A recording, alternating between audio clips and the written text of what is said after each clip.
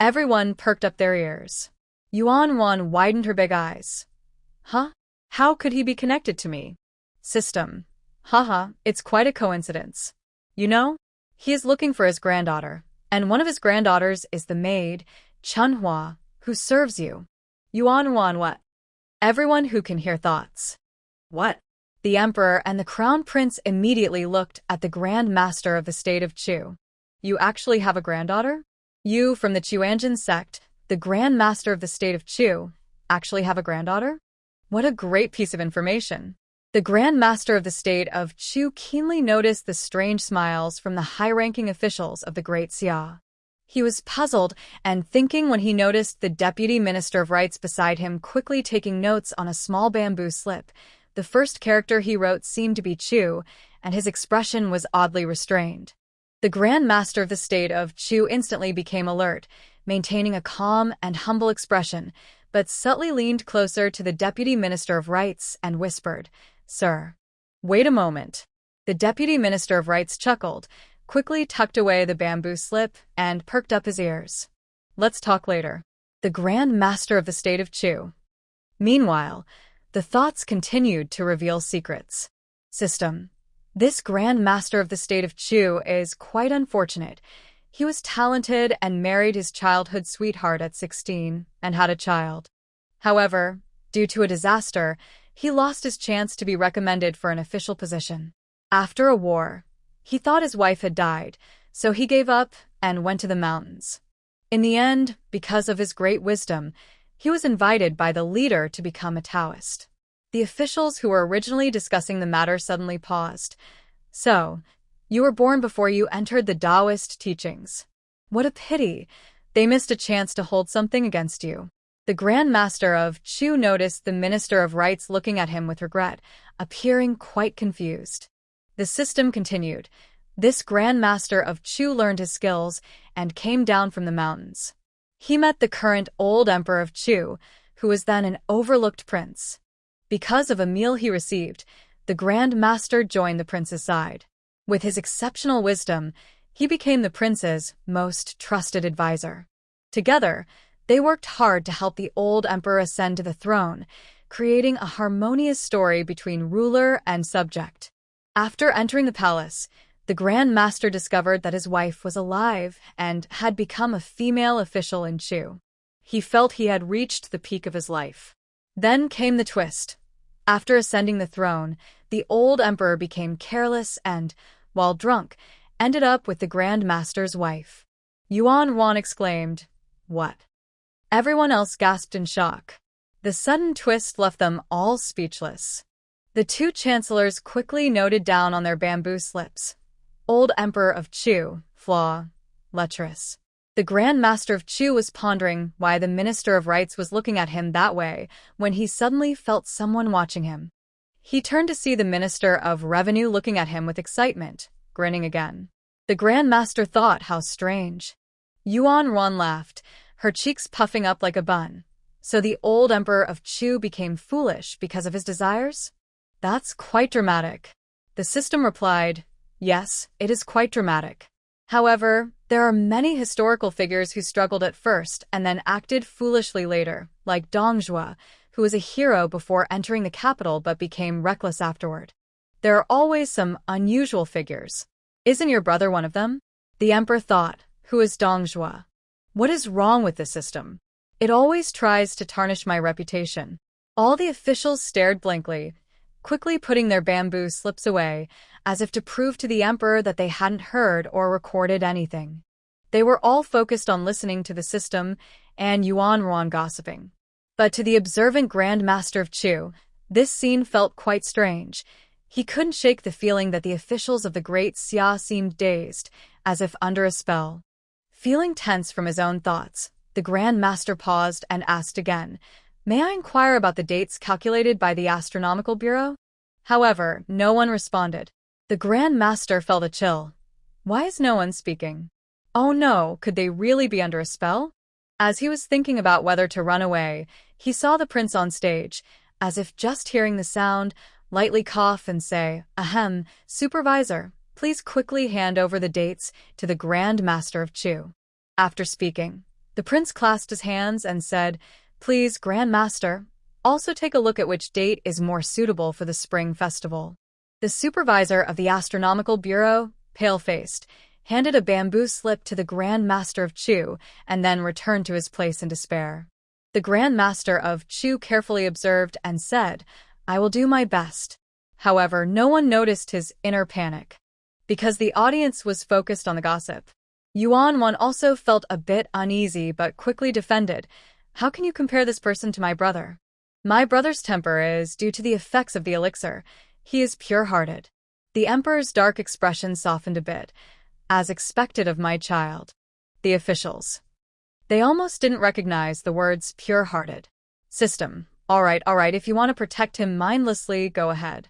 This maid, Manhwa, isn't worth mentioning, but do you know about his other granddaughter?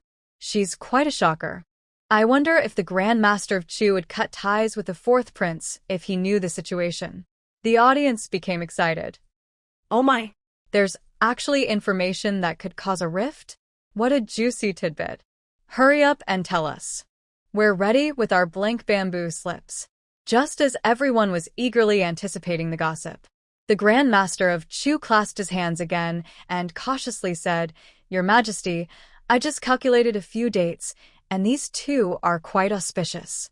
Additionally, his voice coincided perfectly with the system's thoughts. Everyone. We didn't catch what the system was saying. The Grand Master of Chu suddenly felt goosebumps all over. Hiss, what a strong sense of malice. What's going on? Is that curse targeting him? The emperor realized that the Grand Master of Chu was the biggest obstacle to their enjoyment of gossip today. His deep gaze fell on the prince. The prince was startled, quickly understanding, and suddenly felt wronged. It's one thing to make me take the blame usually, but now I can't even enjoy my gossip completely? But the prince still responsibly stood up and calmly approached the Grand Master of Chu to discuss the auspicious time. The officials clapped. "Well done, Prince. The one interrupting our gossip has finally been led away. Hooray! We can enjoy our gossip in peace now." At that moment, Yuan Ruan's puzzled thoughts happened to arise. Yuan was confused. Wait, system, can you pause that gossip for a moment? How did we suddenly go from the emperor sleeping with a court lady to a conflict with the fourth prince? Can you explain the connection and details in between? The onlookers were moved to tears. Yes. Please explain again. We didn't hear it before, so we won't miss any details. They all took out bamboo slips hidden at their waists. System. All right. Let me summarize the background. After the old emperor of Chu sobered up, he worried that sleeping with the court lady would affect his relationship with the Grand Master of Chu, so he ordered her to be secretly killed and pretended to offer a reward for the killer. Yuan was confused. Huh? Is the old emperor okay? Isn't this making things worse? No wonder they say drinking leads to trouble. He must have been out of his mind. The ministers of the Great Xia were also shocked by this move. Ministerly noted, the old emperor of Chu is extreme. System, right? I think it's foolish too. The Grand Master of Chu is very clever and quickly saw the problem, so he grew resentful towards the old emperor. However, he is also smart, loyal, and kind-hearted, so he couldn't let go of his hatred or take revenge on the old emperor. Instead, he decided to retreat to the mountains. Yuan frowned. What a situation. His wife reuniting with him is really bad luck. System, exactly. The old emperor of Chu probably guessed some of this, and out of guilt, he sent some of his sons to win over the Grand Master of Chu, saying that whoever could become his disciple would have the right to inherit the throne. Yuan. Wait, is the old emperor okay? He killed the other's wife and still wants to keep him in Chu? What is he thinking? Does he believe the Grand Master won't hate him or harm him? The onlookers were also stunned by these actions. They wrote on their bamboo slips, "The old emperor of Chu is arrogant and proud." System. I don't know. Maybe it's a mysterious confidence. The Grand Master of Chu couldn't resist the pursuit of the princes and their forces, so he took all the princes as disciples. But he only valued the fourth prince because the fourth prince's mother once saved the court lady. That's the background. Yuan. So, What incident will cause the Grand Master to break with the fourth prince? Everyone focused intently. Come on, we're ready with blank bamboo slips. System. It's about the granddaughter of the Grand Master of Chu. Oh, I forgot to mention something. After the death of the great master of the Chu kingdom, he became very controlling. To protect his daughter, he raised her with strict discipline.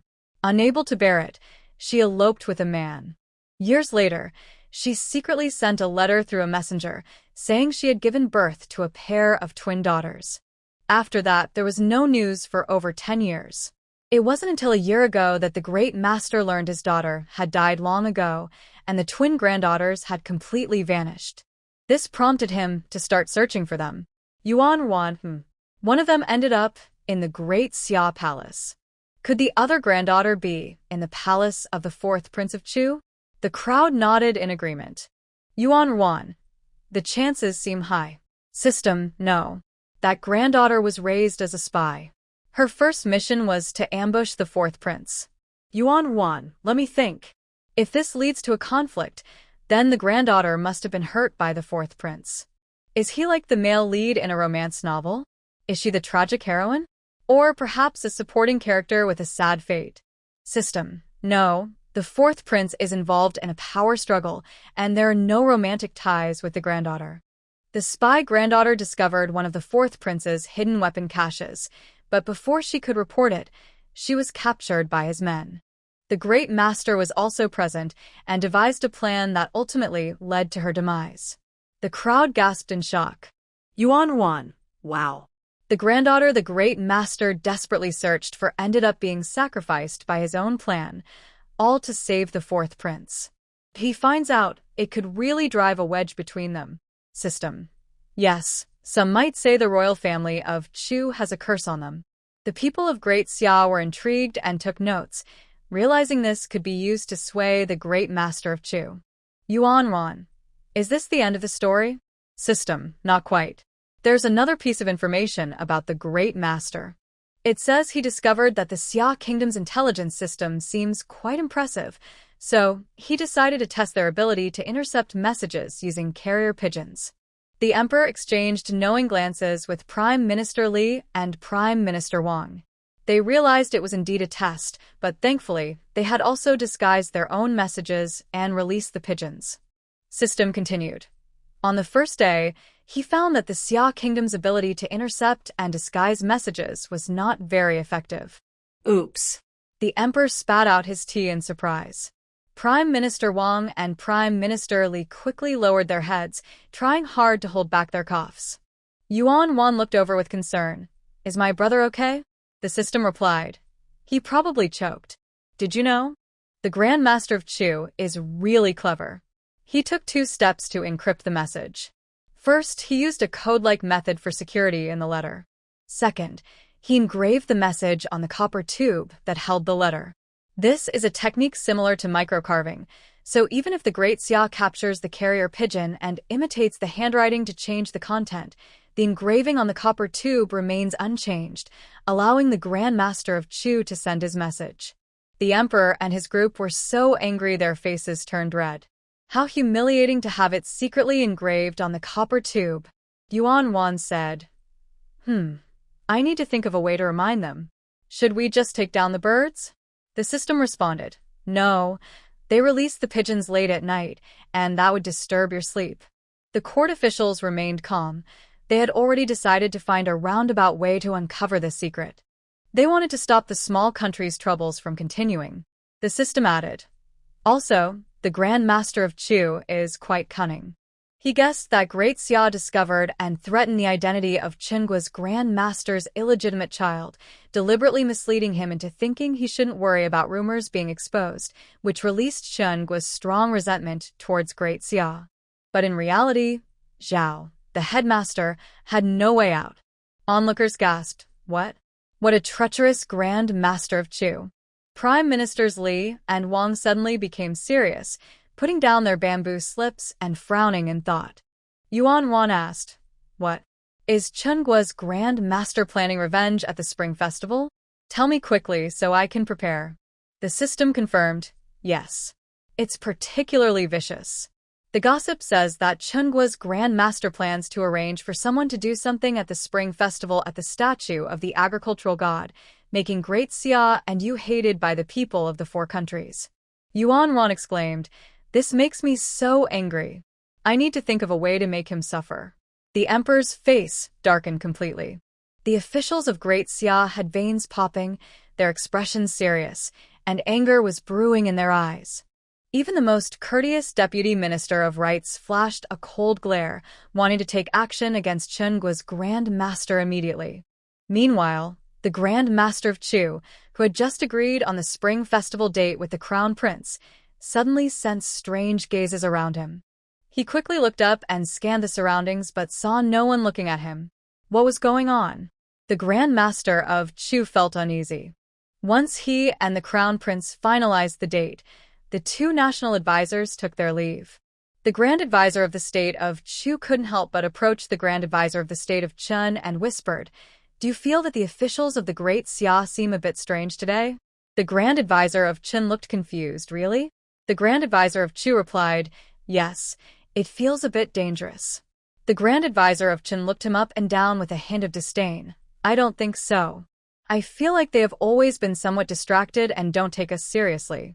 But it's better if they don't take us seriously. Just 2 more days." A wicked excitement flashed across the face of the Grand Advisor of Chun. "I want them to be nailed to the pillar of shame." As soon as he finished speaking, the hairs on the arms of the Grand Advisor of Chu stood on end, as if sensing a threat. He shivered, feeling as if countless unfriendly eyes were watching them from the shadows. But soon, that feeling faded, leaving the Grand Advisor of Chu with a sense of unease. From the time the Great Xia announced the Spring Festival and informed the other 3 nations, to the days leading up to the festival, the capital of Great Xia was bustling with activity. In the meeting hall, the Grand Advisor of Shu subtly mentioned in a letter that he was being threatened by Great Xia. Now, he anxiously counted the days for his brother's reply, wondering how the other would react, whether he would choose to collaborate or abandon him completely. The Grand Advisor of Shu was so anxious that he had lost some of his muscular strength. The Grand Advisor of Chun checked the messages from his subordinates daily, repeatedly confirming the small schemes they planned. Seeing everything going smoothly, he occasionally hid under the covers and chuckled to himself. The Grand Advisor of Chu sat quietly each day, contemplating how to take advantage of the chaos during the Spring Festival to benefit the 4th Prince's rise to power. In the Great Xia Palace, the officials passionately discussed how to turn the tables and expose the schemes of the advisors from Chun and Chu, aiming to make them stumble. At first, the emperor disagreed, stating simply, "Kill them." The officials collectively objected, arguing that killing wouldn't solve the root problem. The emperor sneered, "Exterminate their entire clan until they are afraid." The officials fell silent, glancing at the Crown Prince. After a moment of thought, the Crown Prince said, "Killing will affect the national fortune negatively." The emperor suddenly fell silent, agreeing to spare their lives. In the capital, the officials were filled with schemes, their emotions a mix of relaxation and excitement. Since the date of the Spring Festival was set, Yuan Wan had been boldly speculating with the system about what kind of divine powers could influence the national fortune of Great Xia. The day before the Spring Festival, Yuan Wan felt so excited after her final cleansing ritual that she couldn't sleep at all. Her mind was buzzing with thoughts about how to take the initiative tomorrow and cleverly use her powers to give the National Master of Chun a good scare, if he dared to bother her. Her restless thoughts were so loud that the emperor nearby couldn't rest. The emperor sat up helplessly and rubbed his forehead. At that moment, the empress reached out and gently patted his shoulder, saying, "Your Majesty, why don't you sleep in another palace tonight?" The emperor shook his head. "Today is a special day. If I don't stay in Kuanning Palace, rumors about discord between the emperor and empress will spread tomorrow." The empress yawned and asked, "Then should I bring a sound-blocking hat? It might help with the noise." The emperor sighed. "The little nation's fortune isn't just about outside noise. It's fine, you should rest. I'll get up to review the documents." The empress softly replied, "Your Majesty, I don't want you to tire yourself. The emperor smiled. It's all right. Spring festival starts at the early hour, so I won't be up for long. The empress responded gently. Oh, okay. The emperor added, of course, I appreciate your concern. By the way, don't send me soup from the kitchen. It's too late for that. You should get some good rest. As he looked down and saw the empress quickly fall asleep, his smile faded slightly. Finally, he got up quietly and tucked her in. On the day of the spring festival, at the early hour, Yuan, who had hardly slept, sat up suddenly. The palace maid sleeping nearby hurried in to help her wash up and change clothes. Just as she finished fixing her hair, the emperor strode in confidently, followed closely by the head eunuch carrying a food box. Yuan was a bit surprised and thought, System, didn't the Astronomical Bureau say before that to show sincerity, we shouldn't eat before the ceremony? The system replied, it's best not to worry about that. You're still young. The emperor thought the same way. The little princess was still young, and if she didn't eat before the ceremony and got sick, that would be a problem. Besides, the little princess represented the nation's fortune. Hurting her for the sake of formality would be unforgivable. Thinking this, the emperor began to feed Yuan spoonfuls of food. At that moment, the head eunuch leaned in and said, Your Majesty, the auspicious time is approaching, and the officials are waiting outside. The emperor wiped Yuan's mouth and stood up slowly. Let's go to the spring festival. The doors of Kunning Palace were opened. Guards in armor and the imperial guard stood in 4 lines, solemnly facing each other. The emperor walked through the middle, and the palace guards quickly formed 2 orderly lines behind him. At this moment, the sun had not yet appeared. However, the distant flickering lights and the sounds of drums outside the palace walls showed the people's enthusiasm for the spring festival. Yuan leaned against the emperor's arm as they approached the familiar 4-horse carriage. After turning a few corners, the carriage arrived at the grand archway in front of the palace gate, which had not yet been opened. Once the carriage stopped, over 100 officials in regular attire from the Great Xia dynasty emerged from the side halls, hurrying along the 4 stone paths to stand respectfully behind the carriage. She felt a bit confused. System, why are there no ox carts or other carriages behind us this time? Are these officials just watching us leave? System, yes, they are walking. This is the Spring Festival, also known as the Agricultural Festival, which honors the earth and fields. The people of Great Xia believe that taking a carriage to the countryside for the ceremony would be disrespectful to the agricultural deity. It's better to walk there. Yuan, I see. So riding is a privilege of the emperor? System, the emperor doesn't have many privileges. He also has to walk. In fact, when they arrive, they must personally till a small piece of land to show respect. Your brother is able to ride in the carriage thanks to you. Only the chief priest can ride, and only the main priest can use the 4-horse carriage, while the other priests must use 2-horse carriages. Yuan, I understand now. Good. At least my brother gets to share in my luck and save some effort. A smile briefly appeared on the emperor's serious face. That's my child. At that moment, the flag bearer in front of the palace began to wave the large flag of Great Xia vigorously, signaling that it was time to start. The emperor glanced around and waved his hand, saying, Open the city gate. The chief eunuch shouted loudly, Order to open the city gate. Open the city gate. Open the city gate. The calls echoed, and the main gate of the Great Xia Palace slowly opened. Yuan was surprised to learn for the first time that the main gate was not 4 doors, but had as many as 9. As the gate creaked open, the 4-horse carriage began to move forward.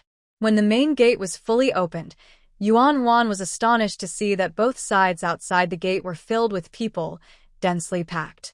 They held up torches high and stared intently at the carriage. As the carriage passed by, the common people knelt down and performed a deep bow. Yuan, System, why does the atmosphere of the Spring Festival feel a bit heavy? System, actually, past spring festivals were quite joyful and lively. The common people are eagerly anticipating a bountiful harvest in the coming year under the gentle spring rain. The elders often sit on the grass, singing and dancing while playing instruments. Young men and women develop feelings for each other during their spring outings, and there are many stories of new life being born. However, the system adds, but the summer has been dry for several years, especially this year. For example, last year, even though summer was short on water, the fields were lush at this time. This year, the fields only show sparse green shoots, and these shoots are wilting day by day, with some already showing signs of yellowing. How can farmers who rely on the land find anything to smile about? Yuan Wan was silent for a moment before suddenly saying, "Let's activate the divine powers." The system replied, "Huh? Now? But didn't you plan to wait for the Qin Kingdom's master to make the first move? That way, we can respond effectively and catch them off guard. If we act first, they might change their plans or hesitate during the spring festival, and then you won't have the chance to show off." Yuan Wan smiled. "I just feel that instead of a back-and-forth approach, a strong and steady push might suit me better.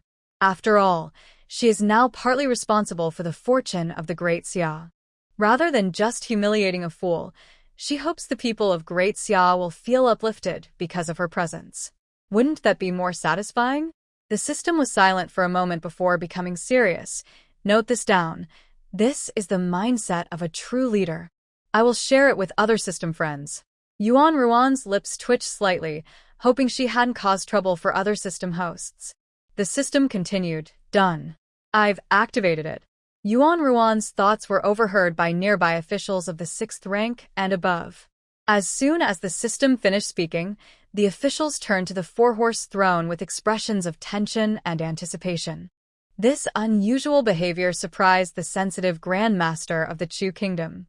Could the Great Xia be planning something unexpected? Suddenly, he felt someone tap his shoulder. The Grand Master of the Chu Kingdom turned around, nearly blinded by the glimmering ruby on the person's head. It was the Grand Master of the Qin Kingdom, who was eagerly beckoning him over. The Grand Master of the Chu Kingdom was puzzled. The Grand Master of the Qin Kingdom leaned in and whispered, "The divine procession has already set off and will soon meet at the corner of the street ahead. Come on, let's go see the excitement." The Grand Master of the State of Chu was shocked and whispered, "Did you summon the spirits early? That's against the rules." The Grand Master of the State of Qin replied softly, "Don't worry. I just didn't inform the State of Xia. I've already sent messages to the altars for the Spring Festival in the states of Chun, Shu, and Chu. It won't delay their auspicious time. The 4 states hold a joint Spring Festival, with the main ceremony set in one country, where the masters from all states gather. However, the other 3 states will also have other priests leading their own ceremonies, similar to a Spring Festival gala with one main venue and several sub-venues." The Grand Master of the State of Chu frowned. "You didn't inform the State of Xia? Your plan is too reckless. The State of Xia won't need to investigate to know you're causing trouble." The Grand Master of the State of Qin sneered, "What's the point of being cautious? No matter how careful I am, the State of Xia's strong intelligence can uncover it. Even if they can't find out, won't they just blame us anyway? Haha, if the State of Xia dares to threaten me, they must face my revenge. Just wait and see how I make them lose face in front of the other states. Are you coming to watch?" The Grand Master of the State of Chu rubbed his temples, feeling a bit of a headache. Young people can be easily manipulated, but they can also bring unexpected changes. He nodded slightly and stepped forward to follow. Not to enjoy the spectacle, but purely to keep an eye on things, to prevent the Grand Master of Qin from going too far and ruining his plans. Meanwhile, Yuan Wan opened her powers. The Emperor watched closely as Yuan Wan held him. Even the system curiously asked, "What do you feel, Wan? How is it?" Yuan Wan replied, "Don't rush me. I'm just trying to feel it out." After a while, without any prompting from the system, Yuan Wan muttered to herself, "Strange. Why don't I feel anything? Did I not activate it?" The system responded, "Impossible. I followed the usual order to help you activate your powers." Vocal, "Did I not activate it?" The system responded, "Impossible. I followed the usual order to help you activate your powers." Vocal, and it even added an extra option. I must have been too excited to notice. Everyone else was amused. The system then lamented, "This option is, can you split a day's fortune? 1. How do you want to choose?" Yuan Wan said, "Of course, I want to go all out. All in." The system replied, "All right." While everyone was unaware, Yuan Wan felt a soft, milk-white glow drifting from her chest. Centered around the chair, Yuan Wan. "Wow, wow, wow, I'm here, I'm here." System. "Wow, wow, wow, I see it, I see it." The crowd became excited. "Where is it? Where is it?" The emperor gently patted Yuan Ruan's little head to prevent her from being too lively and falling from his arms. Yuan Wan was very excited, but suddenly, she felt a sharp pain in her chest. Yuan Ruan's face turned pale. In an instant, everyone in the Great Xia, regardless of status or age, clearly heard a voice in their minds. Ouch. The people of Great Xia. The common folks kneeling in the capital looked around in confusion, but due to the Spring Festival ritual, they remained kneeling on the sides of the road without discussing the voice they heard. Outside the capital, the unrestrained commoners quickly looked up. In any village, if someone asked, "Hey, did anyone hear a voice saying ouch?" it would cause a stir for miles. "Yes, I heard it too." It sounded like a child's voice. "You're at least several hundred meters away and you heard it? Strange. Who got hurt while taking their child out?" What a loud voice. How could that be? If it's a child's voice, how can people several kilometers away hear it so clearly? Everyone, could this be the voice of the farming god? Isn't today the spring festival? Oh no, has the farming god been hurt by the drought? What do we do? That can't be true. We've worshipped the farming god many times, and no one has ever heard it speak. Why would it happen this year? Wait, this year it's our national teacher leading the ceremony, right? She's just a baby under a year old, and this is a child's voice. Do you think it could be her? Wow. You might be onto something. It sounds a bit far-fetched, but your analysis seems to fit. Could it be that rain is coming? Forget it, whether it is or not. Let's kneel for the spring festival first. The confused commoners were wildly speculating, while the experienced officials became anxious and restless. The small nation's fortune is in pain? Is the sky of Great Xia in pain? The officials' minds raced. No one remembers the spring festival now. All they can think about is that the sky needs them. Prime Minister Li and Prime Minister Wang, with extraordinary agility beyond their years, dashed up to the slowly moving royal carriage. The Minister of Revenue quickly followed, pushing past the Minister of War, who was almost about to rush forward.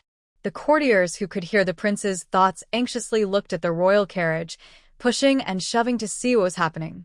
Seeing that things were about to get chaotic, the prince calmly stepped forward and frowned.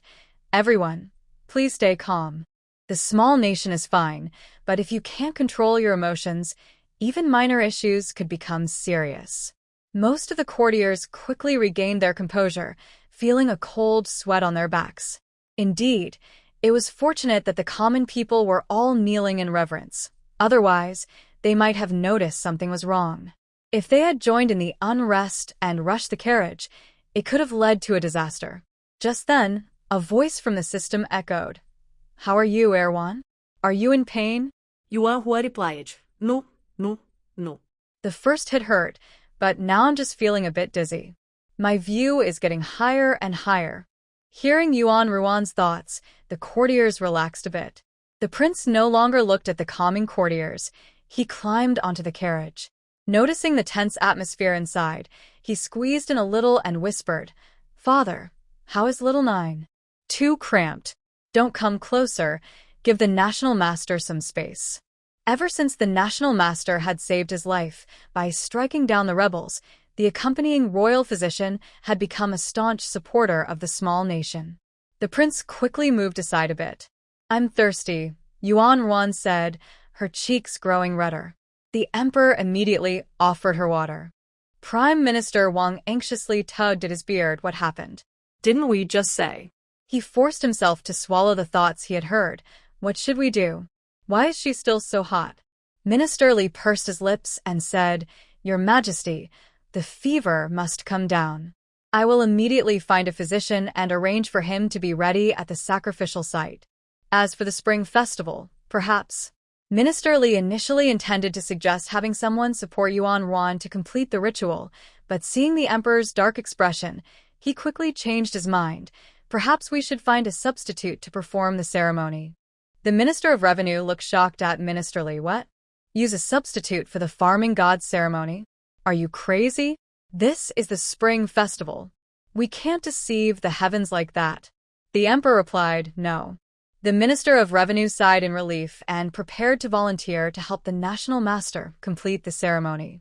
The emperor placed his hand on Yuan Ruan's burning forehead and said firmly, we can't wait for the physician to meet us at the sacrificial site. Turn the carriage around immediately. The courtiers gasped, what? Turn around? Your Majesty, that cannot be. This is an occasion to welcome the agricultural deity. If the carriage turns back halfway, it would be very unlucky. At that point, the anger of the people from the four nations could gather into a huge storm against the great Xia. Prime Minister Li couldn't hold back his concerns and urged, Your Majesty, this is not good. Perhaps we can support the national master together. The emperor calmly glanced at Prime Minister Li and said softly, have you forgotten the day the last national master lost his head? The court officials shivered. How could they forget? It was the day the last national master offered sacrifices to the heavens, praying for blessings for the emperor.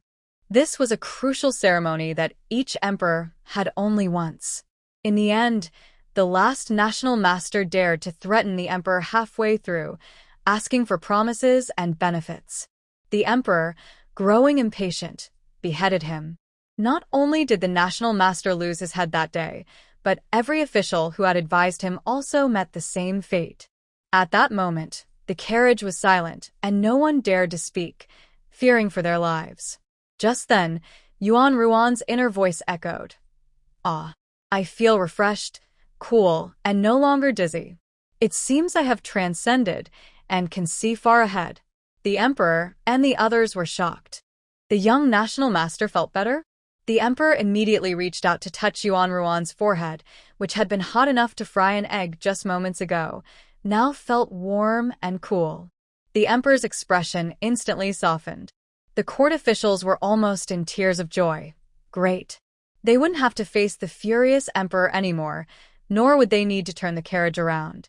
Yuan Ruan thought, perfect timing. That bad guy from Qin State is secretly peeking from the top of the carriage to watch the show. It's time for me to act. The curious officials were momentarily stunned, then their eyes lit up. The young national master was about to show great power. The Minister of Revenue couldn't help but lift the curtain of the carriage, peeking out, afraid of missing anything. Suddenly, they felt a violent shaking and a sensation of weightlessness beneath them. The emperor quickly shielded Yuan Ruan's head with his hand. Help! Prime Minister Li shouted, trying to move toward the emperor, but instead being thrown toward Prime Minister Wang. Prime Minister Wang barely dodged, exclaiming as he held his shoulder where he was bumped. The Crown Prince quickly pulled the Minister of Revenue back from nearly falling out of the carriage. Then, he steadied himself and rushed in front of the emperor, one hand gripping the carriage beam and the other holding the emperor's waist, whispering cautiously, Father, make sure to protect Ninth Sister. He was ready to jump out of the carriage with the three of them at any moment. As everyone was feeling tense, the system's alarm rang out. Hey, what are you doing? The National Master of Qin is just over 10 meters away in the carriage. Yuan Ruan replied, help. This thing looks easy to use, but actually doing it feels like playing a real-life battle royale. I read the manual. My eyes understand, but my hands can't aim properly. Wait. Can you give me some assistance to help me aim better? The onlookers were stunned. Wait. Did you capture this carriage? But the little prince is still sound asleep in the emperor's arms. How did you manage that? At that moment, the carriage stopped moving. Inside the carriage, everyone looked at each other, trying to catch their breath. At this point, the four-horse throne had calmed down, but the earlier oddities were enough to spark discussions among outsiders. In that moment, there was no distinction between rich and poor. Everyone who had witnessed the carriage's strange bouncing was staring intently at it, with several people slapping themselves in disbelief. Did you see that? Did the carriage just fly for a moment? Yes, it seems so. But I remember it hanging in the air for quite a while. Right? It can't be just an illusion. Could it be a sign from the farming god?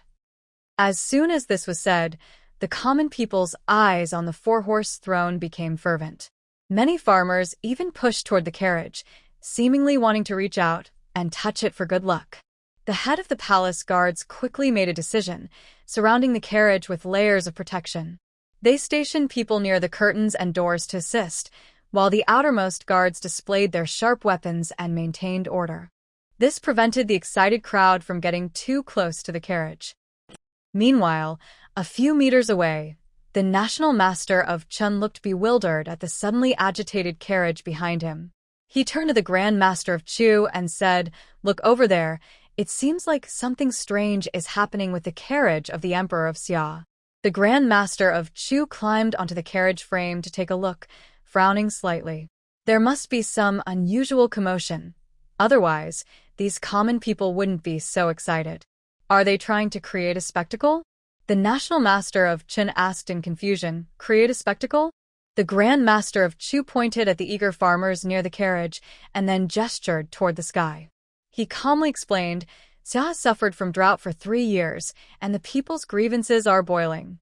The emperor's rise to power was ruthless, and his reputation is poor. So, I suspect that the Emperor of Daxia might want to use this spring festival to create a spectacle for the national master and win back the hearts of the people. Create a spectacle for the national master? Win back their hearts? The national master of Qin showed a hint of disdain on his face, saying, "What good is creating a scene? The gift I have prepared for them will surely ruin their reputation." The national master of Chu looked at him. However, the national master of Chun became slightly excited and continued, "Once the reputation of the Xia state is completely tarnished, even if they reveal my background, people will only think they're trying to slander us. My father and I will no longer be in danger. Haha, why wait until the spring festival begins? With the people of Xia in high spirits, I will present this gift right now.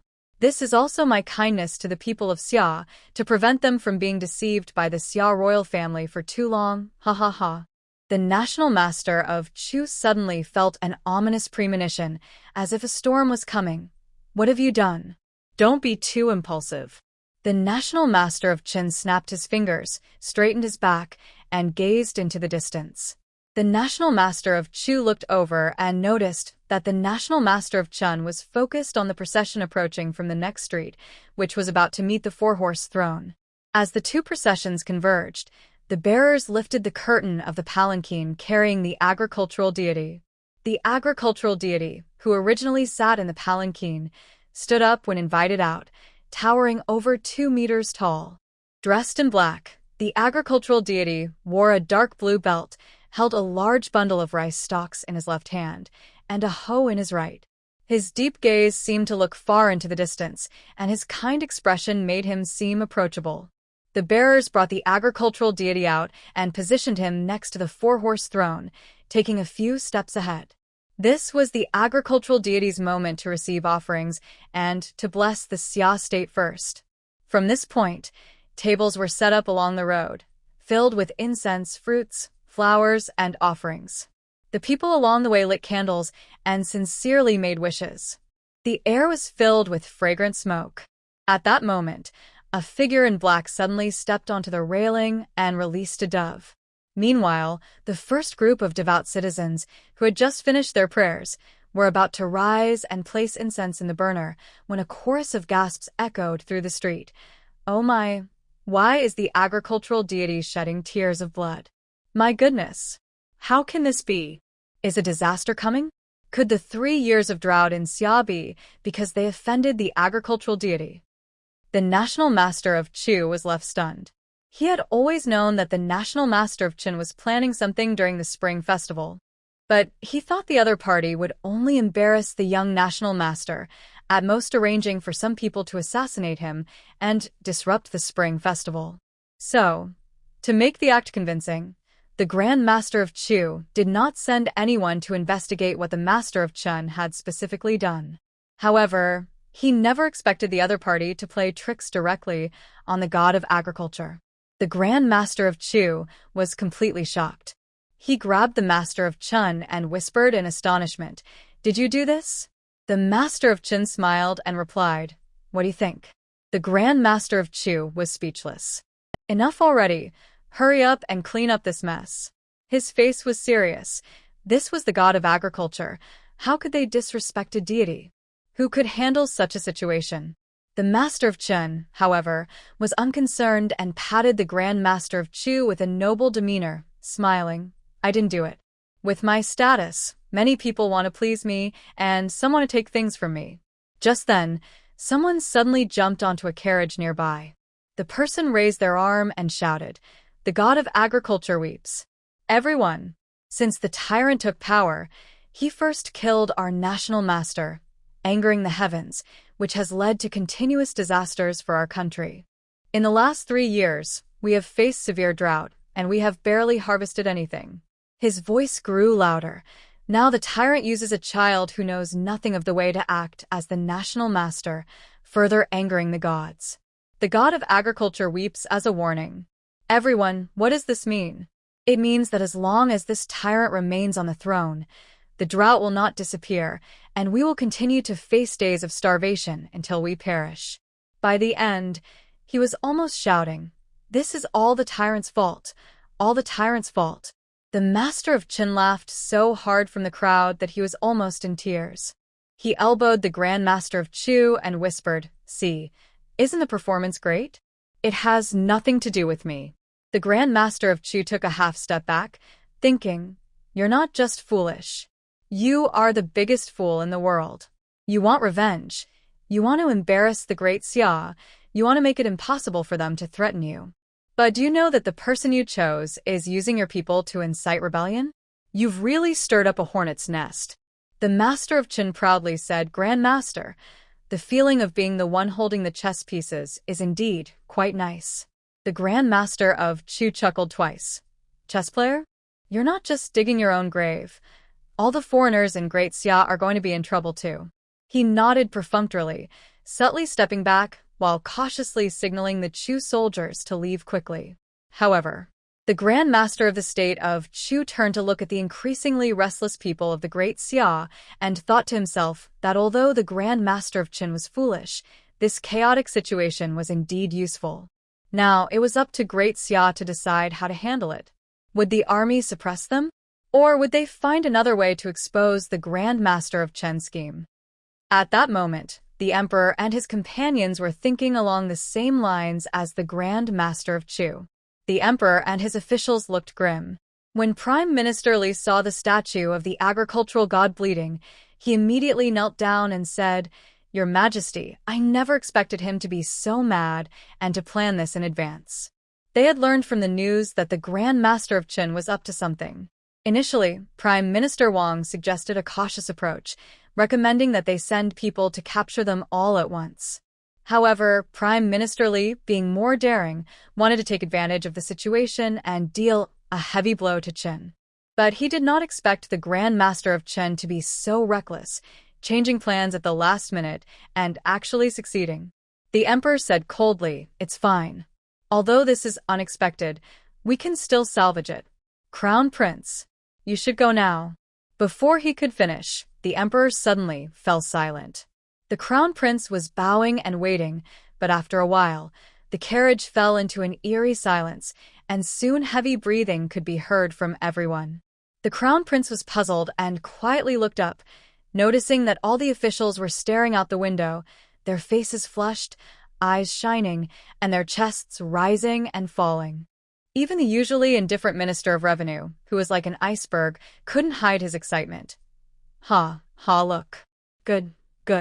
He even started to loosen his outer coat. Crown Prince. But the Crown Prince quickly realized, feeling a surge of joy. Could it be that some interesting event was happening?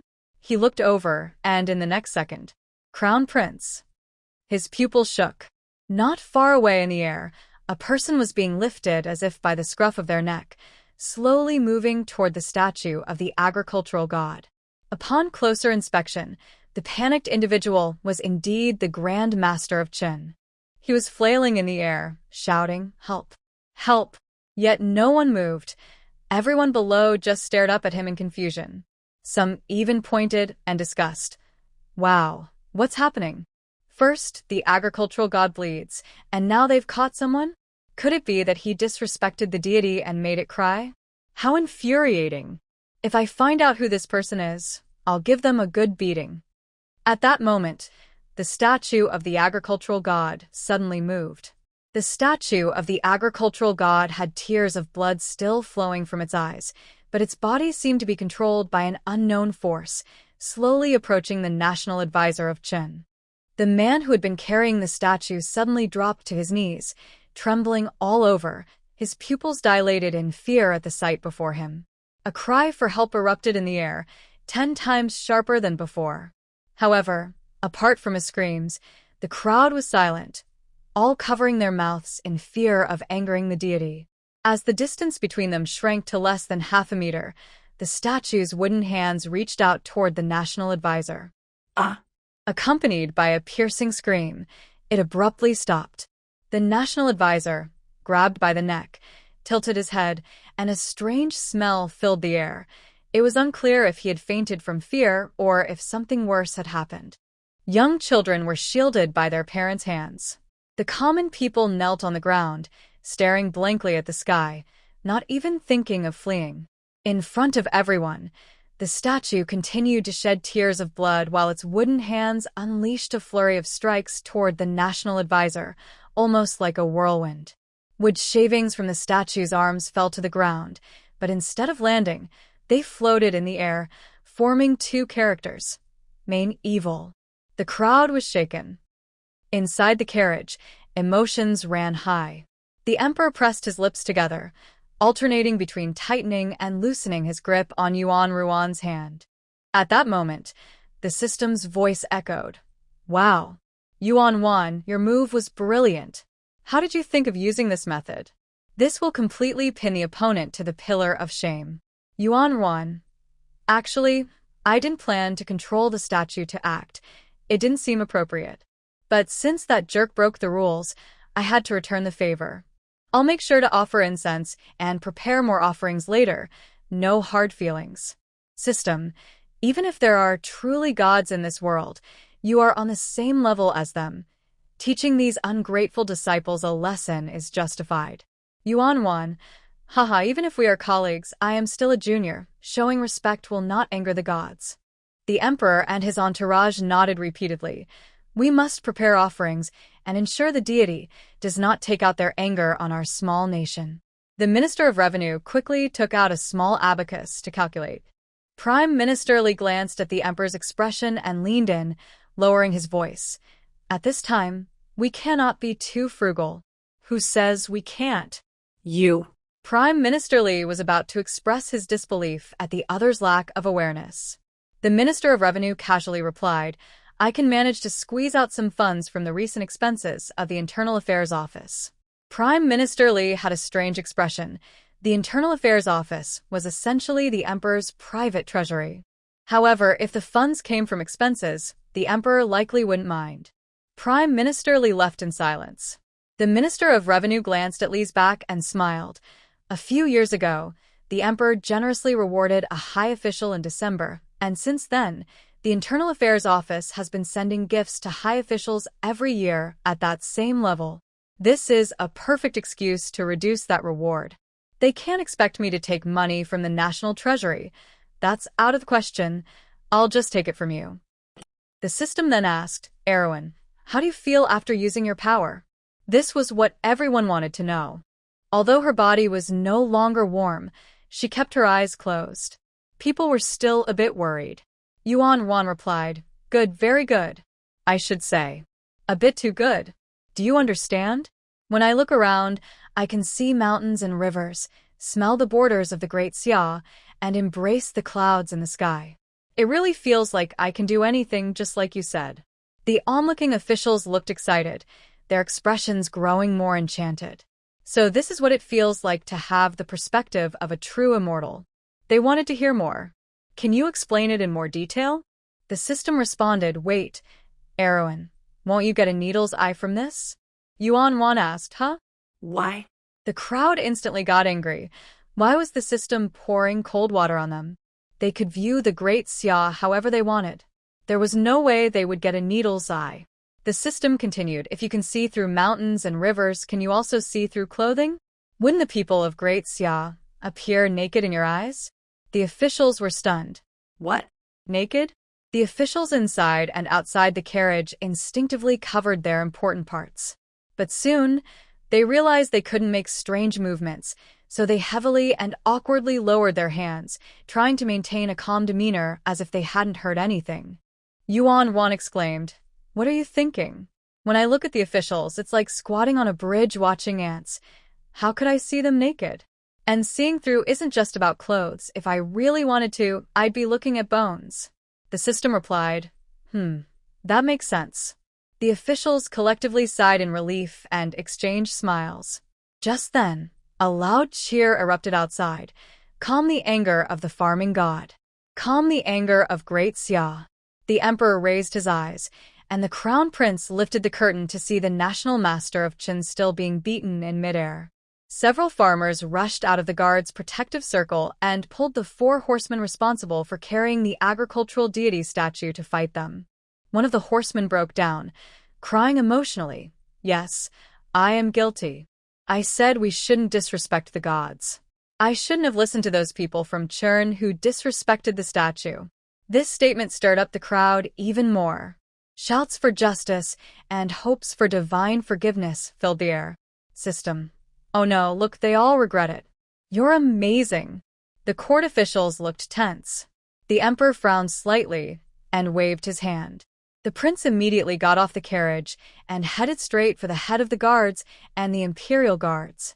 Yuan Wan, what's so amazing? This situation is dangerous. If we're not careful, it could lead to a stampede and become a scandal. Plus, I suspect someone is stirring trouble. Just think about it. Just a moment ago, the people were scared into silence. How could they suddenly get so agitated and start fighting? The emperor and the officials nodded in agreement. Yuan Ruan's analysis is correct. Someone is definitely inciting them. System. Yuan Wan makes a good point. Who is so wicked? Yuan Wan. It doesn't matter who is instigating them. The priority is to calm these people down. Now, quickly help me locate the subalters of Chun, Chu, and Shu. Everyone was taken aback. System. Huh? Aren't you going to solve the problem right away? Yuan Wan, I need to soothe them first before you locate those altars. It's not easy to be a true deity.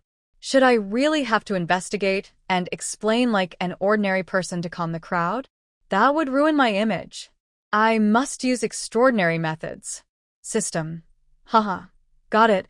I will definitely satisfy you, my esteemed king of prestige. Everyone. System. Yuan Wan, I've located the altars for you. How do you plan to calm the people of Daxia? Yuan Wan. Of course, I'll send down a refreshing rain to cool them off. Onlookers, what? A refreshing rain? Is that even possible? The system's voice sounded a bit deflated. Oh, just watering them? I thought you were going to use lightning or bring the Spring Festival altar from Chun and crush it in front of the people of Daxia to silence them with divine wrath. Yuan Wan, you are quite clever. At that moment, the civil and military officials displayed completely different expressions. The generals, especially those in charge of the border between the Xiongnu and Qin state, all crazily agreed. Yes, let's do it. Smash the Qin state altar. They've been playing tricks on our Great Xia for too long. Now it's time to crush them. The civil officials raised their hands in protest. No. Little state, please don't listen to the system. Your previous plan was great. Rain would uplift the spirits of the Great Xia people and increase our food production, which is much better than rudely smashing the Qin state altar. Yuan Wan said, but today isn't suitable. Great Xia is struggling. I feel like I might dry up if I don't water soon. I need to focus on gathering some clouds. Onlookers were confused. Gathering clouds? What does that mean? Can we really gather clouds from the sky? At the same time, in Qin state, during the spring festival at the altar, although the national master was absent, the emperor and important officials were still present. They changed out of their luxurious robes into gray linen clothes. The emperor led the way, rolling up his pants and personally working the fields. At this moment, dark clouds filled the sky, and rain seemed imminent. Among the 4 states, Great Xia was the most drought-stricken, with Chun State second. The people of Chun State looked at the clouds above, excited and sincere, bowing and praying for rain. The emperor of Chun State put down his hoe and quietly said to a nearby official, "I wonder how the national master's plans are progressing? I think Great Xia is in for a tough time." The official also put down his hoe and flattered, "Your Majesty is wise."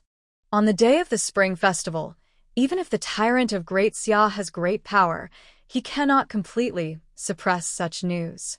We can encourage the rebels and the local lords in Great Xia. Not encourage, but help, another official interjected, patting his sleeve with righteousness. The emperor of Great Xia is acting against the heavens, angering the gods. Your Majesty shows compassion to the wise people of Great Xia by offering some assistance. This is justice. The other officials twitched their lips, gritting their teeth, as they joined in praising the emperor. The emperor of Chun State was very pleased, especially thinking about the benefits Chun State could gain from Great Xia's misfortune. His smile grew wider.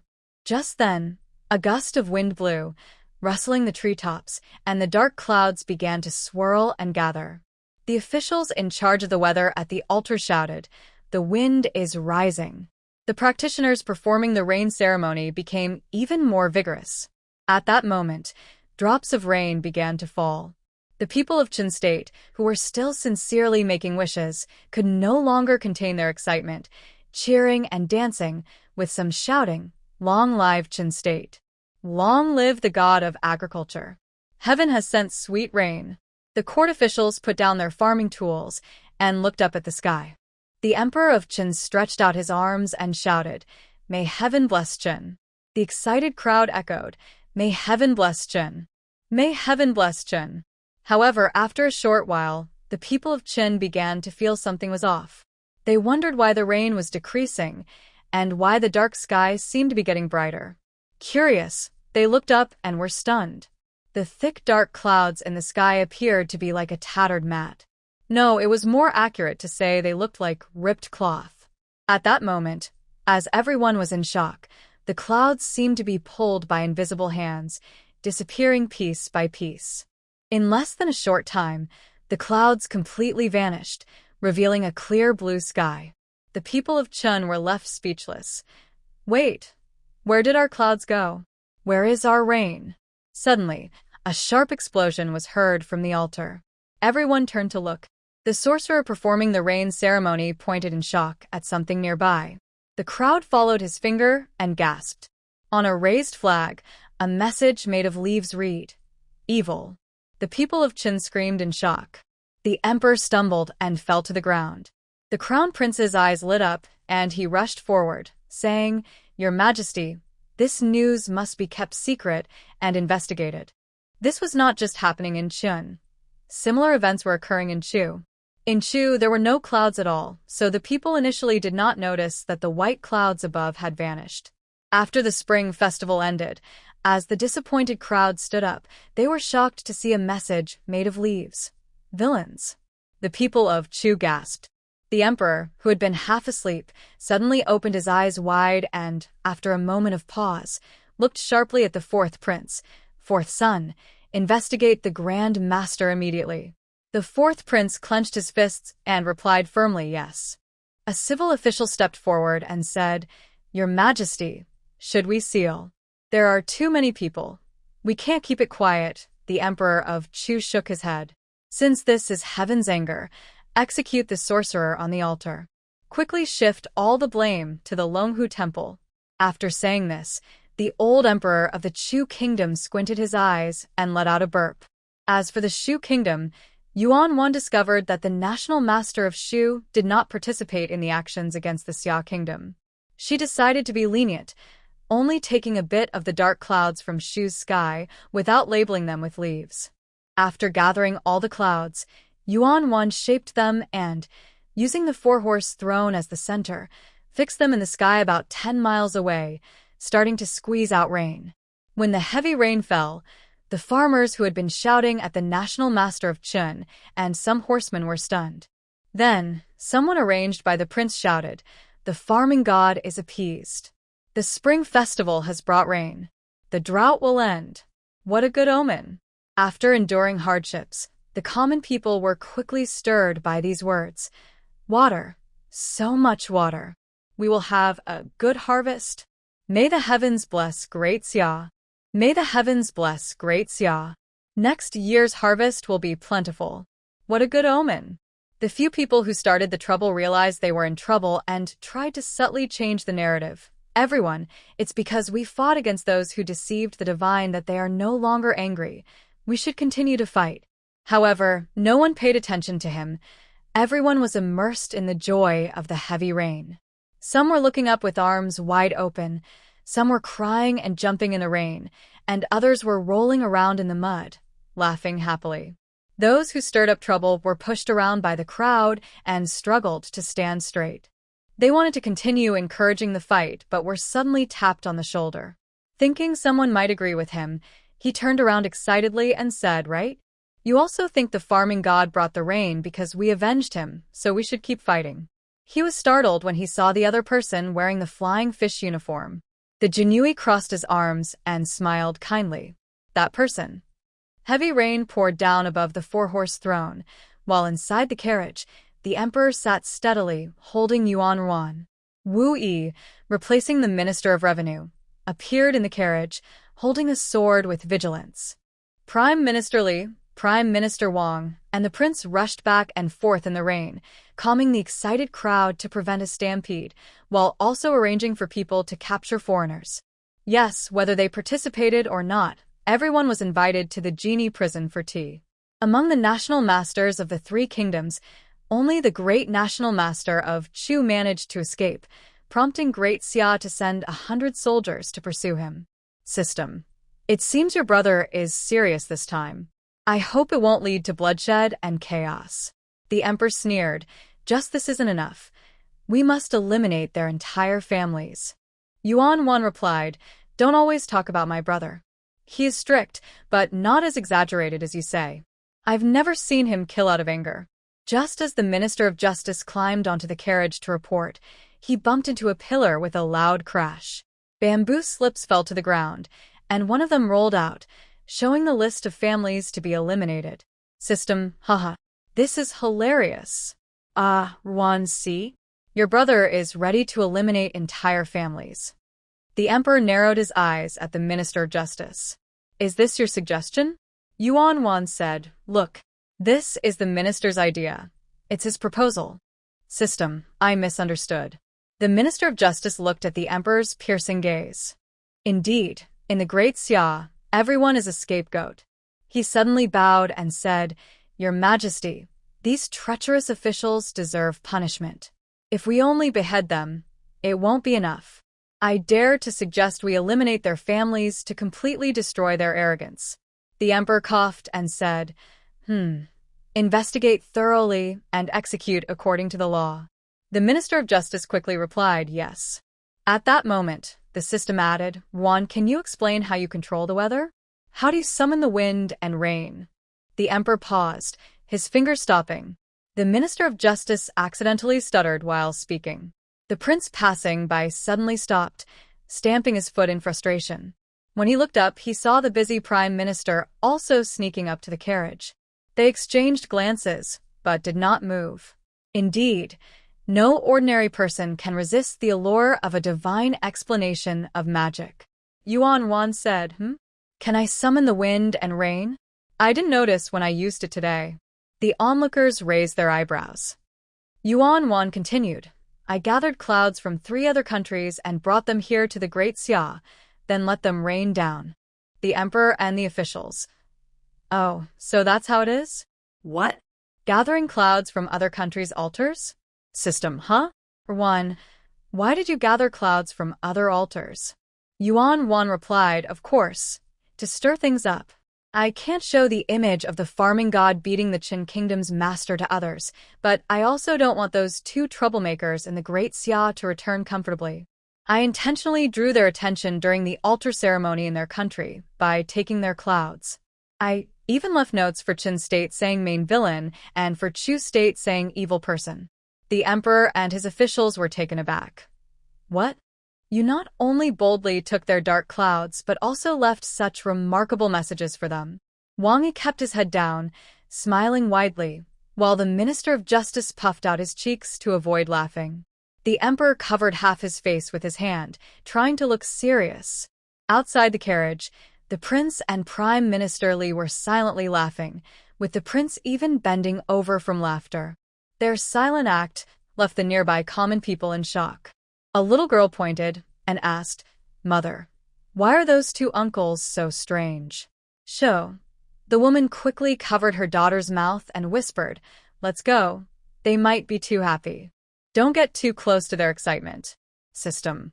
Oh my goodness. How did you come up with this? These two countries really mess with you. They picked the wrong fight. Yuan Wan, cough, it's not too bad. I had other tricks planned, but since it was my first time, I decided to be a bit more refined. The emperor and his group exchanged strange looks. Is this what you call being refined? System. Haha, this is too elegant. Today, the great Xia benefited and turned the other countries' troubles back on them. For your brother, this spring festival is a perfect ending. The people of Great Xia will surely be grateful after this. The emperor smiled slightly. The officials nodded in agreement. They never even dreamed of such a situation this year. It was truly impressive. Yuan Ruan's thoughts revealed a hint of surprise. System. You don't understand people. This isn't anything special. System. Huh? Are people this greedy? Everyone? Not at all. Yuan Ruan. It's not greed. It's about excitement. After showing the Wrath of Thunder before, this spring festival needs to be a big event too. Otherwise, how can we truly win their hearts? System. You already took their clouds and rain and embarrassed their national masters. Isn't that enough? Yuan Wan looked puzzled. Of course, it's not enough. Too much talk is pointless. The carriage is about to reach the sacrificial fields. While my brothers are farming, I will get started. System. Wow, I'm getting a bit excited. Let's get the carriage moving. Everyone. Although they submitted, they still felt anticipation. At this moment, the prince quietly climbed onto the carriage and silently handed the emperor a set of farming cloves. Emperor. You're quite eager, aren't you? Prime Minister Li also came up, cupping his hands and saying, Your Majesty, the bandits along the way have been cleared. The emperor nodded. Yes, the auspicious time is approaching. Let's move the carriage forward and prepare for the farming ceremony quickly. Everyone cupped their hands and replied, We obey. The movement of the royal carriage captured everyone's hearts. The common people cheered joyfully, but they also moved in unison towards the sacrificial fields. Soon, the carriage stopped. The emperor, now dressed in farming clothes, along with the officials, took up hoes and dustpans, standing in designated spots to start plowing the ground, showing their respect for agriculture. Only the prince secretly carried the sleeping Yuan Ruan towards the altar. With the help of the Astronomical Bureau, they posed Yuan Ruan so that no one could tell she was still asleep. Before long, the emperor and his group finished plowing efficiently and began distributing the sacrificial meat to the officials and the common people in the front row. The emperor wiped his sweat and was about to ask the prince to bring down the small country's fortune to prevent it from getting wet in the rain and falling ill. Just then, Yuan Ruan's inner voice sounded. All right, it's time to show my true skills. The onlookers all looked up in unison. In a world invisible to others, a soft, glowing white oval began to expand outward, centered around Yuan Ruan's body. It gently penetrated through people and raindrops, continuously growing until the milky white barrier resembled an upside-down bowl over the territory of the Summer Kingdom. In the visible world, the rain continued to fall lightly, but the dark clouds above no longer seemed heavy. They appeared bright white, as if coated with a layer of film. Gradually, beautiful rainbows began to appear in the sky. Such a rare and beautiful scene naturally drew waves of astonished cheers from the common people. However, Soon some expressions of joyful confusion appeared on their faces. Why do I feel so energized now? I could almost go home and lift 100 pounds. Hey, you feel that too? I had all this pain before, but now I feel much better, and it seems to be getting better and better. Cough, cough. My dear wife, look at me. I feel better.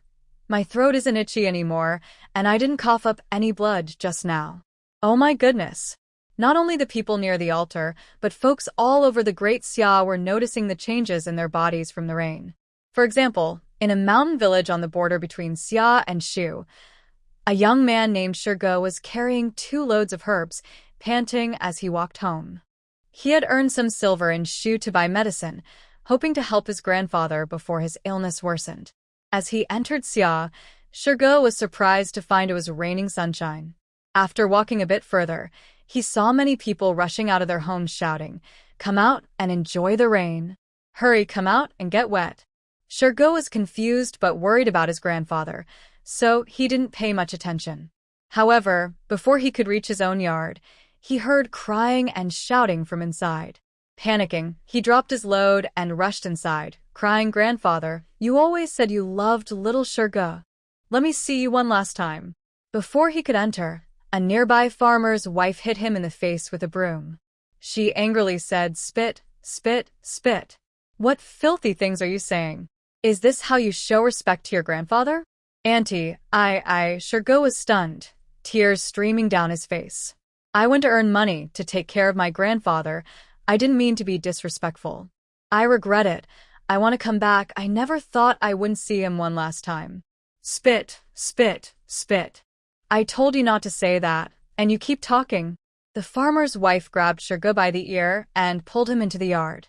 "May the gods protect us. No, wait. May the national teacher protect us. This silly boy is talking nonsense. We must not let him hear it." Shirgo was a bit dazed and gasped. Just then, he saw Brother Jean come out looking cheerful. Shirgo suddenly had a hopeful thought. "Grandfather is okay?" He's fine, right? Brother Jean nodded and said, "Yes, he pulled through this time. Come see. He looks much better. I'm just about to go get a doctor to check on him again." Shirgo peeked inside and was amazed to see his grandfather lively and practicing martial arts. Shirgo asked in confusion, "If he's doing so well, why do we need to call a doctor?" Brother Jean nodded and lowered his voice. "Grandfather saw the elder uncle the other day and was really unwell, coughing up blood. He was worried he wouldn't get to see you, his ungrateful grandson." As he spoke, Brother Jean sighed. "I didn't expect that this spring festival would bring a sun shower." Grandpa was very happy that it finally rained in Daxia and insisted on going out to enjoy the rain. "We thought we should respect the old man's last wish, and guess what? The more he stood in the rain, the more energetic he became." "Huh. Now Grandpa can practice his martial arts again." "Really? Is it because of the rain? That's amazing!" Brother Sure exclaimed, suddenly remembering something. He turned and ran. "I need to tell Brother Tai the good news. My little nephew was very sick, but now there's hope." Brother Jean didn't like Brother Tai, but he hoped for the child's recovery, so he said, "You should hurry." Thinking of saving the beloved child, Brother Sure ran as fast as he could. When he returned to his place, he saw Brother Tai looking pale, holding his child as he walked out of his father's house. Sister Tai was wiping her tears continuously. "Why is he coughing up blood? It's only been a year. Brother Tai, there's hope for your son." Brother Sure rushed over and, without waiting for Brother Tai to speak, quickly shared everything he had seen in Xia country. Brother Tai looked doubtful. "Is that true?" Sister Tai became excited and started hitting her husband. "How can it not be true? I visited Grandpa the day before yesterday, and the doctor said he was very ill. I even left a bag of rice for him. Now he can practice martial arts again. There's hope for my little one. Hurry, let's go back to Xia country and enjoy the rain." Brother Tai took off running toward Shu country, joyfully shouting, "I'm going to bring my son to try it out." They were speaking near the village doctor, where many families had sick members. So when they heard Brother Sure's words, even if they were skeptical, they spread the news at home. Most of the seriously ill began to pack their belongings and rushed toward the border villages of Xia and Shu. Some of the faster ones followed Brother Tai and Brother Shi to the border of the two countries. Those who came along were still unsure, but when they saw the people of Daxia celebrating joyfully in the rain along the way, their doubts began to fade. Some knelt down in the sun shower, bowing in gratitude. "Thank you, Grand Master of Daxia. Thank you, God of Agriculture." Others were cheering wildly in the fields. "Thank you for the spring festival. Haha, look at the previously withered seedlings, they're green again. We have hope this time." Some were crying tears of joy in the rain, happily sharing candies with passers-by and children, saying, "Thank you, little Grand Master, for sharing the blessings. Come, come, everyone get some. Sweet treats are here. My child is better. Let's celebrate." When the news reached Taigo, he noticed that the child on the other person's back was also coughing up blood. He suddenly felt a connection and gave Taigo a generous amount, suggesting, "Don't shield the child from the rain. This rain is a blessing. My son used to cough up blood, and the doctor said there was no hope. After being in the rain for an hour, he is now happily playing in the mud. Look, that mischievous little monkey is my son. Please don't block this blessing." Taigo was stunned and exclaimed, "Coughing up blood? Really?" Taiji's wife was moved to tears and immediately took off the rain cover, saying excitedly, "My son is the same. The doctor said there was no hope too. This time, he will be saved." With this example, the men and women from Shu who had come to seek medical help fully believed. Like the people of Xia around them, they excitedly removed their rain gear and stood in the rain, singing and dancing. Half an hour later, one by one, the people of Xia joyfully danced. "Haha, look at my hand. It doesn't hurt as much anymore. It's not red or swollen. Ha ha ha, my mother opened her eyes. Thank you, Heaven and the National Master. This rain really works. It's amazing." The people from Shu looked on in disbelief, then at themselves, and then back at the others, unable to hold back their questions. "Why do I feel nothing? Why hasn't my mother woken up? I don't feel anything either. Achoo. Am I getting sick? How frustrating. Are the people of Xia lying? Why hasn't my son woken up? But I saw that man's son stop coughing and wake up. Why hasn't my son gotten better?" Brother Jean looked at the distressed crowd and said coldly, "Are you all foolish? This is our national master from Daxia. How could he bless you people from Shu?" Upon hearing this, the Shu people were enlightened. Or rather, those who had suspected this but were afraid to speak up finally broke down. "Isn't it said that gods have great love? This isn't fair. Why can't we be saved? We're all human. I live on the mountain between Xia and Shu. Look at me, I can be considered half a person from Xia. Woo woo woo." At that moment, someone suddenly rushed towards the village chief who had given out the wedding candies and shouted, "Please, let me join the Summer Kingdom. My mother might not make it." As soon as these words were spoken, a group of people from the Shu Kingdom rushed towards the village chief, with some kneeling down and crying, pleading for help.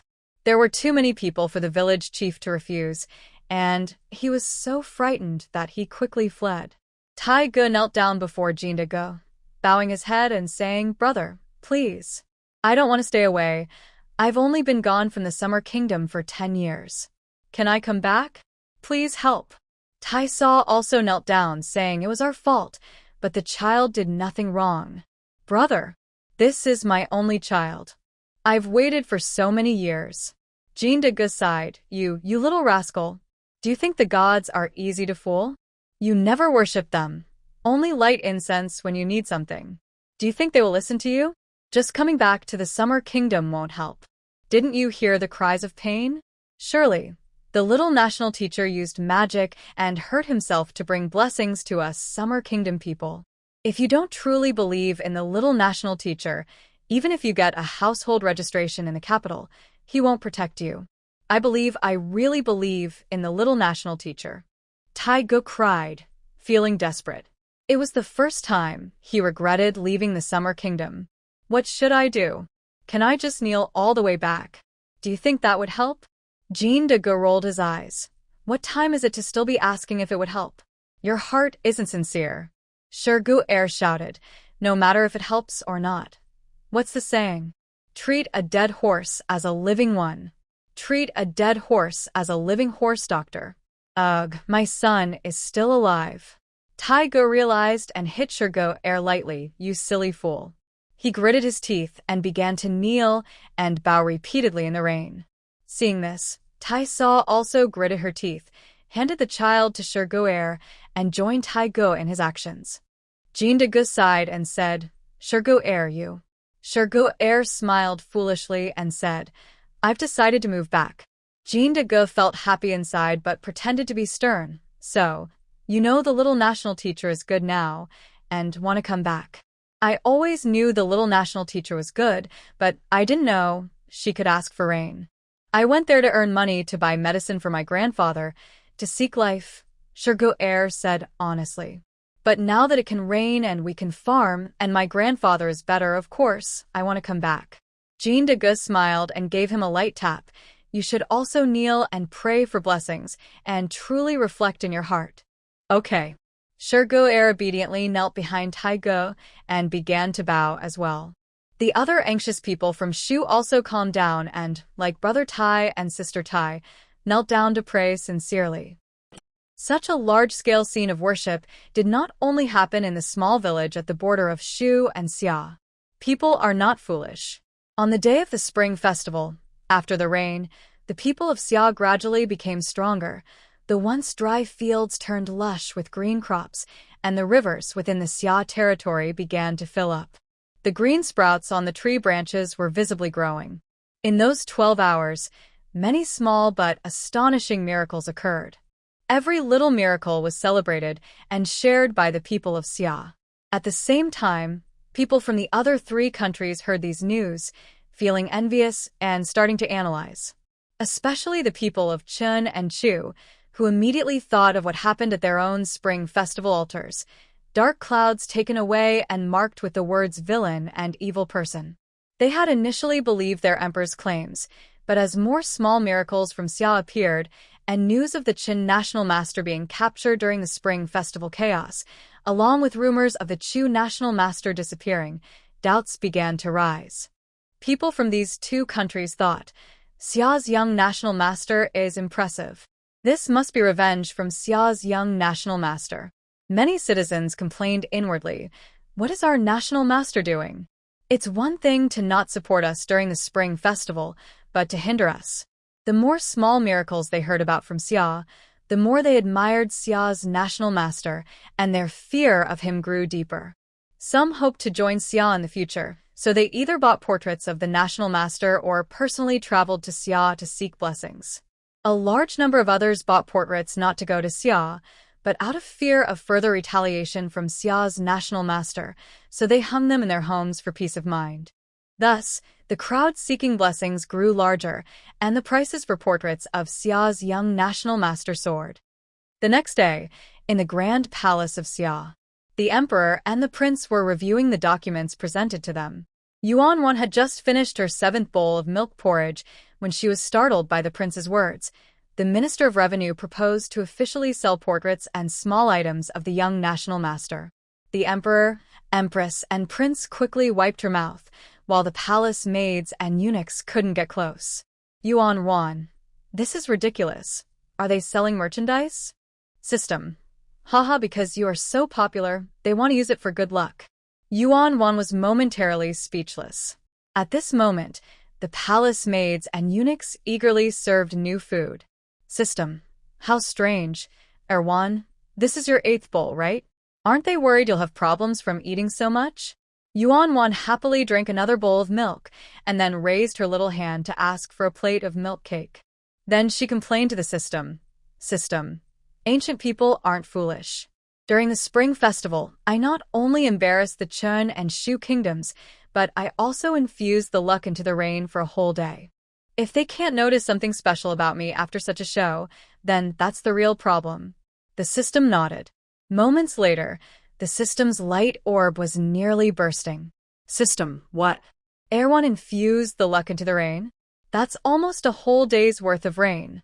I thought the outside was just saying the rain could strengthen the body and revive everything because they were happy and silly. Turns out I was the fool. What a waste. It's hard to gather luck. The queen felt a tightness in her heart and looked worriedly at Yuan Ruan, then quickly at the emperor.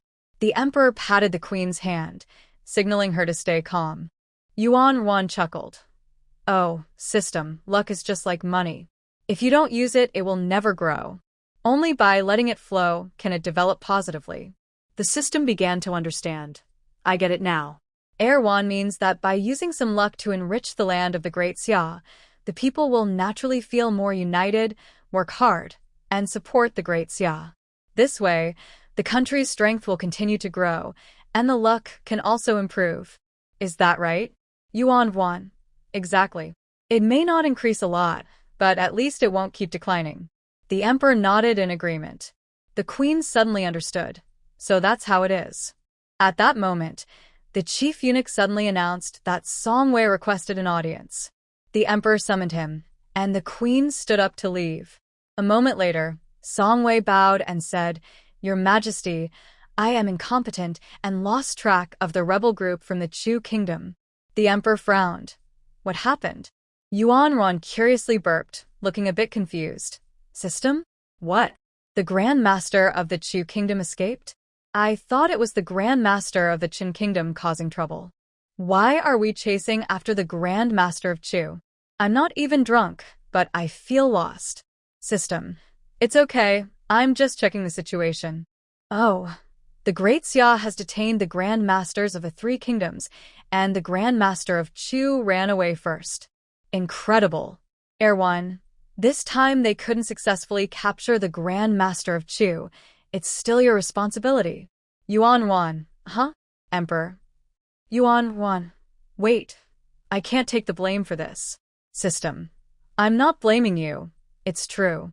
The Grand Master of Chu and his subordinate fled, but he didn't know that Song Wei from the Great Xia had placed a spy in his group. Yuan Ruan widened her eyes in surprise. Wow, Song Wei is impressive. If there's a spy, capturing the Grand Master of Chu should be easy. Why can't they catch him? Did the spy betray them? Maybe they weren't loyal enough. The emperor squinted. He shared the same view as the young master. Song Wei was his most trusted yet most troublesome intelligence officer. His method of gathering information across countries was simply spending money. Because he was generous, he managed to create many opportunities. However, the emperor always doubted the loyalty of spies motivated by profit. System. Song Wei is clever.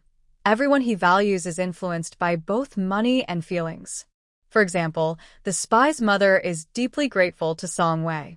Not only did she help the spy secretly gain Xia nationality, but she also made her son vow with his life not to betray the Great Xia.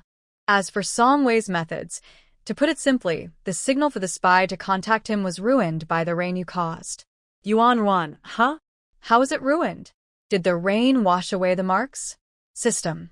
Washing away the marks along the way is just one part.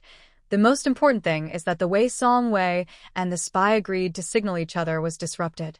Song Wei had instructed that if the Grand Master of Chu fled, the spy must first injure his chest and face to buy time and to emphasize features like, the fugitive has injuries on his face and chest in the wanted notice.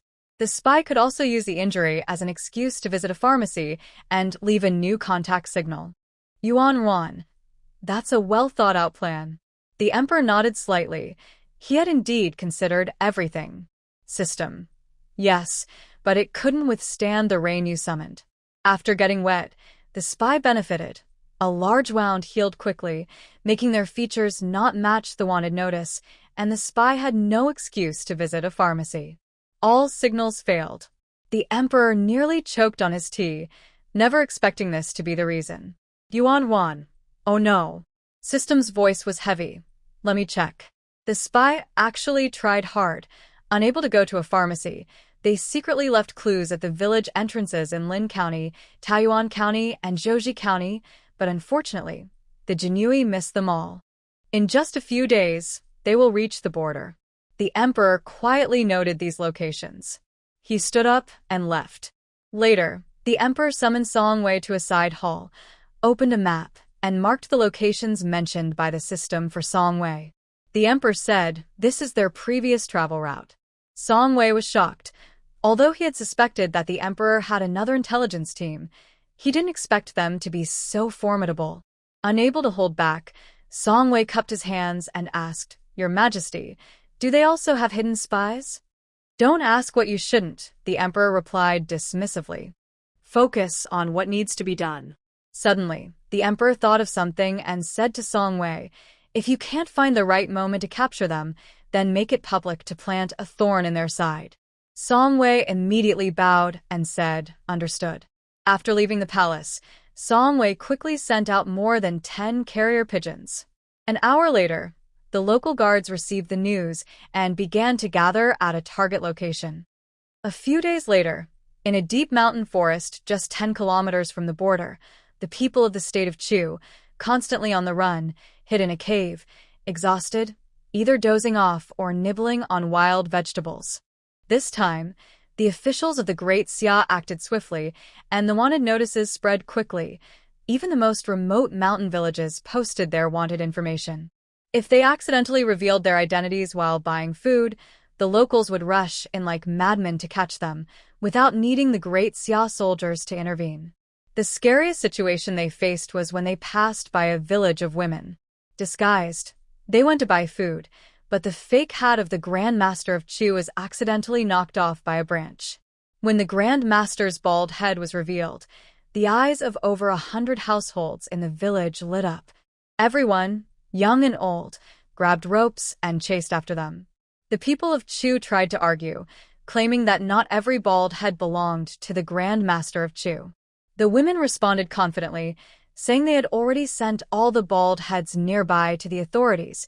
If they weren't the Grand Master, the officials would release them safely, so there was nothing to fear. The people of Chu. They had no choice but to run even faster. For days, they survived on flatbreads and wild vegetables, not daring to approach even ordinary villages. The tactics of the Xia are ruthless. One person complained while drinking water. Another suddenly said, "What tactics? Those are divine tactics. You've seen it yourself." The complainer immediately fell silent. The other soldiers from Chu also looked gloomy. Who would have thought that the Great Xia had divine support? It was indeed quite helpless. At that moment, the person who had been complaining suddenly stood up and shouted, "Brothers, did you hear the sound of hooves?" As soon as he said this, everyone started cursing and quickly got up to prepare to run away. Someone shouted, "Where is the scout who was supposed to be on watch? Didn't he hear such a loud noise?" Just then, the scout rushed in from the nearby bushes, excitedly saying, "Great Master, the fourth prince has come to rescue us." Everyone's faces lit up with joy. Really? That's great. They felt saved this time. Even the usually calm Great Master of Chu couldn't hide his happiness. But soon, the scout hurriedly added, "But we need to hurry.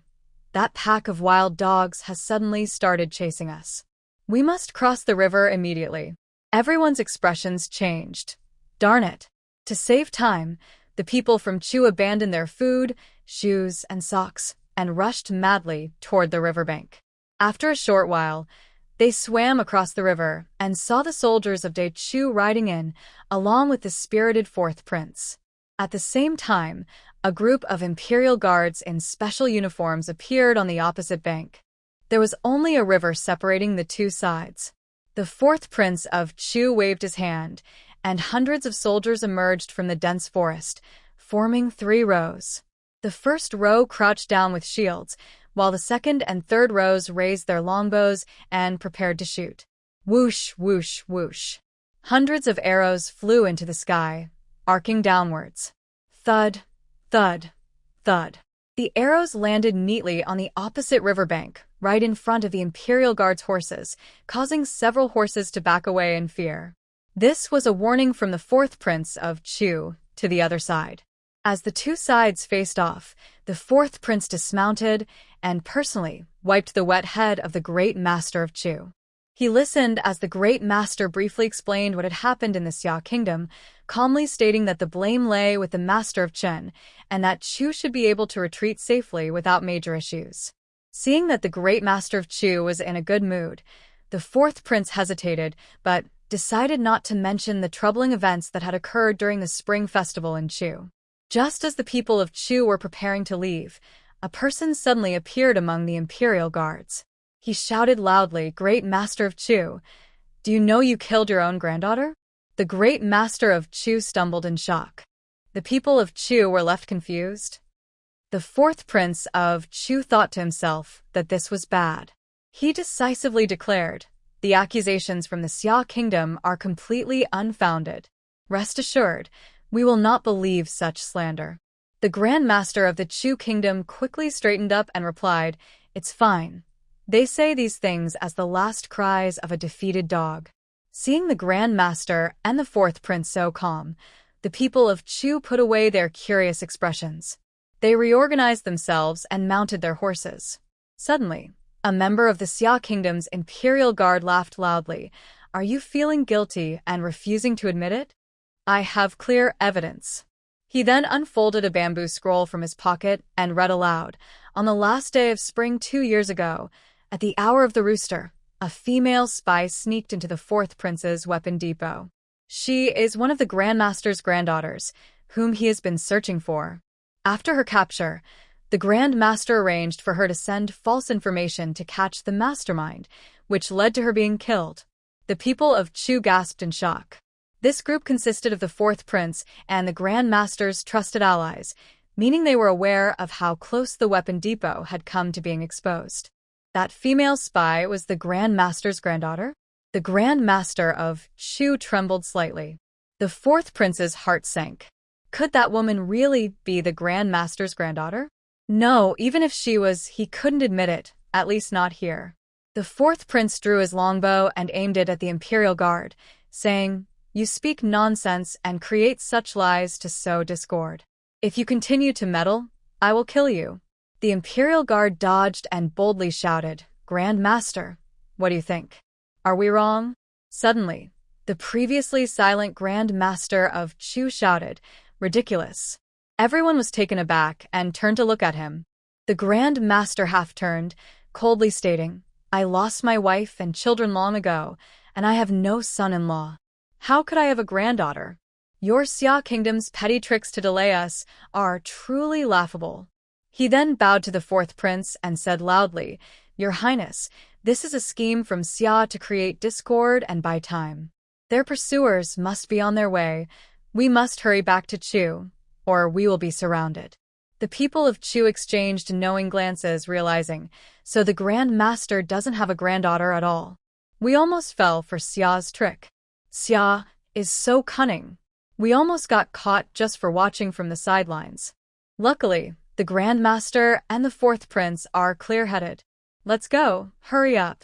The fourth prince of the state of Chu led the way, but occasionally looked back at the trembling hand of the Grand Master, and a dark glint flashed in his eyes. On the opposite bank, a young member of the Imperial Guard stepped forward in surprise, saying, "Boss, are we really giving them such important news for free?" An older member replied, "It's the boss's order. If we can't bring back people, we should spread the news. If it can't be used as bait, it can serve as a sharp reminder." The young guard looked confused. "I don't quite understand." "That's fine. These are matters for the nobles to consider. We just need to follow orders," the older guard smiled. "Now, let's hurry back to report." As soon as he finished speaking, the guards turned their horses around, kicking up a cloud of dust. The next day, in the palace of the state of Chen, the miraculous events continued to spread, becoming more and more unbelievable. The high-ranking officials of Chen, who had experienced the altar, were somewhat wary of the state of Xia. They ignored the so-called miracles and deliberately overlooked matters related to Xia. However, a few days later, local officials urgently reported that in the border villages between Chen and Xia, the common people were almost frantically moving their families to Xia. The high-ranking officials of Chen were stunned. Are these farmers out of their minds? It's one thing to hear rumors about Xia, but to abandon their homeland and settle in another country? Have they gone crazy? Immediately, a radical official suggested, Your Majesty, we must capture and execute all these people to set an example. The Emperor of Qin furrowed his brow deeply. At that moment, a slow-moving official from the Ministry of Personnel clasped his hands and said, Your Majesty, I just reviewed the escape data. Out of 10 villages, 5 are empty. If we order all of them to be killed, it might backfire. Soon, we could have 9 empty villages. The high-ranking officials gasped in shock. 5 out of 10 villages? So many? Were these farmers under some kind of spell? A look of panic flashed across the emperor's face as he angrily exclaimed, It's all that Grand Master's fault. No, that Zhao's scoundrel. He angered the true Grand Master of Xia, messed up our altar, and now puts me in such a passive position. It's outrageous. A radical official said, Your Majesty, the farmers fleeing is a serious matter that cannot be ignored. The state of Xia is in a corner, and what attracts our farmers is their Grand Master. If not, we could secretly eliminate their Grand Master. Enough! What nonsense are you saying? You are not afraid of being struck by lightning, but I worry about being nailed to the pillar of shame. The Emperor of Qin waved his hands in anger. No, we cannot target the national teacher of Xia. The radical officials were taken aback. At that moment, a general from Qin stepped forward and said, Your Majesty, I have heard that immortals should not interfere in worldly matters like the changing of dynasties. The national teacher of Xia is undoubtedly an immortal, but she should also abide by this principle. If that is the case, why don't we hasten to conquer Xia? Once Xia weakens, we can invite their national teacher to serve as our national teacher instead. What do you think? Upon hearing this, many court officials were speechless. Since the position of national teacher was established, there had only been instances of national teachers being dismissed, not transferred. The civil officials were unhappy that the military officials wanted to use this opportunity to increase military funding for war. They advised the Emperor of Qin, saying that throughout history, there has never been a precedent for a national teacher to be transferred. However, the Emperor of Qin was intrigued. He said, Just because it hasn't happened before doesn't mean it can't happen in the future.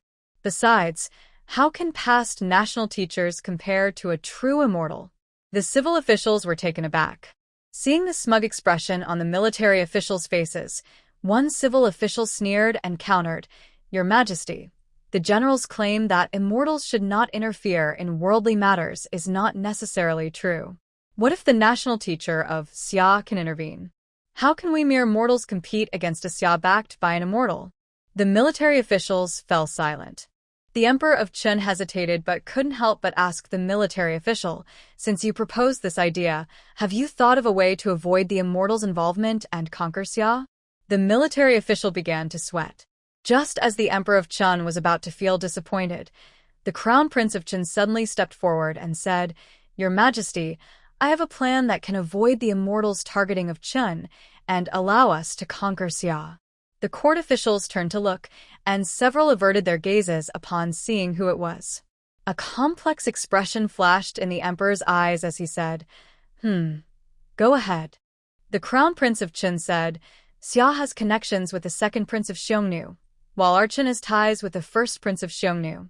Therefore, we can use Xiongnu as a buffer and encourage them to invade Xia, weakening Xia's national strength. The military official scoffed, Your Highness, the first Prince of Xiongnu is greedy and short-sighted, but not foolish. If he had the strength to invade Xia, he would have done so already without needing our encouragement. The Crown Prince of Qin replied, Exactly.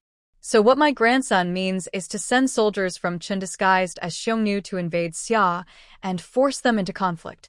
The military general from Qin was taken aback. The civil minister from Qin objected, saying, No, this is not a righteous approach.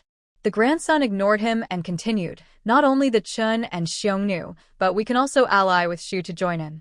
3 years ago, Shu took advantage of the chaos in Xia and gained a lot. Since then, Shu has been watching Xia closely. If we invite them to discuss this major matter, they will likely agree.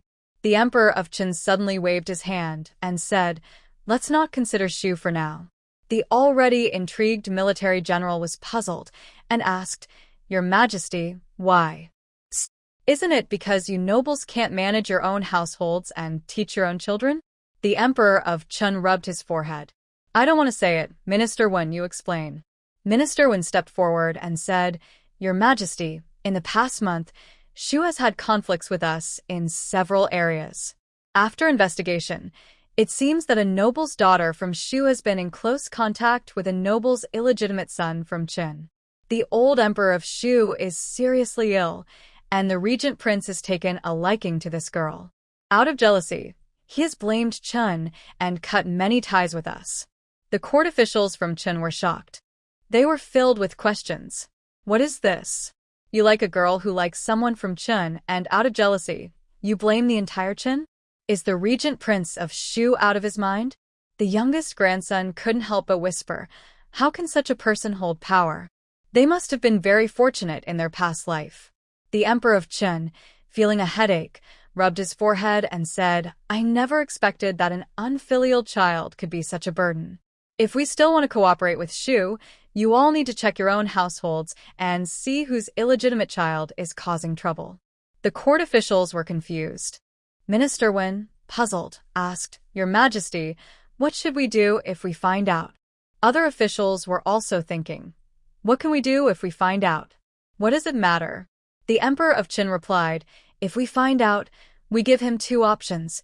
Either make the noble girl more devoted to him and influence the regent prince of Shu to reunite with us, or if that fails, we will eliminate him and send his family to vent their anger on the regent prince of Shu."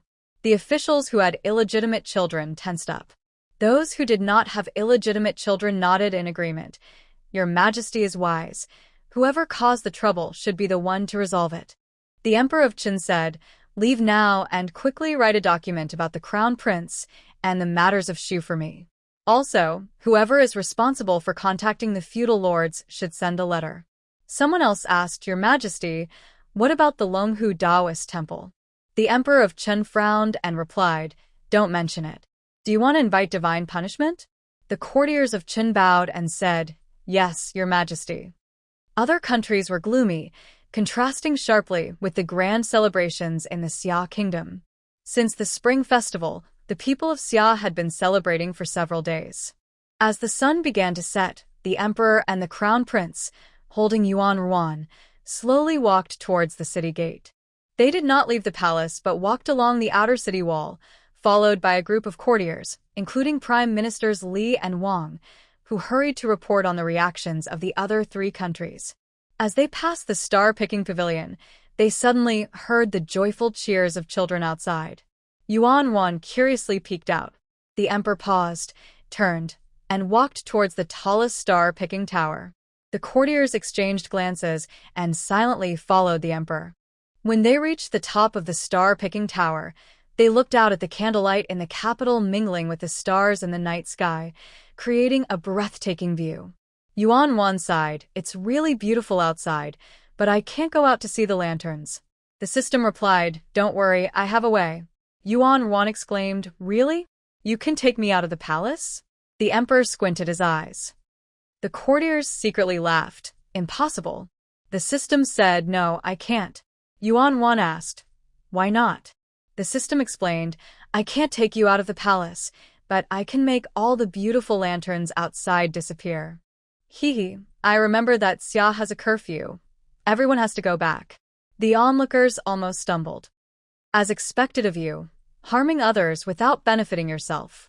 Yuan Ruan's face turned red with embarrassment. She quickly took the warm milk bowl from the crown prince's hands and drank it all in one go, feeling relieved. Then Yuan Ruan said, "That was comforting, but don't do it again. The Xia kingdom has been in drought for so long, there's no need to spoil the mood. Besides, with spring plowing approaching, the farmers will only play for about 10 more days before returning to their fields." The system noted, "Got it, got it." Yuan Wan asked, "What's there to remember?" The system replied, "My friends are all envious that I have such a great example like you. I keep track of your words every day and occasionally show them my detailed notes without revealing the content, just to make them jealous." Yuan Wan. If you really show them the details, they'll just laugh at you. The onlookers almost died laughing at the system's antics. Yuan chatted a bit more with the system, while the other officials continued reporting on state matters since there was no interesting gossip. At that moment, General Wu Yi suddenly hurried up the steps and bowed, saying, "Your Majesty, there are urgent messages from the second prince of the Xiongnu and 2 from the Shu Kingdom." Everyone knew he was talking about the second prince, but since the jade tablet had been removed, they pretended not to know. The emperor said, "First, tell me about the Shu Kingdom." General Wu Yi paused for a few seconds before saying, "Your Highness, the alliance between the Shu Kingdom and the Qin Kingdom has been disrupted by the second. Cough, cough, prince." The officials were quite surprised. How could the second prince achieve such a significant accomplishment in such a short time? The emperor, in a good mood, signaled for the message to be handed over. After reading it for a moment, the emperor's expression became a bit complicated. He hesitated and did not pass the detailed content to others. At this moment, Yuan Ruan's inner voice sounded. "I'm so curious. Why isn't my brother speaking?" "System, I'll take a look." All the officials. "Thank goodness we have the system. Let's see." "System, haha. This second prince is really something." Yuan Ruan, "What? Tell me more." "System. After the second prince flirted with the heroine of the Shu Kingdom, he was targeted several times by the hero of the Shu Kingdom. The second prince found the hero very annoying, so he decided to charm the hero's beloved sister to protect himself. Crown Prince. This younger brother. Repeatedly relying on others? No, not my younger brother. Thankfully, the jade tablet has been removed." The emperor rubbed his forehead, unable to hide his thoughts. The other officials struggled to hold back their laughter, avoiding eye contact, trying to act like it was no big deal. Yuan Ruan, vocal, no wonder he can attract a group of admirers. His ideas are indeed quite unique. System, yes. This is just the beginning. He has more tricks up his sleeve. Other officials. Exciting, there are even more outrageous stories? Let me hear. The crown prince widened his eyes and quickly looked at his father. He noticed a hint of surprise on the emperor's face as well. Yuan Wan. Huh? Flirting with the hero's sister is outrageous enough. What else could he do? He wouldn't have flirted with the hero's mother, would he? Wait, could it be that he flirted with the old emperor, who is incapacitated? The crowd was shocked. No. Second prince, you can't be serious. System. No way, the second prince wouldn't do something so low value. Yuan Wan. What does that mean? System. He charmed the main wife of the Shu Kingdom, who is not favored but holds a high position. The emperor coughed, closing his eyes. The crown prince stumbled, almost falling, but was quickly caught by Wu Yi. Other officials were desperately pounding their chests to hide their shocked expressions. Yuan Wan was also shocked, sneezing several times. Oh my goodness, is the second prince really that skilled at flirting? System. You underestimate the second prince. His emotional intelligence is very high. The text says that before con artists and cowboys in the Xia Kingdom could start their tasks of seducing women, they had to memorize 10 volumes of women's insights written by the second prince. This proves his impressive emotional intelligence, as these con artists managed to gather a lot of wealth for him and had a high success rate with women. Yuan Wan. That's amazing. I almost want to learn from him. He really knows how to take advantage of situations. Officials, what? What did you say, little country fortune? That's not appropriate. System. You don't need to worry, Yuan Ruan. Even if you lack emotional intelligence, there will still be people who like you. Yuan Ruan. That's a nice thought, but please don't comfort me next time. The emperor lightly coughed and asked, What news from the Xiongnu? Wu Yi replied, The second prince said the first prince has been very successful lately, buying many war horses. We don't know what promises were made, but some neutral tribes have sided with the first prince. Yuan Ruan, do you have any news? System. The first prince is not here to handle things. Let me check if there's any news from the male leader. Surprisingly, it seems to relate to him. The Xiongnu plan to join forces with the troops of the Qin Kingdom to attack our Great Xia's defenses this year. The officials immediately became alert. The Xiongnu are planning to invade Great Xia this year? Yuan Wan was also surprised. When will that happen? System. From the news about the male leader, we can't tell when the Xiongnu will attack. The first general who fought against them failed, and the male leader is part of the second reinforcement team going to support the defenses. He is set to depart in late autumn, so we can only deduce that the invasion will likely happen within the next few months. The emperor frowned. Did we really lose the first battle against the Xiongnu? There are many generals stationed at the border. Who is responsible for this? The court officials clenched their fists, eager to know which unreliable general was to blame. System. But don't worry, Erwan. Male Mom is very strong in battle. When he arrives, it's like he has superpowers, effortlessly defeating the invaders. Yuan Wan. Wow. As expected of the broad-minded male Mom, I feel so safe and want to bury him.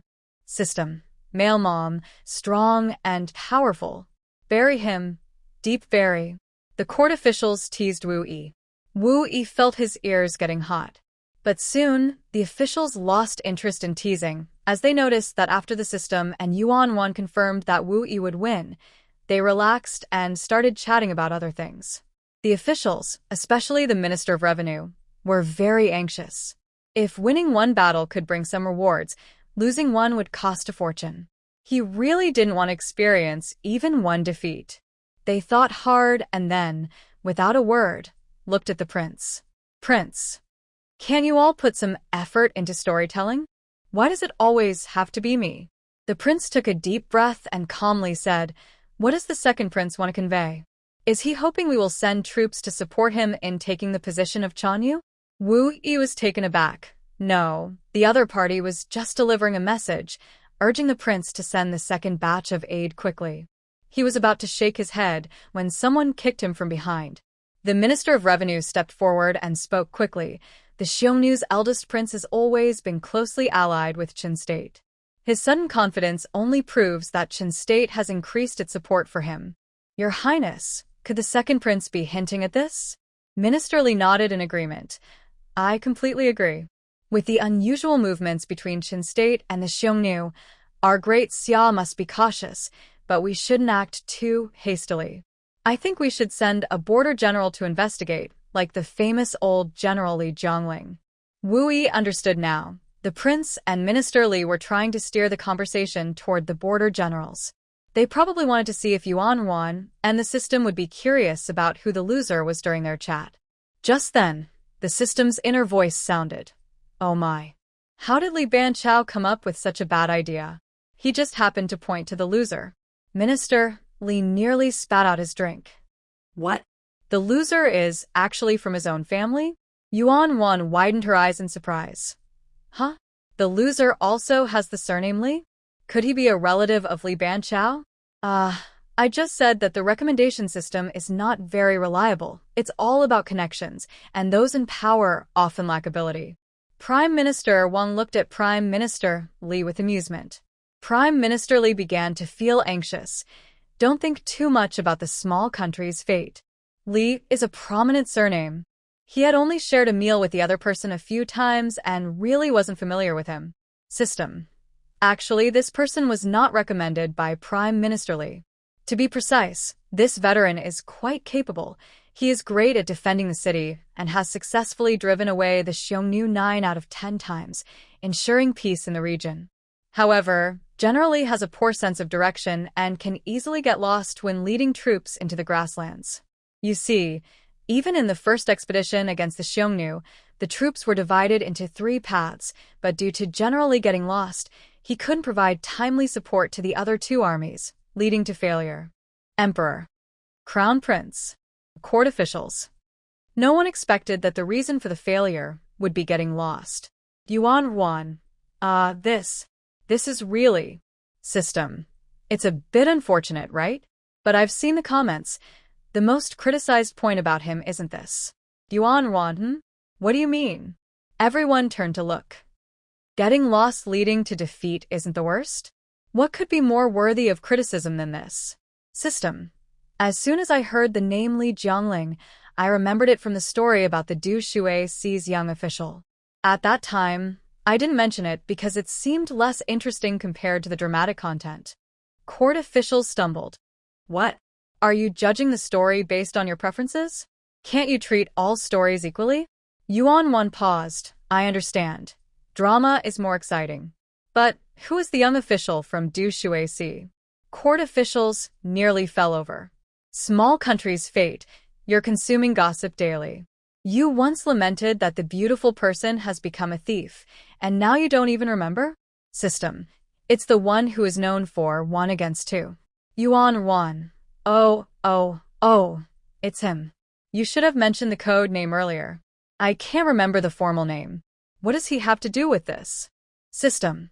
In the previous story, when introducing the 2 outstanding young attendants of the Du Shuici, it was humorously mentioned that Li Jiangling was an essential half-master on their path to becoming great generals. Yuan. Half-master? I remember these 2 attendants later went to Chun and Chu states. Did Li Jiangling also defect? System. No, but these 2 attendants faced Li Jiangling in their first battle. Li Jiangling's personality is too calm. He only defends and rarely attacks. These 2 young scholars had both been defeated by him in the early stages, but because Li Jiangling was too passive, they continued to press the attack. Due to their exceptional talent, they made rapid progress and eventually defeated Li Jiangling before retreating. Yuan. Huh? The court officials. Huh? The system continued. After the 2 young scholars shone brightly, some people specially documented their battles against Li Jiangling. As a result, people outside of Xia mocked Li Jiangling for training a warrior for the enemy country. Because of this news, more and more young generals chose to fight their first battles against Li Jiangling. These young generals even had an unspoken agreement to not harm each other after winning, simply leaving. Li Jiangling became depressed from fighting and, within 3 years, completely withdrew from the battlefield. Yuan. This is just like a gym leader in a Pokemon game, being repeatedly challenged by new players until they earn the badge. It's a bit sad. The onlookers were momentarily confused. What is Pokemon? But soon, they came up with a good idea from this situation. Li Jiangling could serve as a mentor for the 2 young scholars and could quickly get involved. Once Yuan was taken back to the palace to rest, the emperor, the crown prince, and General Wu Yi held a small court meeting. The emperor said, since Jin country dares to ally with the Xiongnu to attack our great Xia, Wu Yi, give each of those 2 1,000 men and tell them to lead cavalry to ambush Li Jiangling's camp. Whoever breaks through first can lead 10,000 cavalry to the west to fight the Xiongnu. The crown prince's pupils contracted. An ambush? Using Li Jiangling for training? How many casualties would there be? Thinking of this, the crown prince said, Father, if this is for training, shouldn't we inform generally? The emperor replied calmly, tell him that if he successfully defends 30 times, I will reward him greatly. The crown prince couldn't help but clasp his hands and say, Father, swords have no eyes. Your majesty is wise. I accept the order, General Wu Yi suddenly exclaimed, interrupting the crown prince and easing the tense atmosphere in the hall. The emperor silently glanced at the 2 of them and suddenly said, kindness does not lead armies. You haven't made any progress over the years. Learn well from Wu Yi. After saying this, the emperor waved his sleeve and left. Once the emperor's figure disappeared, General Wu Yi stepped forward and quietly said, Your Highness, both sides are aware of the situation. If we remove the sharp edge of the blade, the casualties won't be significant. Other kingdoms have always had greedy thoughts about the Great Xia. As the nation's fortunes and miracles increase, they will surely speed up their invasion plans, and war is imminent. However, Great Xia struggles to find capable generals, so I agree with your majesty even more. The crown prince stood in place, watching Wu Yi leave. In recent days, Yuan has been sleeping in late, only getting up when the sun is high in the sky. After waking up, she either lies in the 7th princess's arms eating snacks or helps the 2nd princess choose pretty clothes. It wasn't until she gained 2 pounds that she realized she should get some exercise. One day, Yuan surprisingly woke up early and happily had the maid take her to the dragon bed. As soon as the emperor opened his eyes, Yuan Wan leaned in and smiled at him. The suddenly awake emperor. Yuan Wan laughed to herself. Look, brother, his pupils have shrunk. He must be shocked. System. Haha, he probably still thinks you are innocent. The emperor's eye twitched slightly as he pinched Yuan Ruan's chubby cheeks. He pretended to ask, you woke up early today. Are you eager to attend morning lessons with me? Yuan Wan shook her head vigorously, responding word by word. Morning court session. The emperor acted as if he didn't understand and intentionally named a few strict teachers that Yuan Wan feared. It wasn't until she became anxious and made little sounds that he pretended to suddenly realize and pinched her cheeks again. Oh, the court session. The emperor initially planned to say no and tease Yuan Wan a bit, but seeing her little hands drooping on his shoulders and her round, bright eyes looking at him, he was charmed. All right then. The emperor picked up Yuan Wan. Let me freshen up and have breakfast, and then we will go. Yuan Wan cheered happily and hugged the emperor tightly. After that, the two of them enjoyed breakfast together harmoniously and arrived at the Golden Throne Hall for the court session. When the officials saw the emperor entering with the little national fortune they hadn't seen for days, they all changed expressions, and the crowd stirred slightly. However, when Yuan Wan looked over at the noise, it instantly fell silent. The emperor placed Yuan Wan beside him and signaled for the officials to present their reports. Since the system liked to start with a bang, the first person to present usually got a reward. Therefore, the emperor thought today would be like before, with officials silent and pushing responsibility onto each other until the most eager or lowest-ranked person stepped up. Unexpectedly, Cheng Weining surprised him. Cheng Weining stepped forward and bowed, saying, Your Majesty, I have something to report. Recently, the Ministry of Works has continued its research on farming tools, but many nobles in the court have borrowed craftsmen from the ministry to build houses and have not returned them. Additionally, the drought in the northwest is still severe. I sincerely request that Your Majesty send a supply unit to the west for support. Furthermore, Cheng Weining shared 3 suggestions in detail. The emperor and the court officials were somewhat surprised. Yuan Wan. Wow, a talented person who works so hard. If he doesn't succeed, who will? System. Well, he has to work hard after all. Yuan Wan looked up curiously. What? The court officials felt relieved. Indeed, the first candidate had the highest chance of success. Great. It's someone else's opportunity. They could enjoy it happily. System. You haven't forgotten, he's a romantic, right? Yuan Wan. I could never forget him. The pure-hearted warrior. What's up? Is it about the second princess again? System. Yes. The wedding between the second princess and him was originally set before the spring festival, but it was postponed once to invite the Empress Dowager. Now, after spring, you've been quite busy, and the government work has increased significantly. Cheng Weining is working extremely hard, fearing another delay in the wedding. The court officials exchanged glances, surprised but not too shocked, as this young man had done outrageous things before. Yuan Wan. Well, this seems pretty normal for Cheng Weining. System normal? What if I told you that he is working himself to the bone to ensure important guests can attend his wedding, even helping his superiors and colleagues with their tasks? You still think that's normal? Yuan Wan. Huh? He's helping others with their work? The court officials, what? There's such free labor? System. Exactly. He's the boss's favorite. Yuan Wan. Does he not sleep? System. This leads to another outrageous point about Cheng Weining. Can you believe it? To avoid sleeping, he has covered the walls of his office with countless drawings of the second princess from childhood to now. They're everywhere, even on the ceiling. Whenever he feels tired, he just looks up at her picture and gets motivated again. The emperor was shocked. What? From childhood to now? How long have you been watching my daughter? This marriage better not fall through. Other court officials looked stunned.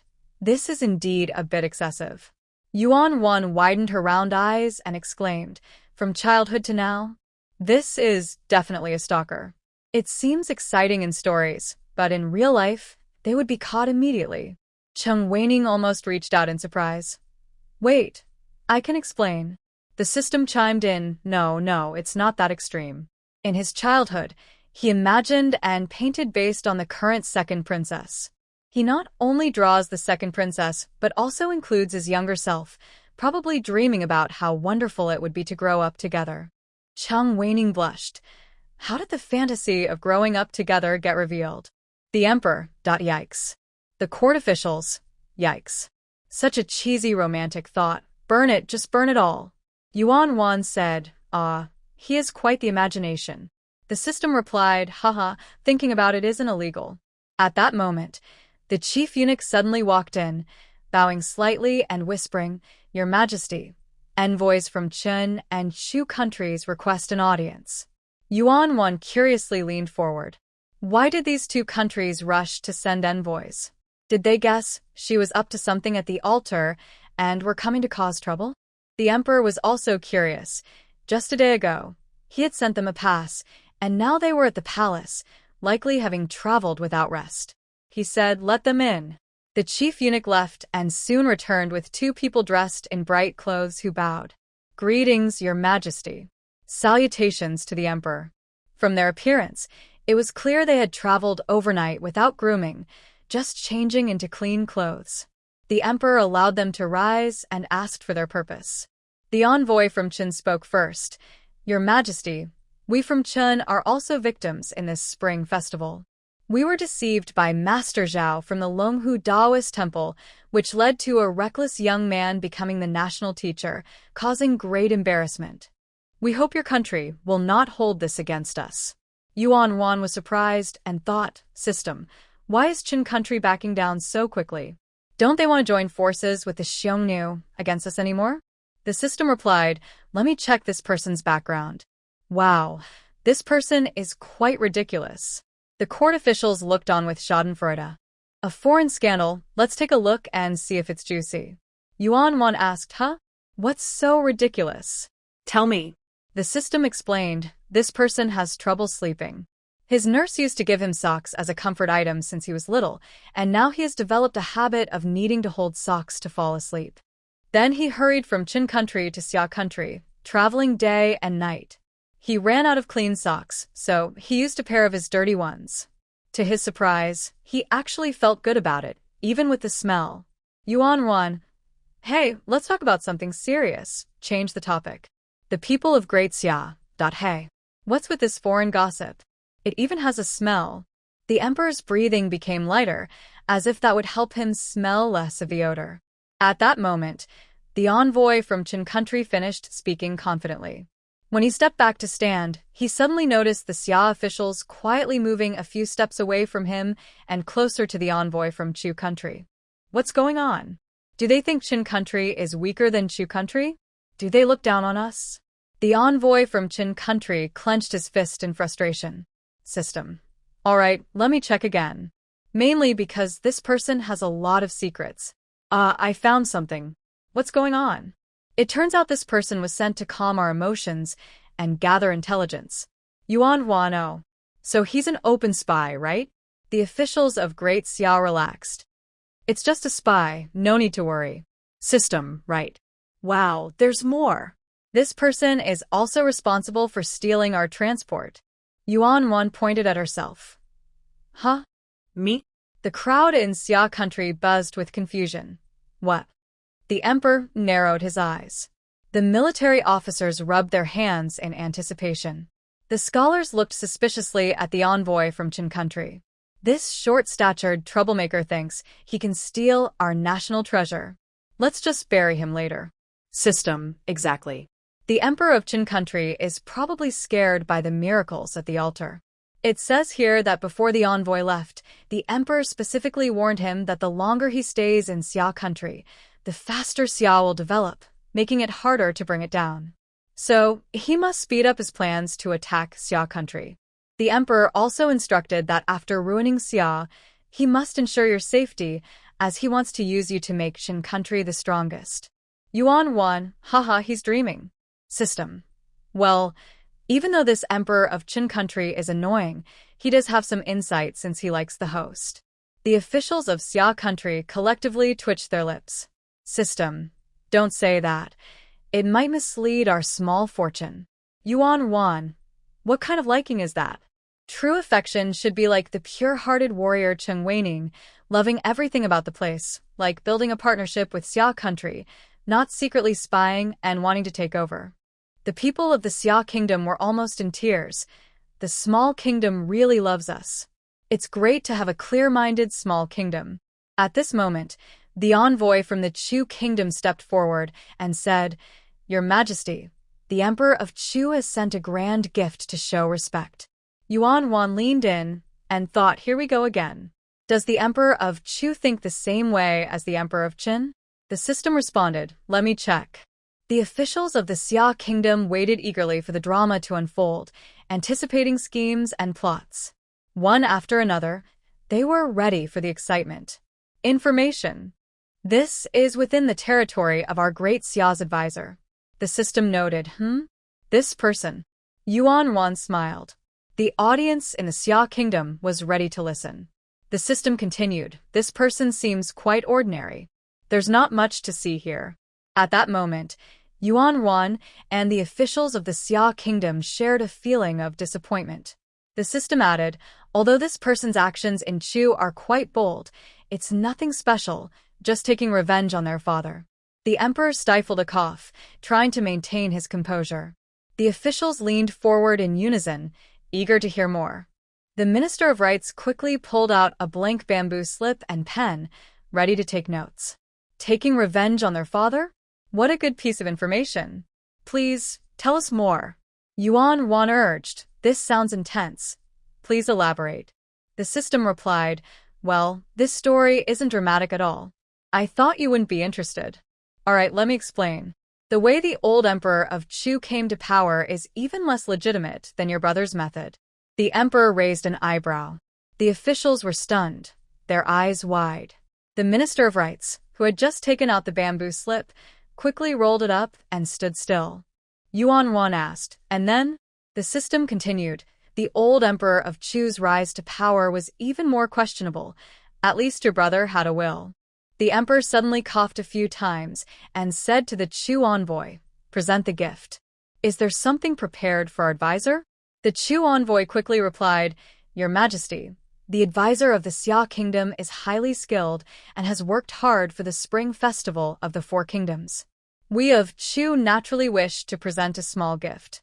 Yuan Ruan's attention was instantly drawn to the gift, interrupting the system's unfinished explanation, and began discussing what gift the Chu kingdom would send. Yuan Ruan and the system were excitedly discussing, but when she saw the very traditional robe sent by the state of Chu, she immediately lost interest. She continued to let the system share gossip. The system, having been interrupted, was too lazy to continue the background story. The court official sighed. As expected of His Majesty, he knows how to handle things. The system continued. After the old emperor of Chu came to power, he feared the opposing forces in the palace, so he eliminated many officials and nobles who supported other princes. This envoy's family only had his father involved in the power struggle. The envoy had a poor relationship with his father, and to avoid being implicated, he used his father as bait to lure a conspirator, thwarting a plot. To prove his loyalty, he ultimately killed his father. Yuan Wan said, he's quite ruthless. But the emperor probably doesn't like people like that. The system replied, indeed, as you said, Erwan. It's strange that the envoy gave everything for the old emperor of Chu, yet he was marginalized. The emperor smiled lightly. The young officials were somewhat confused. The older officials looked at the envoy with disdain. Fool. Even if your relationship with your father is bad, you shouldn't kill him. You should have done it secretly. After all, someone who can kill their own father for personal gain, how could the emperor trust that they wouldn't betray him for their own interests? The system continued. If it weren't for his sister becoming a lady-in-waiting and gaining the favor of a certain beloved concubine, who whispered in her ear, the envoy might have remained idle at home. Well, this killing story is not dramatic at all. It's quite dull. Yuan Wan said, I actually thought you were going to say that his father slept with his mistress, and that's why he killed him in a fit of rage. The system asked, Oh, why would you think that? Yuan Wan replied, Isn't that a normal assumption? I read a lot.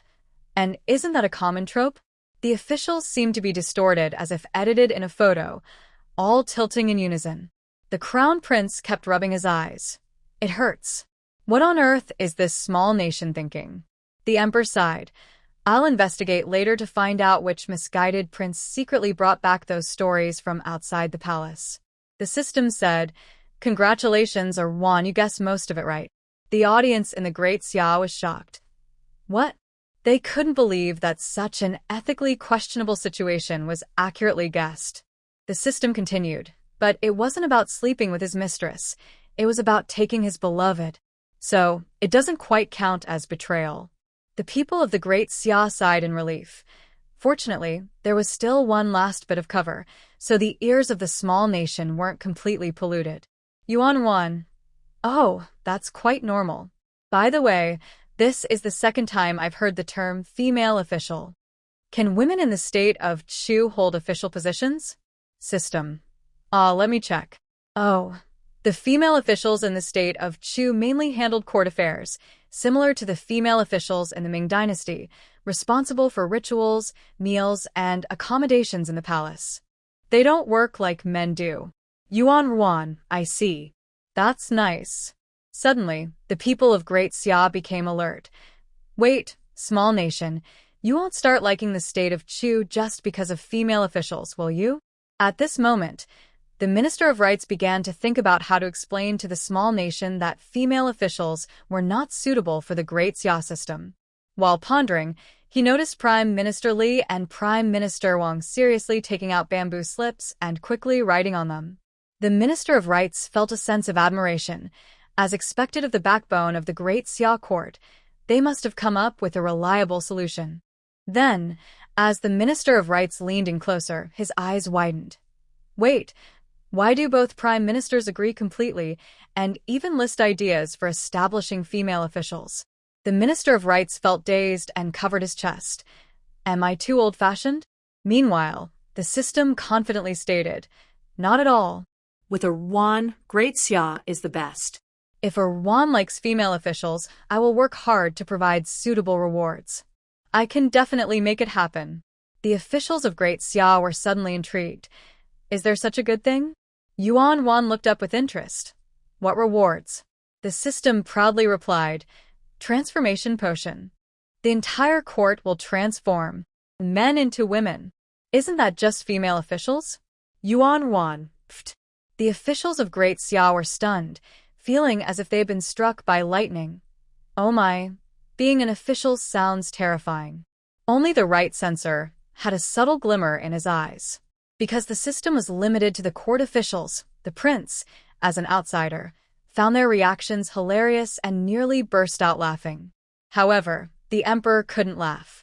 Seeing the prince happy, he secretly instructed someone to pass a note. The prince opened it and read, What a joke. Think about who will see them the most after they attend court. The prince instinctively imagined it and shuddered, feeling his eyes burn. The system was still excited, as if it had come up with a brilliant suggestion. Arwan, shall we make this happen? Come on. Let's bring a little shock from women to the people of Daxia, so they know. Yuan Wan, haha. That's not necessary. Daxia isn't a kingdom of women. System. Actually, it's nice to have all girls together. Just think, a male mom could become a real mom after transitioning. Wow, there's nothing wrong with that. Wu Yi's face turned bright red. System, don't use my to tempt our little fortune. So awkward. Little fortune definitely won't fall for that. Yuan Wan suddenly had an idea. Now that you mention it, a male mom could become a stylish mom. The more I think about it. Wu Yi looked completely shocked. The onlookers from Daxia saw Yuan Wan smiling and collectively panicked. What's wrong with this system? Always encouraging our little fortune. The system got even more excited, right? And what about Cheng Weining? He would look even better as a girl. Cheng Weining was so anxious he wanted to rush over and wave his hands. No way. The second princess doesn't like girls. Unexpectedly, as soon as the name Cheng Weining was mentioned, Yuan Ruan's smile vanished. Yuan Wan. That's not okay. If a love-struck brain becomes female, it won't be cute anymore. Let's not do that. System. You're quite double-standard. The onlookers from Daxia quietly sighed in relief. Yuan Wan. System. Why do you keep encouraging transitioning? What's your goal? System. You figured it out, yes. Our prank task can be upgraded too. Look. System daily upgrade task. Have 6 Daxia officials wear women's clothing outside for 10 minutes. Not completed. Reward. System upgrade. The officials were shocked. Don't go too far, system. The task only requires dressing up, but you want us all to transition. Yuan Wan, haha. Dressing up, if it only required one. We could just let the right censor do it. The officials' gazes all turned toward the right censor. System. Isn't that right? But talents like him are too rare. Onlookers. Yuan Wan. For dressing up, we don't need everyone to transition. There's a great idea. The officials shivered. System. What will you do, Yuan Wan? Yuan Wan. Isn't Cheng Weining getting married? During the wedding, we could prank the groomsmen instead of competing in poetry or archery. Who wears women's clothing and who feels more awkward would be much more fun. The emperor and the prince almost couldn't hold back their laughter. One looked up at the sky, and the other rubbed his forehead. The older officials of the great Xia dynasty smiled, thinking it was not their turn to take the stage. The younger officials, who had a good relationship with Cheng Weining, turned pale. Afterward, Yuan Wan and the system excitedly discussed how to get the second princess to accept the proposal. Yuan Wan had many clever ideas, and the system's thoughts were quite unique. Each conversation between them felt like a blow to the young officials' chests. For the first time, they felt that attending court was very long. An hour later, the emperor announced the end of court. Yuan Wan yawned and was carried away by the emperor. The young officials left in the palace suddenly approached Cheng Weining, each one eager to speak. Cheng Sir, I'm not feeling well, so I can't accompany you to the wedding. Cheng Sir, I'm getting old and can't handle it. Please choose someone else. Cheng Sir, look at my large build. I doubt any women's clothing would fit me, so I won't go to the wedding. Seeing this, the crown prince frowned slightly. He understood it was indeed difficult for the young officials, but he didn't want his little princess to be disappointed. At that moment, Cheng Weining calmly approached the young deputy minister of the Ministry of Works and said, I understand, and you can understand that I can't come up with farming tools either. It's really too hard. The young deputy minister was taken aback. Cheng Weining then turned to the deputy minister of the Ministry of Revenue and said, I get it. It's fine if you don't come. I actually just want to spend my life with a second princess. The young deputy minister trembled slightly while holding his abacus. Cheng Weining looked again at the official stationed in the west. That official directly pulled a few young officials from his faction forward and said, We are willing to go to the wedding. It's just dressing up as women, right? As long as you help us figure out something like a well, we'll send all 5 of us from our faction. As soon as he said this, the deputy ministers of Revenue and Works wavered. The ministers of Revenue and Works stepped forward and carefully poked their young subordinates' wrists. The deputy minister of Revenue stomped his foot and said, Fine. Anyway, the wedding is in a small courtyard, and you all are reasonable people. The deputy minister of Works gritted his teeth and said, Then I'll join too. You all won't tell anyone, right? The officials of the great Xia dynasty waved their hands, assuring him they would keep it a secret. As the deputy minister of Works repeatedly emphasized the need for secrecy, the minister of Works directly patted him and whispered, What are you afraid of? The little country's luck is in the hands of a prank system. Prank, you understand? Who knows when the mischief will fall upon oneself? Keeping secrets for you now is also a way to protect my future self. The deputy minister of Works suddenly understood and stopped resisting. The crown prince quickly conveyed the agreement among the officials to the emperor. The emperor then informed the empress and the second princess about the matter. Upon hearing this, the empress managed to hold back her laughter. The second princess, holding her stomach, burst out laughing and said, Oh my goodness, this is so funny. Thank goodness father told me first, or I would have laughed uncontrollably during the wedding. The emperor maintained a serious expression and said, They are all doing this for the sake of the great Xia. Try to hold it in. When Joer brings it up, remember to be subtle, so she doesn't get suspicious. The second princess replied, "Don't worry, father. Jiaoer can now speak clearly. She's very clever. I can handle her easily. If needed, mother will be there to help." The emperor, who had been nodding, suddenly stiffened and said, "Don't involve your mother in your affairs. It might make Jiaoer uncomfortable." The empress looked at the emperor with a knowing smile, understanding his concern about her possibly complicating things. However, she graciously said, "You young ones can handle it yourselves, don't bother me." The second princess nodded, playfully acted coy for a moment, and then eagerly went to find Yuan Ruan. A few days later, the long-prepared wedding of the second princess began. Yuan Ruan wore a bright red outfit, adorned with many decorations resembling peanuts and fruits, looking cheerful like a little lucky charm. The seventh princess, Qiyu, arrived at the newly decorated house of Cheng Wei Ning with Yuan Ruan. As soon as they stepped into the courtyard, a system notification popped up. "Wow. Why is that fool still here?" Yuan Ruan was taken aback. "Who?" In the front hall, Cheng Wei Ning and a group of young officials were busy, their gazes all turning towards them in unison. "System, it's Cheng Wei Ning's half-brother, Cheng Ian. I can't believe he's here too. The Duke of Tsinghua and Cheng Wei Ning are too soft-hearted." Yuan Ruan, "Oh. So he came too?" Cheng Wei Ning, who was being helped by servants to adjust his attire, suddenly became serious. He hadn't invited him.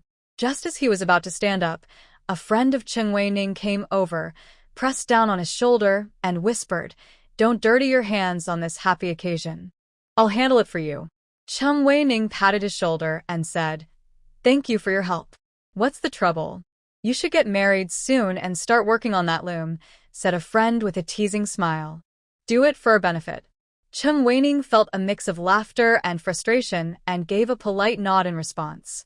His friend took big steps toward the direction suggested by the system, but after just a couple of steps, he suddenly stumbled and stopped moving forward. This was because he heard the system's next comment. "System, I misunderstood Cheng Guohou. Cheng Ian's entry has nothing to do with him. It was actually Cheng Wei Ning's uncle who secretly brought him in." Everyone who could hear the thoughts turned to look at Cheng Wei Ning. Cheng Wei Ning clenched his fists. "Yuan Ruan, huh? Why would Cheng Wei Ning's uncle do that? Is he not a real uncle?" "System, he is a real uncle. Let me check how it's described." Oh, it turns out he was threatened. Cheng Wei Ning's uncle has always been quite cunning. He noticed that the previous Cheng Guohou favored Cheng Ian more, so he often tried to please Cheng Ian, even at the expense of Cheng Wei Ning's interests. This led him to have quite a few secrets that Cheng Ian could use against him. Yuan Ruan. He brought this on himself. But why does Cheng Ian want to force his way in? Is he trying to cause trouble? The young official's eyes sharpened, fists clenched, ready to fight. Today was the day they collectively dressed as women and faced embarrassment. This was a one-time event. There would be no second chances, and failure was not an option. So if anyone dared to cause trouble, they would make sure that person faced the consequences. System. How could a commoner dare to cause trouble? Let me see. I see. Cheng Ian can't handle the hardships of being a commoner and doesn't dare to stir up trouble. So he carefully befriended someone from a minor noble family, hoping to marry their legitimate daughter. To climb the social ladder quickly, he boldly claimed he had a way to make the 4-year-old boy his brother during the wedding. To achieve this, he threatened Cheng Wei Ning's uncle, who then made arrangements without permission. Yuan Ruan, this person, has thick skin as always. It's a bit annoying. System. Of course it's annoying. However, Cheng Ian won't have it easy either. That noble son is just pretending not to know about Cheng Ian's family situation and is deliberately dangling the marriage of his legitimate daughter to keep him interested. Once it happens, he won't actually marry off his daughter. His goal is to have his son become familiar with you. Cheng Wei Ning and the officials had strange expressions on their faces. It seemed that this minor noble had fallen on hard times. He didn't even have a 6th-rank official by his side. Otherwise, how could I dare to approach the little master this way? Yuan Ruan, haha. Sometimes being too clever backfires. I'm feeling much better now, so I'll just give him a little nudge to remind Cheng Wei Ning. System, help me aim. Just a few nudges will do. Can't let him faint, or it might bring bad luck to the pure love warrior's marriage. System, got it. Chen Weining felt touched and made a gesture to his friend. His friend quickly led a group of people to sneak away. Meanwhile, Yuan Wan made a heart shape with her chubby little hands. Suddenly, a sharp scream came from behind the rockery, and after a moment, there were only a few bangs before everything went silent. Yuan Wan, Did no one notice? It's quiet now. System, no. Haha. Cheng Yin screamed when he got shocked, and Chen Weining's friend saw it and immediately punched him twice to drag him away. What a mess. Hearing this good news, Yuan Wan stopped worrying. Before long, Cheng Weining, dressed in his wedding attire, skillfully mounted his horse, radiating the energy of a young general who had just won a battle. Yuan Wan leaned in the arms of the seventh princess, Qiyu, stretching her neck to look. Yuan Wan. Wow, the wedding procession is so long. I wonder if they will take my suggestion to challenge the groomsmen when they block the door. System, they probably will. I see the second princess values your opinion, and the seventh princess is very clever. Even though you only repeated dress up as a girl 3 times, she figured out what you meant. I saw the second princess smiling widely, so I think it will be fine. Yuan Wan, why not ask to go along and see? You can just say it word by word. Yuan Wan. Then I'll give it a try. This is about dressing up as a girl. Missing it would feel like missing out on a fortune. Thinking of this, Yuan Wan immediately pointed outside while saying dress up as a girl. Look. 1 word at a time. The seventh princess, Qiyu, understood instantly, playfully tugged at her, and then confidently walked outside with Yuan Wan. The palace maids hurriedly came forward to assist. The seventh princess skillfully dodged their hands, took a couple of steps forward, grabbed the reins of the horse tied to the pillar at the door, mounted it, and coldly said, "Just keep up." With a command, the horse reared up and then galloped forward. The palace maids were startled, and after a moment of panic, they quickly shouted for the guards to chase after them. Yuan Wan was a bit confused at first. As the horses were about to catch up with the groom's procession, she was already full of excitement. Wow, no wonder he is the future king. Look at his energy. System. Yeah, his energy is impressive. Oh, Erwan, look. The procession has started the door-blocking ceremony. Yuan Wan immediately leaned forward, losing her balance for a moment. The seventh princess gently pressed her back down with one hand, then quickly stopped the horse and turned Yuan Wan around to face the lively door-blocking scene with drums and gongs. Just then, the palace gates opened. Several elegantly dressed princesses and ladies stepped out, covering their mouths and laughing at the young men in front of them, their eyes filled with anticipation for the show. The eldest princess cleared her throat and announced loudly, throwing pots, composing poetry, and drinking won't work for us. If you want to marry my beloved sister today, you must show your courage by dancing better than the dancers. Yuan Wan, what? Dance battle? At that moment, the eldest princess clapped her hands. 6 beautifully dressed dancers swayed over. As the music played, the lovely dancers began to perform, twirling their sleeves, beating drums, bending backward, and kicking embroidered balls, their graceful movements captivating everyone. The eldest princess pointed to a blank space ahead and smiled. You can dance here. Whenever we think you dance better than the dancers, you can come in. As soon as she finished speaking, the procession struggled to hold back their laughter. The young officials turned visibly pale. The princesses laughed so hard they could barely stand, supporting each other and nodding with delight. The eldest sister is absolutely right. If you don't dance well, you can't come in. Haha, you better perform well. System. Haha, this is amazing. I never expected it to turn out like this. Erwan, how did you come up with the dance battle idea? Yuan Wan looked confused. I didn't say that. I only mentioned women's clothing. The dance battle must have been the princess's idea. System. Do you think Cheng Weining will try to assassinate me when he finds out I came up with the initial idea? System. He wouldn't dare. Erwan, don't worry, I'll protect you. Yuan Wan. No, it's just. I didn't expect the princesses to combine women's clothing and dance battles for the door blocking. I feel like the groomsmen won't be able to handle this level.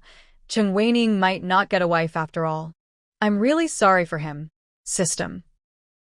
Just a few meters apart, Cheng Weining's friend patted his shoulder and whispered, "You feeling guilty about your luck? Huh?" Cheng Weining looked at him with a half-smile.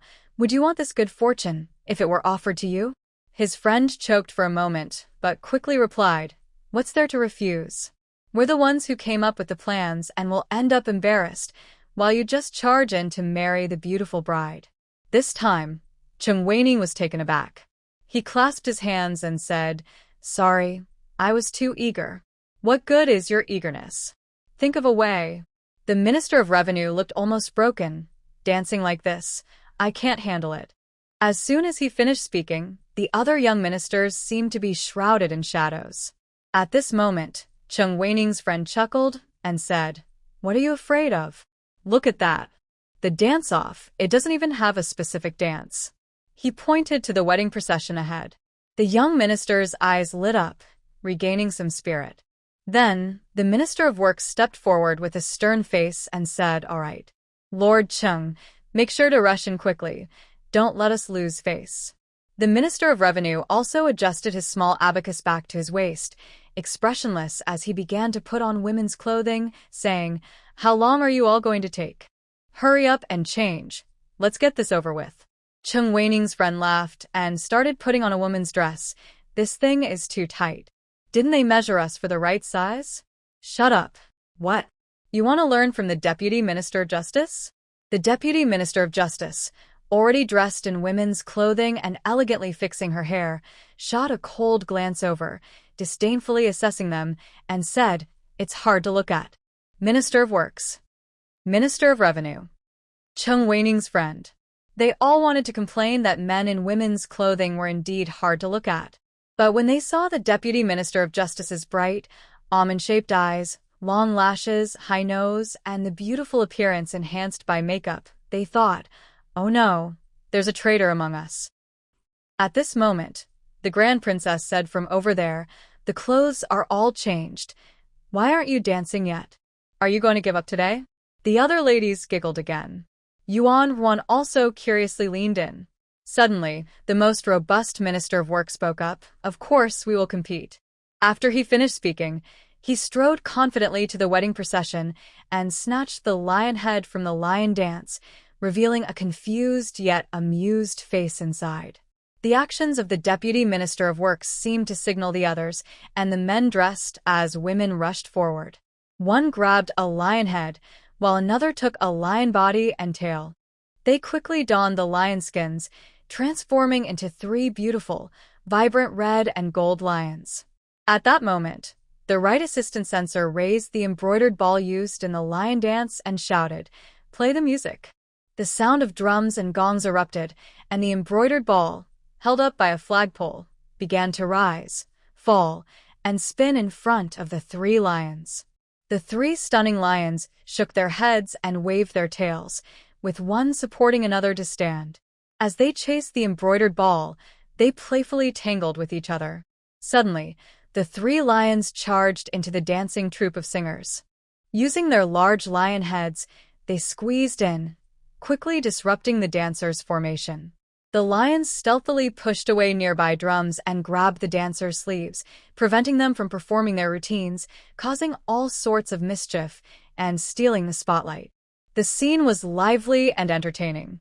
Not only were the princesses captivated, but Yuan Wan was also glued to the spectacle. Soon, Cheng Weining managed to enter the scene, thanks to the lion's antics and the red envelopes he distributed along the way. System. This is so much fun. Haha. The lions are surprisingly polite.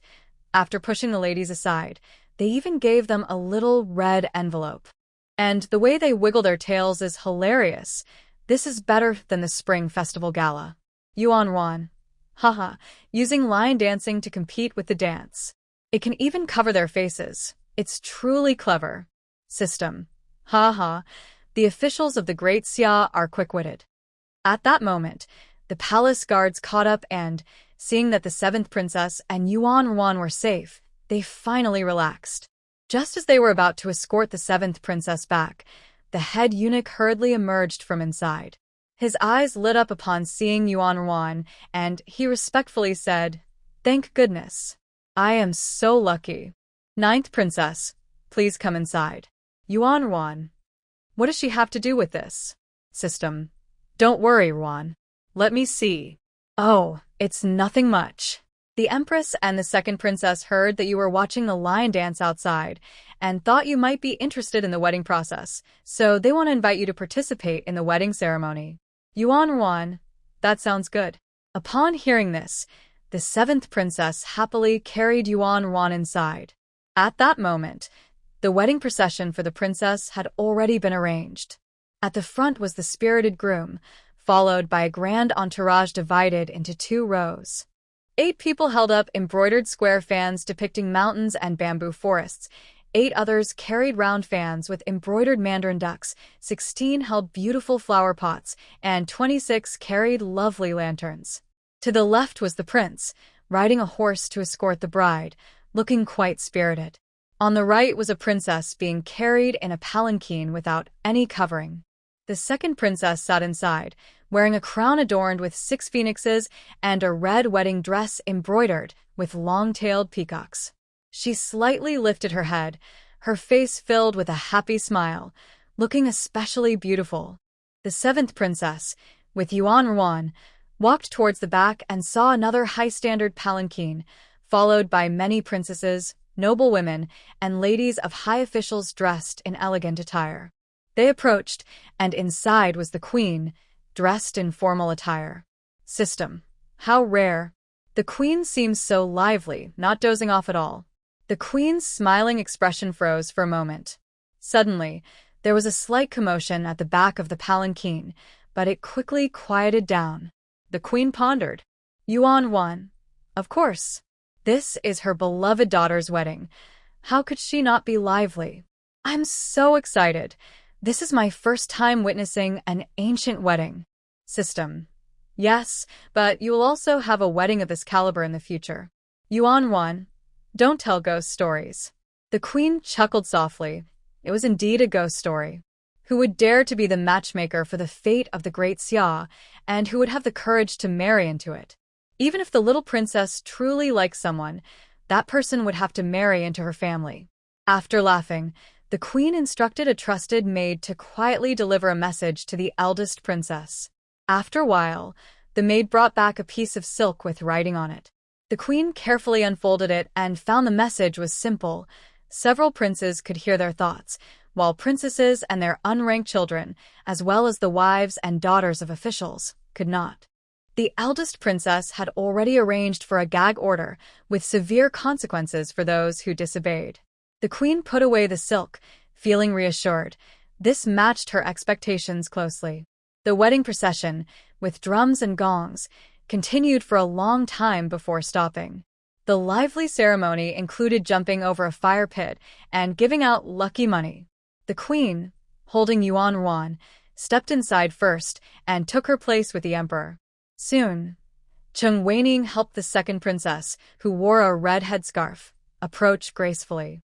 They first offered tea and paid their respects to heaven and earth. After that, the emperor said a few words of blessing and raised his cup. The crown prince did not move. Instead, he helped Yuan Wan lift a small cup. After Yuan Wan raised her cup, all the officials and their wives at the wedding banquet raised their cups together. Once this process was complete, a dance performance appeared in the center of the banquet. Then, the emperor raised his cup, Yuan Wan raised her cup, and the guests followed suit, leading to another performance in the center of the wedding. This entire sequence happened 9 times. Yuan Wan felt her arm was getting tired from raising the cup, and the wedding process was finally nearing its end. She complained to the system. I was wondering why weddings in ancient times were held in the evening, but Cheng Weining went to fetch the bride so early. I thought it was a different custom. I didn't expect there to be so many performances at the wedding. If they had gone to fetch the bride at night, they might not have entered the bridal chamber until midnight. The system replied, yes, it's finally coming to an end. After this, you just need to roll around on her bed and wish her to have a child like you. Then you can go home and rest. Drunk Cheng Weining happened to hear the words bridal chamber and immediately looked longingly in the direction the second princess had left. The system commented, "Oh dear, Cheng Weining's gaze has become quite mischievous again. TSK. Just look at him. He seems like he'll be controlled by his wife in the future." Yuan Wan laughed. Haha. Listen to the lady, and the man will prosper. Several officials from the great Xia dynasty rolled their eyes. Among them, the Minister of Works had the strangest expression. He suddenly stood up, patted Cheng Weining on the shoulder, and whispered, "Cheng, don't spoil her too much after marriage. Otherwise, a good wife can turn into a fierce one, and you'll have a hard time." Drunk Cheng Weining's eyes sparkled. "As long as it's her, I'm happy to do anything." The Minister of Works almost choked. He turned to the Minister of Revenue and said, "Look at this young man. He doesn't listen to the advice of the elders and will face the consequences." The Minister of Revenue nodded repeatedly. Yes, a wife should follow her husband's lead. The Minister of Works has done well in this regard. He has a lot of experience. However, before he could finish, he suddenly stopped. The Emperor and Empress sitting above looked over, especially the Empress, whose gaze was icy. At that moment, Prime Minister Li unexpectedly spoke up. "I don't agree. The second princess was personally raised by His Majesty and is a noble princess with excellent character and virtue. Cheng, listening to her is like listening to wise teachings. It's only natural." The nearby officials almost collectively spat out their drinks. What a flatterer. Ugh. At that moment, the system said, "Yes. My advanced task is complete, and I just finished upgrading." Yuan Wan asked, "What is it?" Everyone who could hear thoughts turned to look. The system was already impressive without the upgrade. They wondered how much better it would be after. The system replied, "Hee, the upgrade is almost done." Just a moment. Oh, this is good. Yuan Wan leaned in curiously. "Hurry up and tell me." The system explained, "I can mark the melons on people with different colors based on their importance. For example, the most exciting melons are purple, the next level is bright red, interesting ones are yellow, and ordinary ones are white." Yuan Wan asked, "And then?" The system responded, "That's it." Yuan Wan was speechless. The crowd was slightly amused, especially the young officials who had dressed as women. They wanted to shake the system for this. Is that all? They thought. Just coloring the melons? What's the point of this upgrade? We had to wear women's clothes for nothing. At that moment, Yuan Wan also complained, "What's the use of this?" The system replied, "How can it be useless? Do you know how many melons people have? Let me tell you, in this world, everyone has at least 50 melons on them." The young officials, who were just about to shout in anger, suddenly sat down quietly. Yuan Wan exclaimed, "What? So many?" The system confirmed, "Yes. Normally, it's fine to casually look at melons, but when I try to find clues about the country's fortune, I get overwhelmed. Now, it's great. I can easily see which person has the most exciting or ordinary melons at a glance." The crowd unconsciously shifted, trying to turn away from the system, as if that would help them avoid its gaze.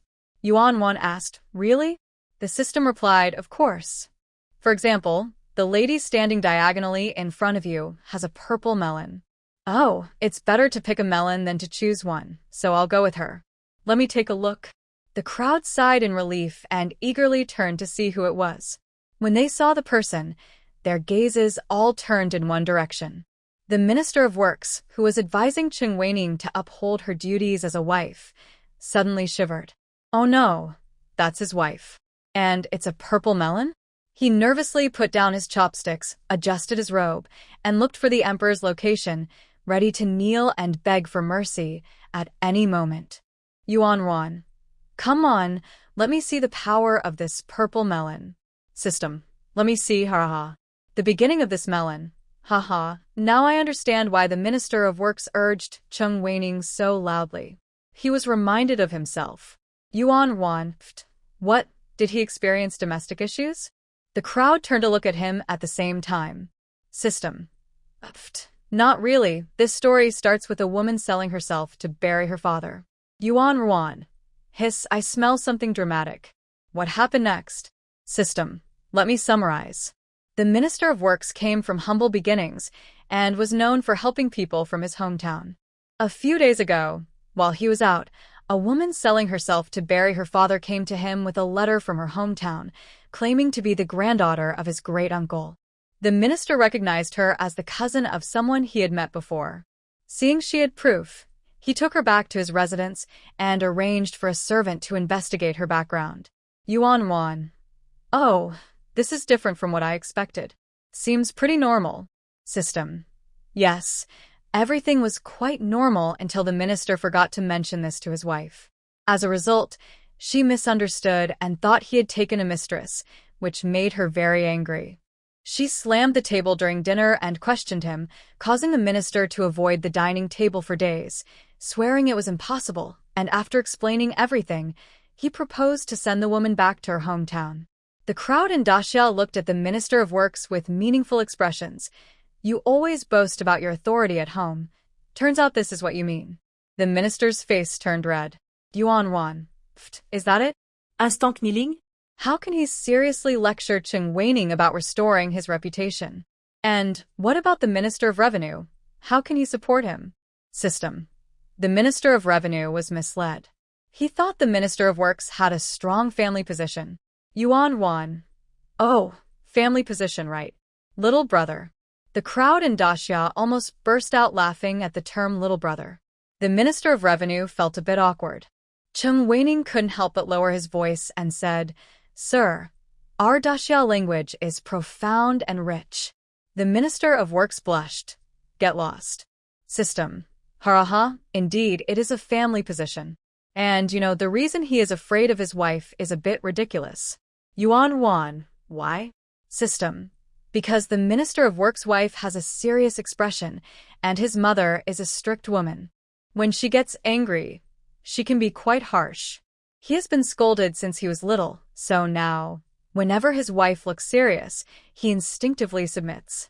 Yuan Wan. Wow. Thank goodness Cheng Weining didn't want to learn this. What would he learn? To surrender to his wife. System. It's not that simple. The Minister of Works is also very good at comforting people. He knows how to behave well. Yuan Wan. Got it. Instead of surrendering, he can learn to be gentle. The onlookers nearly spat out their tea. What? Surrender? Our strong men of the Great Xia cannot be gentle.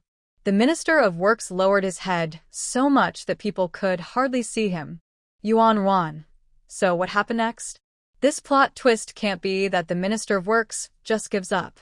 System. All right, let me continue. The Minister of Works wanted to send this woman away, but his wife felt pity for her lonely situation and insisted on keeping her. It turns out this woman, who sold herself to bury her father, is actually a spy from the state of Chen. The onlookers' expressions froze. What? The emperor narrowed his eyes and subtly raised his hand to the crown prince, who nodded slightly. The Minister of Works was stunned, struggling to catch his breath. When the system started talking about the spy, he recalled past rumors and was filled with thoughts like, is my wife unfaithful? Is the child not mine? And so on. But he never expected a spy revelation. The Minister of Works felt completely overwhelmed. Why did it have to be him with such a shocking revelation? He would rather be laughed at. Yuan Wan. What? A spy. Is that true? System. Yes, and this female spy has connections to the second prince. I couldn't stop laughing when I found out. Should we talk about the relationship between the spy and the second prince? The onlookers were shocked. What? Did they hear that right? This female spy is actually connected to the second prince? Is the second prince everywhere? The emperor frowned tightly. Could it be that this troublemaker is still causing issues in Shu and secretly targeting the Great Xia? At that moment, the person in charge of arranging the wedding ceremony cheerfully said, "The banquet is over." According to the usual procedure, after the banquet, the emperor, empress, and crown prince would be the first to rise and leave.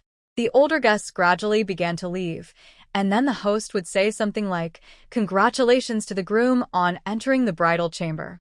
However, because of the news, the emperor and his group did not move. None of the high-ranking officials from the Great Xia left. They all pretended not to hear and waited for the gossip to unfold. The top officials stayed, leaving the host momentarily speechless, unsure of how to proceed, and even questioning if he had missed a step in the process. As the host hesitated to speak, Cheng Weining, who wanted to get married, felt anxious, but the groom couldn't be the one to bring up entering the bridal chamber. Cheng Weining had no choice but to discreetly punch his friend's arm. His friend, looking awkward, blocked Cheng's hand.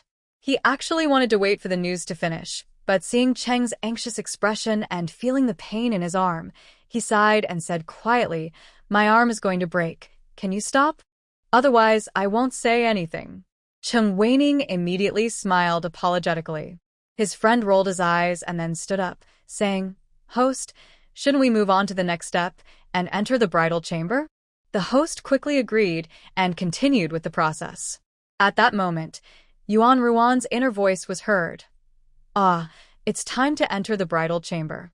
Oh dear, I need to finish this quickly to fulfill the beautiful wishes of the newlyweds." System. "It's fine, you do your thing, and I'll share my gossip." Yuan Ruan. "No way. I need to enter the bridal chamber with all my blessings. How can I concentrate with you chattering beside me?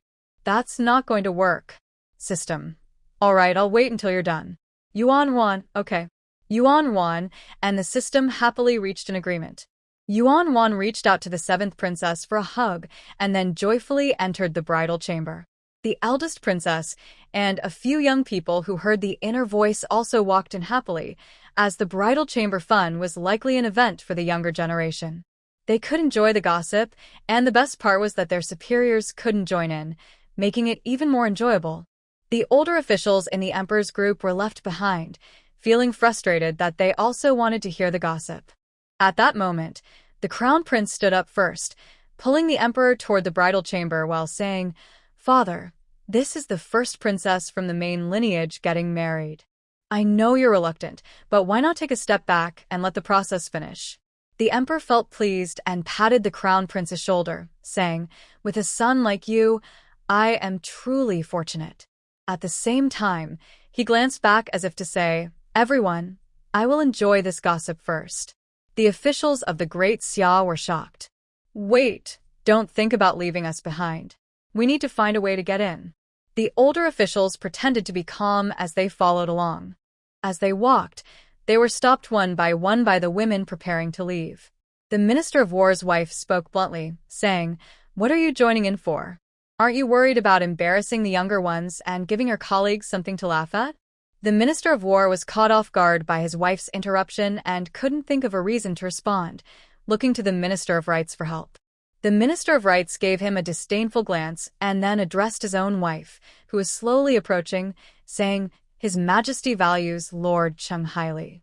Since His Majesty is going in person as a minister, I should also go to offer some congratulatory gifts before leaving." The Minister of Rights' wife suddenly understood and nodded. "It's always right to follow His Majesty. It makes sense." Hearing the conversation, the Minister of War had a sudden idea and said to his wife, "That's right. I'm also going to give some congratulatory gifts, and I'll come back right after."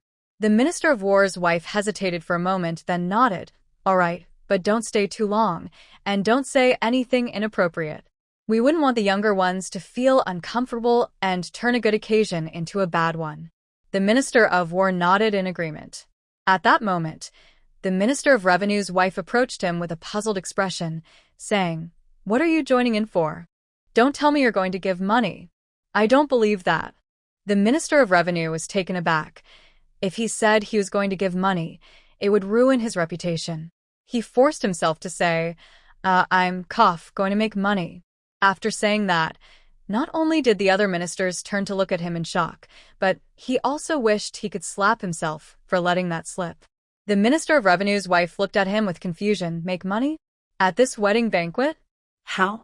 He took a deep breath, and his strong desire to know the gossip broke through his thoughts. He watched the Minister of War and the Minister of Rights walking away and suddenly had a bright idea. The Minister of Revenue said seriously, "Really, my dear, I'm not lying.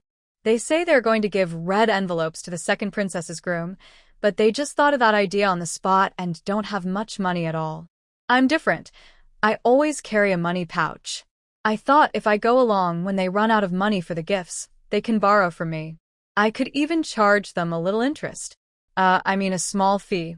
For example, if they borrow 100 silver, they would pay me back 103. Don't you think that means I'm going to make money?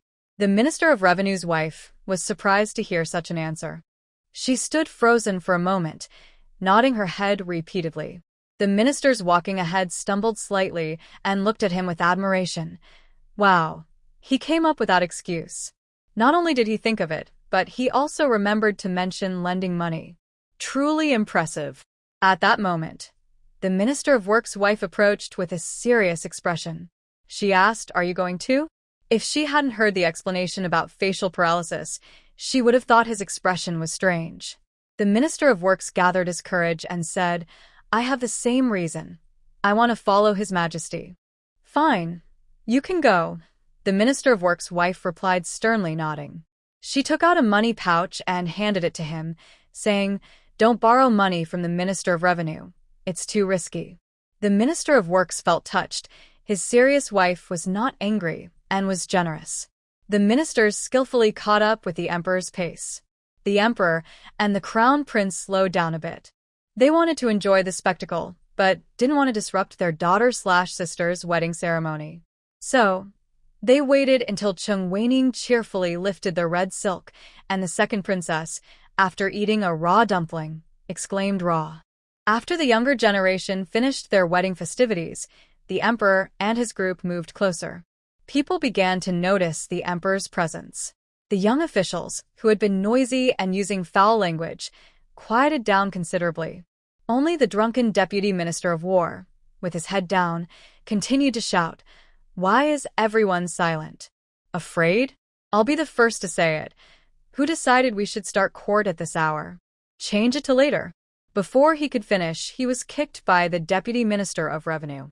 The deputy minister of war looked up in discontent and saw the emperor and his group staring at him. His mouth trembled as he stammered, "Starting later is definitely not acceptable. We must start at this hour, or even earlier." After saying this, he lowered his head like a wilted plant. In the past, the emperor would have punished someone for disrespect, or at least suspended their duties for a while. However, to maintain his image in front of Yuan Wan, the emperor had softened his approach. The emperor glanced at him coolly, said nothing, and moved closer to the side room. At that moment, a voice from the system echoed, "The blessings are done. They are about to enter the bridal chamber. You can relax and enjoy the show." Yuan Wan, "I'm really curious about how this spy got involved with the second prince." System, haha, let me tell you. Originally, this woman who sold herself to bury her father didn't plan to seek connections. She intended to use her situation to charm the Minister of Revenue, but he thought she wasn't worth much and offered only 10 coins. The female spy was furious and cried with her contact, "Yuan Wan, haha, is the Minister of Revenue trying to make me laugh? So stingy. Onlookers. This operation is impressive." The Minister of Revenue showed no embarrassment, standing tall. "I'm proud to be frugal. I earn money for the country." System, the people of Chun decided to change their target. At this point, they thought of a spiritual guide, the second prince of our great Xia. Yuan Wan. Wait, how did the second prince become a spiritual guide? Explain. The emperor narrowed his eyes. "If the second prince really causes trouble, I will arrange for someone to eliminate him." The crown prince noticed the emperor's serious demeanor and sighed inwardly. He hoped his father wouldn't harm family, as that would leave a lasting scar. Other officials perked up their ears. System. You remember how the second prince used to send con artists to swindle money, right? These con artists posed as high-ranking officials of Great Xia, attracting not only local merchants but also spies from Chun, Chu, and Shu. Yuan Wan. That's quite a stretch. System. Don't underestimate the second prince. In the realm of deception, he is unbeatable. Every spy from the 3 nations was taken down by his trained con artists. A few years ago, These con artists swindled the bribe money meant for Great Xia officials. Onlookers. The officials looked as if they had been hit by a tornado, twisting and turning in shock. The emperor and crown prince felt as if thousands of horses emblazoned with the word outrageous were racing through their minds. No wonder the Minister of Revenue found discrepancies when counting hidden silver. There was foreign currency from the other three nations involved. Yuan won, The second prince has actually done something significant without anyone knowing? System. Indeed. The second prince's contributions go far beyond this. Yuan Wan was so shocked that she couldn't even hold onto a large jade bead. Are there more contributions? Is the second prince a treasure trove? The more you dig, the more you find? At this moment, everyone watching was in sync with Yuan Ruan's thoughts. Let me see what else can be uncovered. System. Yes. At first, the scammer only deceived a spy from Shu, but that spy felt deeply humiliated. Then, the Chu spy set a trap for the scammer, hoping the second prince's followers would face the consequences. However, the Shu spy couldn't handle the second prince's followers and was tricked again. Frustrated, the Shu spy discovered that the Qin spy had also been deceived, so they teamed up for revenge. But once again, they were fooled. Yuan won. Haha, this isn't a revenge alliance. It's more like the Calabash brothers saving their grandpa. So, the spies from the three kingdoms are just digging their own graves, right? System. Exactly. The harder the three spies tried, the worse their luck became. Eventually, they lost everything, and while they were furious, they also had to admit defeat. So, for these years, no new spies have entered the Great Xia. The prince's eyes widened in shock.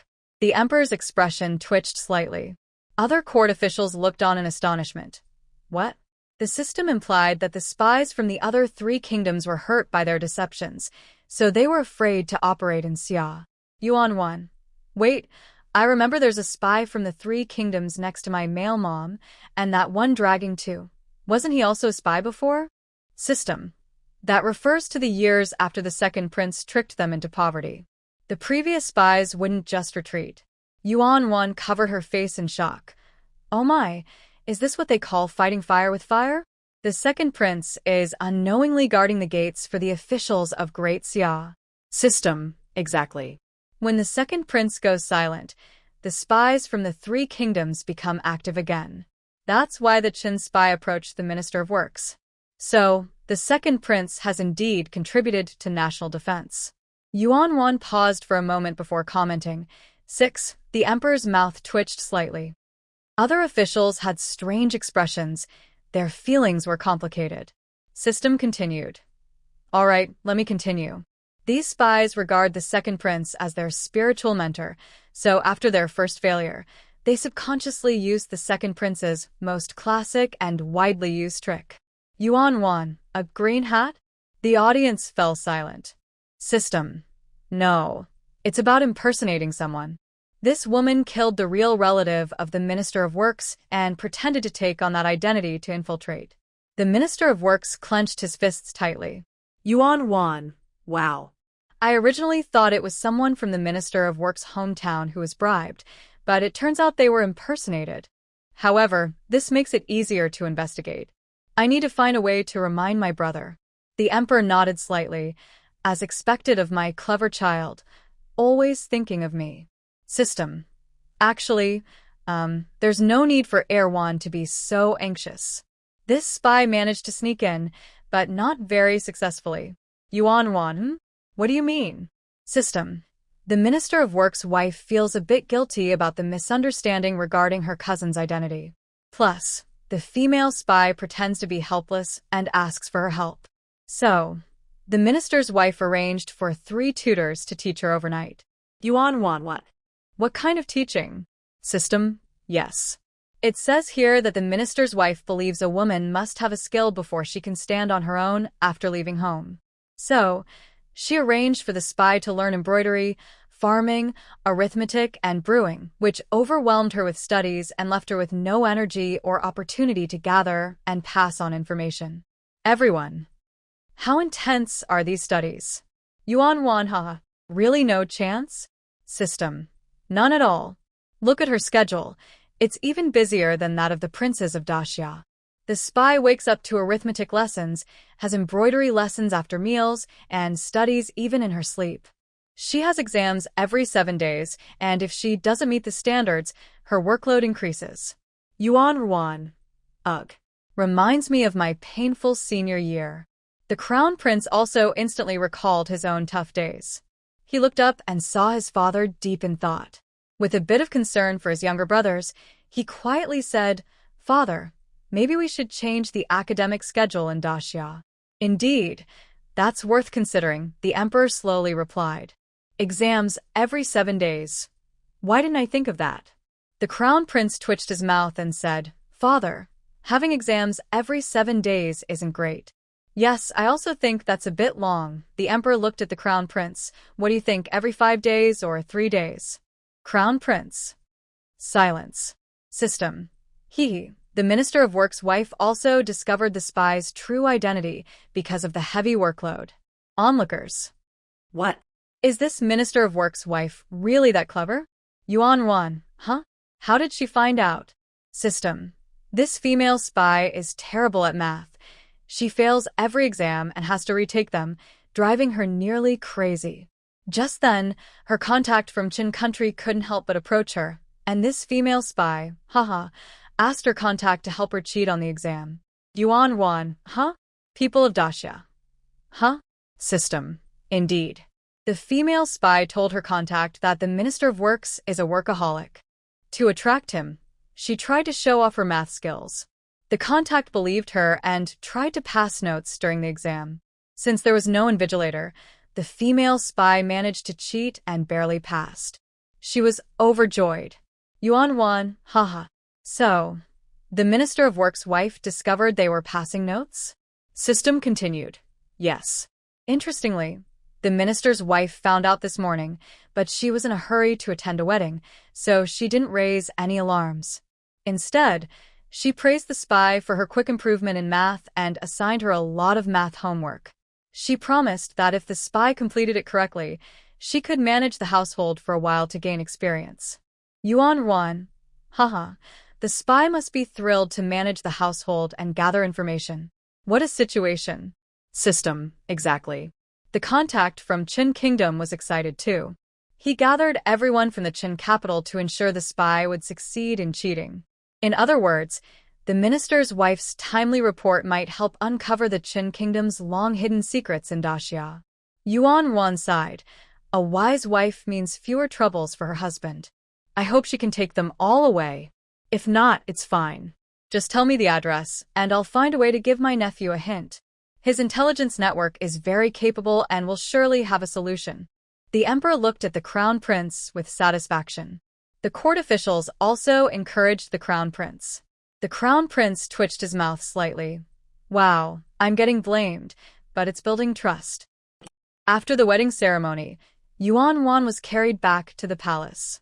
The emperor, crown prince, and several court officials stayed behind for a small meeting. To ensure everything went smoothly, they decided to follow the clues to the Qin Kingdom's spy hideout and keep watch. Additionally, they planned to announce the relevant matters in court after the minister's wife reported the situation. That night, the minister's wife took the initiative to report to her husband. In the early morning, the minister's residence was surrounded by Daxia's officials. At the same time, the spies from Qin Kingdom hiding in Daxia were also taken away. Daxia swiftly dealt with the spies, which indirectly strengthened the Qin royal family's ties with the Xiongnu prince. Yuan Ruan was unaware of all this. Her mind was filled with just one sentence from the emperor. The residence of the national teacher has been completed. The 7th princess carried Yuan Ruan to the national teacher's residence, and Yuan Ruan struggled to get down. The moment she stepped onto her own territory, a wave of happiness filled her heart. I don't know about other situations, but Yuan Ruan has always been very attached to the concept of home.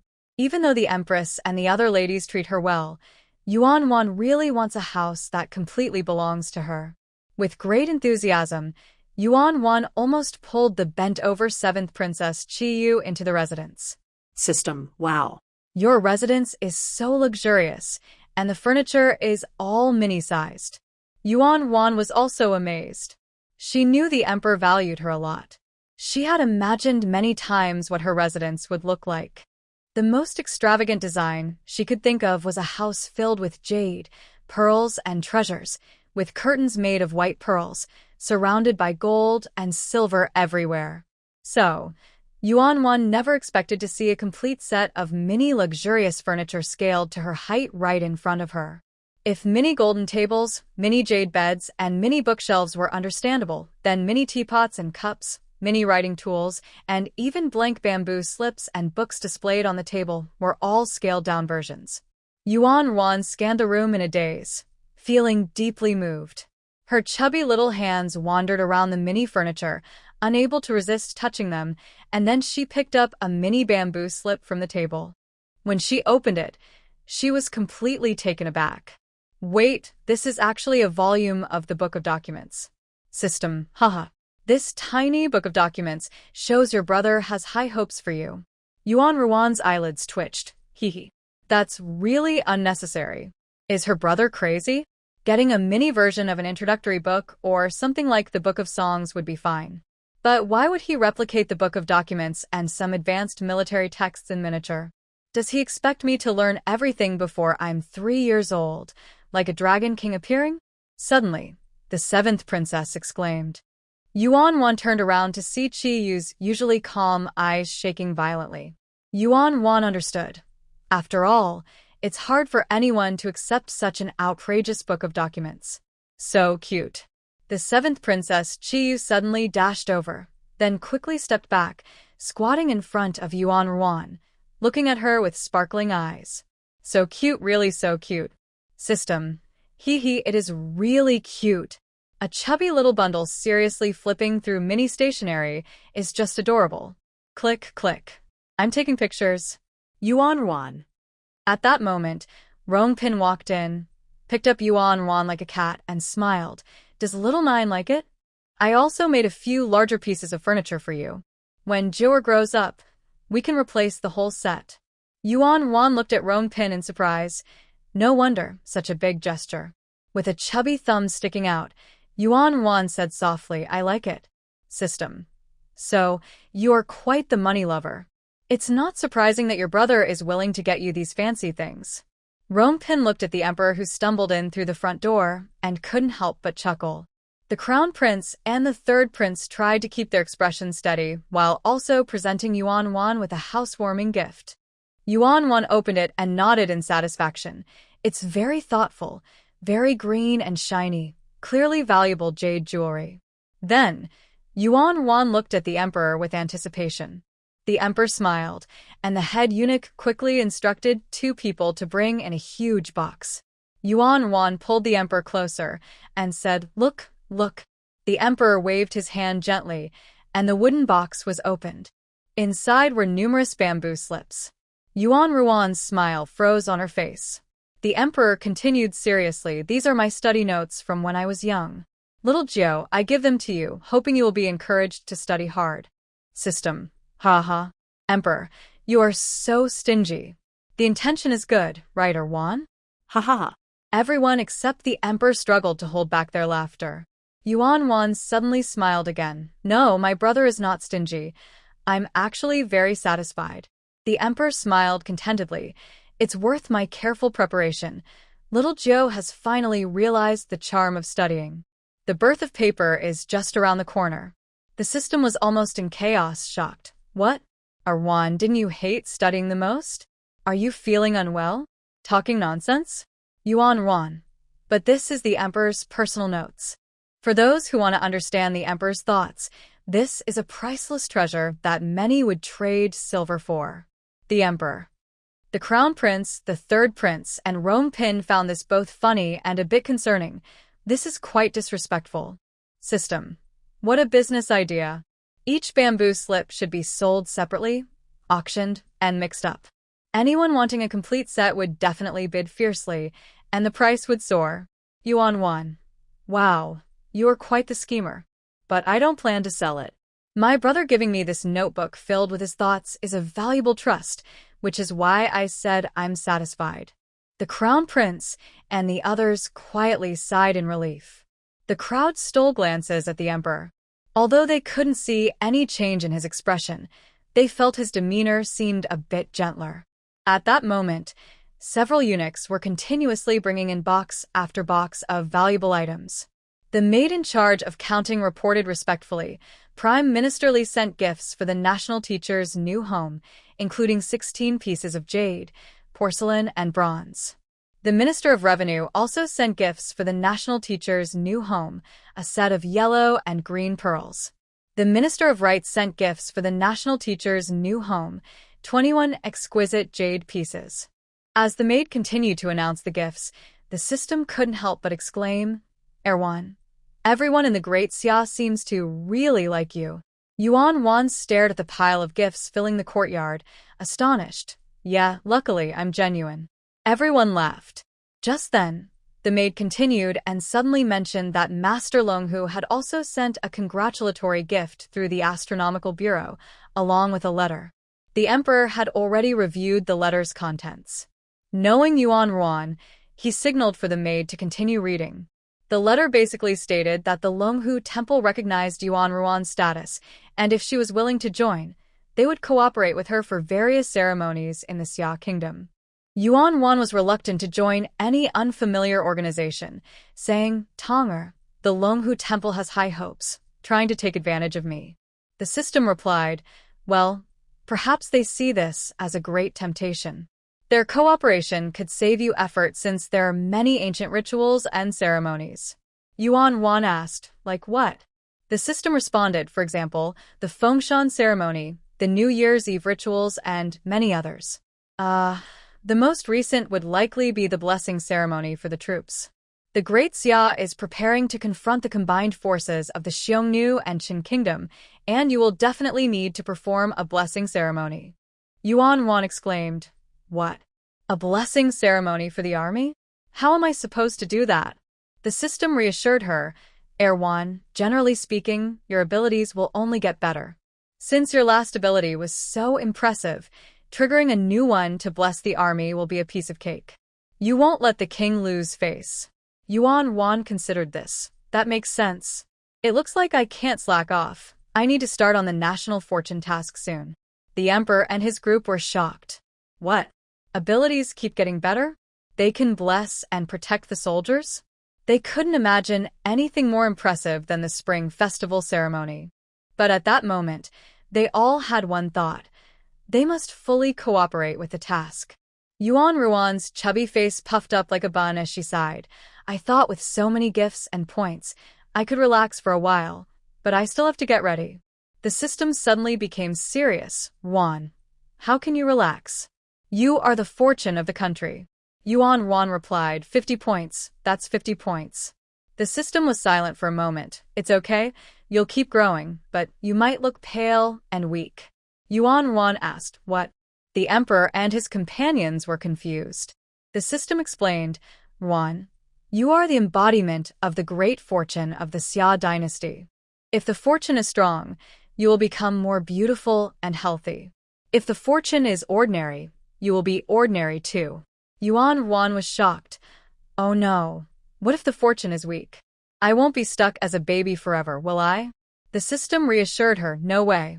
We are serious about this. It won't be that inhumane. But I guess it could mean looking like a malnourished child. Yuan Wan exclaimed, that's not good. I need to take on this fortune task. Tomorrow I will attend court. You should help me see if we can trigger a fortune task. The system replied, okay, Wan. Just then, news came from outside that the queen and the concubines were arriving. The emperor looked puzzled, but still signaled for them to come in. Soon, the queen and the elegantly dressed concubines appeared before everyone. The emperor stepped forward to help the queen with her greeting. He whispered, why so many people? The queen replied, Your Majesty, the sisters in the palace admire the national teacher. This morning, they all came to me, saying they wanted to offer a housewarming gift for good luck. Since today is a joyous day for Jio's move, and outside officials cannot enter the inner palace, I thought it would be nice to invite the sisters to celebrate. The emperor nodded, gently patting her hand. You always understand the bigger picture. The queen smiled softly. Meanwhile, Yuan curiously observed the many beauties. To be honest, she had been in the palace for several months and hadn't seen many other concubines, so when they made their grand entrance, she imagined a dramatic scene of competition for the emperor's attention. She wished she could enjoy some snacks while watching the concubines vie for the emperor's favor. But to her surprise, the concubines completely excluded the emperor. One by one, they all rushed over to Yuan. We finally get to meet the little national teacher. As soon as I left the Jingyang Palace, I felt happy when I saw this beautiful jade bracelet. It seems to be meant for the young national master, so I want to give it to you. Your Majesty, the national master is still young. I have not much to do in the Yanqi Palace, so I wonder if I could visit more often. The young national master's head is quite plain. I made some lovely jade hairpins that would suit the young master perfectly. If the young master likes them, I have plenty more in my palace. The emperor watched as the concubines pushed to get closer, even managing to push him aside. He twitched his lips slightly. Why are they so eager for the young national master to remember their palaces? Is it that easy to gain favor? Yuan was shocked. What was happening? Why were they all coming toward her? If it weren't for the seventh princess, Qiyu, who entered with a stern face and firmly pulled her away, Yuan would have worried that they might even mess up her hair. System. Oh my Yuan, you are really popular. Yuan held her heart. I didn't expect this. Maybe they find me interesting? The system looked at the hungry eyes around and felt it didn't seem like that. Later, it became clear that it wasn't just curiosity. Most of the palace ladies stayed close to Yuan.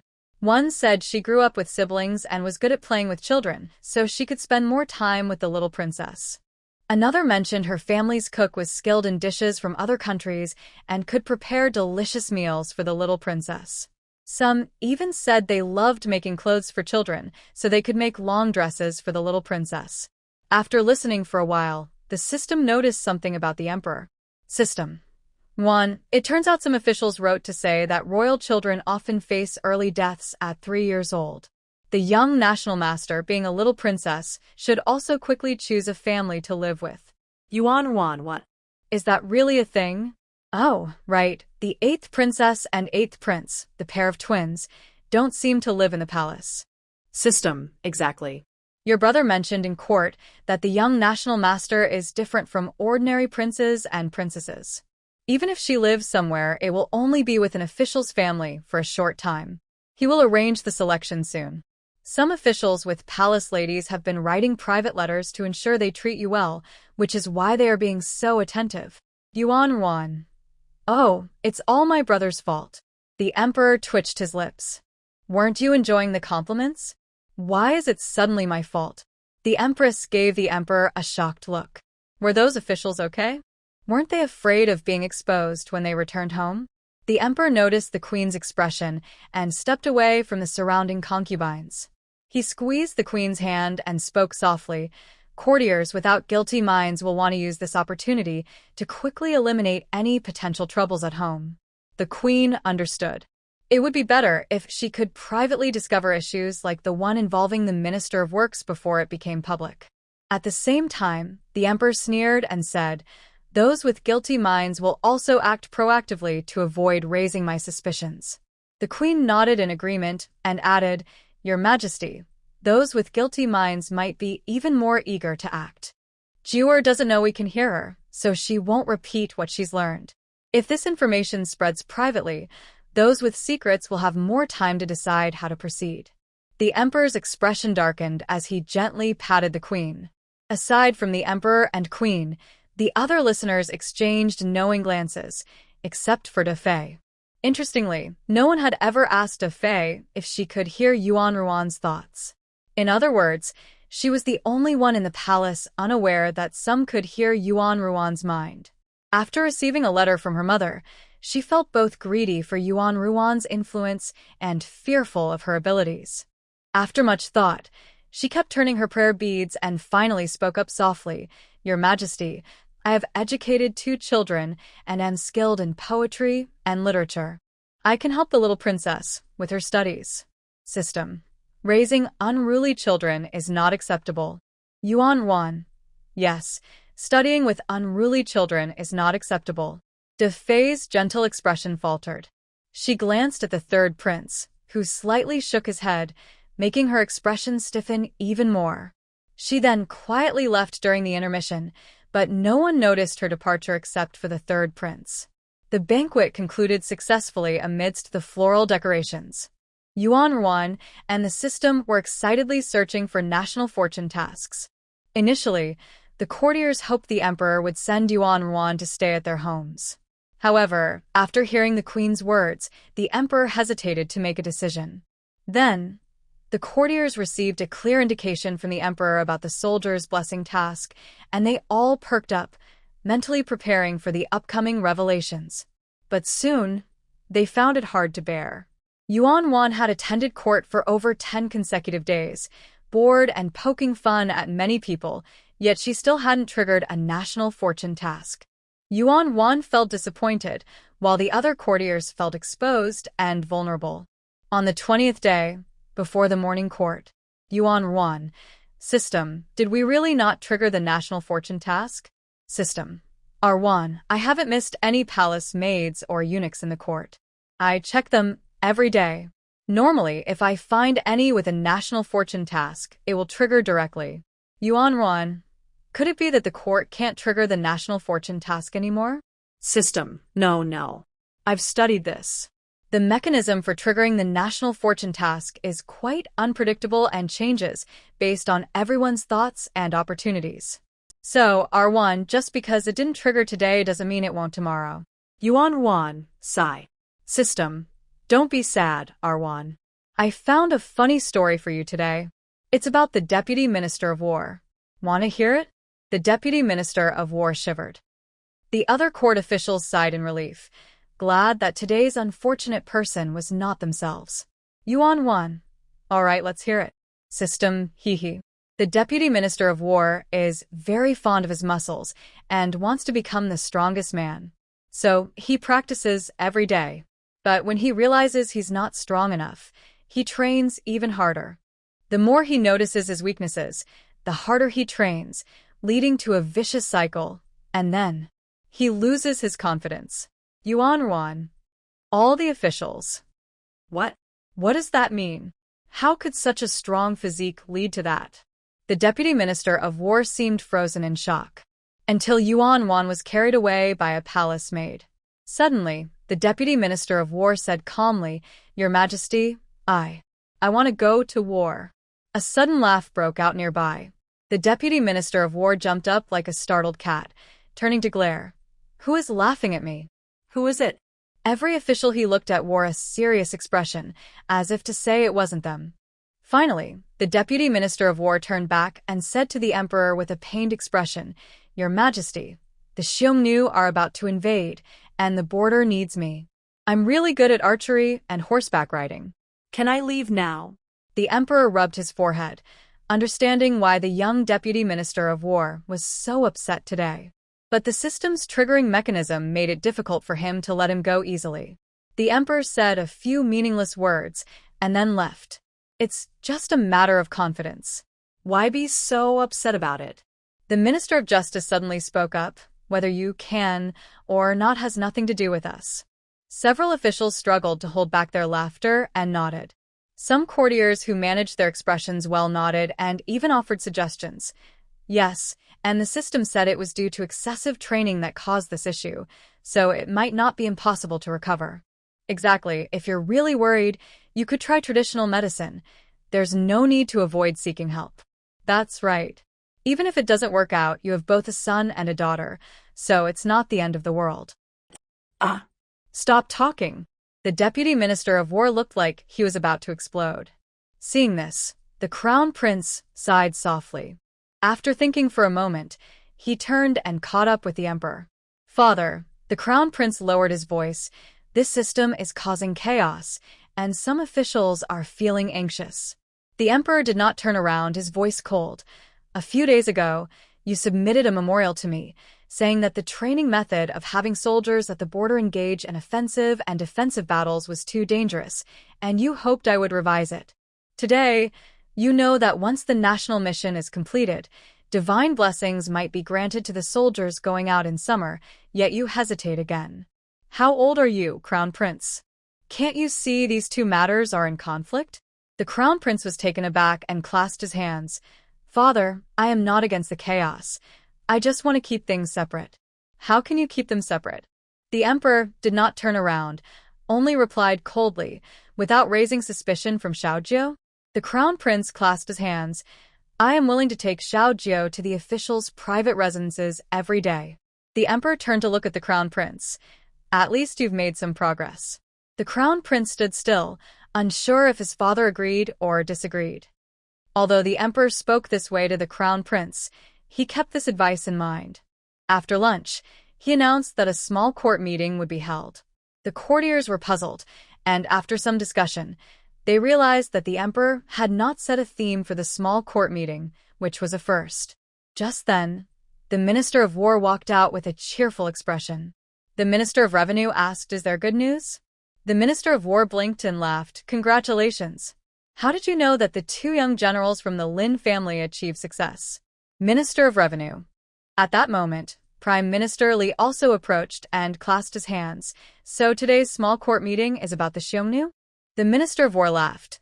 Haha, Prime Minister Li knows that our General Lin had a small victory, mainly focusing on defense, so it's not worth mentioning. Prime Minister Li. The Minister of War looked eagerly at the others, but the other courtiers rolled their eyes and avoided eye contact, giving him no chance to boast. The Minister of War was not upset and directly walked toward the Emperor. Other court officials misunderstood the situation and thought the Emperor was holding a small meeting about the Xiongnu issue. They quickly took out their reports on the matter and headed to the side hall. As Prime Minister Li and the others entered, they saw the Minister of War bowing and saying, "Your Majesty, generally reports that there have been frequent movements from the Xiongnu, and some cavalry have come south twice to disturb the towns. General Li suspects they may attack at any moment." The Emperor raised an eyebrow. Disturbing the south? No looting? The Minister of War looked pleased and replied, "General Li said that the places attacked by the Xiongnu happen to be defended by a cavalry unit led by Lin Qingqing, which has successfully held them off twice, so no looting occurred. Truly, as the little national master said, they are the future twin stars." A smile appeared on the Emperor's face. The other officials rolled their eyes silently and took out their prepared reports. Just then, the Minister of War was about to praise the border soldiers again when the Emperor interrupted. "Let's discuss the Xiongnu later. The national fortune task has not been triggered for a long time, and some people are almost out of options. Do you have any thoughts?" The officials suddenly felt a chill. Although some had not yet been affected by the system's gossip, they still felt anxious about being caught up in it. Even the most daring official, Prime Minister Li, remained silent. The previous day, the system had revealed a scandal about him, accusing him of favoring sons over daughters and even claiming he had eaten cow dung to have more sons and dabbled in some questionable practices in his youth. In the Great Xia dynasty, such practices were particularly frowned upon, as the Emperor despised them. Li's subconscious had almost forgotten this dark history, but with the revelation, he worried the Emperor might hold it against him later and feared the system might expose more of his forgotten scandals, leaving him feeling quite downcast. The Emperor narrowed his eyes and scanned the crowd, suddenly asking, "Why is Prime Minister Li silent?" The other officials mocked him in their minds. "Flatterer. Always eager to please. Now you've been called out." After a moment of silence, Li bowed and said, "Your Majesty, I was thinking that spring is a good time for outings. Why not let the young men come out so the little national master can see the fruits?" The other officials gasped. "Spring outings for the young men? Are you trying to gather all the children of the court's powerful families? If these young men were only exposed for some minor scandals, it would be manageable, but if more serious issues, like collusion for personal gain, were revealed, it could lead to trouble. This will definitely affect your future. Prime Minister Li, even if you have reached this position, you still won't be secure. Are you trying to show the Emperor your absolute loyalty as a loyal minister?" Many quick-thinking court officials stole glances at the Emperor. Sure enough, they saw the previously displeased Emperor nod slightly. At this moment, Prime Minister Wang, who dislikely thought to himself, "This is a risky move, but for Li, who has been exposed for his superstitions, it could also be a clever way to win back the emperor's favor." Just then, the Minister of Rights, who had many descendants, could no longer sit still. He clasped his hands and said, "Your Majesty, there are tens of thousands of nobles and officials in the capital, along with their children. How will the venue be arranged for the little princess's outing, and when will it be finished?" He wanted to say more against it, but noticed the emperor's impatient gaze. Feeling anxious, the Minister of Rights quickly changed his tone. "Your Majesty, I believe we can expand the area, but it would be better to narrow it down in advance." But Prime Minister Li suddenly spoke up. "How can you narrow it down in advance? Do you know the reasons for triggering the national fortune task? Can you be sure that the people you select won't trigger it?" The Minister of Rights was furious. "So you want to be a lone wolf, huh?" At that moment, the Minister of Justice suddenly interjected. "Your Majesty, I agree with Prime Minister Li's suggestion, but the Minister of Rights also has a point. Too many people will be hard to manage, and the little princess might get confused or miss someone, which wouldn't be good. So, I think we should find a compromise." The emperor then looked at the Minister of Justice. "What kind of compromise?" The Minister of Justice replied, "I think we can use the excuse of selecting a small residence for the little national teacher and take the little teacher to visit the residences of various officials. This way, we can reduce the awkwardness for the officials and ensure the little teacher won't miss anyone." The officials perked up. This was good. Although they couldn't avoid the gossip, it was better than embarrassing themselves in front of everyone. The officials all agreed. The emperor suddenly smiled and looked at the Minister of Justice. "The Crown Prince should learn from you how to speak well." The Minister of Justice felt nervous and didn't dare to speak. The emperor turned to Prime Minister Li, his expression softening. "Li Aiqing, you'll handle this matter." Prime Minister Li was delighted and quickly said, "I accept the order." A few days later, Yuan Wan still did not discover the national fortune task in the court, but she was slowly becoming more relaxed. Out of boredom, she rested her chin on her hands and watched the third prince and his companions play kuju in the palace courtyard. Watching them perform impressive moves, Yuan Wan couldn't help but nod in praise. "The kicking game in Daxia is quite good. It looks fun." System. "Wow, isn't this similar to the national football team where Wan is from?" Yuan Wan, "No, that's too unlucky. It's more like a village event. I suddenly feel like we might be missing something. We shouldn't just look for talent in the court. As the saying goes, true experts are among the common people. There might be amazing individuals outside." System. Arwan is right. Just then, a voice from outside announced the palace, made greeting the emperor. Yuan Wan turned around. The emperor walked in confidently, picked up Yuan Wan, and said, "Arwan, do you want to see me today?" Yuan Wan playfully smeared some pastry crumbs on the emperor's face. "Aren't we seeing each other every day?" But she still cheerfully waved her hand. "Yes, yes." The prince, Prime Minister Li, and others lowered their heads, trying not to laugh. The emperor gently pinched Yuan Ruan's nose. "Starting today, I will take you to the Daxia official residence to choose a family for you to stay with. You can give this red string to whoever you like. Choose freely." Yuan Wan, what a coincidence. I was just thinking of going out to explore. Yuan Wan nodded repeatedly. "Great, let's go." The emperor smiled and carried Yuan Wan out of the Daxia palace. They visited several families, but perhaps because they had eaten too many melons recently, the system detected some gossip and Yuan Wan lazily suggested discussing it another time. This left several court officials anxious, wanting to land but also fearing the outcome. Half an hour later, the emperor's group arrived at the last candidate of the day, the deputy of the capital.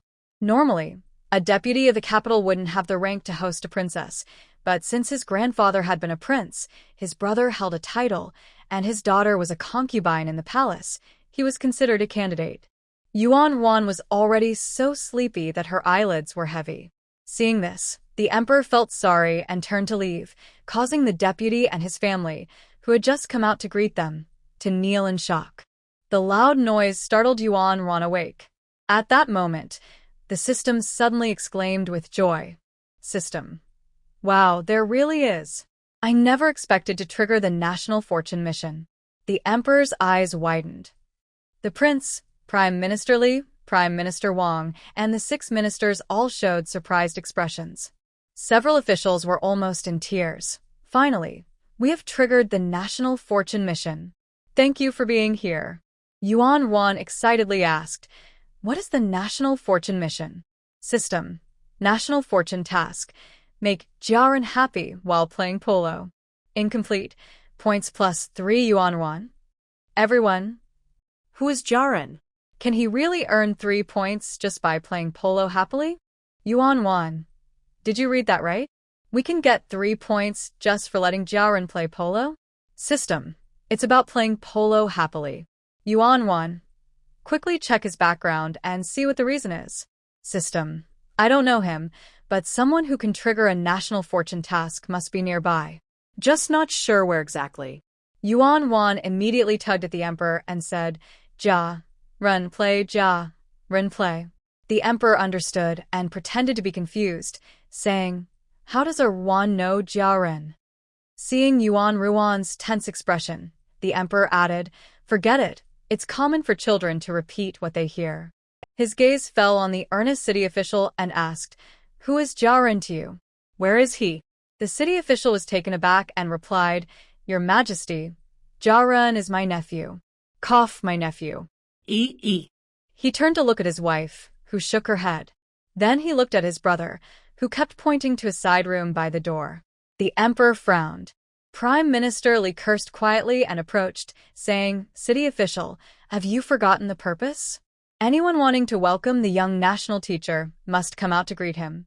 The city official scolded his brother quietly and explained, "I arranged it, but my brother is a bit careless. He worried that my nephew would offend someone, so he left him by the door." At this point, the city official scolded his brother in his mind, thinking how many times he had warned him, yet he still messed up. No wonder he was only a 7th-rank official. He bowed again in apology and hurried back. Soon, behind the city official, came a modest-looking man in low-ranking official attire, carrying a hunched, silent young man. The city official quickly said, "This young man is Jiaren." The city official's brother knelt down in fear and said, "Greetings, Your Majesty, Your Highness, Princess. This is my son, Jiaren. If he offends the princess, I will immediately discipline him and apologize to her." Yuan Wan frowned slightly, looking at the situation today. Upon hearing the content of the National Fortune task and the words of the other party's father, Yuan Ruan's first reaction was that this person was probably a pitiful victim of abuse. But when she looked closely at him, she saw that he was dressed neatly, with delicate fingers that didn't seem to have suffered much. However, he gave off a visible aura of despair, as if he had lost all perception of the outside world. The Emperor knew that Yuan Ruan and the others were curious, so he carried Yuan Ruan into the residence of the deputy governor of the capital. The deputy governor signaled to his wife. The servants brought tea and snacks for the guests. The deputy governor's wife immediately took out many toys that little girls like and called her children over to play with the young national teacher, but Yuan Ruan, who was eager to learn more, ignored them. Yuan Ruan. System, the person is here. Can you see what's going on with him? System, let me check. Sigh, this person really has a tragic backstory. Jiaren is the son of the first wife, and his stepmother is the younger sister of the first wife. This stepsister has always been jealous of her sister and has been subtly mistreating Jiaren to make him feel worthless. For example, everyone in Jiaren's courtyard ignores him, and no one speaks to him. If they have to, they might respond with a grunt and then walk away. Onlookers. They actually don't let any servants talk to Jiaren? Isn't this similar to being locked in a dark prison? In a dark prison, this kind of punishment is only used on the most silent prisoners. The deputy governor was so shocked that he dropped his teacup. He looked in disbelief at his sister-in-law, whose face showed nothing but kindness. This was too cruel. Yuan Wan. Oh my, this is psychological abuse, right?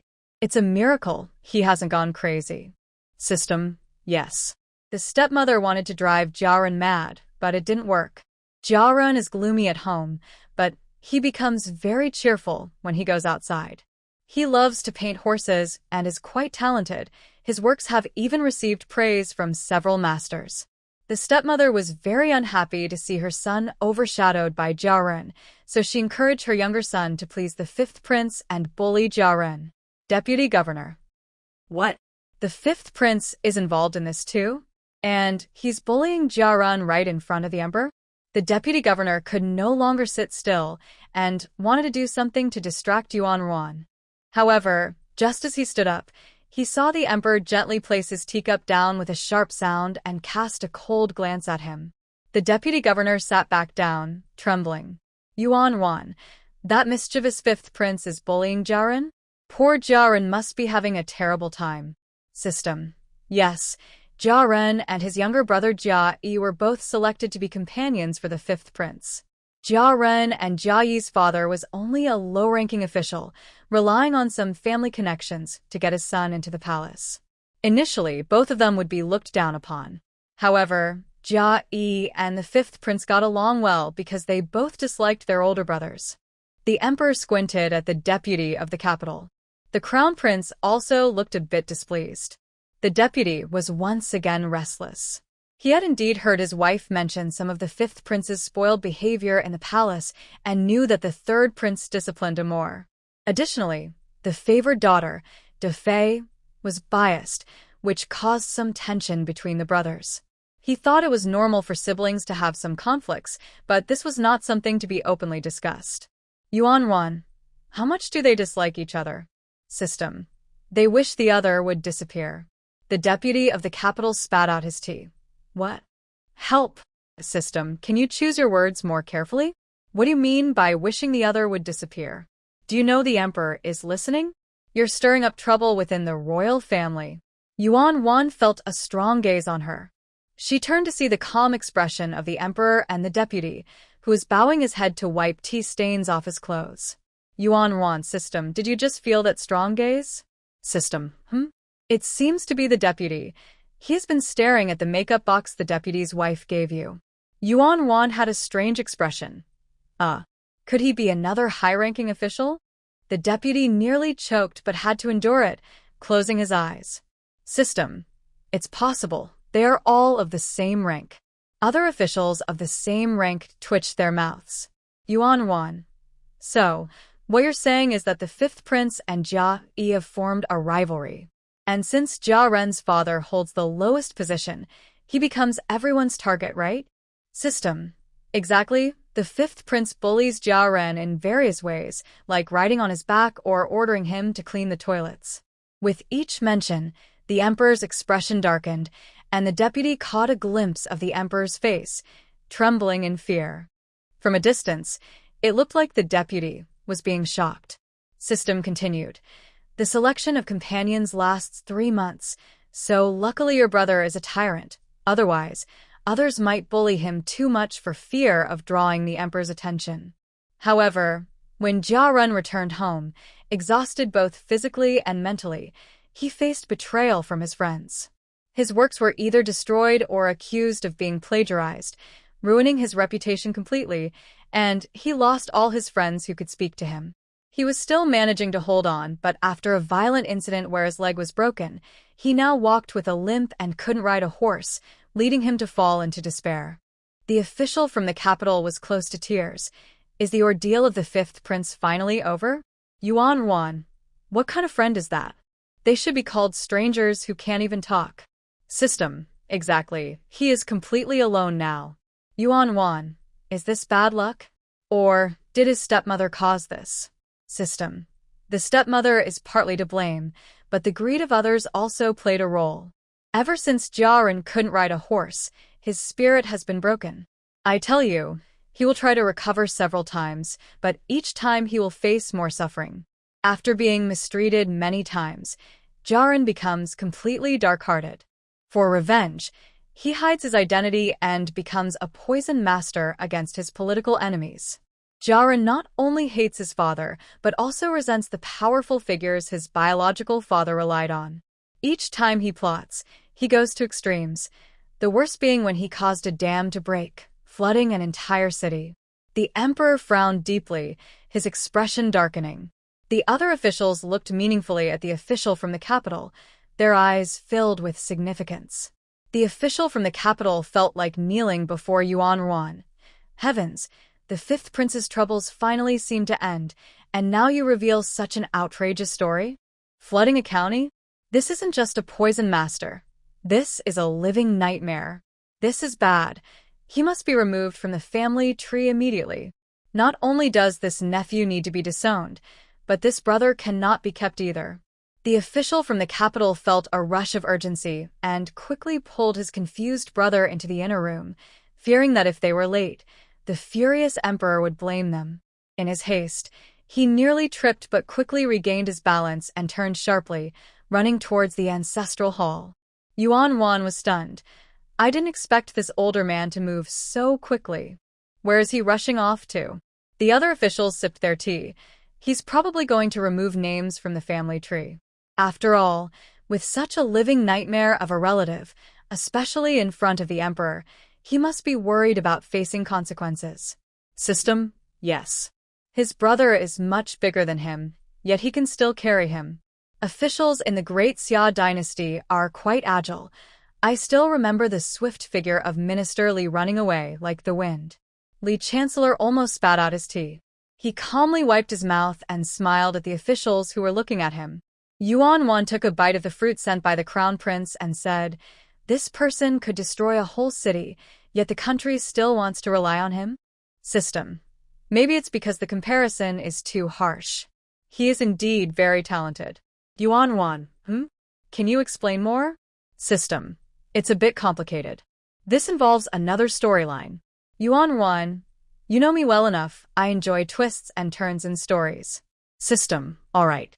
Let me explain the comparison. This person is linked to the story of the seventh princess. Remember that if your brother hadn't saved her in time, she would have become the rebel king? The officials, hearing the term rebel king for the first time, were shocked. What? The seventh princess could have become a rebel king? But, upon reflection, the emperor's rise was... Well, there were some issues with it. The former emperor's rise was also... Well, it's better left unsaid. With a long family history, it didn't seem so strange. Yuan Wan, So, did he end up being saved by the seventh princess? System, you could say that. Jia Ren's early life was still quite unfortunate, but just before he was sold to a bandit camp and faced terrible abuse, the seventh princess was leading a campaign against the bandits. She saved him and recognized his talent, giving him a chance to showcase it. Jia Ren didn't turn to darkness, and later he became an advisor to the seventh princess, greatly aiding her in her endeavors. Yuan Wan got it. This is the turning point in his fate. I guess the country's mission predicted he would become a dangerous person, so they felt pity and wanted to help him. The emperor rubbed his eyes, recalling that the seventh princess once had him as an advisor. He could investigate further later. System. No. The country's mission is still based on national fortune. I think it's not because of that, but because after he turned dark and became dangerous, he completely abandoned his past skills, forgetting how to make stirrups, saddles, and horseshoes. The emperor and the others remained calm, sipping their tea. Li Chancellor even suggested it might be time to leave, as they all thought the story had concluded and the matter was settled. Unexpectedly, they heard Yuan Ruan's shocked voice. Yuan Ruan, what? Stirrup, saddle, and horseshoe? He has already made them? The emperor and his group looked over sharply. Are these three things really important? The little national master was very surprised. System. Yes. Jia Ren often felt lonely at home, so he would chat with horses in the stable. He wanted to ride an adult horse since he was young, but he kept falling off because his legs were too short. Eventually, he made a simple cushion and used a grass rope to help him get on the horse. Later, he felt sorry for the horses when their hooves got worn out, so he traded drawings for money to buy shoes for them. Of course, they were still rough types like grass mats. Yuan Wan, I think I understand. If he joins the seventh princess, he will regain his confidence and quickly make stirrups, horseshoes, and saddles by combining his past memories. But because he became dark-hearted, all of that was lost. Wait, didn't he already make them? Where are they? System. You're right, that's the reason. As for the things he made, Jaran assisted in getting on a horse while studying in the palace, but he was mocked as a coward and not manly. His things were taken and trampled on. Jaran usually let himself be bullied, but this time he angrily scolded the fifth prince and his group, which scared Jia to tears. Then his father beat him and took him home. The officials exchanged glances. This kid actually dared to scold a prince. No wonder he later became a poison master. Yuan Wan. No wonder Jaran was furious. I would be angry too if such amazing cavalry equipment was trampled by fools. System. Exactly. This is a legendary item that has not been eliminated by time. Emperor. Cavalry artifact? The stirrup set? Tell me more about why it's an artifact. The Minister of War was the most sensitive to this and curiously leaned forward, but the Emperor tapped him on the head to calm him down. System continued. Previously, when Wu Yi went to war, he sighed that the Daxia army was not weak, but cavalry had an advantage over infantry, and training cavalry was difficult. A capable cavalry soldier takes at least 3 to 5 years to train. But if there are stirrups and saddles... Yuan Wan interjected. If there are stirrups and saddles, training a cavalry archer wouldn't take 3 to 5 years. It could be shortened by half because the difficulty is reduced. Emperor and the ministers. What? Did you say stirrups and saddles can cut the training time for archers in half? We must take action. The Crown Prince was already thinking about how to handle this situation. System. Yes, and with horseshoes, warhorses can grip the ground easily, reducing the chance of slipping, and they can accelerate while running. Most importantly, if a warhorse's hooves wear out, the entire horse becomes useless. But horseshoes can protect a horse's hooves, and if a horseshoe breaks, it can be replaced repeatedly. In other words, having horseshoes is like having more than double the number of warhorses. The Emperor's pupils narrowed. The Crown Prince clenched his fists tightly, but quickly calmed the excited official beside him. This was not the Minister of War, but the previously calm Minister of Revenue. Warhorses. It is well known that keeping warhorses is very expensive. If horseshoes can double or even triple the number of warhorses, how much money could that save the treasury? The Minister of Revenue was already showing great restraint by not rushing to calculate the exact figures. Yuan Wan, the more I think about it, the angrier I get. Who is so blind as to mock the horse gear? System. Fifth Prince. Yuan Wan.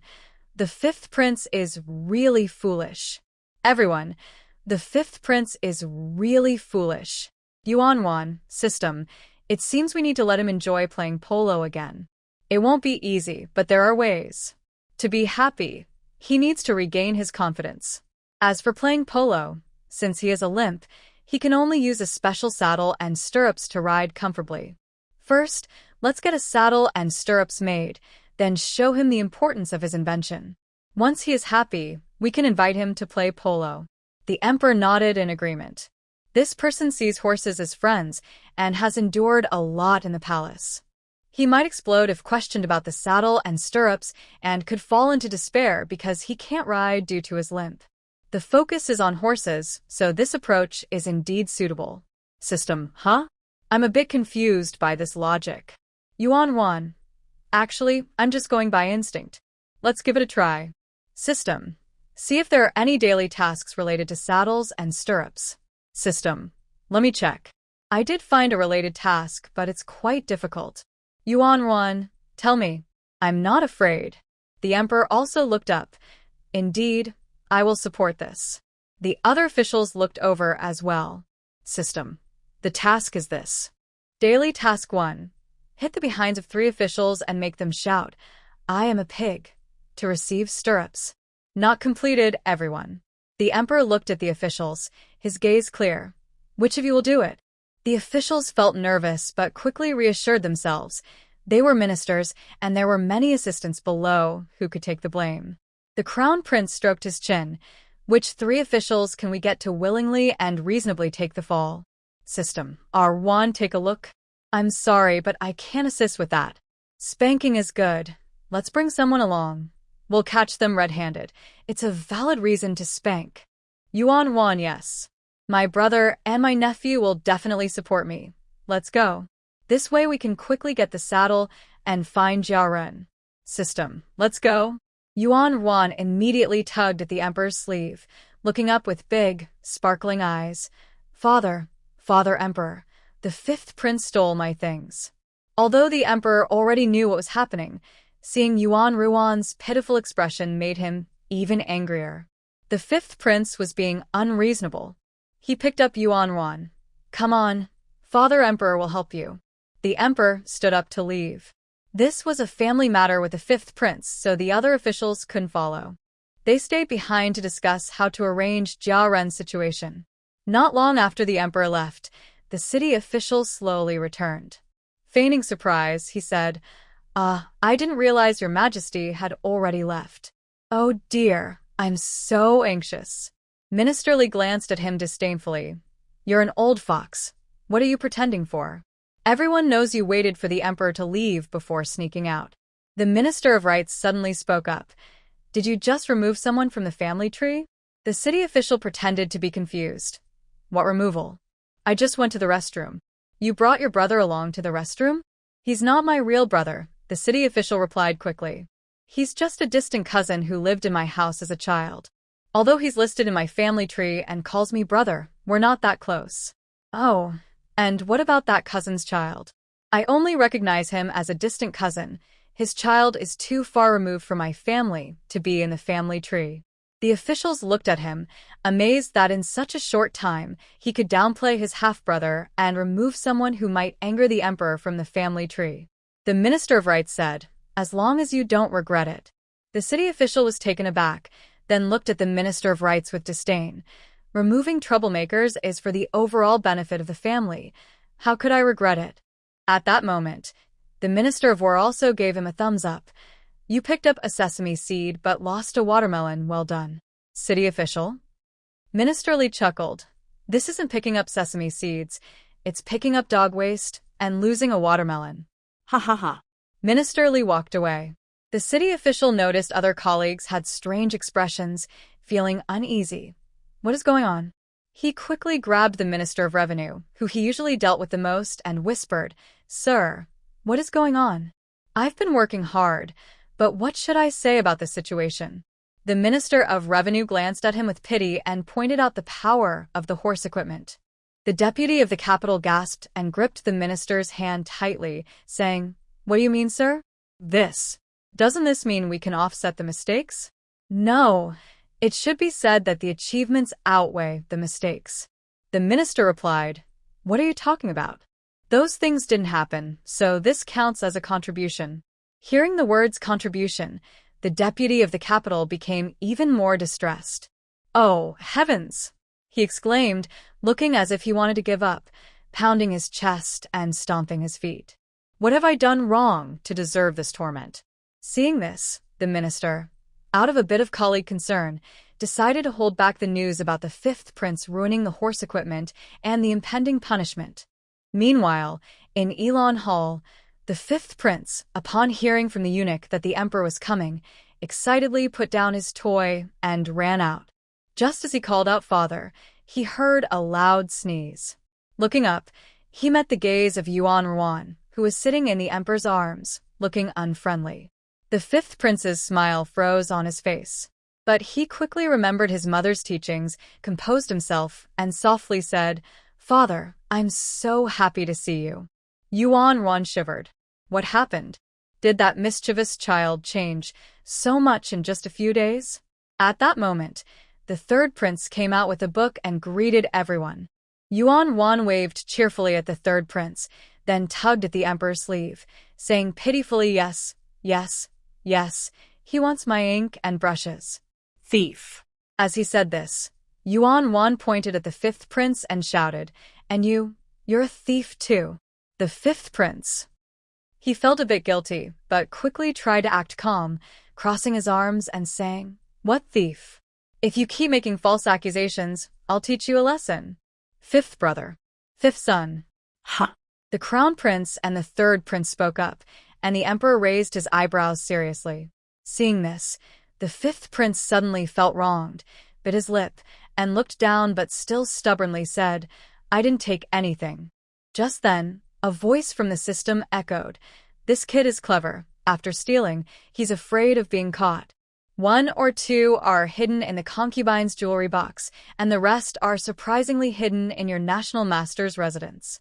Everyone. Yuan Ruan. Wow, this move is just like the second prince. No, he is much worse than the second prince. System, that's right. The second prince has personal issues, especially with his character, but he hasn't really harmed the great Xia. However, the fifth prince is different. He ruined the horse equipment. If Great Xia loses to the Xiongnu because of a lack of horses or cavalry, the fifth prince will be directly responsible. Yuan Wan. Yes, yes, yes. We must act quickly and reveal the rewards. The third prince's eyes widened. What is this horse equipment? It's so serious? He instinctively looked at the crown prince, only to find that the usually gentle crown prince was now looking at the fifth prince with a very serious expression. The third prince glanced at the emperor, whose face was dark with anger. The crown prince said sternly, "Don't lie. A palace servant saw it." "I don't believe it. I didn't do anything," the fifth prince retorted defiantly. "The crown prince is biased and a liar. I didn't." Ow. The third prince lifted the fifth prince and pulled down his pants, starting to spank him. While spanking, the third prince calmly said, "Admit your mistake. How dare you accuse the crown prince of lying? You deserve this. Admit your mistake immediately." The fifth prince was stunned by the spanking. Nearby palace maids and eunuchs rushed to protect the fifth prince, but were blocked by the crown prince's people. At first, the fifth prince was stubborn, but after being spanked several times, he began to whimper and apologize, revealing the locations of a few small bowls and chopsticks. The emperor and the crown prince were momentarily taken aback, but quickly realized that the third prince was acting to protect his brother before things got worse. However, the expressions of the emperor and the crown prince were somewhat strange. Just then, Yuan Ruan's thoughts echoed. "Good job, third prince." The system's voice chimed in, "Ruan, have you forgotten your task?" Yuan Ruan. Ah, wait. "This is my turn to spank. Let me do it. Otherwise, it won't count." The third prince was shocked, and his hand trembled. But to avoid raising Yuan Ruan's suspicions, he couldn't stop now. He had to keep going. Yuan Ruan watched anxiously, tugging at the emperor's sleeve to let her down, and the emperor obliged. Then Yuan Ruan huffed over, lifting her leg. "I want to kick. I want to kick. I can't reach. Third prince, can you lower him a bit?" Third prince. While spanking, he subtly waved his arm as if he was losing strength, and with his movements, the fifth prince's bottom lowered a little. System. "Come on, Yuan Ruan. Lift your legs high, you're almost there. Yuan Ruan." I'm trying. Oh my, I usually don't notice, but today my legs seem so short." The crown prince almost bursts out laughing. The emperor, who was initially upset, was amused by the sight of the little one persistently lifting her legs. Even the third prince, who was busy scolding someone, got distracted and accidentally hit the fifth prince hard, making him cry out in pain. System. "Keep going, Yuan Ruan. The third prince is tough." That was a strong hit. Yuan Ruan, this must be the pressure of lineage. The big ones overpower the small ones. System. That's not exactly lineage pressure. They may share the same mother, but their relationship is quite average. Come on, Yuan Ruan, just a little more. At that moment, the fifth prince couldn't hold back anymore and shouted, "Third brother, what are you doing? When you hit me, look beside you. Someone has been kicking my calves." The third prince ignored him and leaned a bit closer to Yuan Ruan. System. Haha. Yuan Ruan, keep kicking a few more times. Countdown 9.8. 1. Our task is complete. After nearly half an hour of the third prince's antics, the crown prince stepped forward and said, "That's enough. Your backside is almost swollen." The fifth prince, feeling defeated, cried out, "It is swollen already." Sob, sob. His backside was noticeably thickened. When he was set down, he gasped and stumbled, but the palace attendants were ready to catch him. However, everyone else ignored him, focused on the task. System, daily task X. Randomly hit one prince for 5 minutes. You can receive a large bucket of AD calcium milk and a stirrup. Completed. Yuan Ruan, yay. AD milk and stirrups. Others, yay. Our stirrups. Yuan Ruan. Wait, but how will this be delivered? System. Hee, the AD milk is already on the way. The kitchen staff will be here soon. Yuan Ruan. Can't wait. The Emperor, Crown Prince, Third Prince, and Qi were not interested in dairy products. They were more curious about how the stirrups would be presented. Noticing the excitement in Yuan Ruan's eyes, the three waited patiently. Moments later, a palace maid hurried over and said, Your Majesty, Crown Prince, Third Prince, and Princess Nine, greetings. The new chef said they received a tribute from the Xiongnu, a drink they had never tried before, called AD milk. The Emperor watched as Yuan Ruan eagerly began to dig in, almost losing her balance. He supported Yuan Ruan and said, Quickly bring it here. System. Host. Don't forget to activate taste sharing. I want to try it too. It's been so long. Even a celestial being wouldn't change that. Yuan Ruan, you've tried it before? You said I was your only host, but it seems you were just tricking me. System. No, it was shared with me by other system friends. While Yuan Ruan teased the system, the Emperor and the others became quite interested in the drink. Even celestial beings wouldn't change. They really had to try it. Soon, a palace maid brought 3 bowls of AD calcium milk in porcelain bowls. Yuan Ruan, it's a bit strange to serve AD milk in porcelain bowls. System, as long as it tastes good. Cheers. Seeing there were only 3 bowls, the Emperor didn't drink first. He held the bowl for Yuan Ruan to drink. The Crown Prince and the Third Prince initially wanted to let their father go first, but seeing him wave his hand, they took a sip themselves. The sweet and sour flavor was acceptable. They both closed their eyes to feel it, but their bodies showed no changes. Listening to the system's various praises about the taste, the Crown Prince and the Third Prince exchanged glances, realizing they had misunderstood. Yuan Ruan, what about the stirrups? How are they coming? System. Don't worry, they'll be dug up and delivered soon. Just wait a bit. Yuan Ruan, let's go. There's still half a bowl of AD calcium milk left. What should we do with it? System. When in doubt, ask your brother. Yuan Ruan. That makes sense. Yuan Ruan tugged at the Emperor's sleeve and said, Milk, save it for father. Offer it to father. The Third Prince had never seen someone offer leftover drink to the Emperor and choked, coughing repeatedly. The Crown Prince couldn't help but laugh and patted the Third Prince's back, calming himself and adding, Yes. A Ruan is truly filial. The Emperor. He silently drank it all in one go. After a little more than half an hour, the stirrups appeared. To everyone's surprise, they were dug up by the 7th princess. And it was near the national teacher's residence. Facing the puzzled gazes of the crowd, the 7th Princess Qi said, I saw that the soil near the national teacher was new, and thinking it was strange, I dug a bit. I didn't expect to find a big box.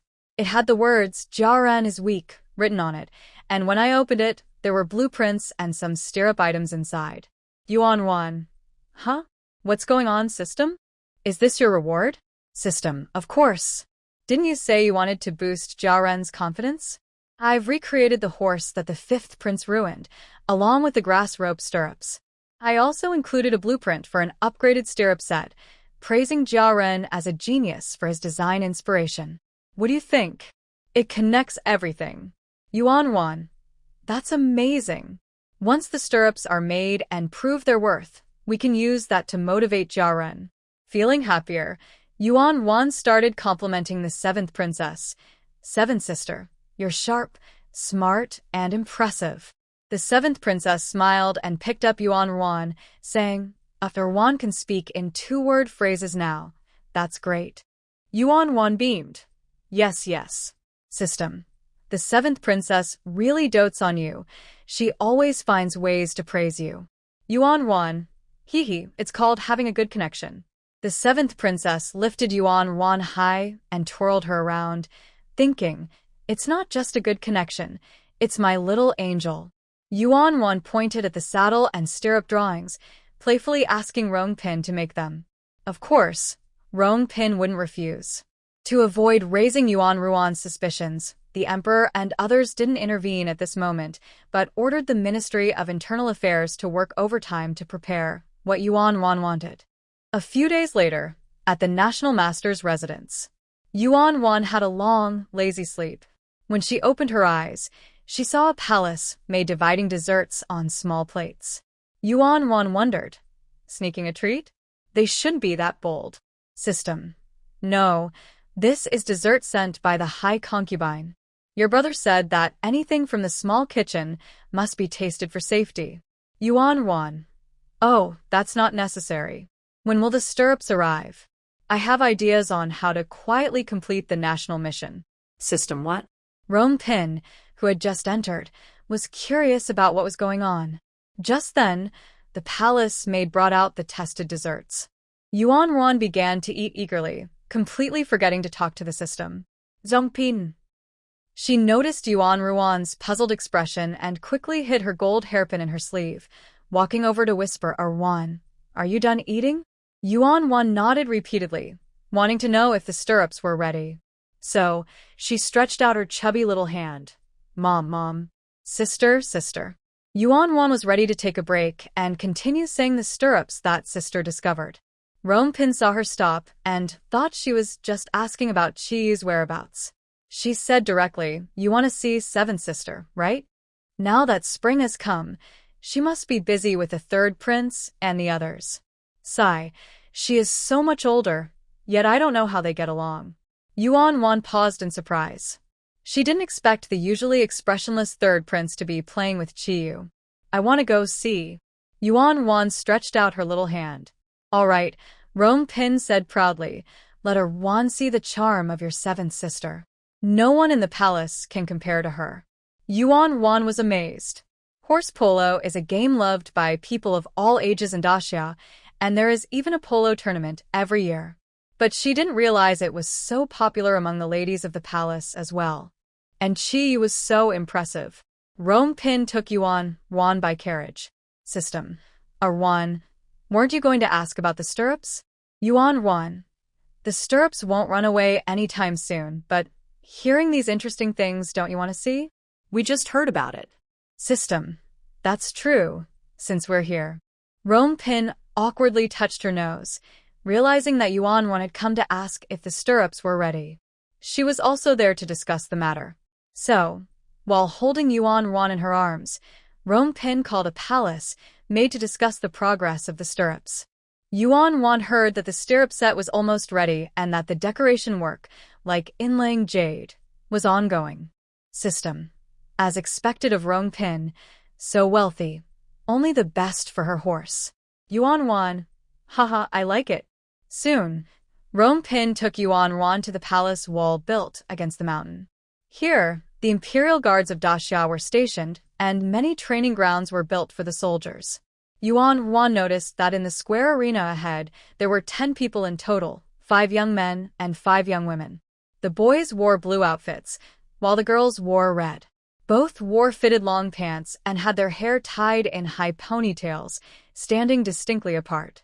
Upon closer inspection, the leader of the boys' team was the third prince, and surprisingly, the leader of the girls' team was Qiyu. As Yuan Ruan approached, she noticed the crown prince and General Wu Yi nearby. Seeing the crown prince and an outsider present, Rong Pin handed Yuan Ruan to the crown prince and then stepped back. Yuan Ruan's gaze fell on General Wu Yi. He seemed to have just finished an intense training session. He was wearing a fitted outfit similar to riding clothes, with an open collar that still emitted some heat from his workout.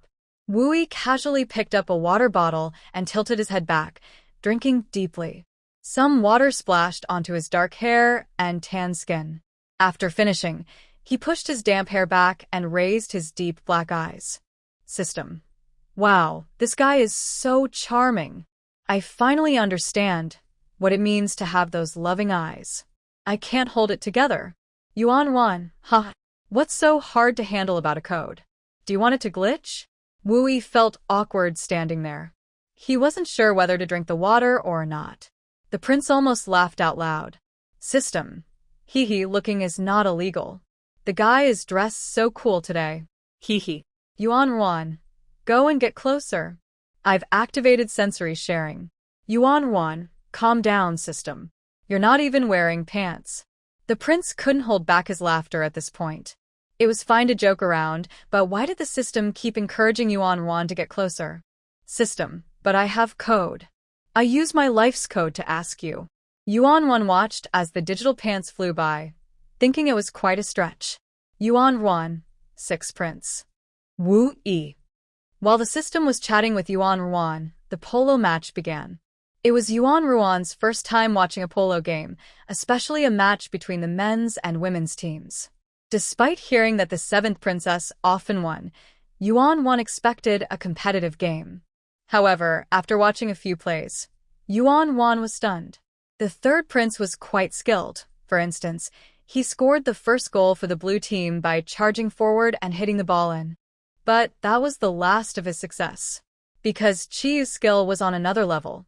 For example, when the 2nd ball was in play, the blue team had just stolen the ball from the red team and passed it to the 3rd prince. Chiyu charged in at high speed, pulled on the reins, lifted her horse's hooves, and swiftly stole the ball from the 3rd prince, then galloped straight to score. For the 3rd ball, the 3rd prince raced toward the red team with the ball. Just then, Chiyu came in from the side, and neither slowed down. As they were about to collide, the 3rd prince expressionlessly pulled on the reins to control his speed. Chiyu urged the horse to go faster, then sharply pulled the reins to dodge and skillfully hit the polo ball, scoring a goal for the blue team. In the 9th round, 2 members of the blue team guarded the 3rd prince, who carefully approached the red team while holding the ball. Chiyu rode in again, faking a few moves that nearly caused the blue team's defenders to collide. Then, with a gentle flick of her mallet, the polo ball bounced to her and she scored again for the blue team. Yuan Ruan was stunned. Wasn't this even easier than mowing grass? The system questioned electronically, how did the 3rd prince score the first goal? Was it similar to how the national table tennis team lets the ball go? Yuan Ruan nodded in agreement and sighed. Is the 3rd prince really that inexperienced? The system looked confused. Yes. The 3rd prince is 13, yet he can't beat a girl under 10. Yuan Ruan's eyes widened in shock. What? She stretched her neck, trying to get a better look at the 3rd prince, who was only slightly shorter than the crown prince. It was true. He still had that face resembling a strict teacher. She frantically poked the system. System, is the 3rd prince really only 13? He looks so mature.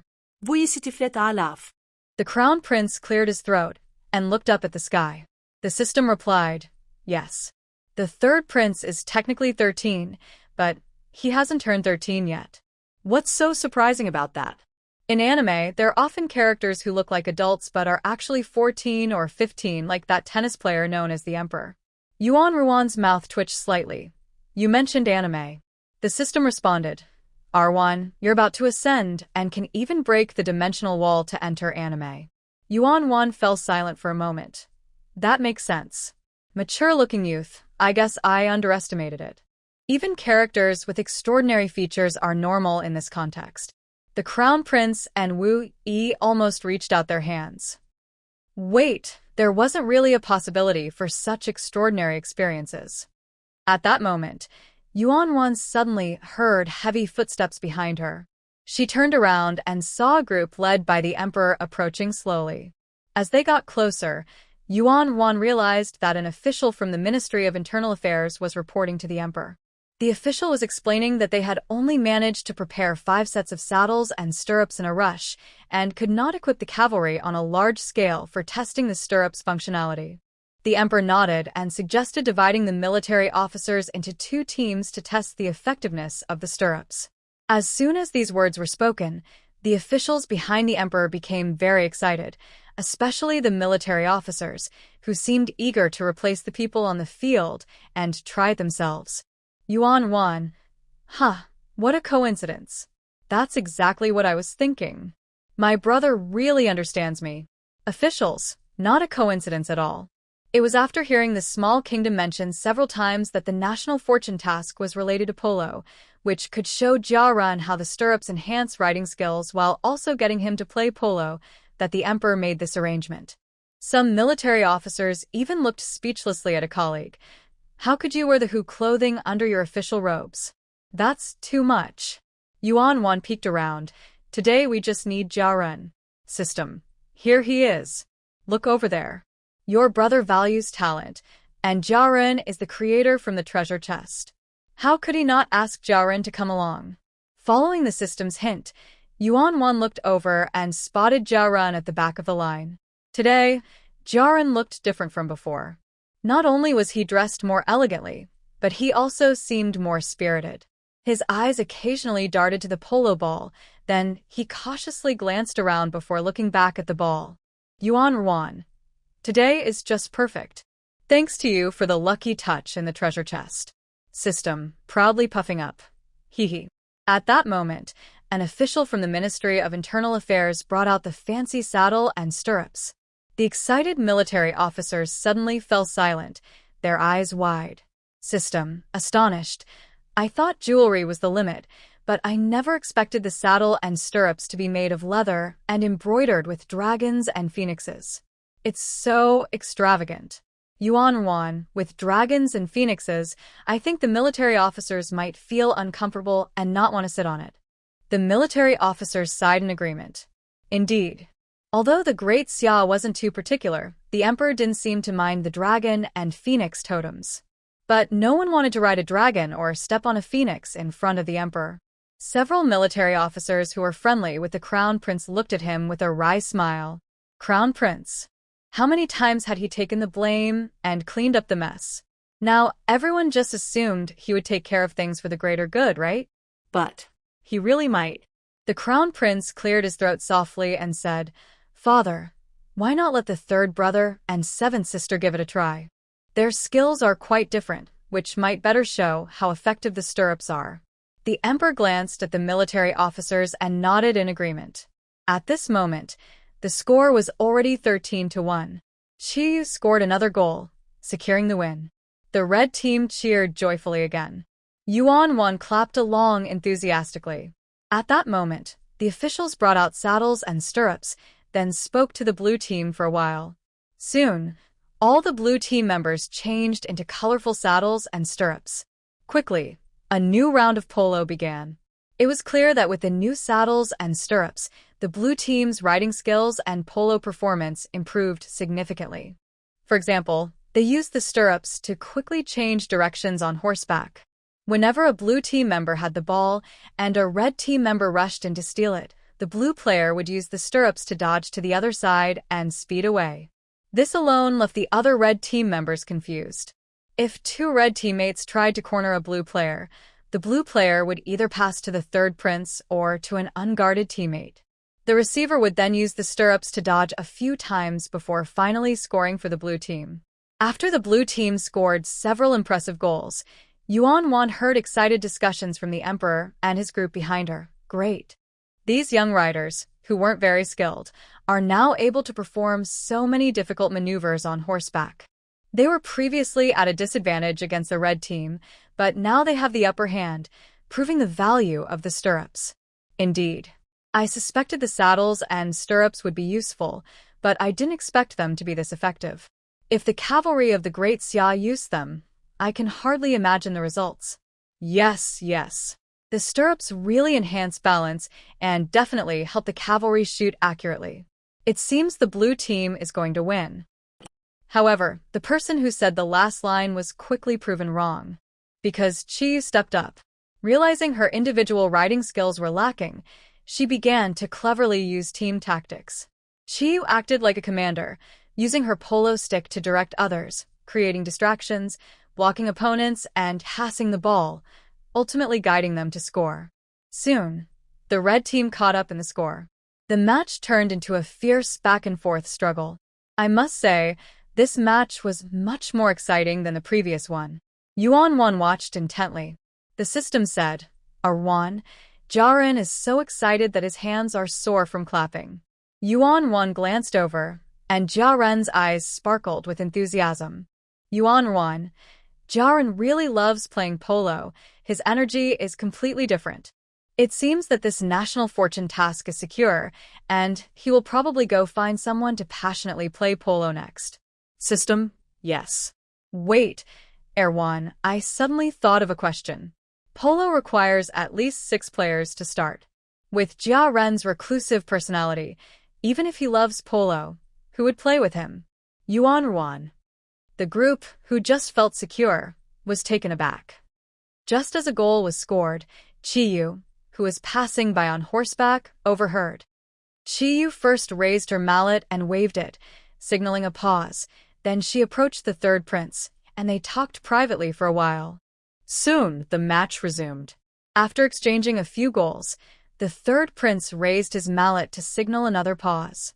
He then rode over and said expressionlessly, "I just got injured, brother. How about you take my place for a match?" The crown prince immediately realized this was an opportunity to complete the national fortune task. He waved his hand, "No, this is a game for the youth." Other officials also shook their heads knowingly. It would be unfair for an old man like me to play. The third prince then looked at Jiaran. Then, "It's you." Jiaran instantly turned red with excitement, but quickly shook his head. "I can't. My legs aren't good. I have a bit of a limp." "Just put a cushion in the stirrups. Besides, you don't need to stand much in polo." The third prince glanced at him. "Are you going or not?" Yes, I'll go play." Yuan Wan nodded eagerly, almost wishing to answer for Jiaran.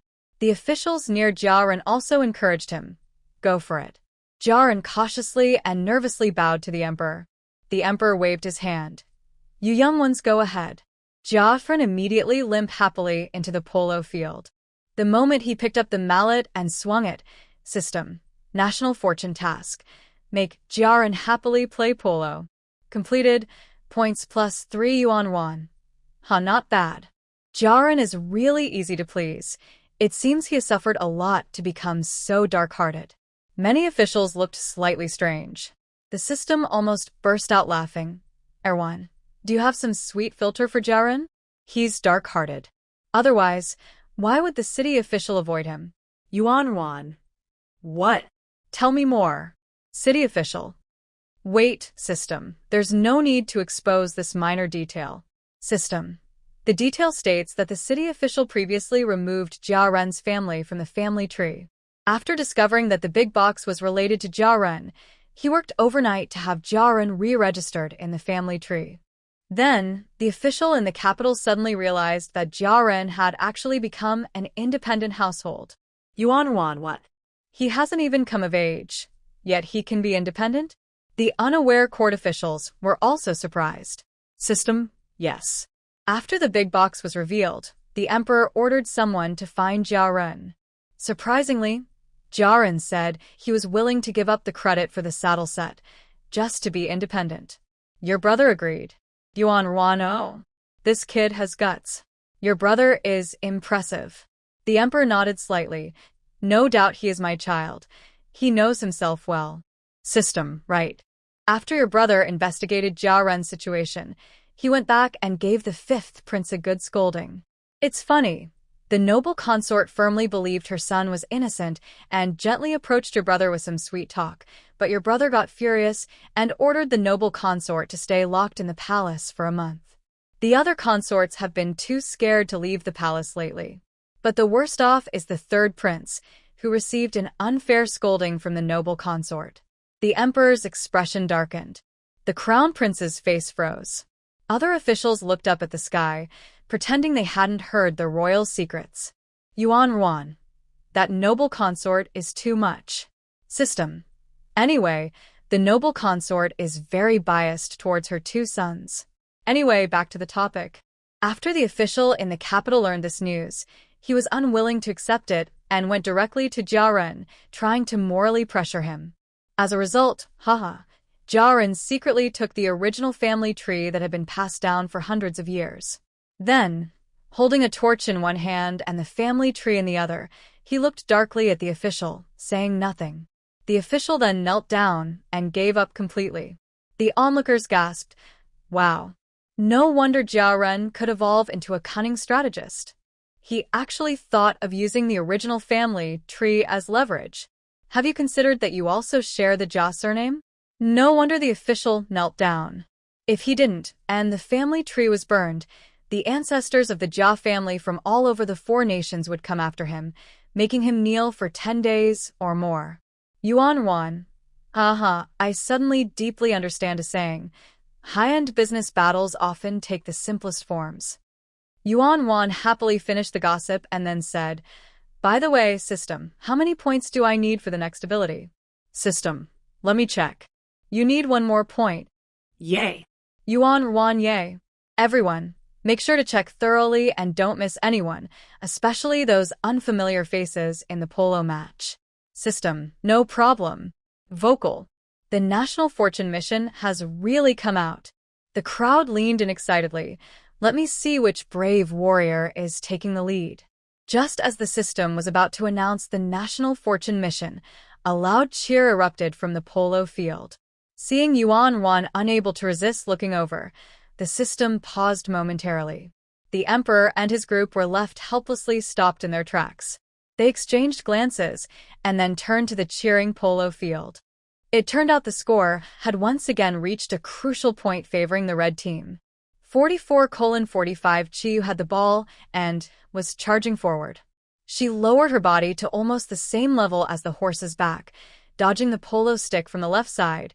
Then, with one hand on the horse, she turned to the right, gracefully avoiding another player trying to steal the ball. Then, she struck the ball with great force. The ball flew in a parabolic arc, dropping rapidly just before crossing the goal, showing an unstable curve in the air, and then bang. It went into the goal. The blue team fell silent. The other members of the red team erupted in cheers. Chiyu calmly stood on her horse, patting her teammates who rushed over like excited fans. Only when she stopped at the audience area where Yuan Wan was sitting did Chiyu suddenly wave and smile lightly. System. Heart racing. Yuan Wan. Impressive. I suddenly have a vivid image of Princess Rong back in the day charging forward and defeating wild boars. The emperor's smile froze.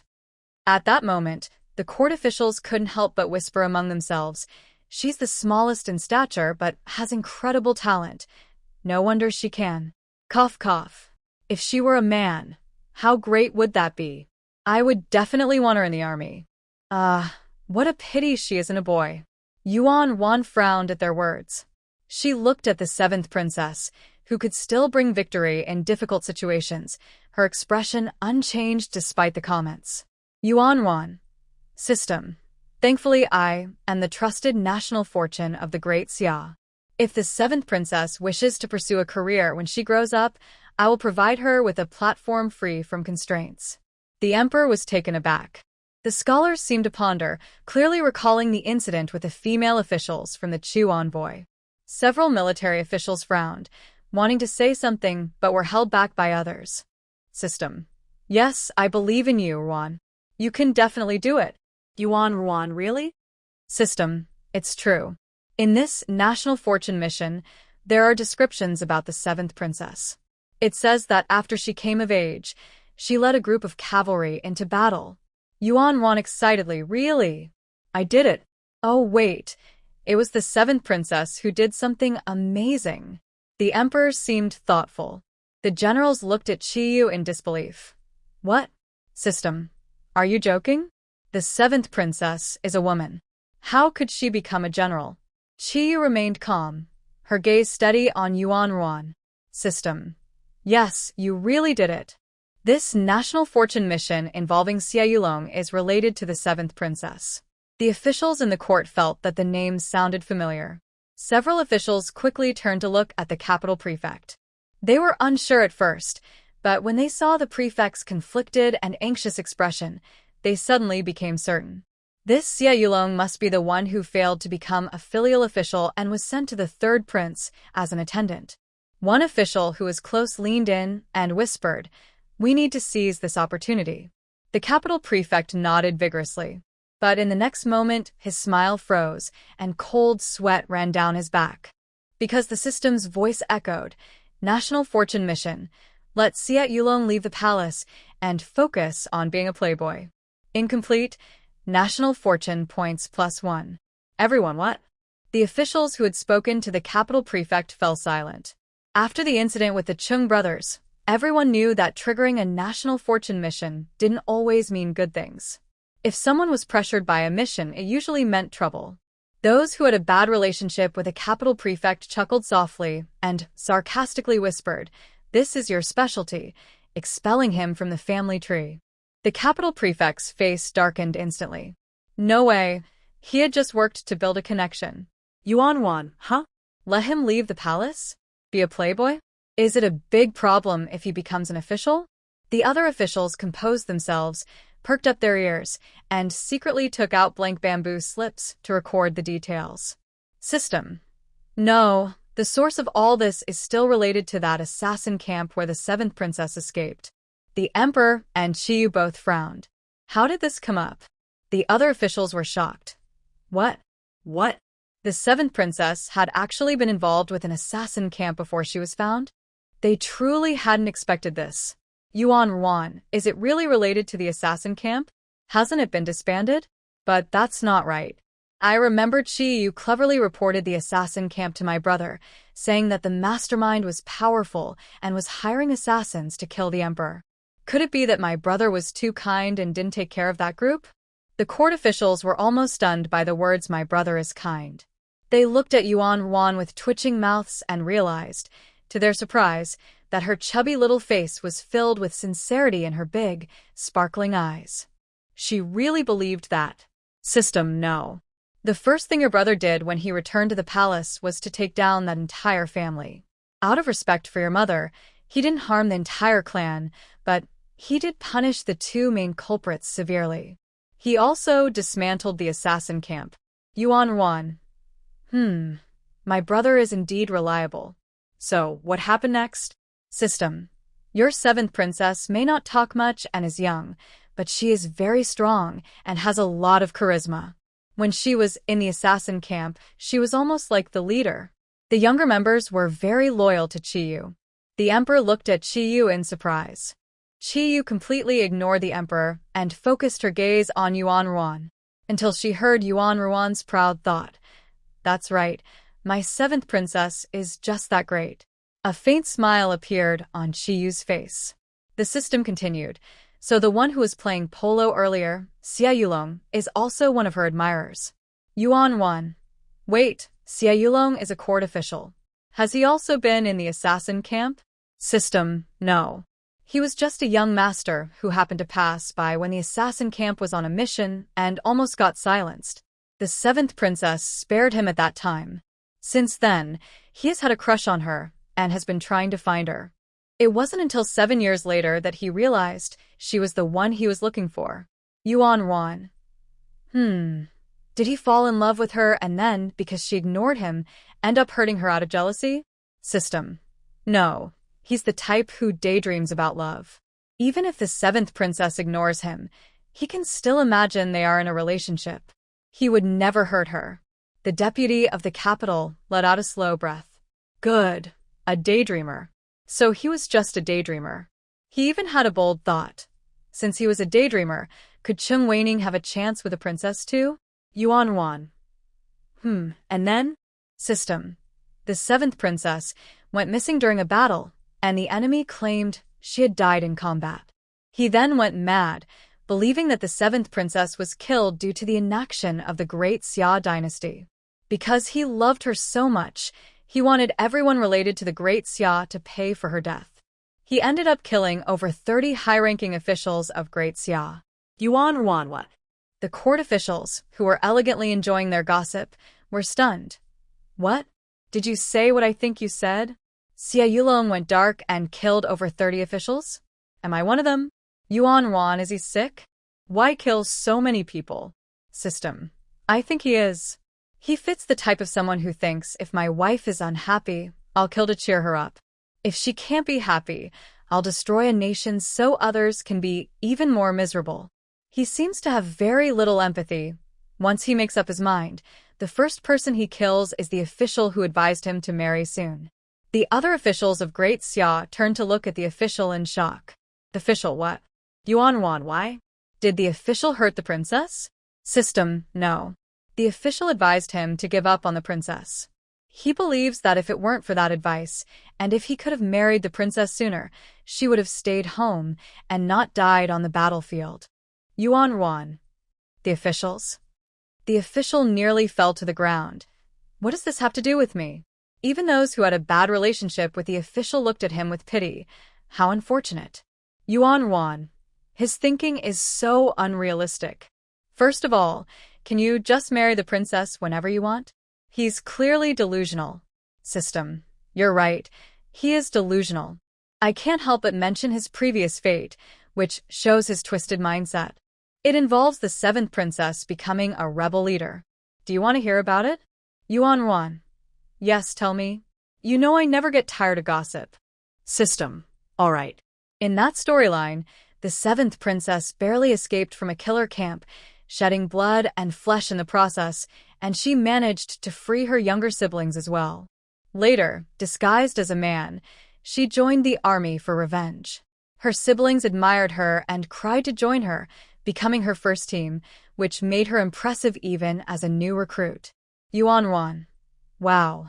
The 7th princess is really amazing. What happened next? System. Then, Xia Yulong caught wind of it. He grew to love Chiyue more and more as they spent time together, but his love became twisted. Later, when he learned that Chiyue sought revenge, Xia Yulong began to attract her attention by targeting high-ranking officials in the Daxia dynasty. He decided to start with the deputy of the capital, aiming to weaken his influence. The emperor couldn't help but feel pity for the deputy of the capital. Onlookers. Deputy of the capital. I really can't handle this. Yuan Ruan. And then? System. Things got crazy. Xia Yulong started to envy the younger followers around Chiyue, jealous of their laughter with her. Most importantly, he didn't want Chiyue to go into battle often, fearing for her safety. He resented those followers for being able to accompany her. Then, this madman began to plot the deaths of Chiyue's followers one by one. Everyone. Wow, this guy is a dangerous snake. The 3rd prince, who overheard, moved away with a blank expression, distancing himself from Xia Yulong, who was adjusting his saddle. Chiyue frowned. I really lost my mind in the last side story. The emperor turned to the crown prince and pointed toward the polo field. The crown prince understood immediately. They needed to get rid of this troublemaker quickly. Yuan Ruan gasped, her chubby face filled with shock. System. Fortunately, Chiyue is smart. After one of her followers died, she began a large-scale investigation and quickly noticed something was off with Xia Yulong's behavior. Since Xia Yulong had helped her a lot, she took a risk without evidence, giving him a chance. However, once she confirmed that he was the true culprit, she killed him. Chiyue sighed with relief. It seems I didn't lose my mind completely. Yuan Ruan. Relieved. The 7th princess is really clever. When she takes action, only one dies, but when she doesn't, 30 do. The Minister of Justice felt struck by an arrow. The inspector felt a pain in his lower back. The chief of the court held his heart, feeling a bit of pain. System. Well. On one hand, the 7th princess is smart, but on the other hand, Xia Yulong is mentally unstable, thinking that if he can't have the 7th princess, dying at her hands is a form of happiness, a happiness that will be remembered. Officials. Yuan Ruan. System. All right, I finished this love story. Yuan Ruan. System. Don't call him a love-struck fool. Compared to Qing Weining, he doesn't even measure up to a toe. He doesn't deserve it. He's just a creep. Onlookers. Agreed. Deputy of the capital. Agreed. System. Exactly. That's the end of a twisted love. Yuan Ruan thought for a moment. Looking back at this task, he only asked Xia Yulong to be a playboy for life. Since he is the 3rd prince's attendant, I could provoke him a bit. If I keep him from entering the court, he will only be able to be a playboy. The officials. No, little Guiyun, don't put yourself in danger. This is a dangerous person who could kill easily. The emperor narrowed his eyes and waved his hand to the crown prince. The crown prince looked determined. Don't worry, father, I won't let little Guiyun get close to such a dangerous madman. System. You can provoke him, but Yuan, you can't go. Instead, let the fifth prince do it. The fifth prince and the third prince don't get along, and if you stir things up a bit, he will definitely lose control and take action against the third prince's attendant. Yuan, but the fifth prince is so young. System. Yuan, don't be soft-hearted. Age is not a shield for someone to avoid punishment for bad behavior. Yuan, no, I just think the fifth prince is too young and might not be strong enough to make an impact. System. Everyone, except for a few officials who had interests tied to the capital, most agreed with this plan. Even the official from the capital only hesitated because he didn't want the fifth prince to be the one to provoke. After some thought, the official from the capital said, "Right, we can let Jia Yi take action. He's a useless son who causes trouble, so losing him wouldn't be a big deal." Yuan suddenly said, "By the way, I just thought of something. Killing 30 officials from the Great Xia? Why does the National Fortune task only reward +1 point? System. That's probably because half of those killed were corrupt officials, so it balanced out? Yuan, but that leaves only 1 point. There must be a lot of corrupt officials in the Great Xia." The officials, who were curious about the list and hoped for some gossip, fell silent. System. Yes, Yuan, it has the names written down. Do you want to know? The emperor squinted. I'm very interested. The prime minister, who had no children and was considered a lonely old man, remained calm. The other officials were sweating nervously. Given the emperor's tendency to act without hesitation, if their names were revealed, their futures would be bleak. Please, let it not be me. Prime Minister Li nearly pulled out his beard. Please don't let it be my sons-in-law. Yuan, do they have detailed information? System. No, it's just a name. Yuan. Then forget it. I'm not going to be an emperor anyway. I'll just forget it. The emperor, who was eagerly waiting, stumbled. The court officials showed joyful expressions. System. Yuan, you can remind your brother. The emperor nodded slightly in agreement. The hearts of the other officials raced again. Yuan. Never mind. First, we don't know who among these 30 is loyal or treacherous. If I report them all, my brother's character will likely lead him to dismiss them all. Even if he doesn't, he will find faults with them, and I would be harming their futures for no reason. The officials were moved to tears. Little National Master, you are so considerate. You are our hero. System. Yuan, should we observe to judge loyalty and treachery? Yuan. People's hearts change quickly. Observation can only be a supplementary tool, not a definitive measure. Besides, these are just our guesses. What if there are no corrupt officials, but rather the 30 are just incompetent, which is why the country barely gave them a score? System. That's very possible. After all, many officials come from the recommendation system based on filial piety, and it's normal for their governance skills to be lacking. The officials twitched their lips. What's wrong with those who come from filial recommendations? Just because they were recommended doesn't mean they don't undergo evaluations. We can hold high positions because we were also selected from a group. Later, Yuan casually chatted with the system and thought of some scenarios for the fifth prince and Xia Yulong to confront each other. At that moment, the seventh princess, dressed in clean clothes, and the expressionless third prince walked over from a distance. His step seemed a bit heavy. The crown prince knew that although his brother appeared cold, he actually had a fiery temperament. Losing so many times must have been tough on him. The crown prince stepped forward, tossed a handkerchief over the third prince's head, and patted his shoulder, saying, "You've done very well." The third prince pressed his lips together and said nothing. Just as the crown prince was feeling a bit worried, the third prince suddenly pulled off the handkerchief covering his face and looked at Qiyu with determination, saying, "Seventh sister, how about another match next time?" Yuan. Wow, I thought the third prince always looked expressionless, but he seems quite straightforward. System. Haha, he has a naturally stern face.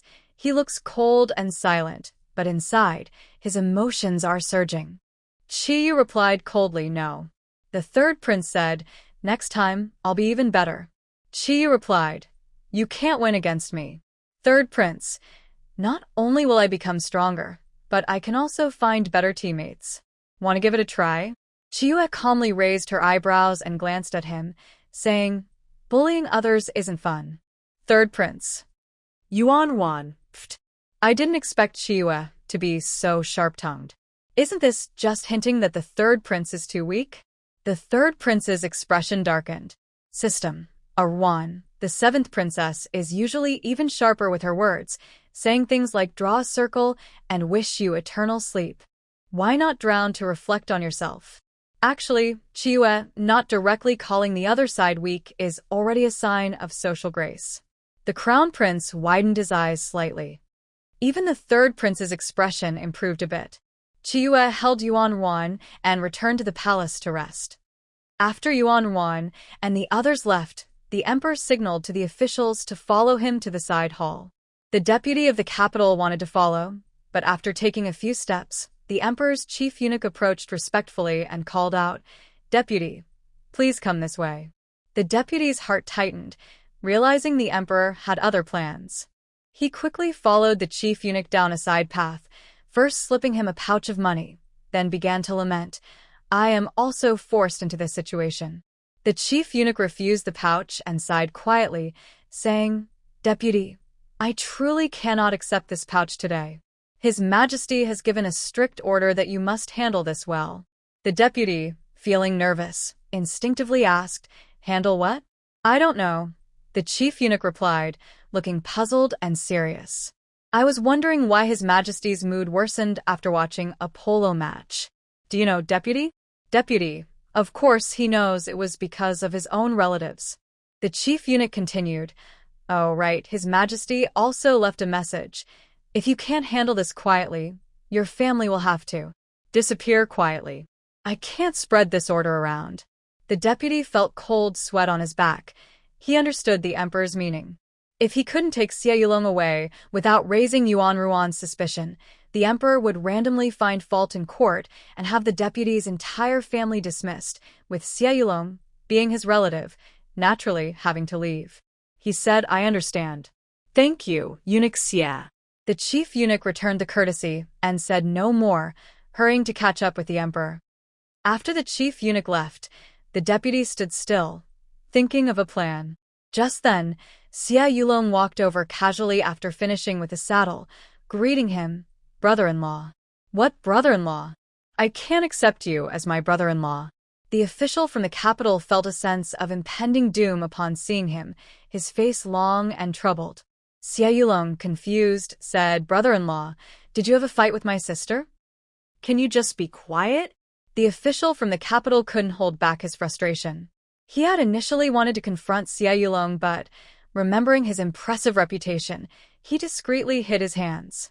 Xia Yulong, with a carefree attitude, replied, "I didn't expect my brother-in-law to use such language. It seems you really are in a hurry. I'll take my leave then." Hearing this, the official felt a pang in his chest. What kind of talk was that? It was clear that this ungrateful person had always had this attitude. With a gloomy face, the official watched Xia Yulong leave. Afterward, he gave his trusted aide an order. The aide looked shocked at the official, wondering if he was really going to beat up his brother-in-law for money, as long as no one got seriously hurt. After hesitating for a moment, the aide couldn't help but say, "Master, if this lady..." "So, find a few intermediaries and have them contact some rough characters. Just say you want to teach him a lesson for his rude words," the official instructed. The aide hesitated but eventually nodded and left. However, less than a short while later, the aide rushed back, cupping his hands in respect, and said, "Master, you can save some money." The official raised an eyebrow, confused. The aide continued, "When I went to the lower district to find people, everyone was laughing, saying they received many requests for beating up Xia Yulong today. Some even wanted a tooth from him as a souvenir. They said, since they know each other, they could charge only a third of the fee, but if they wanted the tooth, it had to be full price." The official's eyes widened in shock. But he rubbed his temples in frustration. "Just pay the full amount." "No, give them a bit more money." The aide was taken aback. More money? Wasn't one tooth enough? This was harsh. After all, he was still family. The official replied, forget the tooth. You can let them beat him up, but not on the face. They can only break a few teeth, and for the next 2 months, no arms or legs should be broken. The emperor's order was to discreetly make Xie Yulong withdraw from the scene. Now that the young national teacher had exposed the issue, if Xie Yulong was seriously injured and withdrew the next day, the young national teacher would definitely have doubts. Wouldn't this affect his future career? He could only gather some information for now and wait a month before taking further action. The aide left to carry out the orders. Meanwhile, the emperor was in a side hall discussing state affairs with his ministers. As the meeting was about to end, the emperor first looked at Prime Minister Li. Make sure to handle the issue carefully. If you can't manage it, you will have to deal with it yourself. Prime Minister Li felt a bit nervous, realizing he might offend the deputy. However, he maintained a serious expression and replied, "Yes, Your Majesty." After a pause, Prime Minister Li added, "Additionally, from the information provided by the young national teacher, I believe we can identify talented individuals who can support the 7th princess in her future endeavors." The emperor stroked his chin, clearly intrigued. Just then, a report came from the chief eunuch that the 7th princess wished to see him. The emperor narrowed his eyes and waved his hand. The chief eunuch immediately led the composed 7th princess back into the room. Afterward, the chief eunuch instructed all the palace maids and eunuchs present to bow and exit, closing the door behind them. The emperor remained silent for a moment before speaking. "My daughter, why have you come to see me?" The 7th princess, Qiyu, bowed and said, "I wish to join the army." The emperor looked at her meaningfully, but did not respond. The military officials became restless, expressing that the army was not a suitable place for women. Qiyu retorted, "Throughout history, women have transported supplies for the army. No one said they couldn't participate then. The nation's future tasks indicate that I will become a female general. Those who are capable should take charge. Why can't I?" The military officials wanted to argue further, but the emperor waved his hand. He looked at Qiyu and said, "You are still young." Qiyu replied, "I understand, father. I can train first and join later." The emperor said, "You could get hurt." Qiyu calmly responded, "I am aware." The officials suddenly looked at Qiyu, recognizing her determination. The emperor fell silent. A year ago, if he had heard that the 7th princess had talent for leadership, he would have immediately sent her to the army for rigorous training. However, after spending time with Jiao, the emperor began to consider others' opinions. At that moment, Qiyu added, "Father, allowing women to join the army is simply a matter of breaking the norm. To be recognized, one only needs to demonstrate exceptional bravery. I just need one chance." After a moment of silence, the emperor replied, "I agree. Minister of War, you will make the arrangements." The Minister of War felt anxious. He admired Qiyu's courage and determination, but now that the emperor wanted him to make arrangements, he was worried. The great Xia had never had such a young girl participate in military training, let alone face real battles. What a challenge! How was he supposed to arrange this? The 7th princess bowed and said, "Thank you, father. I will take my leave." With that, she bowed again and exited. The emperor was momentarily taken aback by the other party's confident demeanor, but after a moment of thought, he fell silent. Prime Minister Li looked at the 7th princess with admiration. If it were this princess, even allowing his son to marry into her family would be worth it. In the Daxiao Imperial Palace, at the residence of the national teacher, Yuan Wan was very enthusiastic about her national fortune task. The next day, she got up early and eagerly headed to the residence of the 5th prince. She didn't need to do much. Just wearing fine clothes and holding a figurine of a metal beast, walking back and forth outside the palace a couple of times, the 5th prince would come out and start talking to her. Yuan Wan had a maid carry her forward, and the 5th prince followed along. They both arrived at the place where the 3rd prince lived. System. "Arwan, I saw Xie Yulong. Ha, he just went out. I'll zap him for fun."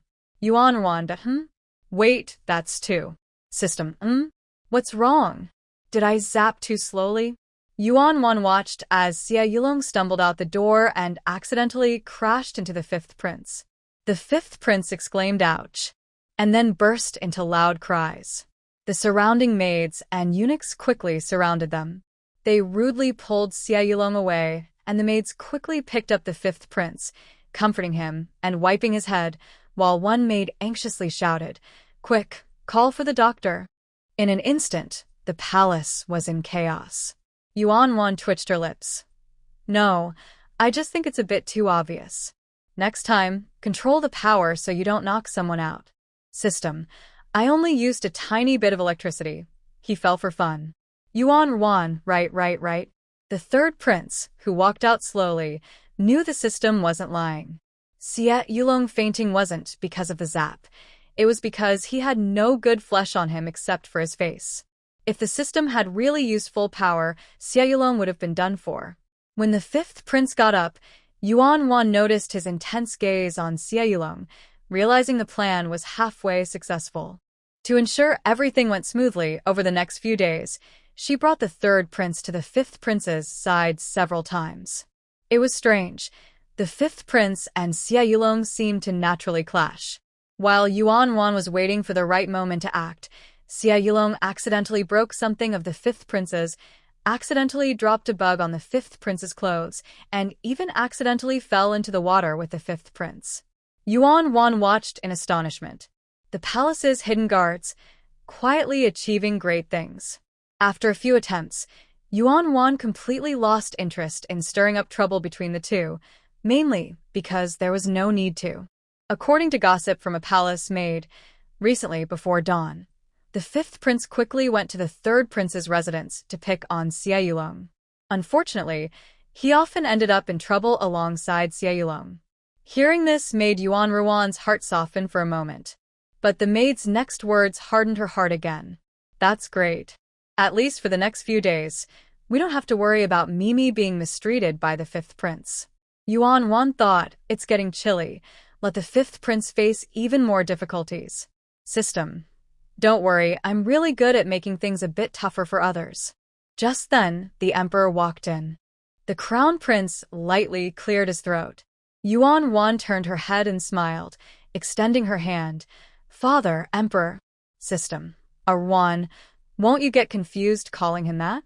Yuan, no way. Not to mention that an elder brother is like a father. I'm currently eating, using, and wearing his things, so calling him Father Emperor is perfectly fine. The emperor agreed with this logic. In a good mood, he picked up Yuan. "You've lost weight. Do you miss me?" "I do." Yuan shouted loudly. The emperor's smile grew wider. I almost don't want to let Jua go out for a little stay."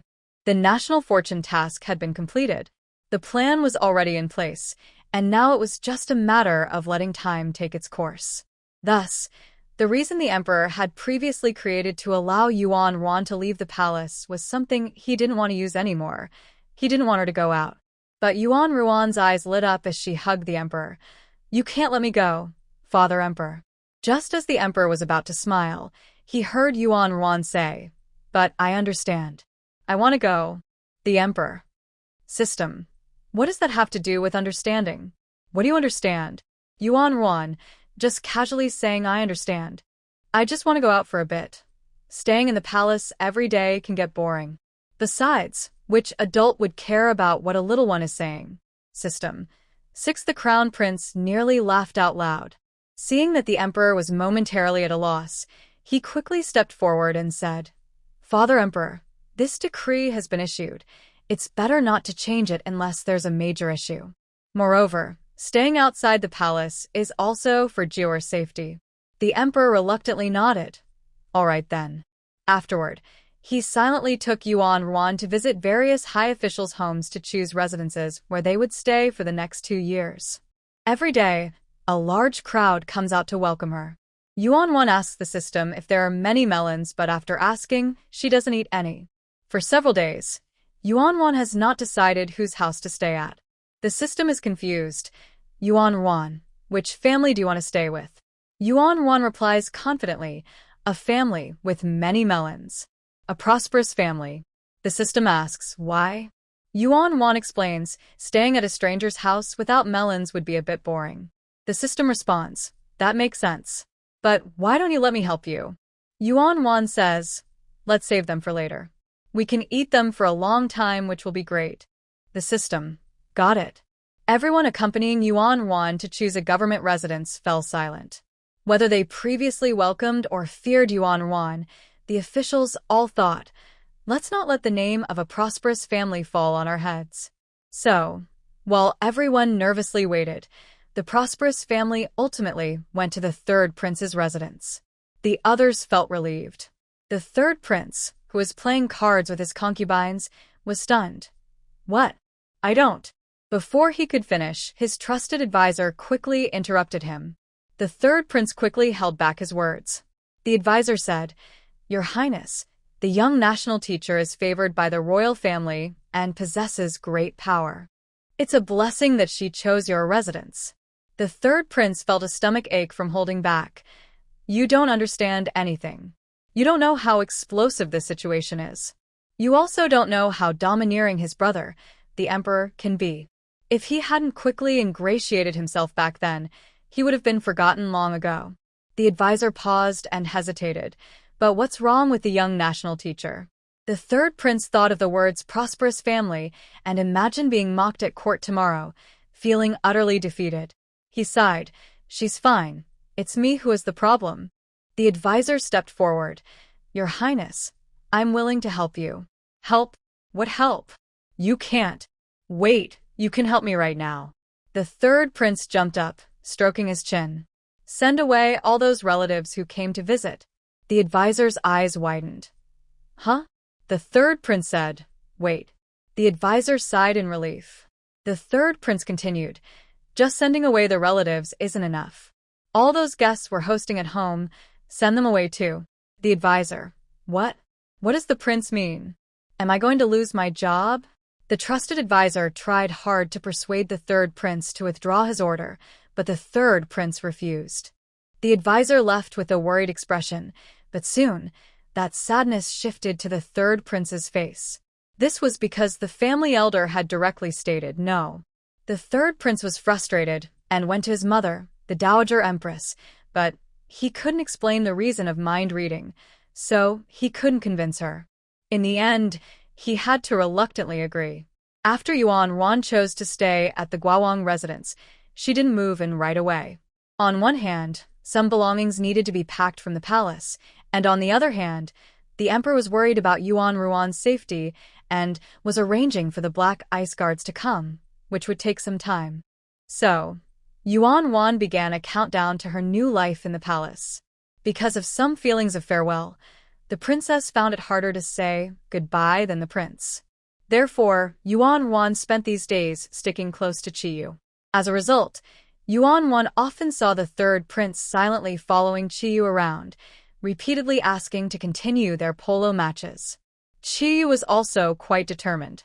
She was carrying Yuan Wan back to the palace, feeding her water and cake, and wiping her mouth, basically ignoring the third prince. Yuan Wan almost laughed out loud when she saw the third prince sulking, his nostrils flaring. One day, as the emperor, the crown prince, and Chiyu were taking Yuan Wan to the imperial garden, they suddenly saw the concubine tapping the third prince's head with her fan handle. The crown prince stepped back to avoid suspicion.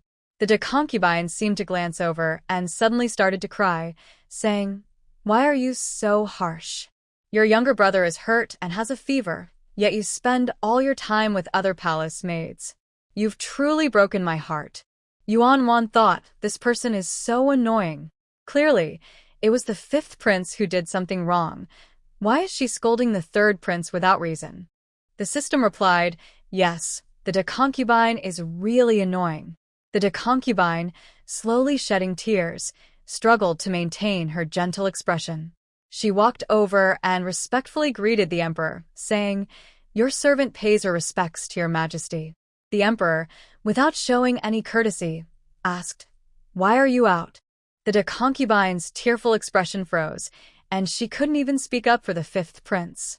The system commented, Haha, Wan, I can see where the seventh princess got her sharp tongue from.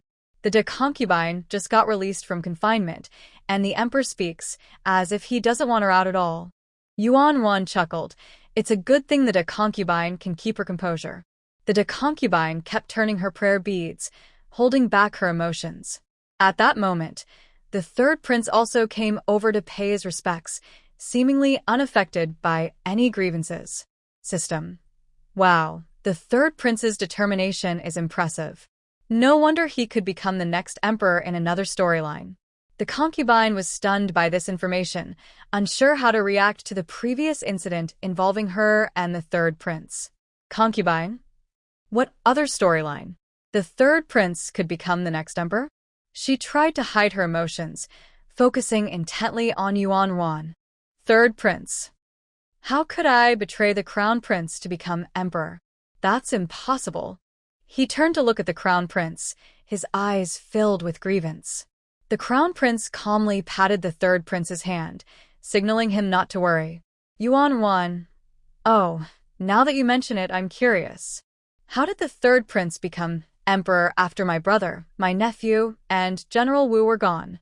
System. If you're curious, I can explain. Remember the previous incident? After the crown prince's suicide, the second prince kept his promise and put the crown prince's concubine's son on the throne. But since the emperor was too young, all the power fell into the second prince's hands. Eventually, he got tired of being the puppet master and directly usurped the throne. The third prince was shocked. My second brother is so ambitious. No wonder we haven't heard from him. He guessed that he had probably been exposed and imprisoned. The concubine's eyelids twitched slightly. System continued. The second prince was quite the charmer. He not only promised the crown prince's concubine but also made promises to other women. With so many broken promises, he didn't make the crown prince's concubine his empress and abandoned her again. After being rejected twice and losing her child, she became bitter. The third prince couldn't bear to look at the crown prince's expression. The concubine cheated? His former nephew wasn't.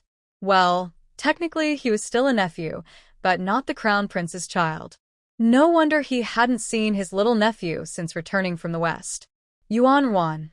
The concubine has no right to be bitter. She cheated first, so she deserves it. System. Exactly. Later, she regretted it while drinking under the moon. At that time, the second prince was widely criticized and the kingdom was in turmoil.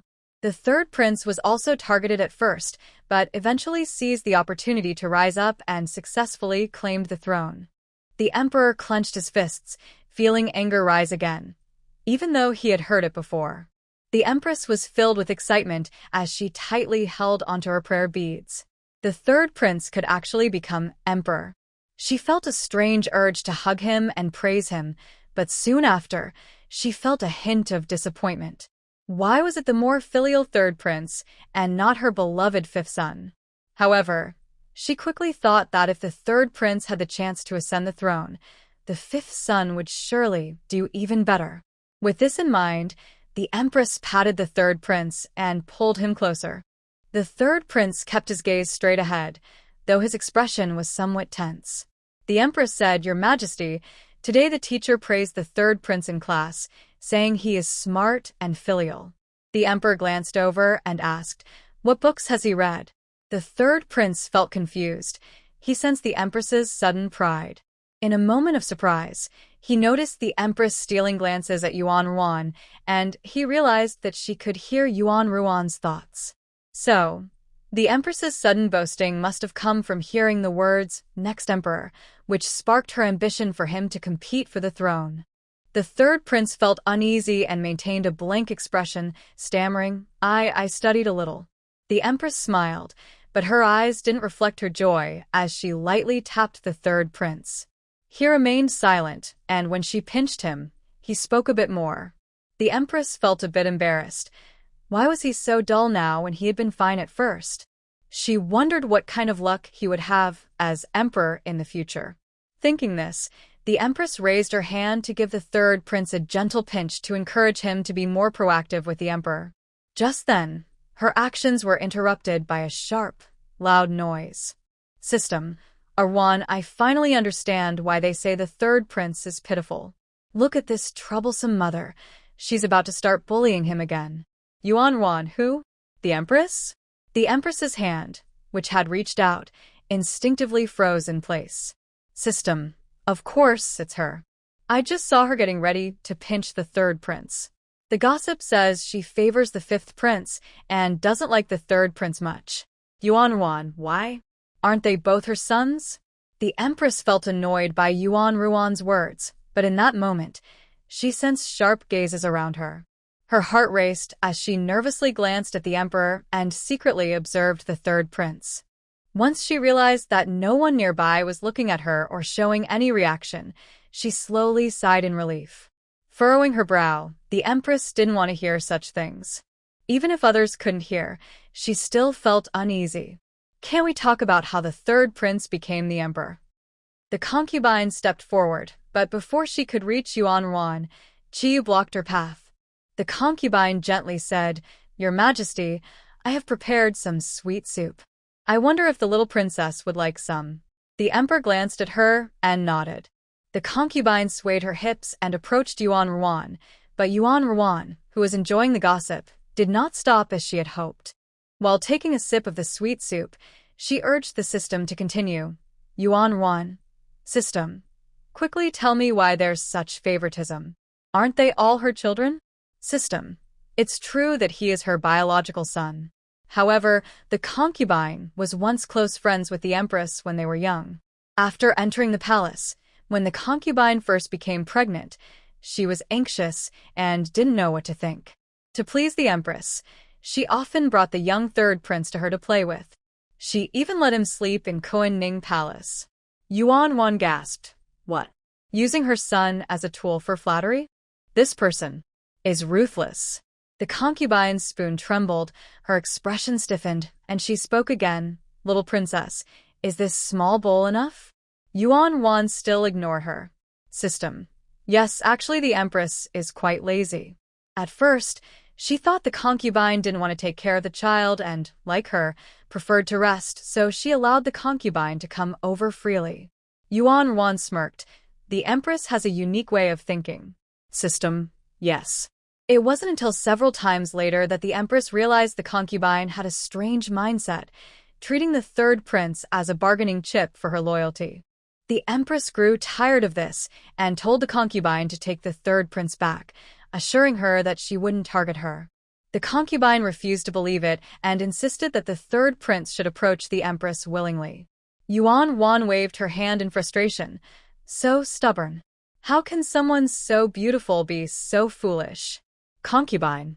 She accidentally dropped the small bowl on the ground and decided to use this to interrupt Yuan Ruan's thoughts. Gritting her teeth, she said, "This bowl fell by accident, little princess, you." Smash. The broken bowl was kicked away by Qiyu. Some shards and soup splashed onto the concubine. She gasped, and the maid rushed over to help her up. The concubine angrily glared at Qiyu. Concubine. The emperor suddenly looked down at her. Ruan is only 1 year old. Why are you staring at her? The concubine felt a chill from the emperor's gaze. She lowered her eyes, afraid to show any dissatisfaction, and anxiously said, "Your Majesty, please forgive me." It was me, I. System. R1, don't be fooled by her calm appearance. She actually has a short temper. The empress tried to soothe her by keeping her away from the third prince, while the third prince grew closer to the crown prince, becoming a bit distant from Defei. Defei is quite strange. She was the one who initially distanced herself from the third prince to encourage him to be close to the empress, but when she saw him return to the empress, she became angry and took it out on the third prince instead. Yuan Wan. People who lack ability tend to shift blame and look down on others. A system. Exactly. The third prince's birthday is just a day apart from the fifth prince's. Yesterday, there was a grand celebration for the fifth prince, but the third prince had nothing. Yuan Ruan. How unfair. Defei's face flashed with a mix of shame and anger. However, Defei felt no guilt about her thoughts being exposed. Instead, she wanted to point at Yuan Ruan and criticize her. You are a little goddess, blessed with such abilities since childhood and favored by the emperor. How can you understand the struggles of women like us from humble backgrounds? System. I just realized Defei has another secret, but it's so small I almost missed it. Yuan Wan, what? Fei was startled. Wait, could it be that? She wanted to shout, "Little princess, don't think about it, I don't want to hear it." But due to the emperor's presence and fearing being seen as crazy, she hesitated. No, she couldn't stay any longer. Right? The system once said that as long as she kept her distance, there would be no secrets. Yes, she just needed to stay away. Thinking this, Fei took a couple of steps to the side, deliberately leaning towards the emperor. The emperor smoothly dodged, allowing Fei to thud onto the ground. Fei didn't dare blame the emperor and shot a resentful glare at Yuan before suddenly lying down as if she had fainted. Emperor. Yuan, huh? Why did Fei suddenly faint? Emperor. She fainted from being scared by you. At the same time, the emperor's gaze fell on the motionless, dazed third prince. System. She's not fainted. She's pretending. She just glared at you. The expressions of the emperor and Yu instantly turned cold. Suddenly, there was a loud bang and a muffled groan from an unknown person, and everyone turned to see Yu had unexpectedly fallen onto Fei. As the maid of the noble lady rushed over to help her, Yu accidentally fell onto the noble lady. After a moment, Yu slowly got up and said softly, "I slipped and fell." This was accompanied by the worried voices of the noble lady's maids. System, now. She really is dizzy. Yuan. Everyone. System. Forget her. Let's continue talking about that little melon. The crown prince had a strange expression. The noble lady really made a fuss for nothing. System. The noble lady wasn't even qualified to participate. To enter the palace, she deliberately took the route of the Prince of Huainan, causing another beautiful lady to have an allergic reaction. Oh, she has been trying to please the queen because she was afraid of being discovered and wanted to shift the blame onto the queen. The faces of the crown prince and the third prince darkened. The emperor clenched his fists. Yuan. So disgusting, so malicious. System. Yes, she is truly malicious. I often said the third prince was pitiful and paid more attention to him because he is such a mother. It's really tragic. Yuan, what? Explain more. The third prince stared intently. The emperor also perked up his ears. System. The third prince had only been in power for a few years when he faced opposition from many noble families due to his strict governance. These families wanted to replace him and knew the noble lady favored the fifth prince, so they urged the fifth prince to aspire to the throne and started persuading the noble lady. The noble lady hesitated at first since both were her sons, but when the third prince suddenly fell seriously ill, the feudal lords began to stir. In a panic, the noble lady listened to the ambitious ones and wanted to quickly pass the throne to her fifth son to stabilize the situation, so she secretly reduced the third prince's medicine. Soon after, the third prince passed away. Everyone. Even a tiger wouldn't harm its own cub. What kind of person is this? Yuan. Oh my, that's too tragic. The noble lady is truly a backstabbing wolf. The third prince's face turned pale. The crown prince clenched his fists, but quickly walked over to the third prince and gently patted his shoulder. The emperor's face was ashen. He was in a terrible mood. No father would be happy to hear that his wife was despicable and mistreated their son, let alone that she had poisoned him.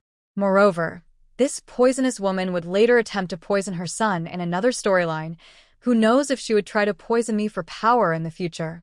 The emperor coldly ordered the eunuchs to take the noble lady to the palace, needing to think of a way to deal with her discreetly. At the same time, the emperor glanced at the third prince. The other person had a blank expression, but his flushed cheeks and clenched fists were enough to show his anger.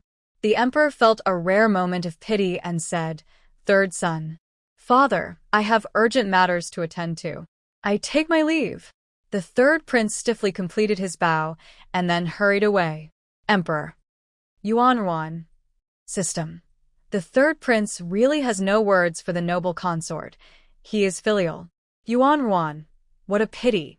Maybe it's because she's his biological mother. The system looked at Yuan with concern. Hug, Arwan. You still have me? I can be your electronic mom. Yuan was amused and helpless. She didn't really want this. just expressing a thought, but the system seemed to be in tears. Yuan had to play along and said, yes, yes, electronic mom loves me. System. Erwan baby. The emperor clenched his fist, deep in thought. The crown prince felt a sense of compassion. Qiyu narrowed her eyes. She stepped forward, picked up Yuan, and gently tossed her into the air, saying, Ninth sister, sister will take you to ride and play polo. Not allowed. Too dangerous. The emperor and the crown prince both stepped in to stop her. I want to go. I want to go. Yuan had long wanted to experience the thrill of galloping on a horse. Qiyu calmly said, then let's go. After saying this, Qiyu respectfully bowed to the emperor and the crown prince, not waiting for their answer, and walked away with Yuan. Emperor. Crown prince. Soon, Qiyu arrived at the polo field. She initially wanted to organize a small polo match, but the palace maids, seeing the little national master tied to Qiyu's chest, all shook their heads and refused. A palace maid who was close to Qiyu lowered her voice and said, Your Highness, there's a saying that swords have no eyes. Even though you are skilled in riding and polo, if I am inexperienced, what if? Qiyu immediately agreed and made them ball retrievers and defensive posts. After that, Yuan was tightly secured to Qiyu's chest, and Qiyu began to ride and hit the polo ball, while Yuan enjoyed the thrill of the wind. After a while, the system suddenly couldn't hold back and said, Erwan, you're tied up like a scene from the Passion of Christ.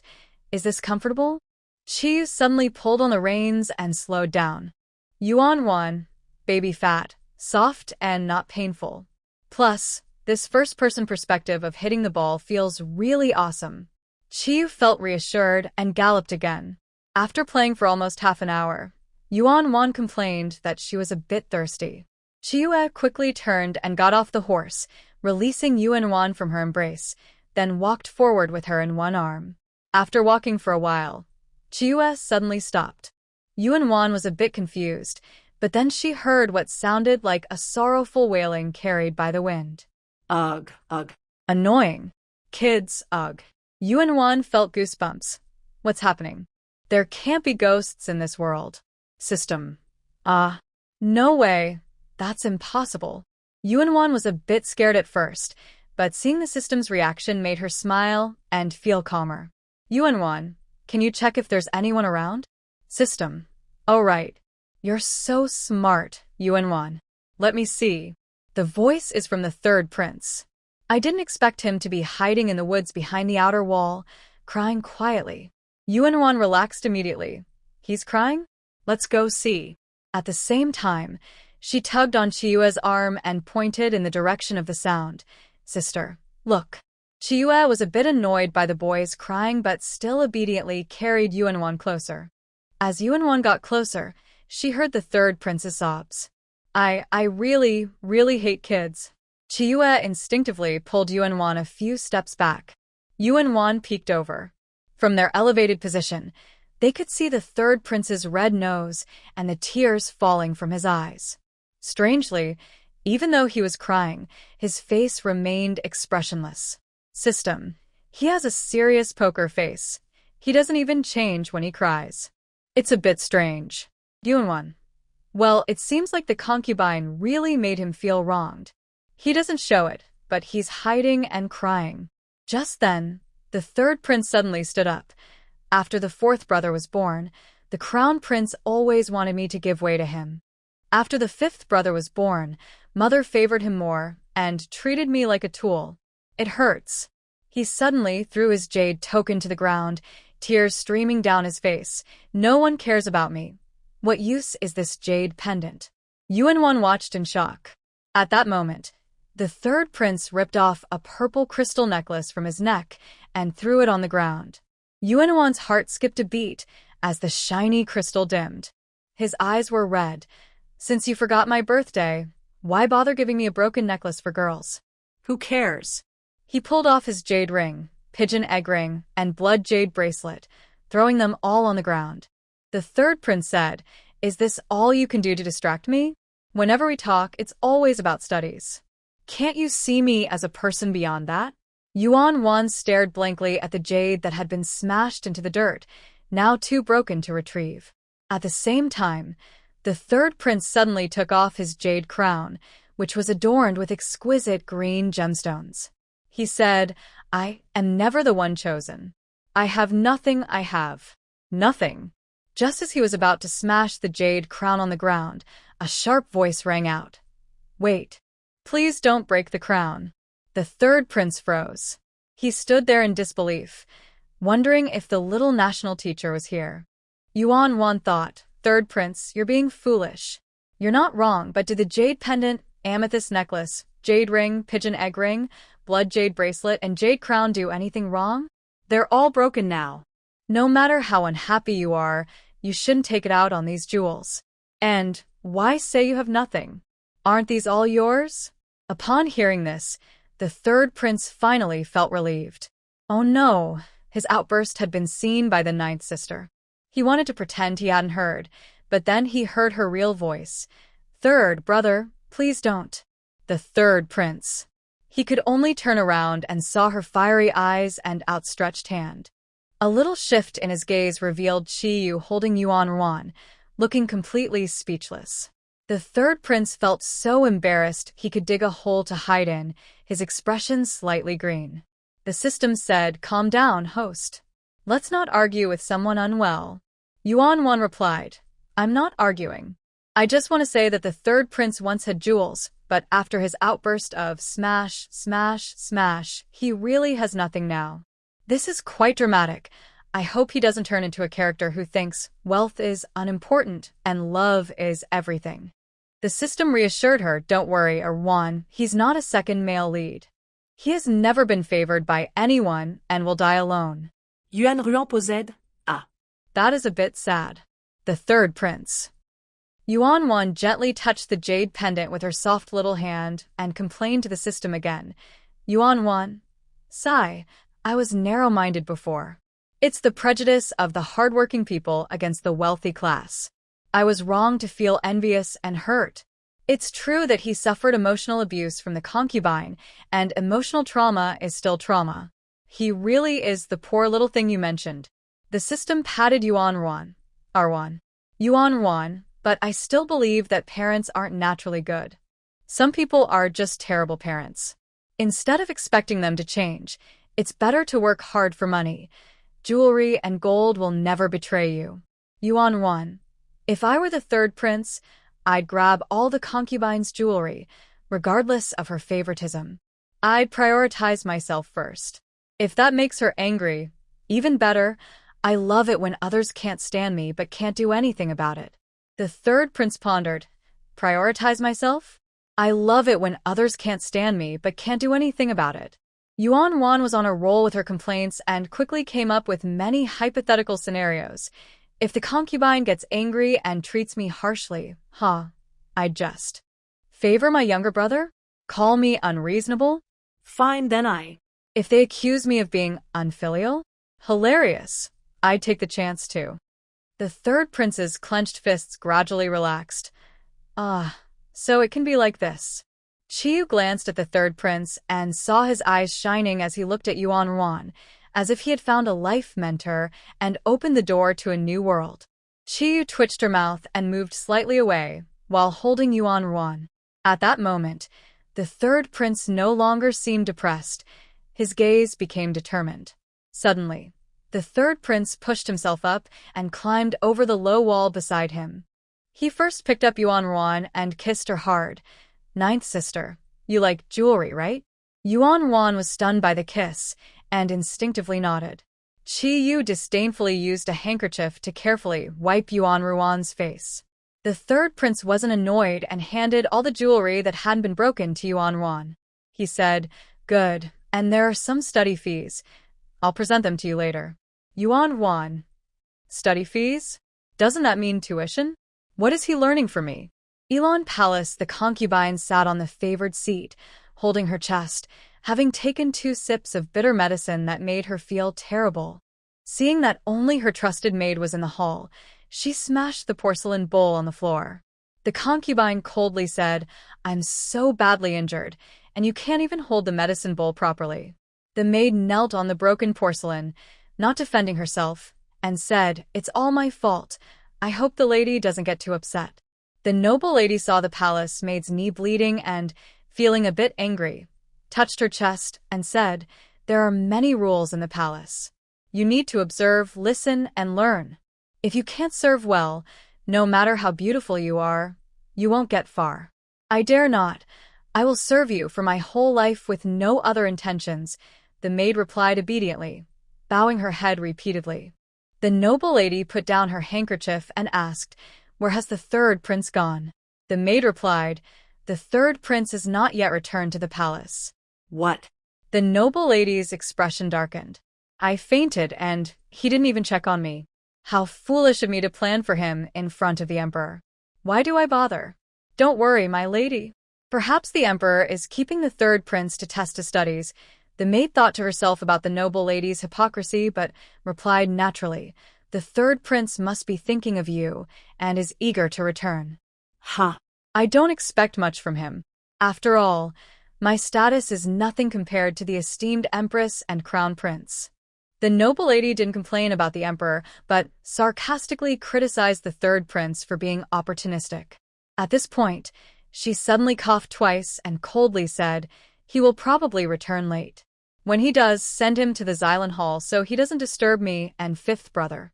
The maid hesitated and whispered, "My lady, the Xylon Hall hasn't been cleared of pests and snakes yet. It will take at least a few hours to prepare." "Then do it now," the noble lady said with a gentle smile, but her voice was cold. "He's just a young boy. He shouldn't be afraid." The maid pressed her lips together and said, "Yes." Just then, a young eunuch announced from outside that the third prince had returned. With a third person present, the noble lady instantly transformed into a gentle and understanding beauty. "That's good. You go and take care of him," she said kindly. The young eunuch left, and the noble lady's smile vanished, replaced by a cold expression. "When the third prince comes to pay his respects, remember to say, 'I am asleep.' Let him kneel at the door for half an hour to learn a lesson about returning early." The maid trembled slightly and replied, "Yes." The noble lady felt a sense of satisfaction, knowing the third prince's temperament. He wouldn't be easily driven away.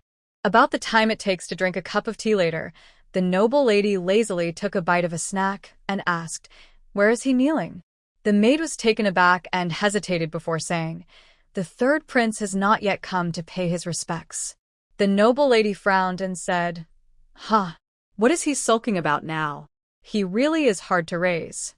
The palace maid hesitated for a moment and said, "Your Highness, I notice that the third prince has always admired you."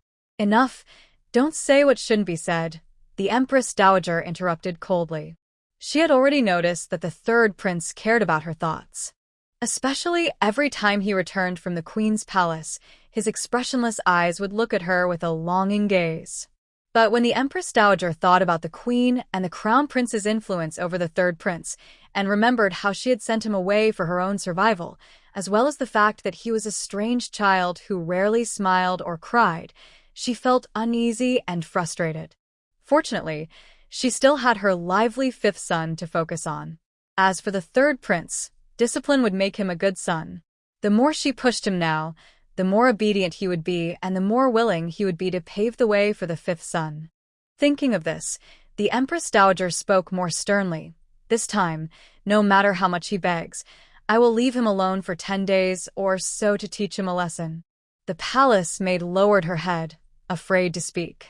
After a little while, the Empress Dowager had snacked enough and wiped her mouth with a handkerchief, impatiently saying, "Is that boy still crying without expression?"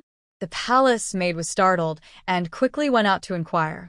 Soon, the maid returned looking confused. "Your Highness, it seems the third prince has gone to several side halls and is now back at the Xylon Hall." The Empress Dowager looked up in shock. "What?" The maid thought the Empress Dowager hadn't heard clearly, so she emphasized, "The third prince is already in the side hall." Slap. The Empress Dowager struck the maid's cheek. "Do you think I'm deaf? You mean that boy didn't come to greet me, but went to the side hall on his own?" The maid covered her cheek, her eyes slightly red, and nodded. "Ha, good, very good. The Empress Dowager felt a surge of frustration and an inexplicable sense of anxiety. She stood up and paced back and forth in the hall, then suddenly said coldly, "I need to teach him some manners." With that, the Empress Dowager strode out of the palace. A group of them crossed the corridor and soon arrived at the remote small hall. The small hall was dark, as if everyone had already gone to sleep. At the entrance, a young eunuch was on night watch. He was startled to see so many people approaching, but when he recognized the Empress Dowager, he quickly ran over to greet her, saying, "Empress Dowager, may you be well. Why are the lights off?" The Empress Dowager's voice was gentle. "Is your master unwell?" The young eunuch hurriedly replied, "Your Highness, don't worry." The third prince had dinner after returning, then visited the Elon Hall, and just finished washing up. He is not unwell at all. The noble lady's face twisted for a moment before she quickly regained her calm and said, "It's unusual for your master to be up so early. As a mother, I tend to worry more. Go open the door and call for your master to wake up." The young eunuch hesitated and whispered, But the third prince said no one should disturb him. "I am his birth mother." The noble lady's expression turned fierce for a moment, but noticing the young eunuch's fearful look, she returned to her calm demeanor. "It's difficult for you to be caught in the middle, so I will personally check on him." The young eunuch wanted to stop her, but was pushed aside by a maid next to the noble lady. The noble lady angrily walked toward the side hall. As she turned her gaze, the maid immediately knocked on the door loudly, and the noble lady pretended to say, "Be gentle, don't startle anyone inside. Since you know it will startle me, why do you have the maid knock so hard?" The side hall door was suddenly flung open, and the maid, who was about to knock again, stumbled inside. The third prince didn't even look at them and said, "Was the noble lady doing this on purpose?" The noble lady was taken aback, her anger boiling. "Noble lady? How dare you speak to me like that?" The third prince replied expressionlessly, "Didn't you say before that I shouldn't call you mother, because the queen is the rightful mother of all the princes?" The noble lady felt a sharp pain in her chest, her face reddening with anger. She clutched her chest and said, "Good. You're not even grown, and you're already so defiant? Why are you back? Get out." The maids and eunuchs trembled in fear. The third prince nodded and said, "All right. I will go sleep in the Yangshin Hall now." "What?" The noble lady momentarily didn't understand. "What?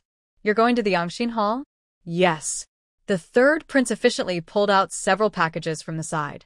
He tossed the large stack of packages over his shoulders and walked out, his movements resembling a humorous meme.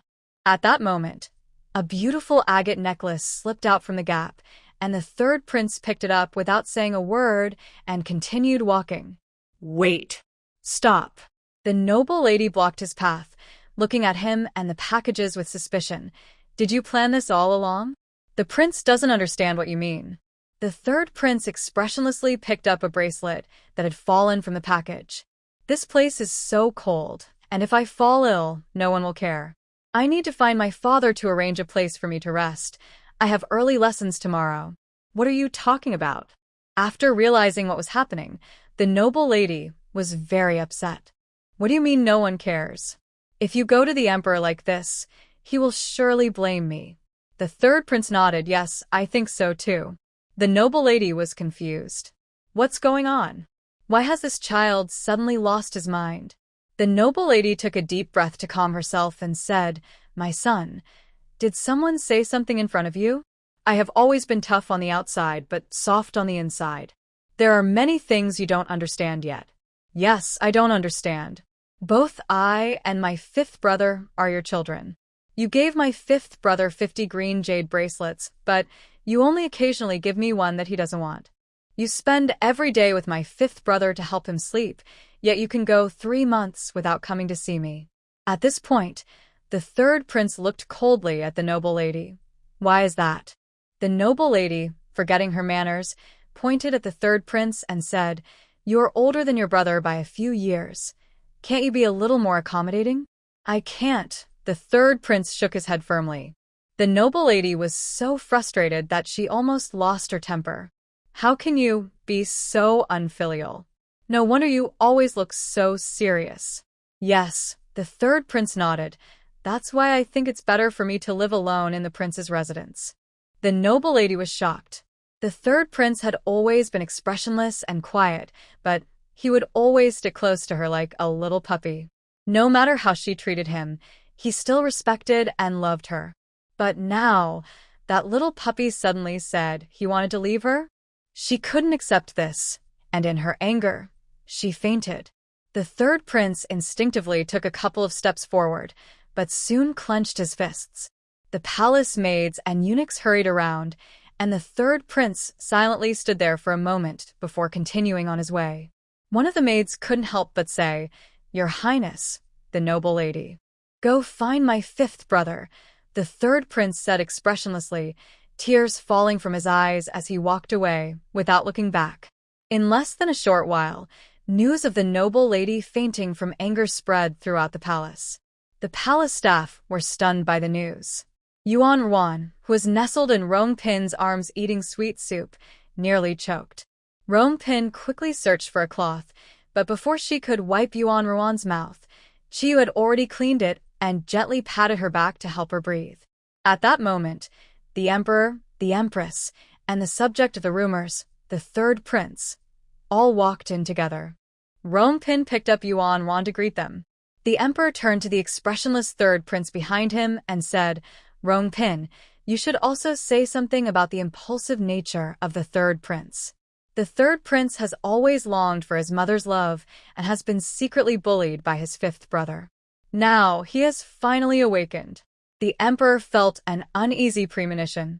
Wait, could the third prince's rebellion be related to Yuan Ruan? Consort Rong did not want to interfere in matters of other palaces, but seeing Yuan Ruan's attitude, she clearly stood by her side. Consort Rong said, "In a few years, the third prince will come of age and establish his own residence. This might be a well-thought-out decision." The emperor wondered what Furimo meant. The third prince casually said, "Father, I will be an adult in a few years. I can take care of myself, and it would be good to be independent when I establish my residence." He showed a hint of a smile. However, his method was a bit clumsy. The third prince was confused. He followed his teacher's advice, so what was wrong? He tried not to look at Yuan Ruan, but was ready to take notes. The system asked Yuan Ruan, "Why do you say he is foolish?" Yuan Ruan replied, "He is foolish for reporting too late, allowing Consort to take the moral high ground." Without her influence, could rumors of the third prince's disobedience spread so quickly? But perhaps he didn't expect Consort to be so harsh. The emperor and empress exchanged glances. Indeed, the news spread rapidly throughout the palace, indicating that Consort wanted to firmly establish the third prince's bad reputation.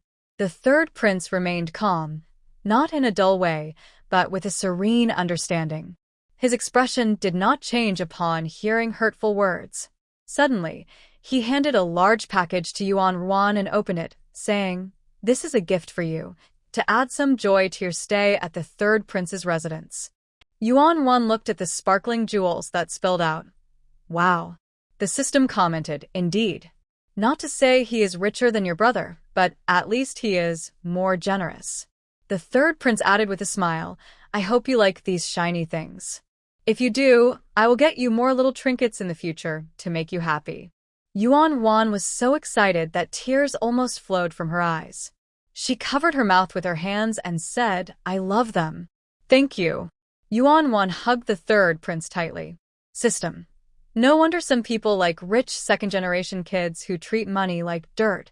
The joy of getting money for free. Yuan Ruan, yes. From today on, you are my good brother. Emperor. His mouth twitched slightly.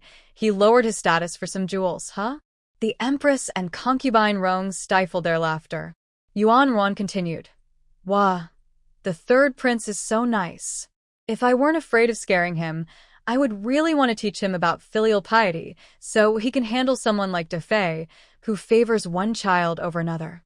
The emperor was initially speechless, but when he heard the words filial piety, he became interested. The empress and concubine Rong were also curious. It turns out even divine beings value filial piety. I wonder what makes it special? System. Haha, Arwan, I don't think he would dare to do what you said. I still remember your previous comments. The three turned to look at the emperor. Favoring a brother?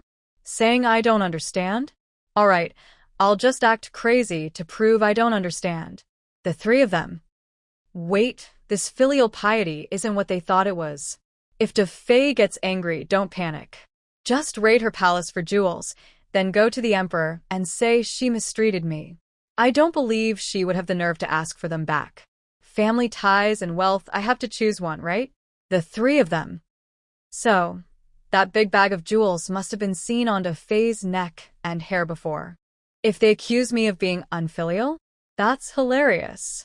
I'll take the chance to move to the prince's residence and find a new lady to be my new mother. The three of them. Isn't this exactly what the third prince is planning to do? Now it makes sense. No wonder the third prince gave gifts to the little princess. This is tuition. Yuan Ruan happily counted the jewels, even being dismissive towards the emperor. The emperor was speechless, pinched Yuan Ruan's chubby cheek, and then left with the empress, the third prince, and concubine Rong, all with serious expressions. They began to walk silently in the imperial garden. For half an hour, the emperor didn't speak, and no one else did either. The third prince's gaze dimmed. He thought his father would let him return first to stabilize De Fei and those with ulterior motives, especially since he needed to investigate De Fei's connections with the princes. At that moment, the emperor said calmly, "You should move to the empress's residence for now. You can go to the prince's residence later." The third prince's eyes lit up. At the same time, the emperor suppressed rumors and had the third prince's jade tablet recorded under the empress's name. When he angrily declared the rumors of unfilial as false, it felt as if the entire court and palace had been bombarded. All kinds of fish are surfacing. The officials seemed like sharks smelling blood, all swimming toward the city governor, each with different questions. "Governor, what taboo has your lady committed? The third prince is a biological son. How did he end up with the queen? Should you visit a temple to pray and ward off bad luck? Governor, why is it always about your family?" The city governor looked confused, especially when he heard the last question. Why is it always about your family? He snapped. Yes. Why is it always my family? From Jiaoren to Xiaolong, and now to the third prince and concubine Da. Little national master, and the system stopped targeting my family. Go enjoy someone else's troubles. Like the third prince's residence, which you deemed a prosperous family. The city governor ignored his colleagues, rudely sending everyone away before closing the door. At this moment, the governor's wife approached with tea, looking worried. "Husband, didn't you always say to be cautious and not to act arrogantly?" Why? What good is being cautious?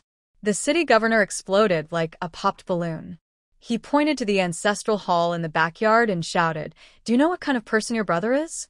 He has offended the entire officialdom of the Great Xia. What can I do? I can only play the fool." This. How could this happen? The governor's wife looked shocked. "My brother has only been in the palace for a few months. How could he have such power?" "Don't underestimate his ambition," the city governor said, remembering the 2 assassination attempts, his eyes filled with hatred. "Soon, I will send him to the northwestern border to prevent further trouble.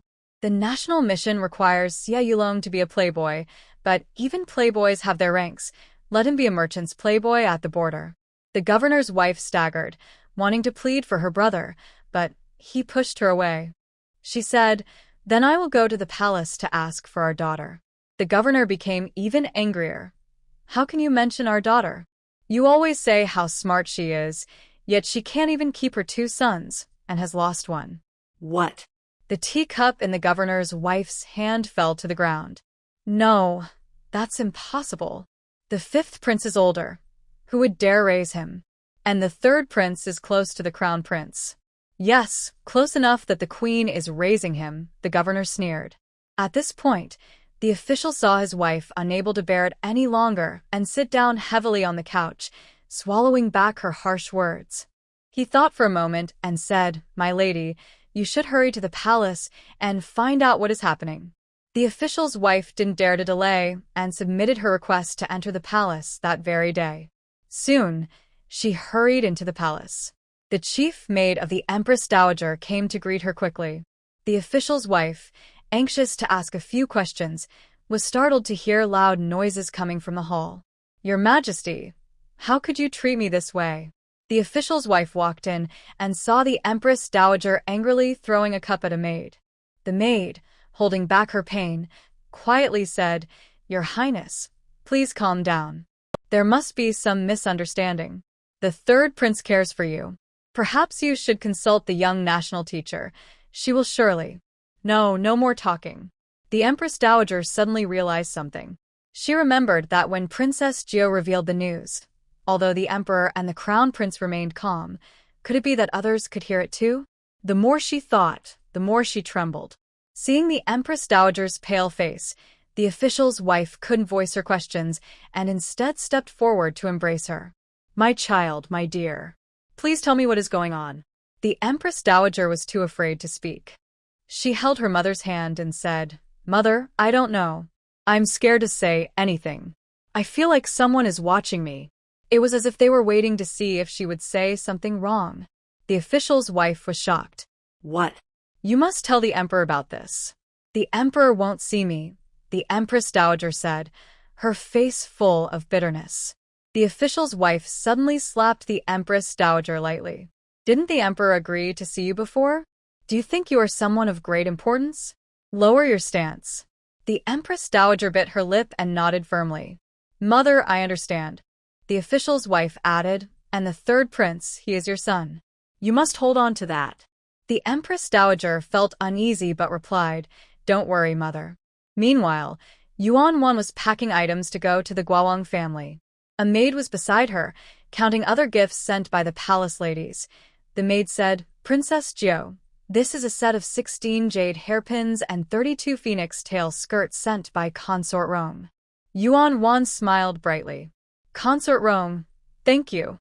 The maid continued, "Consort Gao sent 2 sets of new silver tea sets and several bolts of satin." Yuan Wan was a bit surprised. "Consort Gao, thank you. I like it." She thought to herself, "Consort Gao is quite generous. I haven't seen this side before." System. The Empress is the mother of the second prince and has been unwell for some time. It's normal that you haven't met her. Yuan Wan instantly understood why the other person was unwell. At that moment, the palace maid continued, "Ninth princess, the Empress has sent 4 caretakers." Yuan Wan almost spat out her drink. "What?" The palace maid paused and stopped reporting the numbers. Yuan Wan, system. Caretakers? The kind that uses needles for disobedience? System. Well, look at their size. Do you even need needles? They could just crush you. Yuan Wan looked up and was taken aback. The caretakers were all nearly 6 feet tall, strong, and had intimidating faces that made them look tough. The Emperor, who had just walked over, almost choked. What was going through this child's mind? Which caretaker would dare to touch the little national teacher? They must be crazy. The Emperor walked over and picked up Yuan Wan, 9th child. Yuan Wan protested, "No, caretakers." The Emperor teased, "Do you think there are too few caretakers?" Yuan Wan shook her head vigorously. The Emperor pretended to sigh and tapped Yuan Wan's nose. "You can't be so soft-hearted when living outside. If anyone dares to speak disrespectfully, let the caretakers handle it. You will never be bullied." Yuan Wan's eyes lit up. Good. Good. I want them." The system also sighed in relief. "So they're your bodyguards. They look strong." Yuan Wan quickly defended. "What do you mean strong?" "They are fierce warriors." Emperor. 6th The Emperor held Yuan Wan and said, "Since our Wan likes them, I will get you a few more. 8 should keep you safe." Yuan Wan nodded repeatedly. "Love it, Father, Emperor." System. Haha. Good. Good. 8. A Wan, we will walk confidently. Yuan Wan, haha, keep it low-key.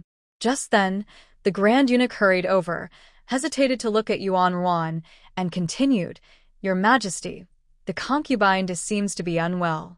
The Emperor's expression darkened, and he replied coldly, "Oh, That simple "oh" left the Grand Eunuch speechless.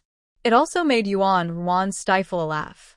After a moment, the Grand Eunuch cautiously said, "Your Majesty, the concubine said she looks forward to seeing you." The emperor replied, "I am not a doctor."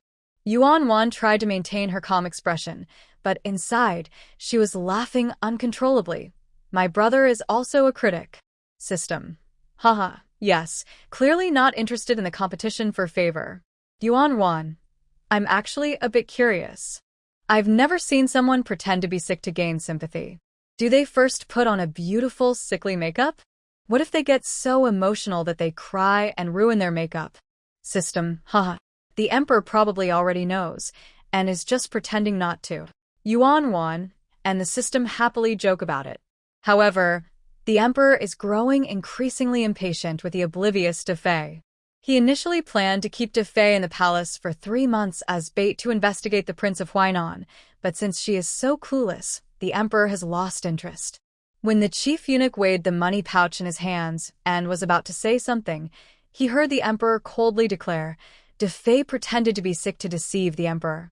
That's a serious crime. Send her to the cold palace." The chief eunuch was shocked. How did Defei offend the emperor so badly? Such a common tactic for gaining favor was met with such disdain that she was quickly sent away. Relieved that he had kept quiet, the chief eunuch quickly knelt and said loudly, "Yes, Your Majesty." Compared to the news of the third prince being raised by the empress, the news of Defei being sent to the cold palace didn't cause much of a stir. Most officials felt a sense of as expected upon hearing the news. Only the deputy of the capital was left stunned. No one could accept that just a few hours ago, his wife confidently brought good news from the palace, telling him to wait patiently, only for him to receive such disappointing news a few hours later.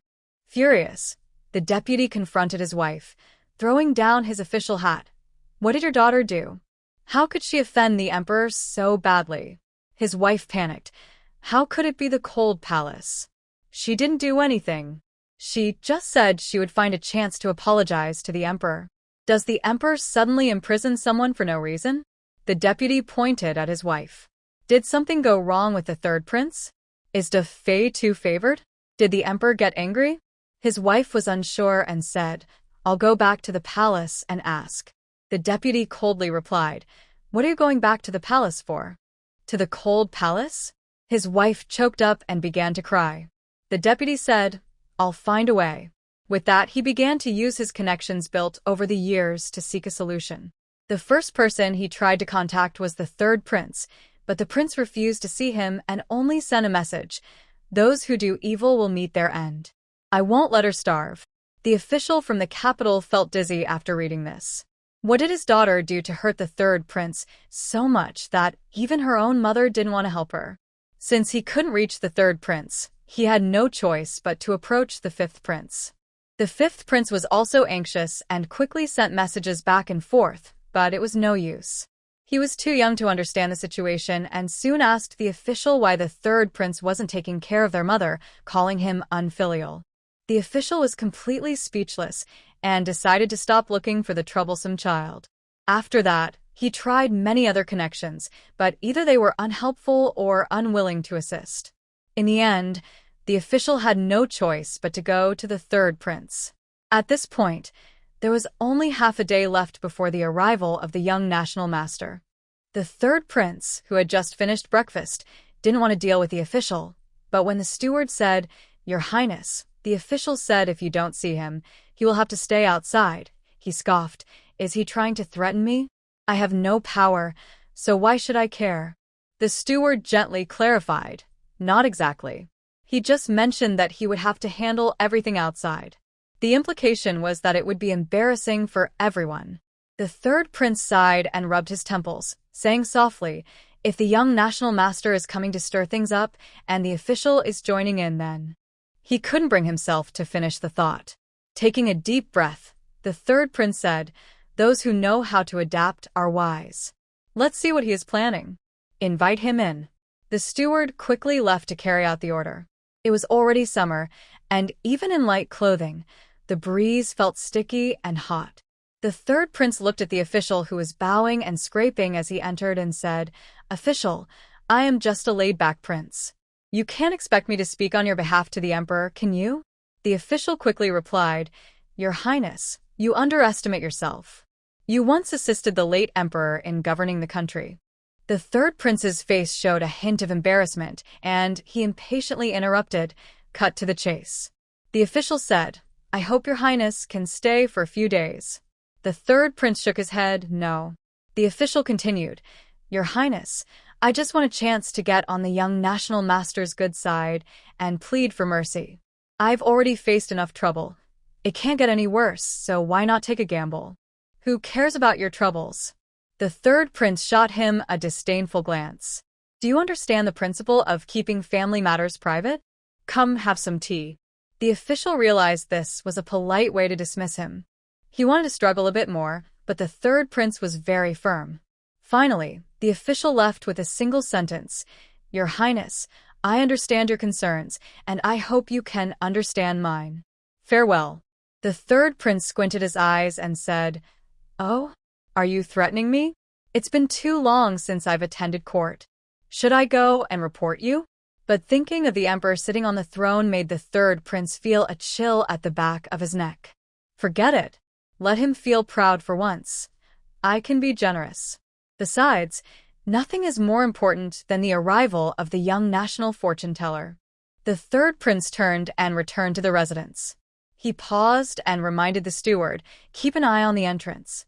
If that official dares to come again, take him away immediately." The steward quickly agreed. 3 hours later, during the hour of Shen, the third prince was fixing his appearance when he asked the steward, "The official hasn't come, right?" The steward replied, "Rest assured, Your Highness, he hasn't come." The third prince nodded in satisfaction and ordered all the men and women who were not dressed properly to go to the side courtyard. He stood at the front hall with his dignified wives and children, then instructed the servants to slowly open the main door, ready to warmly welcome the young national fortune-teller. As soon as the door opened, the third prince froze. The official was indeed not outside. But Prime Minister Li, Prime Minister Wang, the Minister of Justice, the Minister of Rights, the Minister of Revenue, the Minister of Works. More than half of the court officials were all there. These colleagues were really lacking in decorum. If this news got out, wouldn't the family secrets be known to the whole world?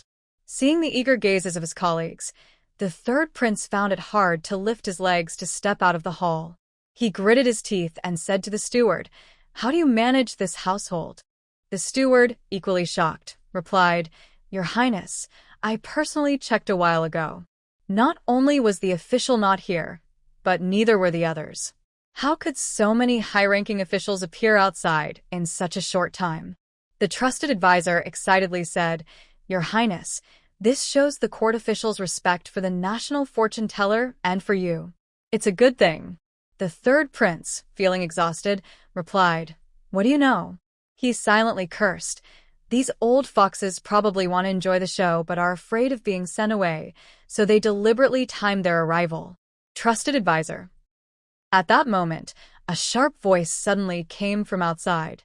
"His Majesty has arrived." Outside, a sea of heads knelt down, all saying in unison, "Long live His Majesty." The third prince led his bewildered family to bow in respect. At this moment, an undeniable inner voice also echoed, "Yuan. So many people. System? Yes. There are really so many people. I suddenly noticed a good thing about the Great Xia. The officials are very united. Have you noticed? Whenever something happens, a large group rushes in. Yuan. Yes, they are really united."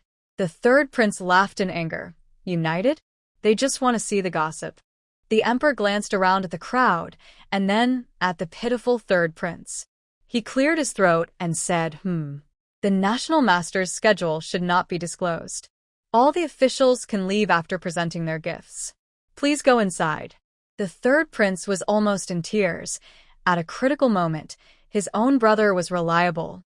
The officials outside showed disappointed and unwilling expressions, but no one dared to go against the emperor's words. At that moment, a sudden commotion erupted from inside. "Your Highness, Your Highness. Someone has died. The third prince felt darkness before his eyes. At that moment, he wasn't thinking about who had died, but rather that his colleagues would definitely seize the opportunity and refuse to leave. Sure enough, a loud voice from outside called out. Where is it? I want to see. The chief of the criminal department enthusiastically said, I am skilled in reviewing criminal cases. I want to take a look. The minister of the Dali Temple also squeezed in eagerly. Your Majesty, I have participated in many major case hearings. I will ensure the third prince's residence is cleared of suspicion. Not only these three related to criminal cases spoke up, but other officials, even those with no connection to the case, began to recommend themselves. For example, the Minister of Works. I am good at identifying various tools from the four nations. If the thief leaves multiple wounds, I can help determine which family's item was used to catch the criminal. The Minister of War. If the thief hasn't escaped, I will protect all the officials. Finally, the Minister of Revenue came in with an abacus. He originally wanted to say, I can offer a reward for the thief's head. But then he thought that sounded too ridiculous, so he quickly changed his words. I am wise and can assist my colleagues in judging the case. Other officials stumbled at this. That's a bit too dismissive. At this moment, the system suddenly sighed. Look, Yuan, see how united they are. With such a great xia, there are no rivals ahead. Yuan felt it was a bit strange, mainly because the third prince's expression looked so painful, as if he had been taken advantage of. But she still wanted to give the system some face. I guess so. The emperor was also at a loss. He wanted to protect the dignity of the royal family, but a murder had indeed occurred at the third prince's residence. He couldn't stop the officials from eagerly solving the case. The emperor subtly shook his head at the third prince, who responded with a blank stare. The third prince weakly said, Thank you, everyone. Since there were outsiders present, he signaled for his wife and concubines to return to their quarters first. The officials politely bowed in response, and then followed the third prince towards the scene of the incident, which was in a pear orchard. The emperor held Yuan as they walked in, while the third prince occasionally cast a sorrowful glance at her. Suddenly, he had an idea. The third prince said, Your Majesty, why bring the young national teacher to such a bloody and ominous place? The officials gasped, realizing they had forgotten the young national teacher's age. It seemed they wouldn't be able to enjoy this gossip today. The emperor paused, giving the third prince an appreciative look. However, before he could finish his thought, they heard a loud commotion inside, resembling a dramatic scene from a play. A sharp female voice exclaimed, This is a lowly woman who has been consorting with outsiders. Everyone who has been with her has died, while she lived in the well. You dare to defy me for this wretched woman? I am your mother. Amidst the noise, a disheveled woman rushed out from a corner, but she was quickly restrained by two older women, one of whom slapped her twice. Then, a young couple burst in. Upon closer inspection, the two were dressed elegantly and bore some resemblance to each other, with youthful features.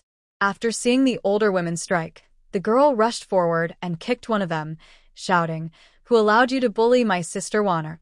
Are you looking for trouble? The boy added, Mother, don't say such things. Wanner would never consort with anyone.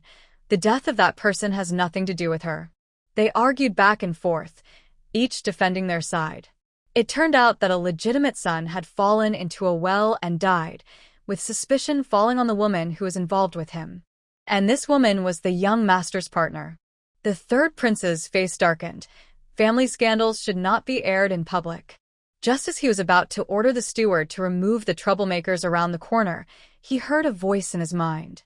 System. Wow. This brother and sister duo, this gossip. Oh, it's explosive. But it's a bit complicated. Yuan, I love complicated gossip, tell me more. The third prince felt as if his heart had been stabbed. The other court officials quickly turned to look. System. All right. This story starts with the outrageous shared marriage at the third prince's residence. Everyone's eyes widened. What? Shared marriage? The officials, ready to enjoy the gossip, almost stumbled in shock. The first piece of news from the third prince's residence was so explosive. This trip was worth it. The third prince noticed the meaningful glances from his colleagues and almost shouted, "Misunderstanding. There must be some mistake. Such outrageous things could never happen in our residence. Yuan Wan, huh?" What? System, yes. And it involves a brother and sister sharing a marriage. Upon hearing this, Yuan Wan felt as if her brain had overheated. Huh? Is the royal family of Daxia this chaotic? Emperor, this has nothing to do with me. The princes and lords have already branched out, and it's unrelated to me. The officials swayed again. They didn't want to panic, but these 4 words were familiar, and when put together, it felt like a heavy blow to their heads, nearly knocking them out. The third prince was stunned, gritting his teeth in anger. Which ungrateful child must be dragged out and punished? System. Well, they can barely be considered relatives. This brother and sister are the children of the third prince's brother-in-law's concubine. It's these 2 right here. Yuan Wan. So, the crying siblings are involved in a shared marriage? System, yes. Everyone was speechless. The previously despondent third prince suddenly perked up, nearly shouting to the heavens. System, don't mislead the young national teacher. These are just the children of my wife's brother. They have nothing to do with the royal family of Daxia. Just then, the previously noisy crowd finally noticed the emperor, the third prince, and a large group of officials, and they instantly fell silent. In the next moment, they all trembled and knelt down to bow. At this time, the brother and sister, after bowing, crawled over and said, "Uncle, uncle, we are wronged. Warner would never betray anyone. Please help us." At that moment, the inner voice continued, "System. This brother and sister were raised in the suburbs and mistreated by their mother, often beaten and scolded. At that time, the merchant girl Warner grew up with them, and because she took good care of them, they became very dependent on her. However, as the 3 grew up, the older brother began to like the merchant's daughter, Warner. The younger sister felt jealous and thought she was being abandoned by both of them, so she intentionally caused trouble. Yuan Wan. Oh, how did the sister end up changing her feelings? System. It's quite surprising. The sister spent money to hire someone to pretend to be a noble to charm the merchant's daughter. However, the merchant's daughter firmly rejected her, saying that wealth could not corrupt her. The sister, while happy for her brother, felt sour and continued to send people to pursue Wana. As she received daily reports about Wana, she gradually became attracted to the quirky and clever girl. At this crucial moment, the third prince intervened, sparking their feelings. Others looked over in surprise. The third prince's heart raced. Wait, what did he have to do with this? He couldn't remember. Yuan Wan, what? Did he break them apart? System, no. It was his brother-in-law, who still had a conscience, wanting to find a good match for the siblings. He approached the third prince's mother, the old princess, who agreed out of kindness. The siblings' mother, Mrs. Wen, was overjoyed and immediately looked down on the merchant's daughter, spending a lot of money to send some troublemakers to ruin Wanner's reputation and drive her away. Just then, the siblings' mother, Mrs. Wen, cautiously approached the third prince. Mrs. Wen sadly bowed and said, "Your Highness, my children have acted recklessly by disturbing you. This is a serious mistake. I will take these ungrateful children back and hope for your forgiveness." The third prince did not respond and quietly stepped back from Mrs. Wen. Yuan Wan, wow. Mrs. Wen is quite ruthless. What happened next? System. The sister had already developed feelings for Warner and rushed to save her upon hearing the news, but she was too late. Warner was in tears, wanting to end her life. The sister felt guilty and thought her brother would surely dislike Warner, so she decided to take her brother's place and protect Warner, wanting to be together forever. Yuan Wan. Huh. The onlooking officials raised their eyebrows. This idea is quite outrageous. System. Later, the brother learned everything. In ancient times, men often couldn't accept that a girl had lost her purity, so he avoided Warner. Meanwhile, Warner wanted to die even more, and the sister took advantage of this, spending every day hand in hand with Warner, looking at the stars and the moon, gradually winning her over. In fact, the brother hadn't moved on either. A few months later, unable to bear it any longer, he returned to find Wana, only to be shocked to discover that she had completely lost interest in him and had developed feelings for the sister. The brother felt jealous. Thus began the sibling rivalry. Yuan Wan, haha. Sibling rivalry? Come on, tell me more, I want to hear. The system. For example, the brother pretends to be the sister in a letter, inviting Waner to come on a boat trip. When the sister finds out, she pushes her brother into the river. The two of them create quite a scene, almost coming to blows. However, at this moment, the third prince intervenes and they calm down. The onlookers were surprised to see the third prince again. Why are you here? The third prince remained calm, thinking it was no big deal since he couldn't recall any connection to the situation. Yuan Wan, oh? Why is the third prince here? What's going on? The system. He almost took something by force? No, that description isn't right. Yuan Wan looked shocked.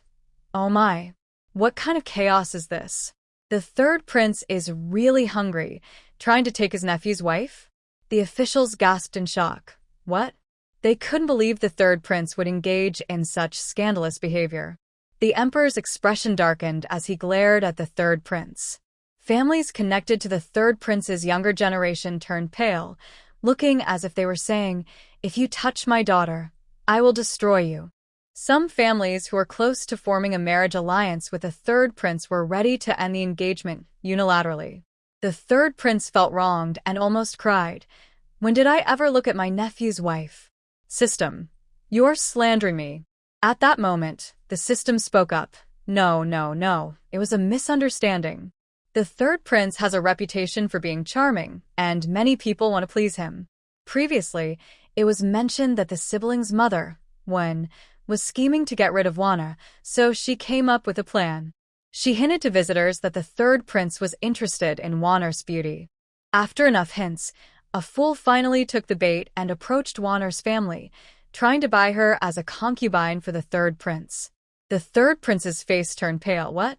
His lifelong reputation, or rather his charming reputation, was being used against him by a woman. After laughing at the scene, the other officials began to reflect. We must not underestimate anyone. Yuan Wan, the sibling's mother, is a troublemaker. The system. Exactly. The siblings mistakenly believe that the third prince really wants to take Waner by force. They dare not confront him openly, so they secretly plan to elope with Waner. As a result, those who wanted to win favor with Waner become furious, leading to her family's downfall. When Waner learns of this, she is devastated and insists on seeking revenge. Yuan Wan gasped. Wait, revenge? Their target won't be the third prince, will it? The system, isn't it him? The elegant courtiers almost laughed to death. This blame is so unfair. The third prince's face turned completely dark. Yuan Ruan's pupils shook. Heavens, did they get the wrong enemy? System. Yes, after entering the royal residence, Waner cleverly realized she had mistaken her enemy. The real enemy is the mother of these siblings. Waner wants revenge, but the siblings stop her. The brother chooses to imprison her, trying to win her over with love, saying he wishes to marry her for life and give himself to her. Yuan Wan, huh? Isn't this a grudge against the whole family? What kind of love is that? Waner isn't being manipulated, right? The courtiers, what? They're such a fool? Imprisonment? Trying to win over the children of the family he harmed with love. Isn't that a crime? The Minister of Justice and the Chief Justice are already considering how long to imprison someone for illegally holding a civilian. System. No, but Waner can't escape. In the end, she threatens her sister with self-harm to help her escape. The sister is conflicted at first, then the brother finds her and says, if Waner goes for revenge, she will die. Would you rather she die or join me in trying to win her over with love? The sister watches Waner harm herself multiple times and finally agrees to help win her over with love. Yuan Wan. Huh? Are these siblings really that ridiculous? No wonder they are the children of that foolish woman. So, does this mean Waner becomes their shared wife? System. Yes, it's truly a terrifying kind of love. Yuan Wan. No, what kind of love is this? This is extreme selfishness disguised as love. Being imprisoned for life by the children of her enemies and calling it love is too tragic. System, yes, you are right. Just then, Lady Wen spoke again. Your Highness, this wretched woman is guilty of treason and murder. The brother immediately exploded, interrupting his mother's words, and said, Uncle, you should know that Wanner is pure-hearted and could never be guilty of such things. She is being framed. Please restore her innocence. Wanner, speak up. The sister also tugged at Wanner, saying, Wanner, please say something. Juanel Nump, silent. The third prince felt a headache coming on. He wanted to say, stop arguing, take it outside. But he met the emperor's brother's deadly gaze. The third prince took a deep breath, pinched the bridge of his nose, and said, stop arguing. If you have evidence, hand it over to the officials for fair processing. Furthermore, no one is allowed back at the crime scene to avoid tampering with it. That's all. Everyone may leave. He really didn't want his colleagues to see his family's embarrassing situation. When the third prince spoke, the servants nearby quickly bowed in agreement and then rushed to take everyone away. The third prince then bowed to the emperor and said, Your Majesty, today we welcome the young national master. I have prepared a family banquet, and I wonder if Your Majesty would like to join. He emphasized family banquet, hoping the ministers who had come for the gossip would take the hint and leave quickly. The emperor hesitated to part with Yuan Ruan and nodded. You are thoughtful. The ministers exchanged glances. Although they were reluctant, they had already seen enough excitement and could reluctantly accept it. Just as the ministers were preparing to leave with some dissatisfaction, a cheerful voice from outside interrupted. Your Majesty has arrived. I apologize for not welcoming you properly due to my illness. I hope you can forgive me now that I am feeling better. Everyone turned to look. An elderly woman with a luxurious bird-headed cane and a youthful appearance walked in slowly. The emperor's expression softened upon seeing her. How could I dare? Your Highness, you are too kind. Please take care of yourself. The other ministers also bowed. We greet Your Highness, wishing you health and happiness. Very well. The great Xia has both wise rulers and talented ministers, so I am naturally well, the old princess said with a smile, shaking the emperor's hand. Then she glared at her son, the third prince. Why are you still standing there? Is the housewarming banquet ready? Don't keep so many distinguished guests waiting. The third prince's smile froze on his face. He hurriedly whispered, Mother, this is a family banquet, just a family banquet. What family banquet? The old princess glared at her son again and lowered her voice. The young national master is staying at our palace for a bit. This is a celebration for him, and all these ministers are here to honor you. You cannot turn them away. We must celebrate. The third prince felt helpless. Oh, my dear mother. How can I explain that they are not here for me, but for the gossip? However, he couldn't say anything and could only watch as his colleagues happily followed the old princess's words, saying congratulations on your new home, and then confidently walked into the banquet hall. A large group of people moved into the elegant courtyard. Today's decorations were very tasteful, primarily using bamboo, leaves, and jade accents, creating a refined yet luxurious atmosphere. The emperor took his seat with Yuan Ruan. The old princess led the third prince to bring out a group of elegantly dressed men to bow to the emperor and some ministers. Finally, 3 young men remained, sitting at the end of the table. The old Empress Dowager finally said, I will return to worship, and took her leave.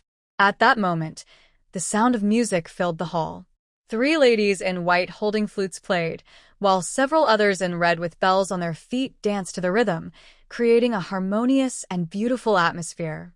The emperor then picked up some dried fruit to feed Yuan Ruan. Yuan Ruan, with her chubby cheeks, ate a few pieces of dried fruit and couldn't help but chat with the system. It seems like the emperor respects this old Empress Dowager quite a bit. The system replied, Of course. Don't be fooled by her current piety. She was once a powerful figure who achieved a great feat that no one knows about and even received a pardon medal from the former emperor. Upon hearing this, everyone looked up in surprise. What achievement? She actually received a pardon medal from the former emperor.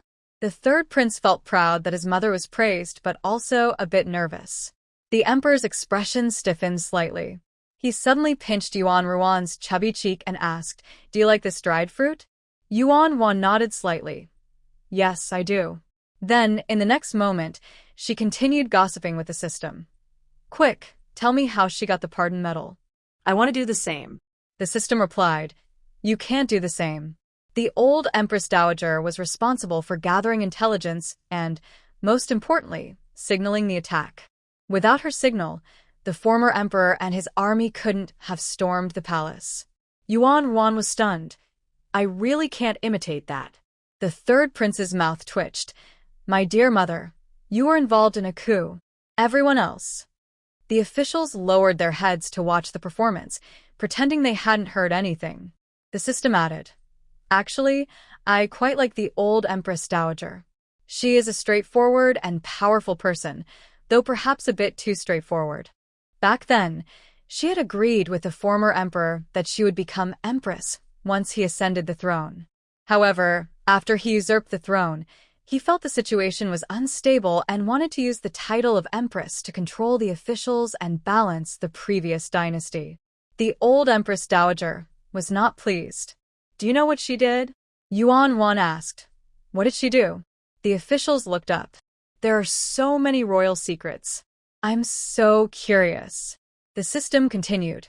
The old Empress Dowager barged into the former emperor's chamber during the day, knocked him out, tied him up, and held a lamp up too. "Well, you know, the important part." The old princess said directly, "You once swore that if you broke your promise and did not make me the empress, you would have no descendants. Now, I am here to uphold the heaven's will." Yuan Wan, pfft. The court officials covered their mouths in shock. It had only been a few years since the late emperor passed away. They never expected that the once mighty late emperor had been tied to a bed and threatened by the old princess. The third prince's hair was almost turning gray. "Mother, you actually did something so risky back then?" Yuan Wan, what happened next? "This doesn't seem like a good way to end things." System. "Well, it's not too bad. The old princess was very headstrong when she was young, and this kind of thing happened more than once." The late emperor got angry for a moment, but then calmed down. "Yuan Wano?" He calmed down. The system continued. "Yes. The late emperor had complex feelings for the old princess, mixed with love, admiration, and camaraderie. So after his anger, he promised the old princess that if she became pregnant, he would make her the empress. The old princess agreed, and that was that. The emperor, the crown prince, and the court officials. The late emperor? You were tied up and threatened, yet you calmly let it go? Is this how your harem operates?" Yuan Wan. This late emperor. This old princess. One dares to act boldly, and the other dares to forgive. I don't know who to criticize. System. One is willing to fight, and the other is willing to endure? But they do have a life-saving bond. Yuan Wan was surprised. Life-saving bond? How so? System, do you know? There was once a small country in the southwest of the Great Xia called Korea. Before the late emperor went to war, Korea and Great Xia had been in conflict, with Korea winning more often. However, after the late emperor went to war, he defeated Korea in 2 years, reaching the peak of power and prestige in the Xia kingdom. This is why the late emperor was feared by the previous crown prince. After a pause, the system continued. I got off track. Ahem. Back then, the old princess as a warrior disguised herself as a man and fought on the front lines. She saved the late emperor several times and often led troops to transport supplies. Her family also supported the emperor with a large army, earning the late emperor's trust. Yuan Ruan, holding her face in amazement. So impressive. It's strange that the third prince didn't become emperor. The third prince felt a chill run down his back. That's not something to say. System. Haha, I know the reason. Initially, the old princess was not one to give up, especially after she became pregnant and gave birth to the third prince. She was ambitious and aimed for him to ascend the throne. The emperor squinted his eyes. Hearing this, The third prince, especially after sneaking a glance at the emperor's expression, nearly choked on the dried fruit in his mouth. My mother is not like that. My mother prays every day and never forces me to study or practice martial arts. She is the most open-minded mother in the world. System. Don't spread rumors about my mother. The third prince stubbornly stared at the emperor with a face that clearly said, my family doesn't think that way. If you're unhappy, I can kneel right now to make you happy. The emperor disdainfully closed his eyes. Yuan curiously took a sip of water and asked, oh, what made the Empress Dowager give up? The system replied, it was the third prince himself. Everyone? The officials looked at the third prince in surprise, not expecting him to be so indifferent to fame and fortune. The third prince was also confused. Huh? Did his mother ever ask him if he wanted to compete for the throne? He thought hard and could only recall a few of his mother's words. Get out of my way. You're driving me crazy. Just stay under the emperor and have children. Don't think too much. She never asked him if he wanted to fight for the throne. Yuan began to think as well. She suddenly thought of modern parenting videos about parents of a child who ranked last in math. Yuan rubbed her round face and said, Third prince? Could it be that the third prince is just not ambitious? The system replied, haha, exactly. After the third prince was born, the Empress Dowager set a strict study plan for him, like being able to recite the Book of Songs and 3-character classic by the age of 3. Yuan's mouth twitched. The Empress Dowager and my brother must have a lot in common. The system agreed, you're right. Then the Empress Dowager began the difficult task of tutoring him, but she had high hopes, while the third prince's memory just couldn't keep up. For example, while other princes could recite the 3-character classic within a week, it took the third prince 3 months to stumble through it. Only then did the Empress Dowager breathe a sigh of relief, but the next day she fell ill with a high fever. The third prince's face turned bright red in an instant. At this moment, not only the civil officials, but even the military generals looked surprised at the third prince. His reading speed was truly remarkable. The system continued. From the time the Grand Dowager taught the third prince starting with the 3-character classic, then to the Book of Songs, and halfway through the Book of Music. It took a whole year and a half. The Grand Dowager, who had never been sick before, fell ill 6 times in 1 year. The worst time was the last one, when she used the Book of Documents to teach the third prince about politics, and his response made her so angry that she bled from her eyes. The palace was in chaos, and the royal physician said the Grand Dowager's life was in danger several times. In the end, when she narrowly survived, she completely gave up on the idea of making the third prince emperor. Yuan, haha. After thinking it over, life is the most important. I totally understand. The system. Later, the Grand Dowager thought that since he couldn't be emperor, she would find a good place for the third prince to be a feudal lord, allowing him to manage talented people to help govern the country. Until she discovered that the third prince was easily fooled by 3 palace maids, 2 eunuchs, and 2 housekeepers. The Grand Dowager couldn't believe it and sent people to test him several times, finding that he was easily deceived every time. She couldn't sleep all night and decided the next day to abandon the idea of letting the third prince leave the palace.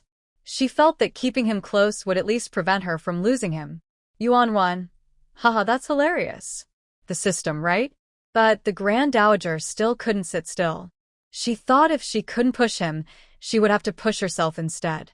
Fortunately, she kept herself busy, and the third prince's residence was almost raided twice, but she managed to save him both times.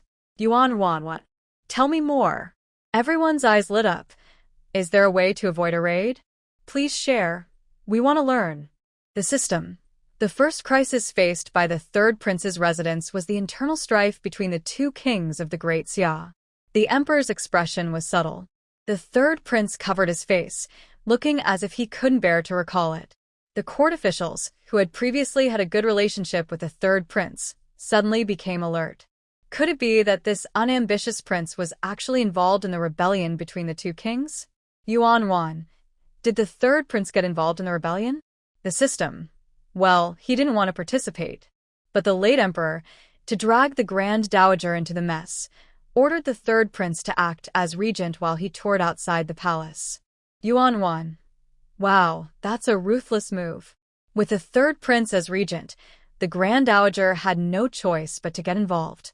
The late emperor must have been thrilled. The system, actually not really. The former emperor returned from his tour in less than 7 days, frantic from the news brought by the secret guards. He rushed back at night to force the third prince, a reckless spender, out of power. Yuan Wan was shocked, even forgetting to eat the snacks handed to her by the crown prince. What did the third prince do? Tell me. The emperor rubbed his forehead. The third prince's face turned even redder. System, haha. Ever since the third prince became the regent, other officials have been trying to win him over and test him. He is a laid-back person, timid, and afraid of trouble. At that time, several princes had their own factions, and the first and fourth princes were in fierce conflict. The third prince, still being the third prince, was afraid of offending anyone and kept saying yes, yes, yes. As a result, the officials were confused by the contradictory orders on the same matter and didn't dare to act, causing chaos in the administration. Yuan Wan, haha, that's hilarious. What happened next? System. The third prince was criticized by the officials for 3 days, labeled a traitor, and all the proposals submitted were rejected. The officials decided that rather than repeatedly presenting conflicting answers, it was better to postpone everything except for military matters until the emperor returned on the 14th. Yuan Wan, that solution is acceptable. System. Haha, acceptable? The third prince got his father into trouble. Yuan Wan, huh? How? Hearing this, the third prince felt as if he were sitting on pins and needles, wanting to run away. He looked up and met the emperor's half-smiling gaze, then closed his eyes. System. When the former emperor was quietly touring, he encountered a major incident that required military force to eliminate a group of bandits. However, the request for troops was also rejected.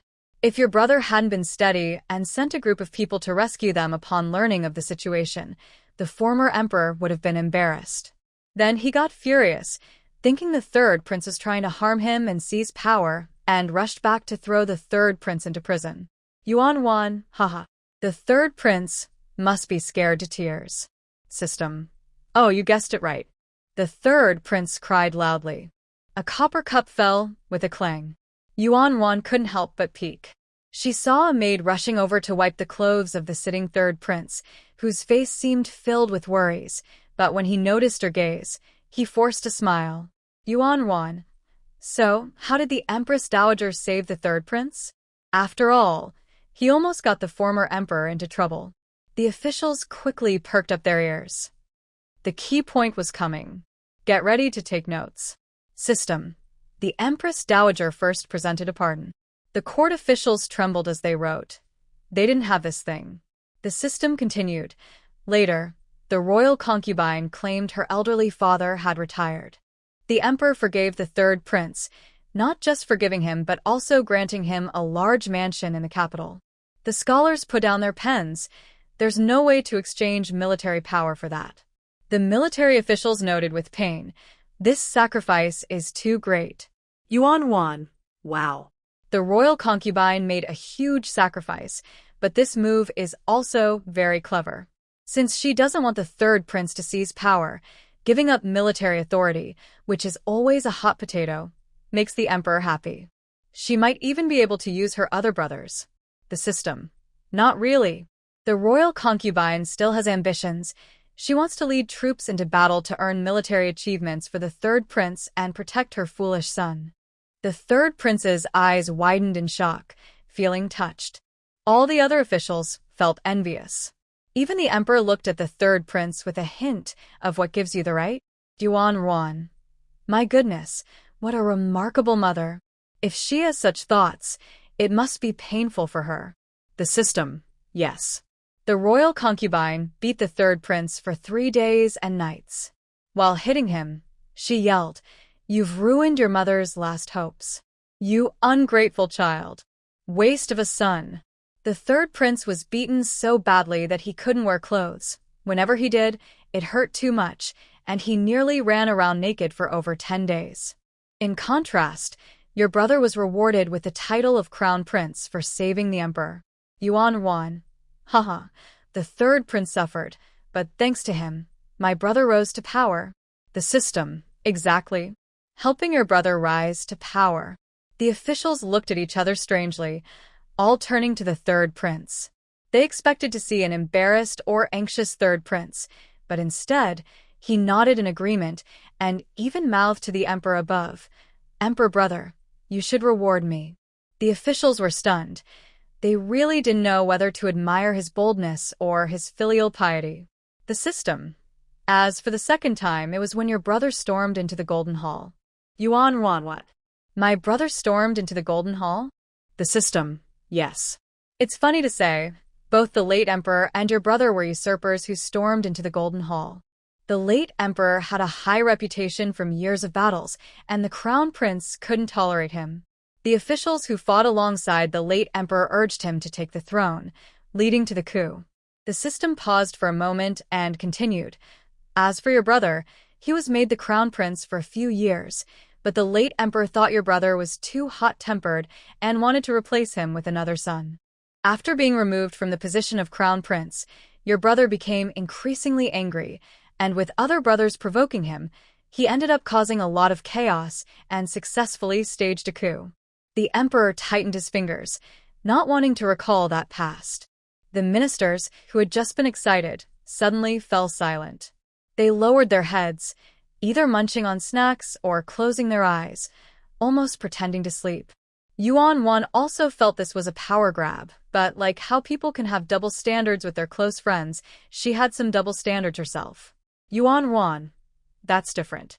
After all, my brother was once made crown prince, so his ascension can be seen as legitimate. It was the late emperor who staged a coup. The ministers. Suddenly, they seemed to forget the meaning of legitimate. The system was also taken aback by Yuan Ruan's double standards. After a while, the system said, "All right then, I'll continue."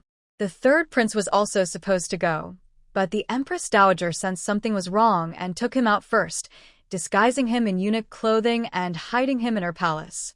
It wasn't until your brother had eliminated everyone else that the Empress Dowager secretly sent the third prince out of the palace.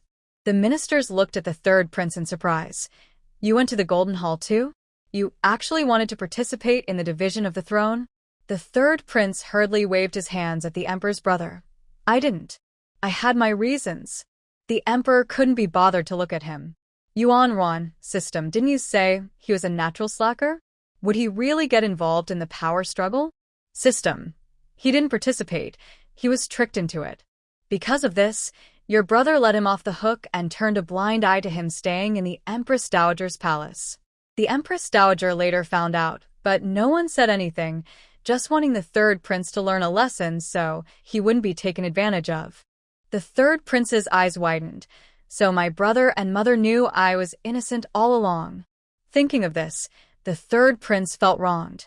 "That's so cunning. Is there no blood relation care left? I've been on edge for almost 30 days. Yuan Wan. Haha, I can understand. System, right? But even such a wise and powerful Empress Dowager couldn't save the third prince a third time. This time, the mansion is about to collapse.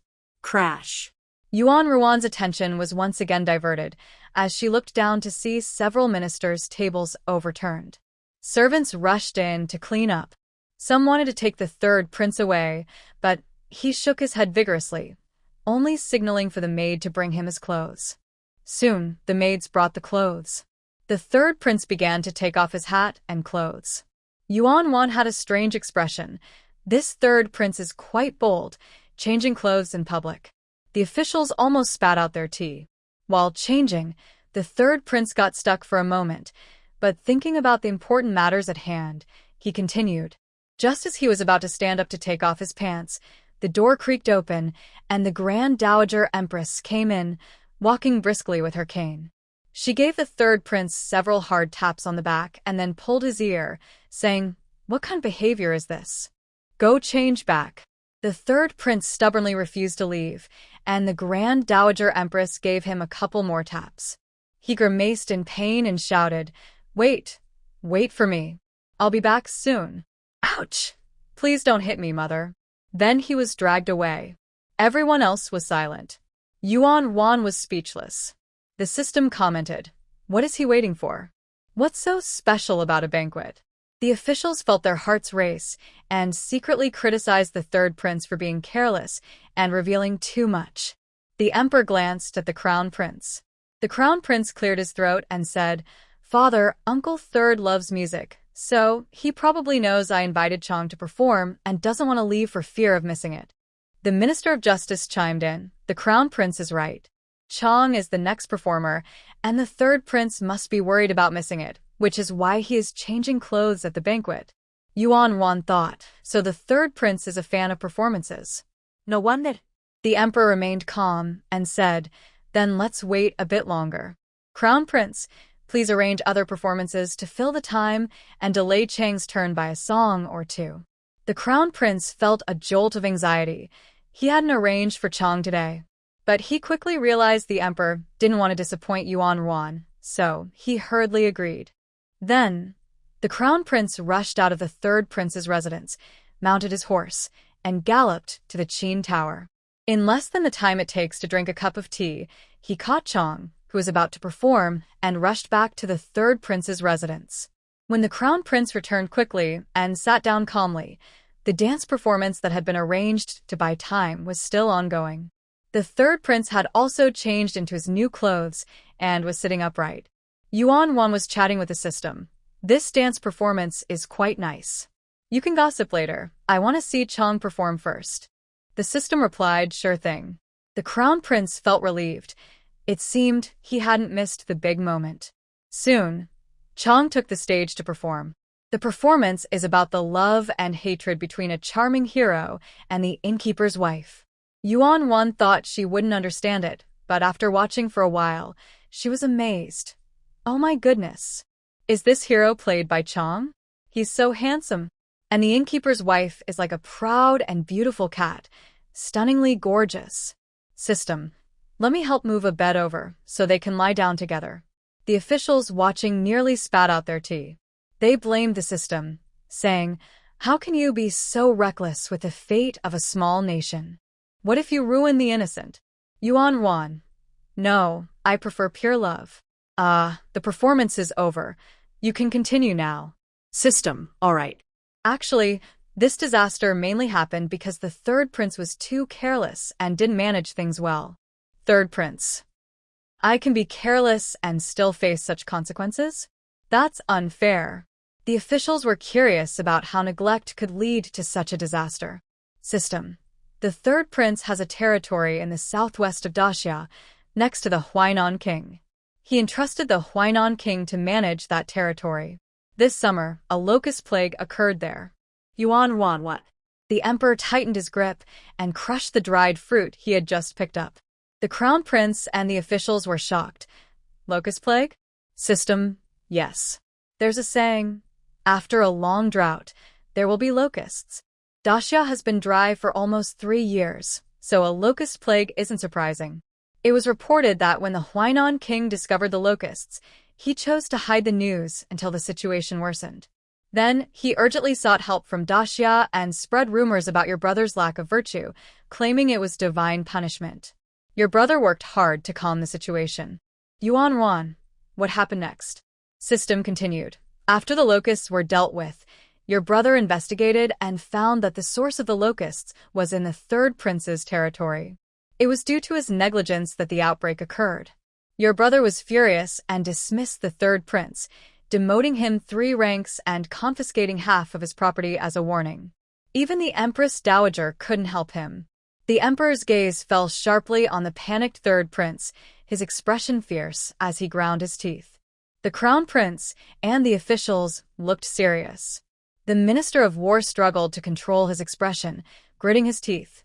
What a disgrace. How can such a useless prince still hold a title?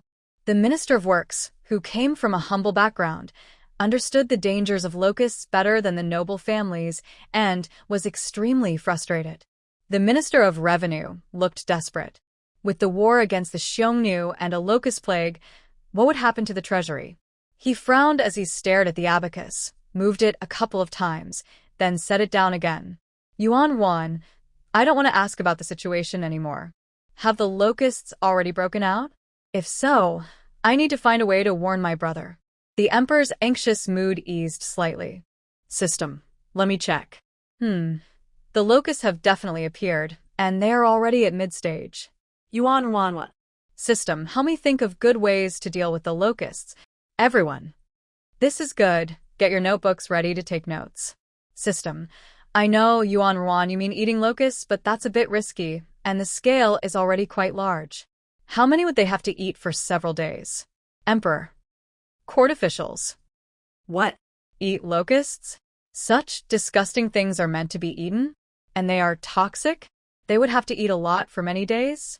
A few officials couldn't help but gag. Yuan Ruan's chubby face was confused by the officials who were throwing up in front of her. Yuan Ruan, is Ministerly okay? He looks really pale. System. It seems he just knocked over a table and fell. Sigh, the elderly should be careful. I almost want to advise the Emperor to let him retire and rest. Ministerly. System. How could you say something so harsh?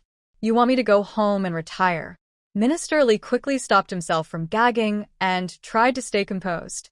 Yuan Ruan. He should be fine. System. Since the locust plague is already at mid-stage, how long until it causes a huge disaster? System. I just checked, and they're mostly in swarms now. I estimate that in less than a month, they will sweep across the entire Great Xia. Everyone. Yuan Ruan couldn't help but bite her finger. What? It's only early summer. How come the locusts seem to be spreading so quickly? Everyone was puzzled, and then they heard the system's voice. System. Yuan Ruan, do you remember? Great Xia is a country that often suffers. This year was supposed to be a good year, but with your spring festival rain, it should have been a great harvest. However, because the Emperor has avoided several plot twists, the situation in Great Xia has improved. So, this plot twist finally discovered the locusts and is trying to expand the plague to weaken the country's fortune. The Emperor and the Crown Prince were furious. This plot twist was truly despicable. It used such a sneaky method to drain the country's fortune. The officials, who were initially reluctant to eat locusts, suddenly looked determined. All right. If they won't let us live well, then we will live well anyway. Yuan Ruan, I can't believe this plot is trying to make things so difficult for us. System. It seems like they want to bring about destruction. Yuan Ruan, if you weren't tied to the nation's fate, I would have taken you away immediately. For example, going to the Chu Kingdom with the main characters would be nice. The Emperor's expression darkened. Seeing his father's grim face, the prince thought for a moment and wrote a note to pass to him. Father, the ninth sister is tied to the nation's fate. Even if she likes the Chu Kingdom, she won't run away. The Emperor glanced at it, then quickly wrote a few words and handed it back to the prince. The prince looked down and twitched his mouth slightly. It's better if Jiaoer likes the Chu Kingdom. Let her go conquer it. Yuan Ruan, let's not talk about that. System, check if your prank task includes anything related to locust control. If not, we might have to deal with it using chickens and ducks.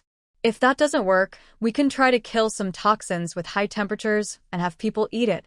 System, don't worry, if I can't do it, I'll find other friends to trade with. Wait for me. Yuan Ruan felt relieved.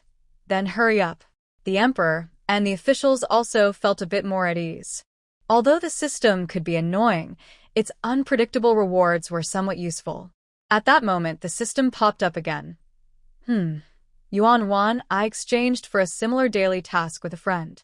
The reward is a pest control kit. It doesn't specifically say locusts, so should we give it a try? Everyone. The official's eyes lit up with hope. Yuan Ruan was happy. It should work. Locusts are still insects. If it doesn't, system, you can protest to the main system. System, exactly. Yuan Ruan, you're so smart. Yuan Ruan, hee, you're really great, system. Now tell me, how do we complete this task? System, let me check. Daily task. Draw 2 big turtles on Qi An's face and make sure 10 people see it. Incomplete. Reward. Pest control kit. The system flipped through. Qian is. Oh, he's the third prince right in front of you. The third prince's eyes widened in shock, nearly stumbling to the ground. He is a royal descendant and values his appearance. Now he has to have turtles drawn on his face in front of many outsiders. How embarrassing. Yuan Wan. How are we supposed to complete this? I'm not familiar with the third prince. It's frustrating that he's not the eldest nephew. The emperor shared Yuan Ruan's thoughts, wondering why it wasn't the crown prince instead, which would make more sense. The other officials looked at the crown prince with regret. Crown prince. Come on, guys. Yuan Ruan and the system were thinking about how to complete the task. The third prince looked at the emperor with a struggling gaze. The emperor silently stared back at him, as if his face was saying, choose, embarrassment or losing your home. The third prince, wearing a painful mask, thought he could only choose embarrassment. Just then, a singing and dancing performance ended. The third prince waved his hand, and the steward quickly stopped the next performer from coming on stage. Ahem. The third prince suddenly cleared his throat and forced a smile. Your Majesty, the banquet is almost over, and I have some personal matters to discuss. The emperor narrowed his eyes, wondering if the third prince had thought of a way to complete the task. He nodded, of course. The emperor held Yuan Ruan and followed the third prince to a side room. The third prince pulled the emperor around, complaining about various things.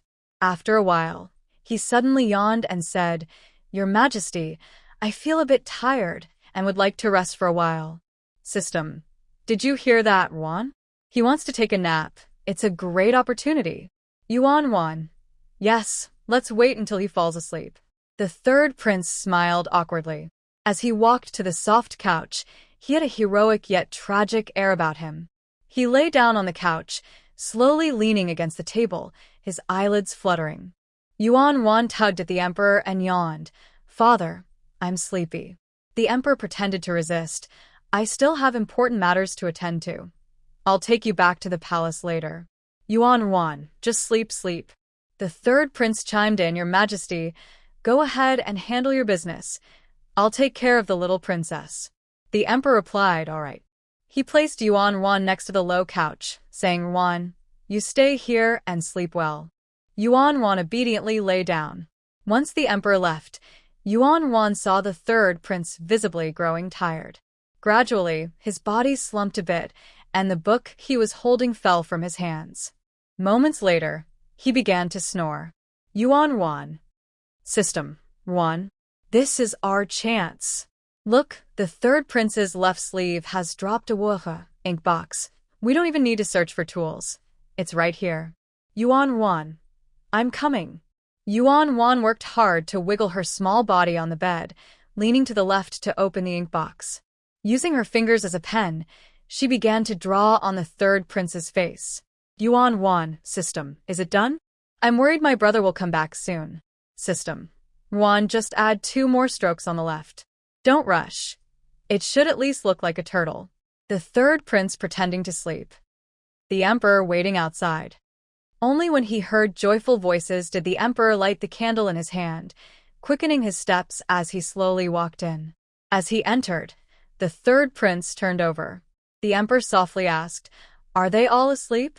After speaking, he picked up Yuan Ruan, turned his body, and walked outside. System. Great. The third prince is facing away, so the marks on his face went unnoticed. Yuan Ruan. Amitabha, I hope I won't be blamed.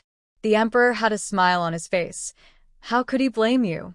He instructed the palace maids to help Yuan Ruan wash up briefly, and then handed her over to the head of the 8 elderly maids. At the same time, the emperor looked at the elderly empress who had come out to greet him and said seriously, Joer is not just a little princess, she is also the national teacher of the Great Xia. We must not underestimate her. The elderly empress looked at the 8 strong maids and suddenly fell silent. The emperor glanced at the chief eunuch beside him. The chief eunuch quickly understood and took out a decree, stepping in front of the elderly empress. He cleared his throat and said, By the grace of heaven, the emperor decrees. The decree stated that due to the Empress's past contributions in protecting the country, she was granted an honorary title of General of Justice, third rank, and appointed as the Grand Tutor to the Crown Prince. After reading it, the chief eunuch said, "Empress, please accept the decree." The Empress looked confused. Why was she suddenly given an honorary position? Yuan Wan was also surprised. So women in Great Xia can hold official positions too. And it's not just in the palace. It's the same ranking as men in the outer court. That's much better than in Shu. The system felt a bit puzzled, thinking it might not be right, but recalling the many recent changes, it swallowed its confusion. It should be, right? The Empress's eyes widened. Who was speaking just now? As she was about to voice her confusion, the chief eunuch handed her another document, softly saying, "Your contributions and the details are all here." The Empress's mind stirred, and she quickly opened it to look. It only mentioned her contributions in one line, while the rest detailed how to maintain confidentiality and cooperate with Yuan Ruan. The Empress. Wait, let me take a moment. As the Empress continued to read carefully, the Emperor felt much more at ease. He had intentionally given her a nominal position to take care of Yuan Ruan, knowing that the third prince, her foolish brother, couldn't always keep an eye on the inner court. On the other hand, the Empress was much more reliable than the third prince. Once Yuan Ruan was settled, the Emperor returned in a good mood. He also wanted to see what those two had painted. Once the Emperor left, Yuan Ruan felt an inexplicable tension, as if she were living under someone else's roof. Yuan Ruan and the Grand Dowager looked at each other. Fortunately, the Grand Dowager was once a powerful figure and quickly steadied herself. She understood why the Emperor gave her such an honorary but empty position. He is worried that the young national teacher might be bullied in the palace. The Grand Dowager found the Emperor's concern unnecessary. She managed her household well and treated guests with respect. However, since the Emperor was worried, she decided to introduce Yuan Ruan to everyone first. First, the Grand Dowager had Yuan Ruan sit in the main seat. Then she whispered a few instructions to her trusted maid. Soon, a large group of women arrived, at least 100 in total. Many of them giggled and sneaked glances at Yuan Ruan, as if she were some rare creature. This made Yuan Ruan sit up straight. The Grand Dowager's calm voice rang out. "This is the national teacher of the Great Xia and the 9th princess temporarily residing in the 3rd prince's residence. Since we have a distinguished guest, you all must be respectful." A woman in the front row, on the far left, with a bright and elegant appearance, laughed heartily and stepped forward, saying, "Grand Ancestor, we sisters are all personally brought out by you, so you can rest assured." The Grand Dowager replied with a smile, "I'm most worried about you, little monkey. If you misbehave again, be careful." The woman playfully responded, "I wouldn't dare." Yuan Ruan looked over with curiosity. Who is this woman? Her lively entrance reminds me of Wang Shifeng. System. Let me check. She is the wife of the eldest son of the 3rd prince's residence, personally chosen by the Grand Dowager. She took on the role of housekeeper early on and is quite capable. The Grand Dowager has a good eye. Yuan Ruan. That's impressive. Better treatment than Wang Shifeng. The Grand Dowager smiled even more upon hearing this. Though she didn't know who Wang Shifeng was, she was sure her choice was better. System, right? Her personal abilities are stronger than Wang Shifeng's, but her personality is quite different, and her husband is even less impressive than Wang Shifeng's? Yuan Ruan was shocked. What? Her husband is worse than the flirtatious Jiao Yan? System, yes. It's said that he becomes violent when drunk. The Grand Dowager's smile froze. What? Her honest grandson would hit someone? That's impossible. System continued. What's even scarier is that he pretends to be meek in front of the Grand Dowager and the 3rd prince, but then he turns around and hits his wife. He acts so well that no one would believe he could do that. Yuan Ruan, that kind of man is truly terrifying.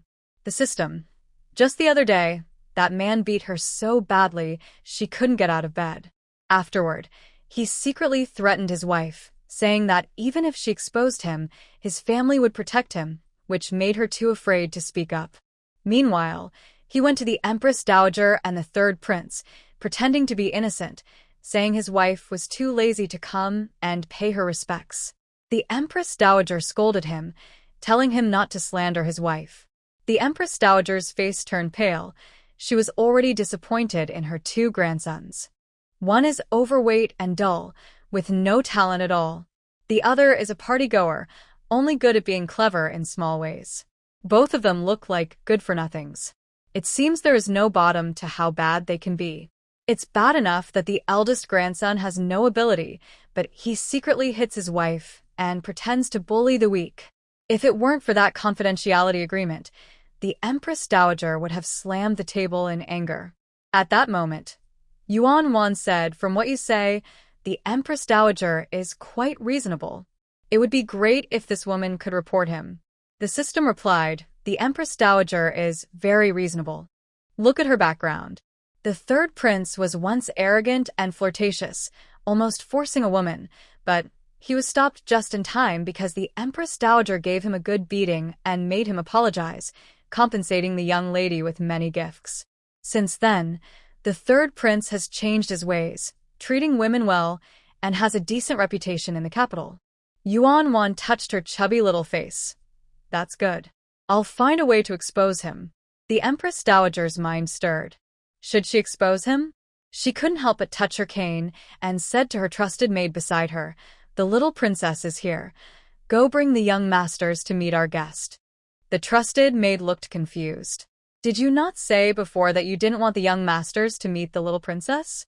You said there aren't many respectable men in the family and that it would be embarrassing and ruin our reputation?" The trusted maid left, still puzzled. Soon, the daughter-in-law of the eldest grandson, who had been exposed by the system, stepped forward, holding a delicate iron-eating beast made of exquisite jade, and naturally presented it to Yuan Ruan. The head maid took it, examined it, and then handed it to Yuan Ruan, who smiled and hugged the iron-eating beast, extending her hand to the other person. "Hug, hug." The eldest grandson's wife quickly covered her mouth and laughed. "Thanks to grandmother's guidance, I was able to give something that the little princess would love." The Empress Dowager looked at her with affection and said, "You are thoughtful. The little princess likes you." The daughter-in-law of the Changsun family was taken aback, then smiled and walked over. "To be liked by the little princess is truly a blessing for me." As she spoke, Yuan Ruan suddenly grabbed her wrist. The daughter-in-law winced in pain but pretended nothing was wrong. "System. You pressed on her injury and she didn't react. Wan, maybe you should press a little harder?" "Yuan Ruan, I want to help her, not hurt her again." Yuan Ruan tried to pull up the woman's sleeve, and the sight of the bruises made her eyes widen in shock, almost forgetting her lines. But soon, she exclaimed, "Beautiful lady, sister, you're hurt." "It's terrible." The daughter-in-law was startled and quickly tried to lower her sleeve again. But the Dowager Empress had been waiting and quickly stepped forward, grabbing the daughter-in-law's wrist. After a moment, she gritted her teeth and said, "This is from that beast." The daughter-in-law's expression turned frantic. "Grandmother, this. The Dowager Empress pulled her again, clearly angry. "My dear, you are the daughter-in-law of the third prince's residence. Who else would dare bully you besides that beast? You've been hurt like this. Where's your usual fiery spirit? I'm here to support you." "Grandmother," sob. The daughter-in-law's eyes turned red instantly, and she buried her face in the Dowager Empress's embrace, crying like a rain-soaked flower. Just then, a voice called from outside, announcing that the eldest son had come to pay his respects. Yuan Wan immediately peeked out and saw a chubby, cheerful young man walk in. "Yuan Wan, is this really Changsun? He looks decent but is actually so bad." System. You can know a person's face but not their heart. "Grandmother." The chubby young man approached and gently took the daughter-in-law's arm. "Why are you crying? Did you not like the osmanthus cake I brought back yesterday? Are you still mad at me?" The daughter-in-law's sobs quieted down. The young man then looked at the Dowager Empress. "Grandmother, I've been away for a few days, and she might be a bit upset." Ouch. Before he could finish, the Dowager Empress's cane struck him, leaving him stunned. Grandmother. The young man covered his forehead, his eyes flickering. Could it be that she is slandering me? Ouch! Ouch! Please stop, grandmother. The 1.5-meter cane was wielded by the Dowager Empress, with great authority. The chubby young man initially resisted, but after a few exchanges, he fell to the ground, crying out, "Grandmother, I'm innocent. Please believe me." Hearing this, the old lady became even angrier and hit harder, saying, "I haven't said anything yet, but you already assume it's because your wife complained. Humph. If you try to argue again, I'll break both your legs." The young man, who had been insisting on his innocence, suddenly stopped arguing. System. Haha, the old lady really knows how to handle things. She's very clever. Yuan Wan. Not only is she smart, but her sense of justice is truly impressive. As long as the old lady is around, the royal house won't fall. Feeling pleased, the old lady softened her grip a bit. However, when she heard her granddaughter, Changsun, joyfully crying, "Grandmother, you forgave me," the old lady was taken aback. "Forgiven? Who gave you that idea?" The old lady tightened her grip on the cane again, causing Changsun to cry out in pain. Just then, someone tried to intercede, but the old lady swung her cane and warned, "Whoever dares to plead for him will take his punishment." With that, no one dared to speak up. Bang, bang, bang. The old lady struck with great force. System. R1, watching this isn't very exciting. How about we get some snacks instead? The old lady couldn't help but shift her focus. Yuan Wan yawned. Let's sleep on it. I'm still thinking about whether the third prince can complete his task smoothly. System. All right then. Yuan Wan mumbled, sleepy, tired, going to sleep. The head maid gently picked up Yuan Wan without asking anyone else, simply stating, "The little princess is tired," and carried her away. The head maid's movements were very skilled, and with her strong arms, Yuan Wan felt as if she were being cradled by a strong mother. Just as she was about to fall asleep, the system suddenly emitted a sharp sound. System. Ah. Host, the third prince woke up very early. The task has already been completed. Yuan Wan was startled. What? Completed? That's great. She blinked sleepily. Can you check if the task rewards have been issued? Is there a specific location? I can tell the head maid before I sleep, so she can hint to my brother to go get it. System. R1. Weren't you worried the third prince would cause you trouble? Why are you so calm now? Yuan Wan. Because I'm sleepy. System. Yes, the rewards have been issued. I've mixed them in with the gifts from the princes to you. They're already in your storage room. Just let your brother go look for them. Yuan Wan said, "Okay." She immediately waved to the head maid. "Maid, I have a box in the treasury. Please bring it to Father Emperor." The head maid, puzzled, took the key and remembered the emperor's command for absolute obedience, quickly replied, "Yes." At the same time, the emperor was discussing the locust issue with other officials. Prime Minister Li said, "Your Majesty, locusts are a disaster, and those who dare to encourage them are a threat to the Great Xia. I boldly suggest we take action against the lords." Ridiculous! Prime Minister Wang exclaimed angrily, his beard bristling. What do you mean by taking action? Allowing locusts to spread could cost many lives. Your actions are no different from those selfish lords. Prime Minister Li replied loudly, "The difference is that I act for the stability and unity of Great Xia. I want to take action not after the locusts wreak havoc, but to first send people to the Huainan prince's residence to gather evidence that he is plotting against the state, disregarding the lives of the common people. Then we can focus all efforts on the locusts." No. Delaying even a day could lead to a full-blown locust crisis.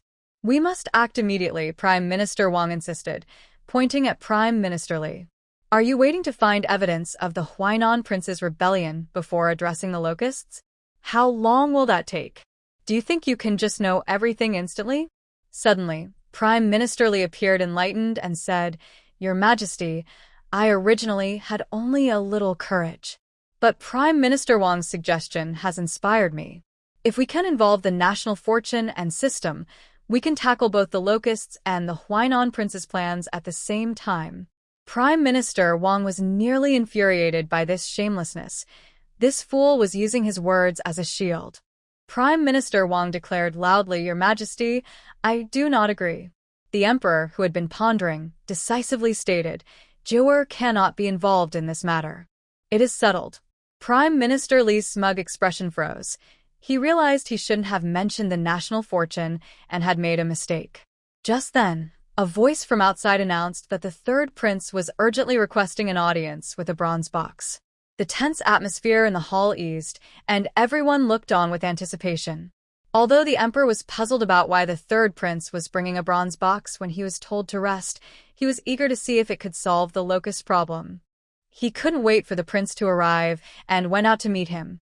The main gate was gently opened by a eunuch, and the emperor saw the third prince standing sideways by the corridor, gazing at the distant scenery of the rockery and pond. Behind him, a palace guard was steadily holding a familiar bronze box. At that moment, the third prince turned his head, his face looking clean. He bowed and said, "Your Majesty, I hope I have fulfilled your command." The emperor twitched his lips. "What do you mean by fulfilling your command? You really like to make a show of yourself." But he still kindly approached and patted the third prince on the shoulder, saying, "Thank you for your hard work." The third prince was a bit surprised. Since the emperor ascended the throne, it was the first time he had received such a warm response from him. For a moment, the third prince felt proud and didn't mind being seen by his colleagues, even though there were many rumors about him. What mattered most was that he had gained the emperor's favor. The third prince became enthusiastic and said, "Your Majesty, I must thank the head maid I encountered on my way back. She was stopped in the name of the empress, and since she was sent by you to collect a reward, I helped her out and brought the bronze box." The emperor's interest was piqued, but he maintained his composure and said, "Well done." He ordered the chief eunuch behind him to open the bronze box. The emperor, the third prince, and the officials all gathered to take a look. Inside the box were more than 10 jars, each labeled with the word "disinfected," sealed with wooden stoppers. The third prince took out a manual from the box and handed it to the emperor. After reading for a while, a strange expression appeared on the emperor's face. After a moment, he sighed and patted the third prince's shoulder. The emperor said, "Be prepared." The third prince was puzzled and felt nervous. "Your Majesty, does this contain any clever tricks for dealing with locusts?" "There are indeed many methods. They can be fed to chickens and ducks, and there are plenty of medicines included that should solve the problem." The emperor nodded, looking at the pleased officials. The emperor paused and added, "But we still need to eat these locusts." The third prince. The officials. After that, the emperor handed the manual on how to manage locusts to others for them to see. The content was quite simple. For example, it recommended feeding locusts to chickens and ducks, detailing how to drive them to eat locusts, and providing enough nutrient solution for 100,000 chickens and ducks to grow within 10 days. Additionally, while it was not highly recommended for humans to consume them, if the locusts became too numerous and needed to be eliminated collectively, there was enough edible disinfectant to clean millions of locusts. The court officials looked over the situation carefully and fell silent. Prime Minister Li stepped forward and said, "Your Highness, the system reports that the locust outbreak now affects over 10 counties. Raising these chickens and ducks will take 10 days, and since locusts reproduce quickly, if we don't control them in that time, it will be too late when the 100,000 chickens and ducks are ready. His Majesty is right. We must take action." The third prince was still reluctant and muttered, "But they're toxic." Prime Minister Li reassured him, "Don't worry, Your Highness. It says here that locusts are toxic after they swarm. We can wash them with disinfectant before eating, which should be safe for health. We will ensure they're cleaned properly." The third prince thought, "Who wants to eat something that's only safe after cleaning?" He quietly grumbled, "It's not like we can eat that much anyway." The emperor patted the third prince on the shoulder and said, "Do you remember your position?" The third prince was momentarily confused and instinctively replied, "The Great Xia." "Third prince? A member of the royal family?" The emperor nodded. "There are already people in the common folk who worship the locust god. If I don't eat and you don't eat, do you think the common people of Great Xiao will dare to eat? Someone has to set an example. The third prince was speechless. He had been advised by the Empress Dowager that when it comes to matters of great importance, even if he was unwilling, he could not go against the emperor's wishes. He could only express his loyalty weakly. Your Majesty is wise. We must do our duty. The emperor widened his eyes slightly, surprised by his compliance. Other officials who were also reluctant to eat locusts were speechless, thinking he was too quick to submit. Prime Minister Li and the other sycophants immediately knelt and said, Your Majesty is wise. We must do our duty. The emperor was pleased and looked at the third prince with a gentler gaze. The emperor continued, Minister Li, continue to handle the troop movements against the Xiongnu. Minister Wang, and he glanced at the third prince, and then at others. Minister of Revenue, you must immediately arrange for people to raise and gather chickens and ducks for the disaster area and bring disinfectant. Ensure the locals eat only the disinfected locusts, and we must thoroughly control this locust disaster. Minister Wang and the Minister of Revenue quickly accepted their orders. The emperor then discussed with other officials how to draft a letter to the people about eating locusts, how to respond to the feudal lord's reactions, and how to keep an eye on the king of Huainan. The third prince, once again sidelined, showed a satisfied expression. The emperor caught a glimpse of him and almost laughed in frustration, thinking about how he was still daydreaming while everyone was present. The emperor said, And third brother, if any lords ask you about the treasure chest or the locust disaster, you need to calm them down and find a subtle excuse to get past it. Don't involve Jior. The third prince felt a bit down about the task at first, but he was pleased by the title third brother. He quickly replied, As you command. Yuan Wan yawned, rubbed her eyes, and got up. The head maid helped her wash her hands and face. After she finished, she asked, Father, have you found it? The head maid quickly said, I was just about to tell Princess Jiu the good news. The steward said that His Majesty obtained very important information and items from the bronze box, so Princess Jiu will be greatly rewarded. Yuan Wan nodded in satisfaction. Brother is really sharp. This should save many lives. System. Of course. It's all thanks to you, Yuan Wan. But I wonder what the third prince's temper is like. Will he be angry with you? Suddenly, there was a clattering sound from nearby. Yuan Wan looked over and saw the third prince had appeared at the door. He seemed a bit awkward and instinctively waved at her, saying, Oh, hello, Princess Jiu. Yuan Wan. Why does he look a bit clueless? The third prince limped back. He wanted to hug Yuan Wan, but was blocked by the tall and strong head maid. The third prince raised an eyebrow, and the head maid calmly said, Your Highness is unwell. I fear I might drop both of you. Yuan Wan was a bit surprised. Why is the third prince suddenly having trouble walking? System. Let me check. Haha. After the royal grandmother dealt with that abusive man, she got angrier and scolded the third prince when he returned, saying, If the upper beam is not straight, the lower beam will be crooked. You've embarrassed her. Then she gave him a beating, and now his leg is broken. Yuan Wan. Haha, the royal grandmother is quite strong. I kind of want to see her. The third prince shivered. Please don't see her. If you cause trouble, I'll suffer too. Let me at least rest for a few days. Thinking of this, the third prince suddenly pointed at the sun outside and cleared his throat. Princess Jiu, the weather is nice today. How about we take a walk outside the palace? Yuan Wan was not interested in sunbathing, especially since she hadn't finished exploring the third prince's residence. So she yawned and shook her head, saying no. I just like the third prince's residence. It's beautiful. The third prince silently shed a tear. Little ancestor, let's go for a walk. There's not much to see in the third prince's residence. The third prince continued to sweet-talk Yuan Wan, saying how wonderful and fun it was outside the palace, and Yuan Wan felt a bit tempted. Just then, a cheerful laugh rang out from outside, but it quickly turned serious. What bad luck! Why do I have to see this unfilial child again? Yuan Wan didn't see who it was, but guessed from the voice and tone that it was the old princess. Yuan Wan smiled and said, Old princess, old princess. Good, I like it. She signaled the head maid to take her outside and happened to run into the old princess. Princess 9, the old princess approached happily, my little lucky star. Yuan Wan was taken aback. Her chubby little face didn't show it, but inside, she was surprised. Why did she call me a little lucky star? System. Of course. You helped expose the abusive man. You uncovered a pest in her family. How could you not be a lucky star? The old princess nodded slightly. The system was right. Yuan Wan bit her lip and whispered to the system.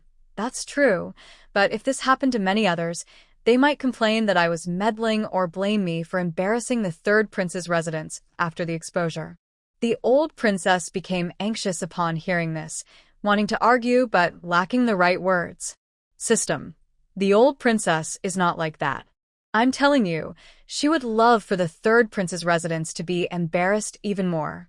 Yuan Wan, huh? Are you sure? The third prince felt a jolt at this, quickly looking at his mother. Seeing the old princess calm, he relaxed a bit. System. I'm not wrong. After the old princess beat up the abusive man, she made him go to his wife's family in shame. The family was shocked by the grand apology from the third prince's residence and even advised the old princess to be gentler. Yuan Wan, huh? That family doesn't seem reliable. The old princess had the same expression as Yuan Wan. They weren't reliable, otherwise, how could they raise someone like Ruyu, who seemed strong but was easily scared by a few words from a man? System. Well, I can somewhat understand the family. The abusive man was paraded through the streets with drums and announcements of his wrongdoing, making a huge scene. Everyone in Chang'an was talking about the third prince's residence. Hearing this, the third prince felt weak in the knees, nearly collapsing to the ground. Oh no! Yesterday, he had been strutting around in front of his colleagues. Today, his son was being sent to apologize with such a spectacle. My reputation, the reputation of the third prince's residence. It's ruined. The third prince felt very wronged and looked at the Grand Dowager with sorrow. However, the Grand Dowager showed no guilt and coldly glanced at him, saying, "You can either hold it in or face the consequences." The third prince quickly turned his head and desperately comforted himself. This is my mother. Whatever she does is right. Don't be angry. Don't be angry. Yuan Wan was also quite shocked. She had read many time travel novels and usually, when the main character faced such situations, they tried hard to cover up the scandal. Seeing someone like the Grand Dowager openly apologize, as if afraid no one would hear, was a first for Yuan Wan. Yuan Wan thought, no wonder she is a general's daughter. She acts decisively and is as fierce as a storm. The system replied, yes. Moreover, after this incident, the reputation of the third prince's residence actually improved. Today, several noble families have come to discuss marriage. Hearing this made Yuan Wan feel more at ease. The Grand Dowager happily picked up Yuan Wan and said, I will take this little lucky star to tour the residence. The third prince was surprised and quickly said, Mother, there's nothing interesting to see in the house. Why not go outside? The Grand Dowager shot him a glare, and the third prince fell silent. The Grand Dowager led Yuan Wan toward the front yard, and the third prince, feeling uneasy, followed them out. Just as they stepped outside, a very handsome young man walked in. The newcomer was tall and slender, with a narrow waist and broad shoulders. Under his lightly arched eyebrows were deep, bright peach blossom eyes, exuding a clean, scholarly aura. The young man first respectfully bowed and said, Grandmother, then turned to Yuan Wan and bowed again. Greetings, ninth princess. I hope the national master is well. Yuan Wan waved her hand and replied, Hello, hello. The Grand Dowager smiled so widely that her eyes almost closed. Quaner is back. We are lucky to have you here. Otherwise, I wouldn't be able to stay in this residence for even a day. The young man showed a helpless smile and said, Grandmother, your words make me feel unworthy. Without the care of my elders, how could I be where I am today? The Grand Dowager immediately showed a look of affection. Good child. You deserve it. It has nothing to do with us old folks. Yuan Ruan's gaze fell on the young man as she looked him up and down, thinking, he's really handsome. Is he the third prince's son? The young man paused for a moment, slightly lowering his brows. The system clarified, he is not the third prince's son, he is the fourth prince's grandson. He is also the deputy minister of the Dali Temple and qualifies to attend court. You should have met him before. Yuan Wan thought carefully. Have I met him? There are so many handsome men in court. I might have glanced past him and forgotten. By the way, why is he, as the fourth prince's grandson, in the third prince's residence? The system. The fourth prince was one of the princes involved in the internal conflict. He died at that time, and a few years later, his son also passed away, leaving only one heir in the fourth prince's residence. The old lady had a connection with the fourth prince's mother and often visited the heir. One time, she saw the servants of the fourth prince's residence bullying the heir and became furious. She then decided to raise him in the third prince's residence. Yuan Wan. Poor child. Luckily, he met the old lady. The old lady looked at the tiny soft bun and felt that a young adult was a poor child, almost unable to hold back her laughter. The system. He is pitiful, but he's not just lucky to meet the old lady. This boy is quite clever. Yuan Ruan, curious, asked, How so? The system. This boy is clever. He knows the fourth prince's residence is in a difficult situation.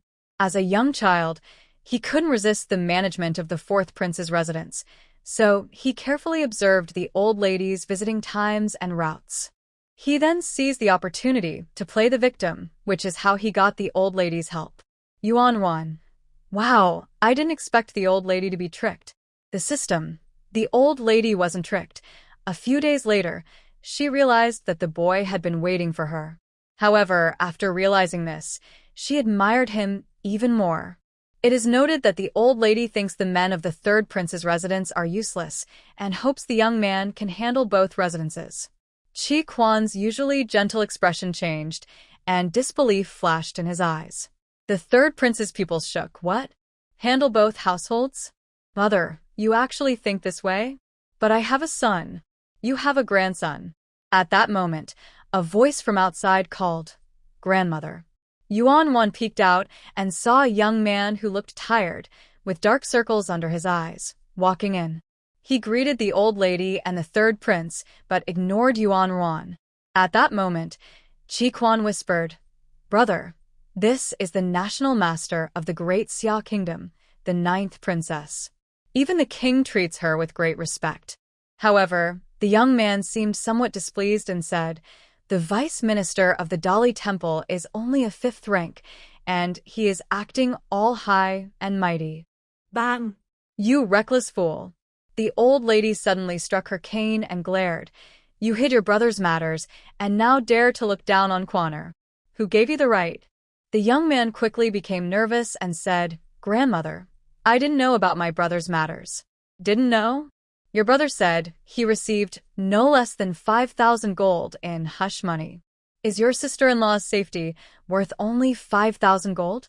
You foolish child. The old lady grew more and more angry, raising her cane and pointing at the others. Your brother, and you. She suddenly pointed at the third prince. You three are all useless. Not one of you is good.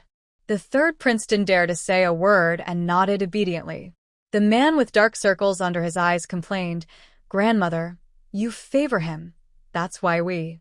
Ouch! Please don't hit me. Yuan Wan watched as the man with dark circles ran ahead while the old lady chased after him, hitting the ground with her cane. The third prince and Chi Quan stood silently by, but when they saw the man running faster, the old lady struggled to keep up. One of them tripped him while the other pulled him back, ensuring he continued to receive the old lady's attention.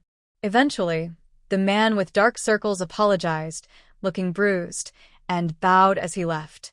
Yuan Wan sighed. The old lady is quite strong. System. This is much more interesting than the scheming in the palace. Yuan Wan nodded repeatedly. Right. Is this the third prince's other son? Does he have no other children? System. Yes. Yuan Wan. Wow, I can understand why the old lady wants to choose another relative's child to support both families.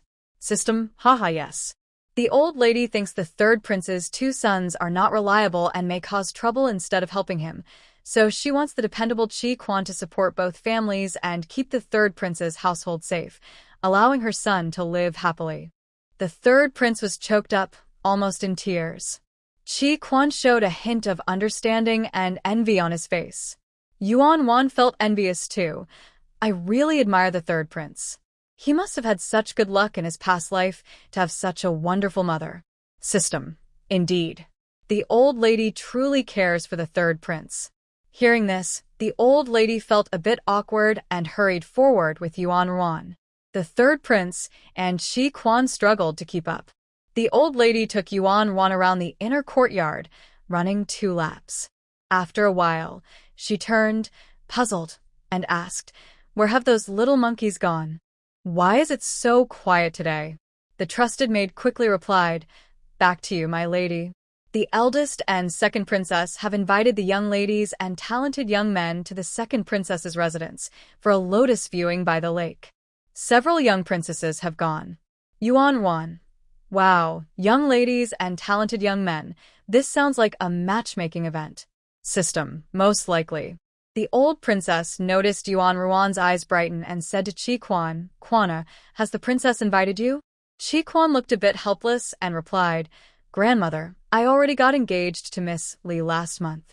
I will be visiting her family soon to propose." Upon hearing Li, Yuan Wan instinctively asked, "Is it the Prime Minister?" Li, the Prime Minister? Chi Quan was surprised that Yuan Wan spoke up. After a moment he said, "Yes, that's right." Yuan Wan thought, "It's him again. No wonder he is the Prime Minister's son-in-law. Impressive." The system responded, "Don't worry, this engagement won't last long. In a few months, the Prime Minister will come to break it off." Chi Quan. The old princess widened her eyes and instinctively tightened her grip on her cane. Yuan Wan wondered why. Did Chi Quan have some past scandal exposed? The system clarified, no, the issue is actually with the girl. The Prime Minister often arranges marriages for his daughters, and among his 20-plus daughters, there are bound to be a few rebellious ones. For example, one who is engaged to Chi Quan has already secretly committed to a young man from a tavern. The Prime Minister wanted to break off the engagement, but when he tried, the girl eloped, leaving him unable to say anything and having to come back to cancel the engagement. Everyone. Chi Quan also looked unsettled and clenched his fists. The old princess suddenly asked, "Was it your stepmother who arranged this engagement for you?" Chi Quan forced a smile and replied, "Yes, it was. She is easily influenced, and her brothers are greedy. I can't trust her. This important matter needs further consideration," the old princess said quickly. Chi Quan nodded slightly. The old princess added, "Today is a coincidence. Quaner should go to the princess's banquet." Chi Quan. Yuan Wan, who also enjoyed the excitement, tugged at the old princess. "I want to go too." The old princess decided, "Then you both can go. At least there's a good grandson to protect you, and it will be lively." Prince 3 quickly said, "Is that appropriate? The little princess is very dear to the emperor. What if she encounters danger? What's wrong with that? Do you want to keep the little princess locked up?" The old princess shot Prince 3 an exasperated glance. But Prince 3 wanted to say more. "Be quiet." Prince 3 fell silent. The old princess, tired of her foolish son, called for a trusted maid to dress up Chi Quan nicely and then sent them on their way. Before getting into the carriage, Prince 3 suddenly approached Chi Quan to teach him how to talk to girls.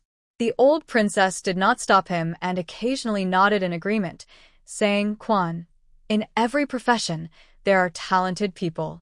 You really should listen to your third uncle. The rest is not worth much. This is the only useful thing you can learn from him." Yuan Wan had a slightly strange expression. The old princess sometimes seems to dislike the third prince. The third prince looked at the old princess with a wronged expression. "Mother, please give me some face in front of the young national teacher." System. Dislike is normal. The third prince is flirtatious and prefers gentle southern girls. The old princess is strong and dislikes fickle men. The fact that she hasn't punished the third prince shows her maternal love. The third prince cleared his throat and quickly looked away. Yuan Wan thought, no wonder. She then looked at Chi Quan, who was wearing flowers on his head, and couldn't help but say, actually, I think there's no need to be so nervous. Girls care about looks, and after Chi Quan's makeover, he perfectly matches the line. A person on the road is like jade, a gentleman is like a pear. System, ahem. That's not true. Chi Quan was mistreated by his nursemaids as a child, so he has some fear of women. Anyone who shows him kindness gets met with his sharp tongue. Chi Quan's eyes darkened.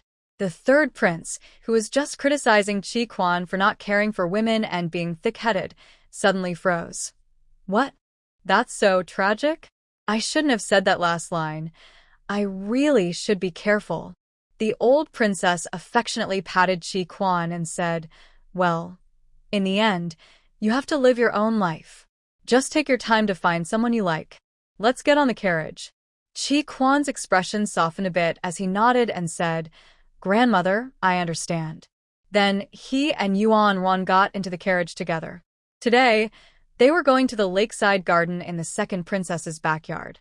The lotus flowers on the lake were just starting to bloom, and there were dozens of small boats on the water, each with 2 or 3 young talents or beautiful young ladies. They sat in the boats, singing and reciting poetry to each other. If they found someone they liked, they would invite them to their boat to enjoy the beautiful lake scenery together. If they felt mutual affection, they would row together to the largest boat in the center of the lake for further chatting and making friends. The several princesses from the third prince's residence arrived at the second princess's place first, so news of Yuan Wan and Chi Quan arriving later had already spread. Just as they boarded the boat and were about to talk to a girl he admired about poetry, the talented young man was so startled that he dropped his brush. The girl looked at him in confusion. The young man said, I suddenly feel unwell. Let's postpone this for today, and I will visit you personally another day. The girl? Several young talents above the 6th rank suddenly turned pale. One of them stood up decisively and said, Brothers, I think I should leave first. A young man who had not yet received his assignment was surprised and asked, Didn't you just say you were about to find your soulmate? The man replied softly, You don't understand. The young man was confused and was about to ask for more details when he noticed that several other young talents who could attend court were also getting up and quietly making excuses to leave. Everyone, I have already closed my heart to love. Goodbye. Yes. Focusing on love is not as good as focusing on a career. I'll take my leave first. The confused young men looked bewildered. If it weren't for some others still sitting and not moving, the matchmaking event would have completely fallen apart. So when Chi Quan appeared with Yuan Wan, they witnessed a rather strange scene. Dozens of small boats on the lake surrounded a few boats in the middle. If it weren't for the occasional sound of cheerful laughter, Yuan Wan would have thought she had stumbled into a scene where water bandits were collecting protection money. Yuan Wan asked System, What's happening over there? The System replied, Let me check. Haha. It turns out these boats are a unique way to facilitate friendships and romance. However, since there are more girls than boys on the lake, several girls have taken a liking to one young talent, and some even fell into the water during their arguments. At this moment, a young princess from the Wang family suggested that since there are few young talents today, instead of letting them become the center of attention and have the girls fight over them, they should surround the boats of these young talents for everyone to enjoy. Yuan Wan chuckled. The young princess is indeed the granddaughter of the empress. Clever idea. The System added, Yes. This turned the situation of many girls competing for one boy into a fun event. Let's go take a look. Chi Quan almost couldn't hold back his laughter. Yuan Wan said, Wait, Chi Quan is also single. If he goes, won't he be the main attraction? Chi Quan instantly stopped smiling and wanted to turn around and leave. At that moment, a boat suddenly approached Yuan Wan and Chi Quan. A young girl wearing a white veil stood up and spoke with a gentle tone typical of Jiangnan. Cousin, the princess sent me to invite you. Yuan Wan exclaimed, Wow. The first one is a delicate beauty. System, do you think Chi Quan will fall for her? The System replied, Hee, I can't wait to see. However, Chi Quan's gaze fell on the girl's fingers. He paused and frowned. Who are you? Where is your official document? The young girl paused and took out a token from her pocket, softly saying, "It's normal that my cousin hasn't seen me since I'm new to the capital. So, can you feel safe getting on the boat now?" After examining it carefully, Chi Quan asked, "Is it just you? Are there any other boats?" The girl pouted, "Just this one." "Are you afraid that a weak girl like me could harm you?" "I'm not afraid," Chi Quan replied, waving her over. "You go ahead and get on the shore first." The girl hesitated, then obediently moved closer to the shore.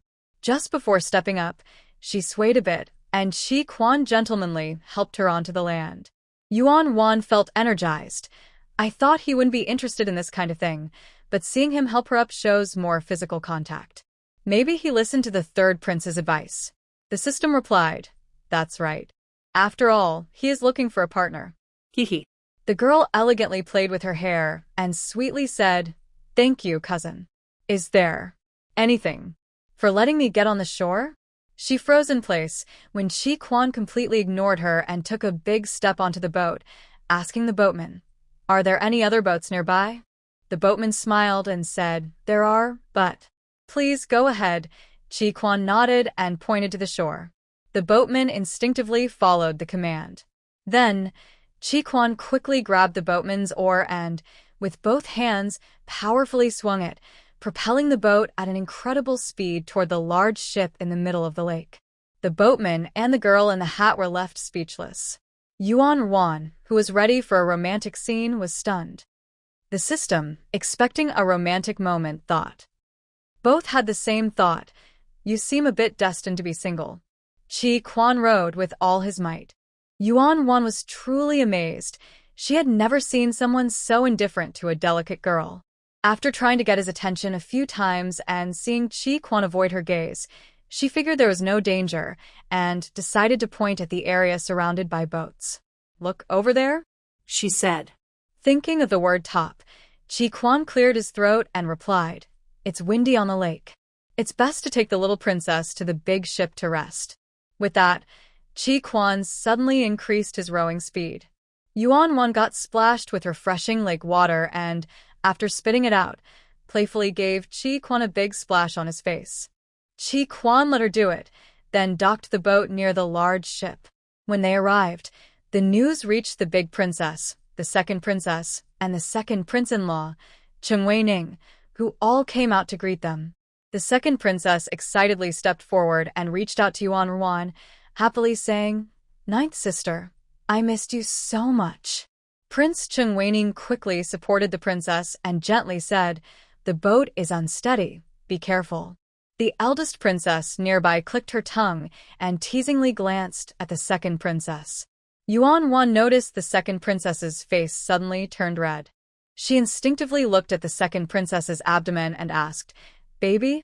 Is there a baby?" The second princess's face turned even redder. Cheng Wei-ning immediately laughed like a proud father, scratching his head and saying, "The ninth princess is really clever. Hee hee hee. System, look at this happy silly dad. It's hard to watch." Yuan Wan, "That's nice. I just saw a domestic violence case and now I see someone in love. It's a good change for my eyes.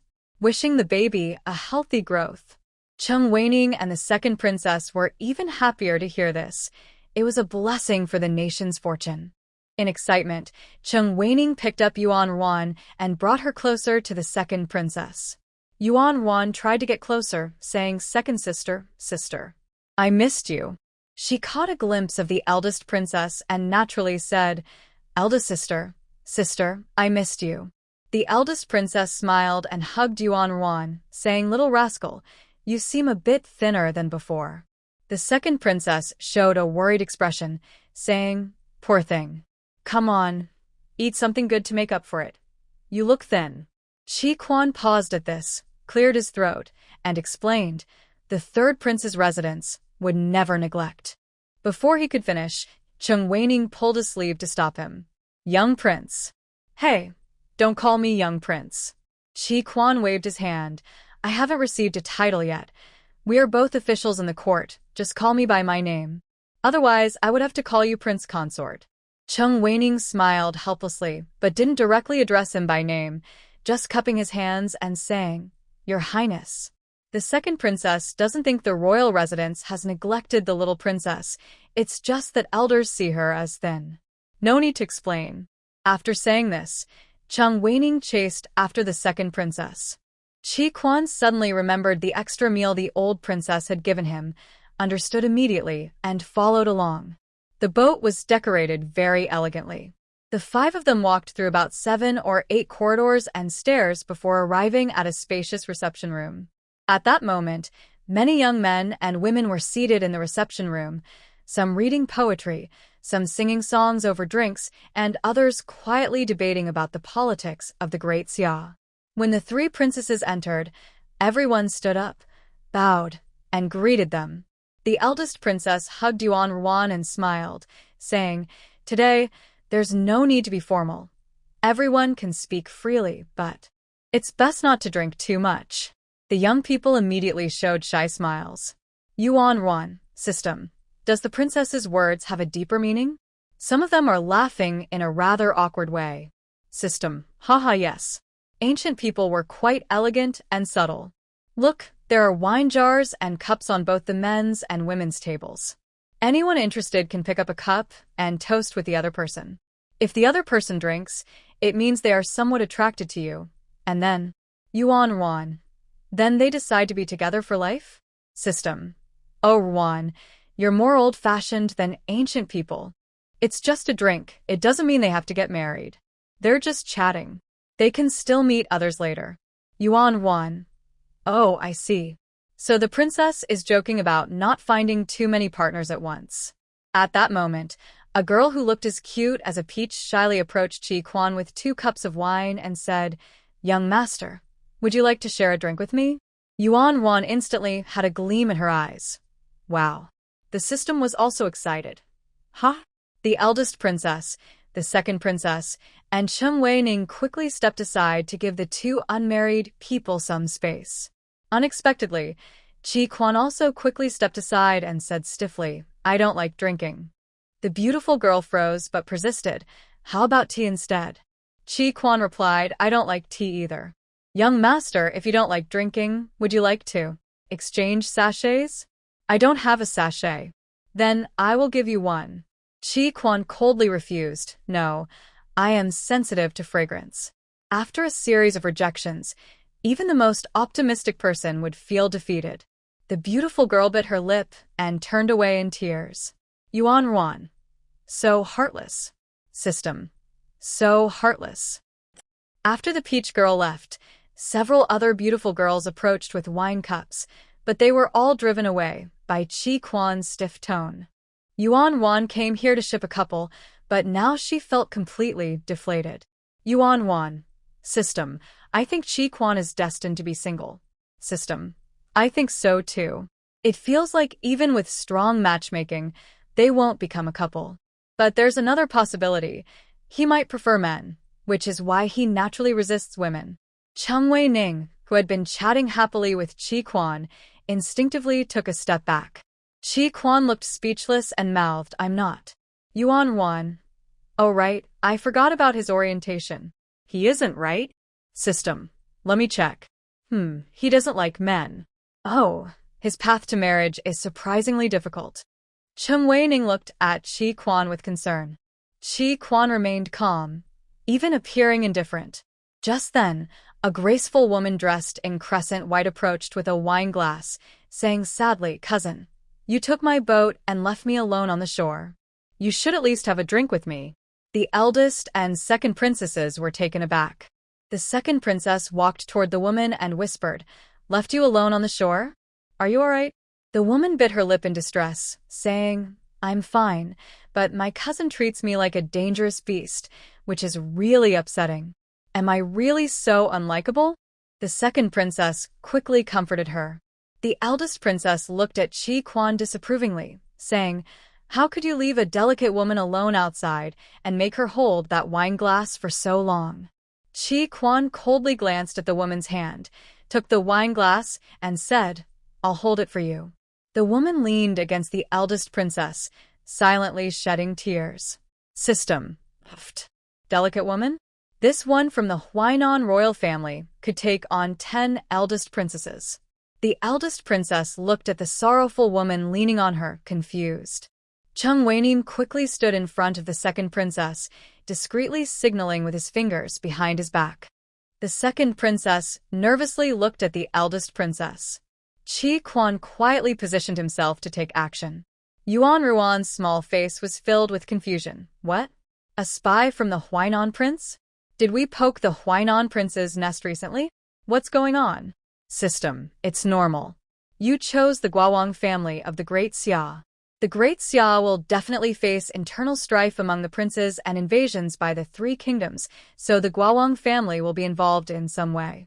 Otherwise, how could they have more melons than others? The second princess nervously looked at the eldest princess. Qi Quan the other three kingdoms would join forces to invade? Cheng Weining clenched his fists tightly, but noticed the second princess's expression was off. He quickly stepped forward to gently pat her back, helping her calm down. Qi Quan and the few sixth-rank officials on the ship, who had been joking with their crushes, suddenly looked displeased. Yuan Ruan, the Great Xia is really tough. Thankfully, my strong brother and the crown prince are still alive. System, give me a spoiler about the Huainan prince, and I'll share it with my brother later. System, sure. The Huainan prince has always had his eyes on your brother's throne. He has adopted a group of sons and daughters, and he plans to make his most valued daughter a princess. The charming and cunning princess Qi Menglong in front of you is the intelligence leader for the Prince of Huainan in the capital. Yuan Wan couldn't help but look at Qi Menglong and said, "The Prince of Huainan has a woman gathering intelligence?" This character is very similar to Lu Ling. Everyone else. Who is Lu Ling? System. She is very strong and has a keen sense, at least a Lu Ling plus version. Stop looking. You might raise her suspicions. As soon as this was said, almost everyone who could hear the thoughts instinctively looked away. The eldest princess became more nervous. Oh no, my heart is racing. How can I act so the intelligence leader doesn't suspect me? At that moment, Cheng Weining supported the second princess and spoke up to help the eldest princess. Why don't we all take a seat? Standing here is disturbing others' enjoyment. Look, most of their gazes are directed this way. The eldest princess was quick-witted and said, "No wonder I felt so uncomfortable. It turns out it's because of some annoying boys." Qi Menglong gently supported the eldest princess and covered her mouth with a light laugh. "Sister, your heart was racing just now, showing how much these people resent it." The eldest princess felt a bit tense, smiled awkwardly, and walked straight to the main seat without looking sideways. Yuan Ruan, has Qi Menglong already won over a few officials? System, let me check. This is Qi Menglong's second visit to the capital this year. Rumor has it she has already won over 3 officials. The system listed the names of the 3 individuals. Everyone in the crowd repeated these 3 names in their minds. After that, the system added, she has also befriended several other officials. These people are unaware of her true intentions, but they have let slip some information due to their loose lips. Yuan Ruan, okay. Later, I will report those with bad intentions and insufficient abilities to my brother. System, if I remember the names wrong, remind me so I don't ruin their futures. System, sure. But your brother has a bad temper and tends to blame others. Yuan Ruan, even if he has a bad temper, he should treat people differently. If everything leads to failure, it would be like a cornered dog jumping over the wall, taking a big risk. The crowd felt increasingly reassured upon hearing this. Yuan Ruan's system, who is Qi Menglong's next target. System, let me see. Oh, she knows about the Prince of Huainan's locust plan. So when she heard the emperor was going to deal with the locusts, she figured there was a traitor in the prince's camp. Today, she wants to get close to Qi Quan. No, wait. Qi Quan is just a part of her plan. Her ultimate goal is to get close to you to uncover the truth and eliminate the traitor. Yuan Ruan instinctively hugged herself and said, "Me?" The system replied, "Yes." She is deliberately trying to trick Qi Quan today. It's like a clever plan to catch you off guard. She wants to find a chance to use a truth serum on you. This serum is like a weaker version of a truth drug. If you are affected, you will answer her questions as if you are sleepwalking. The eldest princess felt goosebumps and took a step back, placing herself between Yuan Wan and Qi Menglong. Qi Quan's expression grew colder. Yuan Wan tried to lean into Cheng Weining's embrace and said, "This is outrageous. They had such advanced technology in ancient times?" System. How strong is Cheng Weining? The system responded, "Let me check. He can take on 3 eldest princesses." Yuan Wan asked, "What about Qi Quan?" The system replied, He could handle 4 eldest princesses." Eldest princess. Am I a unit of measurement? Yuan Wan said, "Then we need to find a way to escape." With that thought, Yuan Wan immediately started rubbing her eyes and yawning, pretending to be a bit sleepy. The second princess had a sudden idea, pulled Cheng Weining, and whispered, "Ninth sister looks tired. Why not send her back to rest?" Cheng Weining silently signaled to his friend, pointing to the table and then to Qi Menglong. Nearby, his friend's mouth twitched, but he still filled his cup. The eldest princess understood immediately and nodded. "That's true." So. Qi Menglong looked at Qi Quan with dreamy eyes and said, "Sister, how about I take her back?" Her face turned red after speaking. Yuan Wan thought, "What great acting." Qi Quan silently picked up Yuan Wan and said coldly, "No need." But. Qi Menglong wanted to argue. "Princess, please have some self-respect." Qi Menglong's smile froze. The system remarked, "Haha, I didn't expect to see Qi Quan offend Qi Menglong like this." Qi Menglong is both insecure and proud. She likes to trade information with her body, but is very sensitive to being told she lacks self-respect. After Qi Quan said that, she will hold a grudge against him and later try to attract the attention of the eldest and second sons of the third prince's residence. Qi Quan's expression darkened. Yuan Wan thought, is she really holding a grudge now? And involving the eldest and second sons of the third prince's residence? The system replied, "It's not really involving them, as even without you, the second son of the third prince's residence and Qi Menglong have already been flirting." Qi Quan's expression became even more unpleasant. Yuan Wan exclaimed, "What? The second son is also a jerk?" The Empress Dowager's life has been so unfortunate. None of her descendants are good. Oh wait, the princesses should be fine, right? System, no. Erwin, you misunderstood me. I meant that the descendants of the late Empress have not had good lives, not that they are all bad people. Qi Quan and the princesses all sighed in relief, but soon felt anxious again. Yuan Wan, how could they all be doing poorly? System, because the men of the third prince's residence are foolish and useless. The expressions of the eldest and second princesses changed, glancing at Qi Quan. Qi Quan. Yuan Wan, what do you mean? System, for example, the third prince, Qi Menglong, tried to win him over privately, but after being rejected, he foolishly attempted to turn against him. When Qi Menglong realized he couldn't win him over and exposed himself, he ruthlessly killed the third prince, Qi Quan, and the others. Yuan Ruan's mouth twitched slightly. Ridiculous. By himself? The third prince thinks he's invincible and has a good reputation. System. Well, after the third prince died, the late empress fell ill from anger, and her 2 sons immediately began causing chaos like wild horses. They were unwilling to be under Qi Quan's control, jealous that the other could manage 2 households, so they actively contacted other lords, hoping to achieve great things. Yuan Wan, they were really too sheltered by the late empress. Their ideas are so naive. System, exactly. They even shamelessly said they would imitate the late empress and issue commands for the Huainan prince's residence. But who is your brother? He's an expert at rebellion. The 2 princesses had subtle expressions. Yuan Wan cleared her throat. My brother ascended the throne normally. Don't label him carelessly. System, right. Anyway, your brother is impressive. After discovering the situation, he played along and set a trap. So before the 2 young lords could issue their commands, your brother acted first and dealt with them. One of the young lords died, and the other fled, while the third prince's residence was raided. Qi Quan's pupils contracted. Yuan 1. What about the young ladies of the third prince's residence? System. Naturally, it was tragic. Erwin, have you read Dream of the Red Chamber?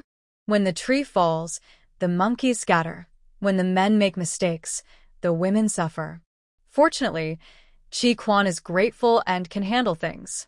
Despite being weak, he took the initiative to visit the emperor, exchanging his remaining title and power to ensure the safety of all the women. Yuan Wan felt emotional and said, no wonder he caught the attention of the princess. He really has guts. Cheng Wei-ning gently patted his shoulder, full of approval. The eldest and second princess looked at Chi Quan in surprise. The second princess thought that although Chi Quan was a bit dull, he had good character and could be introduced to her friend. The system said, he is indeed brave. Yuan Wan, did you know? He was betrayed by the second son of the third prince, captured by Qi Menglong, and tortured severely. He ended up completely paralyzed from the waist down, yet he didn't reveal a single secret. Yuan Wan was shocked. Wow, that's terrible. It seems he really is destined to be alone. The system replied, well, he hasn't married in over 10 years, but actually, he did have a wife later. Yuan Wan asked, oh, who? Chi Quan was not interested in gossip. He was worried that staying silent for too long would attract Qi Menglong's attention, so he said, the ninth princess is tired. I will take my leave first. The eldest and second princess were reluctant to miss out on the gossip and instinctively followed, saying, ahem, let us see you off. I really can't bear to part with the little princess. Cheng Wei-ning, concerned about the second princess's health, also followed. When Qi Menglong wanted to follow, he was stopped by a friend of Cheng Wei-ning who was holding a wine cup. Seeing he had lost the chance to get close to Yuan Wan, Qi Menglong thought it would be better to focus on the friendly little fish that had come to him instead of facing rejection, so he took the wine cup and smiled shyly at Cheng Wei-ning's friend. Meanwhile, Yuan Wan and the others had already boarded the boat back to shore. At that moment, the system provided an answer that shocked everyone. The system said, far away in the sky, yet close at hand. The onlookers were confused. Yuan Ruan's face was puzzled, but both the eldest and second princess have husbands. Did one of the husbands die? Is Chi Quan rising to power again? Cheng Wei-ning suddenly looked at Chi Quan. Chi Quan. The system continued, look beside you. Isn't there a flat boat lying under that tree? The elder prince's sister. At that time, many royal relatives were involved in the rebellion case of the Prince of Huainan, and other officials dared not touch these relatives. Chi Quan, who was unable to walk well, volunteered to help the emperor to rescue the princesses from his own residence. His first case was to investigate whether the elder prince had colluded with the Prince of Huainan. In the end, the elder prince was found to have issues and was sent to prison by Chi Quan. Yuan Wan asked, oh? So, they must have a grudge, right? How could they end up together? The system replied, this goes back to the princess's residence. The princess dislikes her husband for being unfaithful, and their relationship has soured, leading to their separation. The husband's sister really likes the princess, so after the separation, she often visits the princess to spend time together. Their bond grows stronger, and they become like sisters. The princess is a staunch royalist. Once she learned that her husband was involved with someone else, she reached out to his sister, hoping she would help gather evidence. The sister agreed willingly. This cooperation played a crucial role in exposing the husband quickly. During the investigation, the husband's sister faced danger but was saved by Chi Quan, which made her start to care about him. Later, she found out that Chi Quan had never engaged in any inappropriate behavior before his paralysis, which made her even more interested in him, and they gradually became close friends. At this time, someone who liked the husband's sister mocked Chi Quan, calling him a useless person and making fun of him. The sister couldn't take it anymore and, in a fit of excitement, declared that she and Chi Quan were in love. Chi Quan, of course, disagreed. He didn't want to burden anyone. However, the husband's sister was stubborn. The more he resisted, the more determined she became. She had a big heart. For instance, when Chi Quan tried to avoid her by hiding in a flower house, other girls would be heartbroken, but not her. She found it amusing, thinking he was playing a game with her. So, she spent all her pocket money to book the flower house and dressed up as a courtesan to lie next to Chi Quan, shocking him. The princess clenched her fists, suddenly wanting to hit Chi Quan. Chi Quan felt uncomfortable with the situation and struggled to maintain his composure. Unable to wait for the boat to dock, he took a big step off the boat with Yuan Wan in his arms and hurried to the residence, wanting to avoid awkwardness and inform the higher-ups about the situation. At the third prince's residence, Chi Quan took Yuan Wan to a side room to rest and quickly found the third prince and the royal consort. The three of them went to the study, ensuring privacy, and Chi Quan slowly shared the news Yuan Wan had told him. As soon as he mentioned that Chi Menglong was a spy for the king of Huainan, the third prince jumped up in shock, exclaiming, "How is that possible?" Chi Quan was taken aback. The old lady narrowed her eyes and said coldly, "What? When did Chi Menglong get involved with you?" The third prince stammered, No, I didn't." The old lady suddenly struck the ground with her cane and shouted, "Dare to lie in front of me? Just by the way your eyes dart, I can tell you're guilty." The third prince nearly knelt down from the shouting, weakly leaning on a nearby table, and said in a soft voice, "No, I didn't. She just gave me some money and gifts, but I absolutely didn't touch her or say anything." What? The old lady was so angry that she stood up. Doug, Chi Menglong has no shame. Isn't she trying to trap both of you? She's not afraid of embarrassment, but I find it disgraceful. If any of you dare to. The third prince quickly said, "Mother, don't be angry. I didn't touch her." Chi Quan added, "Grandmother, I hardly spoke to her at all." The old lady calmed down, ignored the third prince, and gently said to Chi Quan, "Good Quaner, I believe you. Please continue." The third prince. Chi Quan then explained what the system said about Chi Menglong getting involved with two of the third prince's sons, leading to the family being investigated. The third prince was shocked and anxious. How could this happen? This is too much. Mother, we didn't hear this rumor. Could Quaner have misunderstood? The emperor wouldn't. The old lady hit the third prince twice, leaving him dazed. She angrily said, "If you keep saying foolish things, I will immediately ask the emperor to strip you of your title to prevent you from causing trouble for Jiarun." The third prince instantly fell silent. The old lady's eyes flashed with disgust, and she spat, "A foolish idiot dares to take part in the struggle for the throne. The emperor is too lenient. How can only one person die? They should all be punished severely." The third prince and Chi Quan. Afterward, Chi Quan detailed the outcomes of the several princesses. The eldest granddaughter married poorly and would be abandoned by her husband. However, she eventually persevered and supported the family alongside the eldest grandson's wife. The second granddaughter married a man with a good heart who helped the family. The youngest granddaughter had the worst fate. During the second grandson's escape, he hid in her room. The youngest granddaughter, being kind-hearted, secretly helped him escape, but he, fearing capture, betrayed her, leading to her imprisonment. If it weren't for Chi Quan's timely rescue, she would have faced humiliation. The old lady listened, her eyes turning red with anger, and struck the third prince again, saying, "Look at the marriages you arranged. You must cancel them immediately. And those two scoundrels. Even my sister is harmed. They are truly beasts. These two troublemakers should be cut off completely and sent back to their hometown to be raised." The third prince murmured, "Yes, yes. Arrange for them to have concubines." The dowager queen scolded, "Arrange what? Have children? What good can come from these two? It's better to end the line." Saying this, the dowager queen decisively wrote a document and handed it to Chi Quan, saying, "Quaner, when you report to the emperor, take this letter with you. Matters involving the royal family and severing blood ties must be seen by the emperor and the royal court first." The third prince. He felt a bit awkward but remained silent. Chi Quan. "Grandmother, you are too decisive." Soon, Chi Quan entered the palace to report to the emperor. Unexpectedly, as soon as he spoke, the emperor said, "I have already heard some reports. When everyone is gathered, you can explain it all to the officials." Chi Quan felt a tightness in his chest. It seemed the emperor had placed many people around the ninth princess. After a cup of tea, the officials gathered, and the morning court began.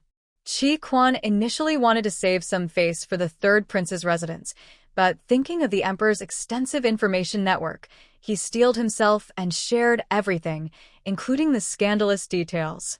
When he mentioned that the eldest princess's husband was also involved in the rebellion, the crown prince's advisor could no longer sit still. He suddenly stood up and said, "Your Majesty, I believe this matter is serious and requires clear evidence before making a decision." The officials were initially confused but quickly realized that the crown prince's advisor was the father of the eldest princess's husband, and they understood. Chi Quan calmly replied, "This matter was not only heard by me. The eldest princess, the second princess, and the second prince can all testify." The crown prince's advisor choked on his words. He wanted to say more but was pulled back by the crown prince's tutor, who whispered, "Are you getting flustered?" This information came from the little princess. Asking for proof now is just asking for trouble. Instead of arguing here, you should go back and privately verify with your son to see how things develop and whether you can clean up or confess. The crown prince's advisor shivered and fell silent. Chi Quan continued, while the emperor remained silent, with the crown prince and officials pressing for details. When Chi Quan gave a similar answer for the second time, the emperor suddenly waved his hand. Chi Quan stopped speaking, and the hall fell silent. The emperor suddenly laughed. "Prince Huainan, you've been plotting for a long time. Good, very good." He slammed the copper cup in his hand onto the ground. The courtiers all knelt down, saying, "Please calm your anger, Your Majesty." "Calm my anger?" Wu Yi. The emperor stood up. "Prepare to send troops to eliminate the Prince of Huainan." Wu Yi immediately cupped his hands and replied, "Yes. Your Majesty, Your Majesty." The Prime Minister Wang, feeling anxious, suddenly stood up. "One Prince of Huainan is not to be feared, but there are 6 feudal lords in our empire. If Your Majesty sends troops to destroy the Prince of Huainan like this, it's hard to say that the other 5 lords won't rebel out of fear. I humbly request that Your Majesty consider this carefully." The Minister of Revenue also knelt down and said, "Your Majesty, the Prime Minister is absolutely right. Moreover, the Qin Kingdom and the Xiongnu are eyeing our empire, and we are currently facing a locust plague. The Treasury cannot afford this, Your Majesty. Please think it over." The Emperor looked at Prime Minister Li. "What do you think?" Prime Minister Li replied, "I support Your Majesty in attacking the Prince of Huainan." "Traitor. Rebel." The courtiers glared at Prime Minister Li. But he continued, "However, Your Majesty, I believe that before going to war, we must know ourselves and our enemy to avoid defeat. Since the system has revealed the spy Qi Menglong, I think we should use him wisely before attacking the Prince of Huainan. For example, we could have Qi Menglong spread false information. Once we have enough intelligence prepared, then we can move against the Prince of Huainan." The courtiers who had been glaring at Prime Minister Li calmed down. However, the emperor showed no signs of being swayed. He suddenly turned to the crown prince and asked, "What do you think?" The courtiers all looked over. "Crown Prince." The crown prince wanted to shout, "Why do these difficult matters always come to me?" But he steadied his emotions. The crown prince thought quickly and decided to take a different approach to give an answer. He said, "Father, I do not agree with immediately sending troops against the Prince of Huainan." The courtiers who were friendly with the crown prince showed concern. The emperor looked over coldly. The crown prince raised his voice, "Father, in the system and Ninth Sister's understanding, the Prince of Huainan will not rise up for several more years. But if we ignore the external threats from the Xiongnu and the Locust Plague and suddenly attack the Prince of Huainan, will Ninth Sister and the system become suspicious? Could this lead to unexpected changes? After all, stories often say that one should not reveal heavenly secrets. I don't know if Ninth Sister is bound by this, but I believe it's unnecessary to take this risk." The courtiers. "Using the point of not letting a small nation suspect us is a good idea. The emperor will surely care. The crown prince is indeed clever and quick-witted." The emperor's expression softened a bit, deep in thought. The crown prince pressed on, "As for how to proceed specifically, I support Prime Minister Lee. Under the tense gaze of the court officials, the emperor pondered for a moment and said, "All right." The officials cheered, knowing the crown prince was the most reliable. After reaching a basic consensus on state affairs, the emperor began to make arrangements. An hour later, they established the main framework. Suddenly, the emperor said, "Crown Prince, go ask your sister for the list of young officials attending this princess banquet." The crown prince was taken aback, but nodded in agreement. The emperor then addressed everyone, saying, "Joer is vital to our nation's fortune. Understanding her thoughts can help us avoid disasters and greatly benefit our great Xia. Therefore, we need young talents who are brave enough to stay by Joer's side and listen, without fearing their own troubles." The officials were startled. Does His Majesty mean to hold those young officials who left early accountable later? The emperor looked at the deputy minister of personnel and said, "Today, those young talents who stayed on the ship will be credited. As for those who fled at the last moment, they will not be promoted for 2 years." The deputy minister hesitated for a moment before accepting the order. Some officials, relieved that they or their sons had escaped quickly, thought, "What should we do? Falling behind even a little in our careers could lead to more setbacks. Not being able to be promoted for 2 years means the available positions will be filled by others." They anxiously looked at the crown prince. The crown prince ignored them. He believed his father's seemingly outrageous order was not entirely wrong, because the little national master was indeed bold. Thus, those who dared to stay and listen, unafraid of their own troubles, generally had better character, morals, and dedication to the country. Seeing the crown prince unmoved, some officials stepped forward. But before they could speak, the emperor said, "If anyone dares to argue or disagree, they will not be allowed to hold a 6th rank or higher position for 3 years. After saying this, the emperor announced the end of the small court meeting and left. Some officials were stunned and dared not say another word. In the following 3 days, at the entrance of the street where the nobles lived, one could often hear dramatic lines like, "You're so clever. You've almost ruined your future. I regret it. Why did I follow the crowd and leave? What are you afraid of at your age?" "I'm not afraid, and you should just go back home and farm." After these performances, some officials' families would even stage father punishing son or parents teaming up dramas. As a result, fewer officials came to court to submit documents recently. A few days later, a small group of court officials had mostly gathered their emotions and were heading to court. Just before entering, they suddenly saw Yuan Wan sitting on the shoulder of the third prince. Everyone's faces were blank, but inside they were thinking, "Oh no." They watched as Yuan Wan happily waved at them. The officials instinctively made a heart gesture towards her, and then they saw Yuan Wan climb down from the third prince's shoulder and joyfully stumble towards the crown prince. Once Yuan Wan left, the previously dazed officials quickly changed their expressions. They frowned and surrounded the third prince. "What are you doing?" The third prince quickly raised his hand. "Isn't the lesson from the emperor enough? Do you still want to avoid responsibility? Who wants to avoid it? I can report your names right now, and you can go home and rest today." His words had a strong impact. The officials, who were once filled with anger, instantly deflated. The stern minister of war forced a smile, patted his sleeves, and softened his tone. "I have no such thoughts, but third prince, why did you suddenly bring the 9th princess today?" The third prince, with a forced smile, quoted what his mother had said. "What? Am I supposed to keep the 9th princess from coming?" Minister of War. Seeing the other person speechless, the third prince felt pleased and simply said, "I'm going to court now," and walked into the hall in a good mood. The Minister of Justice, who had been watching, stepped forward and patted the Minister of War's shoulder, saying, "I know this involves not only your nephew, but also a few young officers you promoted. You might feel uneasy, but don't forget how frightening the emperor was before the little national teacher arrived. Now, without executions, confiscations, or punishments for entire families, we are already very fortunate." The Minister of War suddenly felt enlightened. Not only he, but the previously concerned officials also showed expressions of gratitude. Minister of Justice, "Thank goodness you reminded me. This past year in court has been so comfortable that I forgot the past.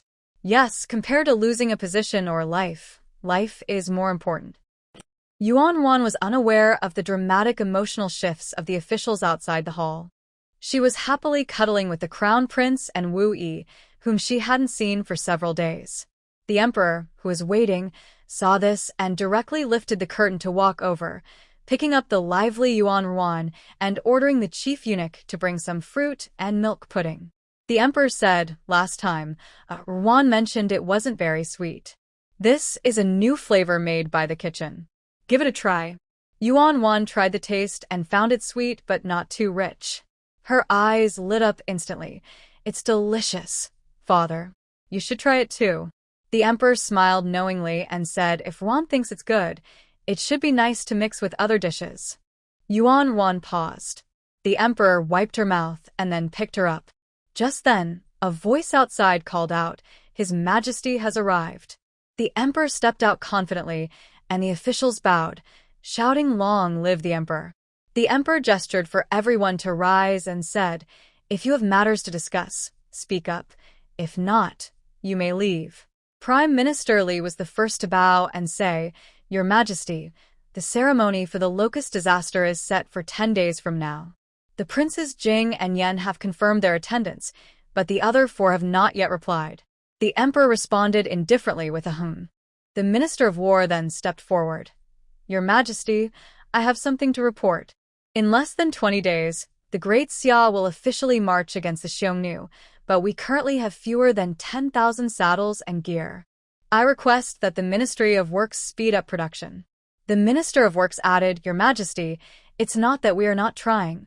We simply do not have enough materials in the warehouse, and the Minister of Revenue is being very strict. It's really hard to make something from nothing. The emperor looked at the Minister of Revenue. What's the matter? The Minister of Revenue smiled bitterly. Your Majesty, I might as well sell the chests meant for storing gold and silver to make some money. The treasury is nearly empty. At that moment, Yuan Ruan's thoughts echoed. Is Great Xia really this poor? System, yes. The Minister of Revenue is so desperate he might sell his blood. You can't imagine the crazy ideas he has to make money. Yuan Ruan, what? Tell me more. Everyone. System. He plans to organize a charity performance to raise funds. Yuan Ruan, A charity performance? Isn't that normal? Why is it crazy? System. It is. But what if the main performers are members of the Great Xia royal family? Emperor. Crown Prince. Minister of Revenue. Sigh, I've been exposed. The officials were shocked. You little rascal. You're quite bold. Yuan Wan. Oh my, he wants the Great Xia royal family to do a charity performance? That's quite daring. I'm really curious about how he plans to make this happen. System. Let me check. He intends to discuss the empty treasury with the emperor after the court session. The Minister of Revenue told your brother that after investigation, it was found that the wealthy and powerful outside the capital really wanted the recognition of the influential people in the capital.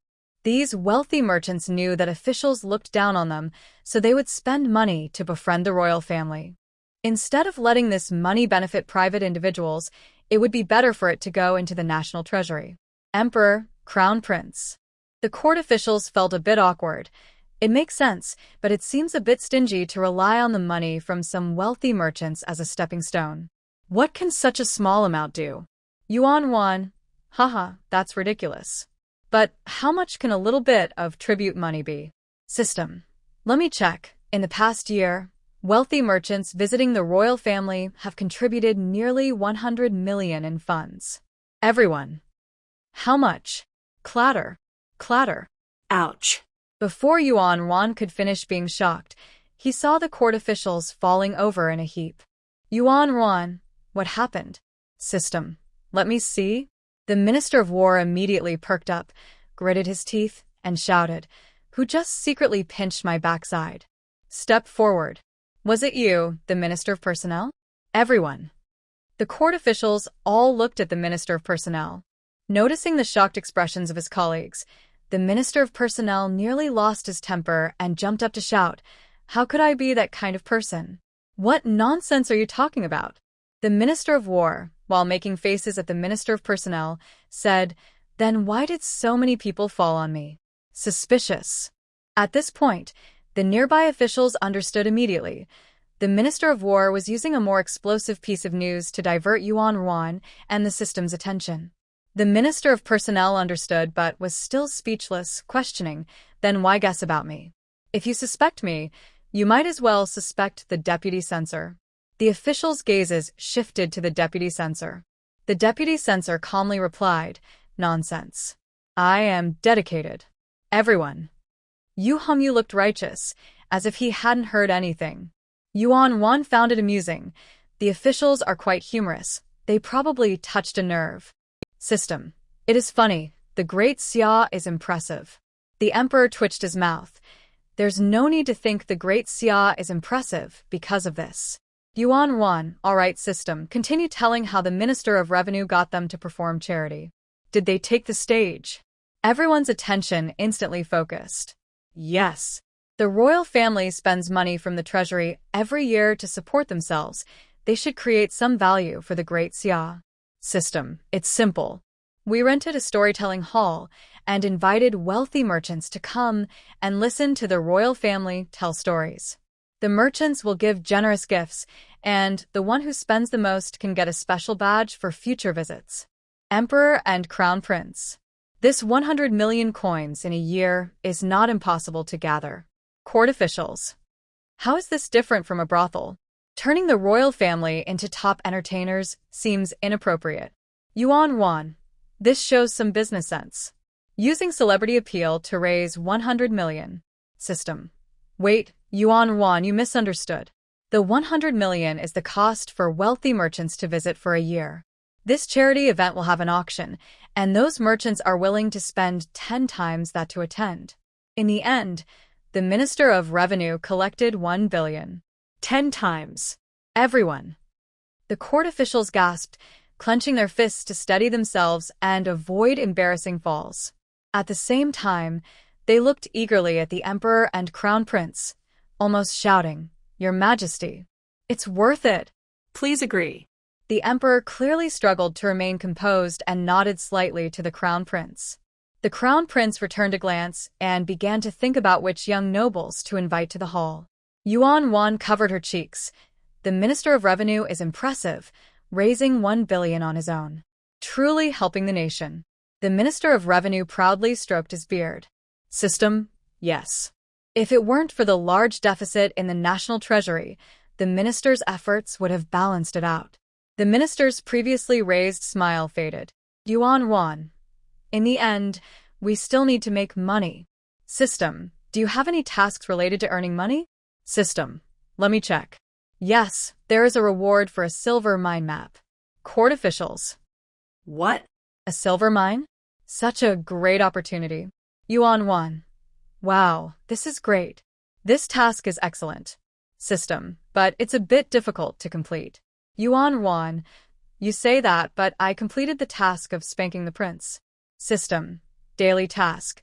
The Minister of Revenue must dress as a woman for a day. Reward. 2 silver mine maps within the Great Xia territory. Not completed. Yuan Wan. Do you want to accept it?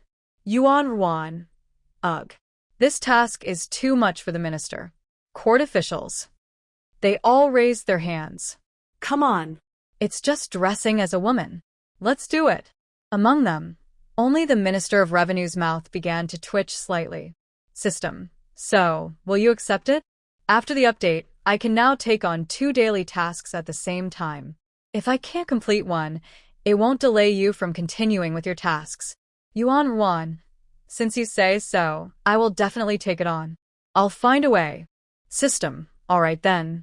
The Minister of Revenue fell into deep thought, completely unaware of several pairs of green eyes watching him from behind. After the court session, the Minister of Revenue took the initiative to approach the Emperor to discuss how to reasonably complete this task. The Emperor was pleased with the minister's awareness and said, "My dear Minister, I think your suggestion of a family charity performance is worthwhile. I've asked the Crown Prince to draft a list for you to review." The Minister of Revenue smiled wryly, not expecting that even with the silver mine, he would still have to deal with such a troublesome matter. However, thinking of the empty national treasury, he nodded firmly and said, "All right, I will carefully select a few people." The emperor glanced at him oddly and said, "No. You need to select those who have higher value and can perform more often." The Minister of Revenue nearly stumbled. He suddenly recalled the system's remark, "The emperor is even more ruthless than a capitalist." Busy with the selection, the Minister of Revenue returned home quite late that day. At night, only the Minister of Revenue's carriage remained on the road. As he got down from the carriage and turned to enter the residence, he happened to see the Ministers of War and Works approaching him from either side, smiling brightly. The Minister of Revenue instinctively wanted to run away. But then he thought, there's no need to be nervous. He had a plan.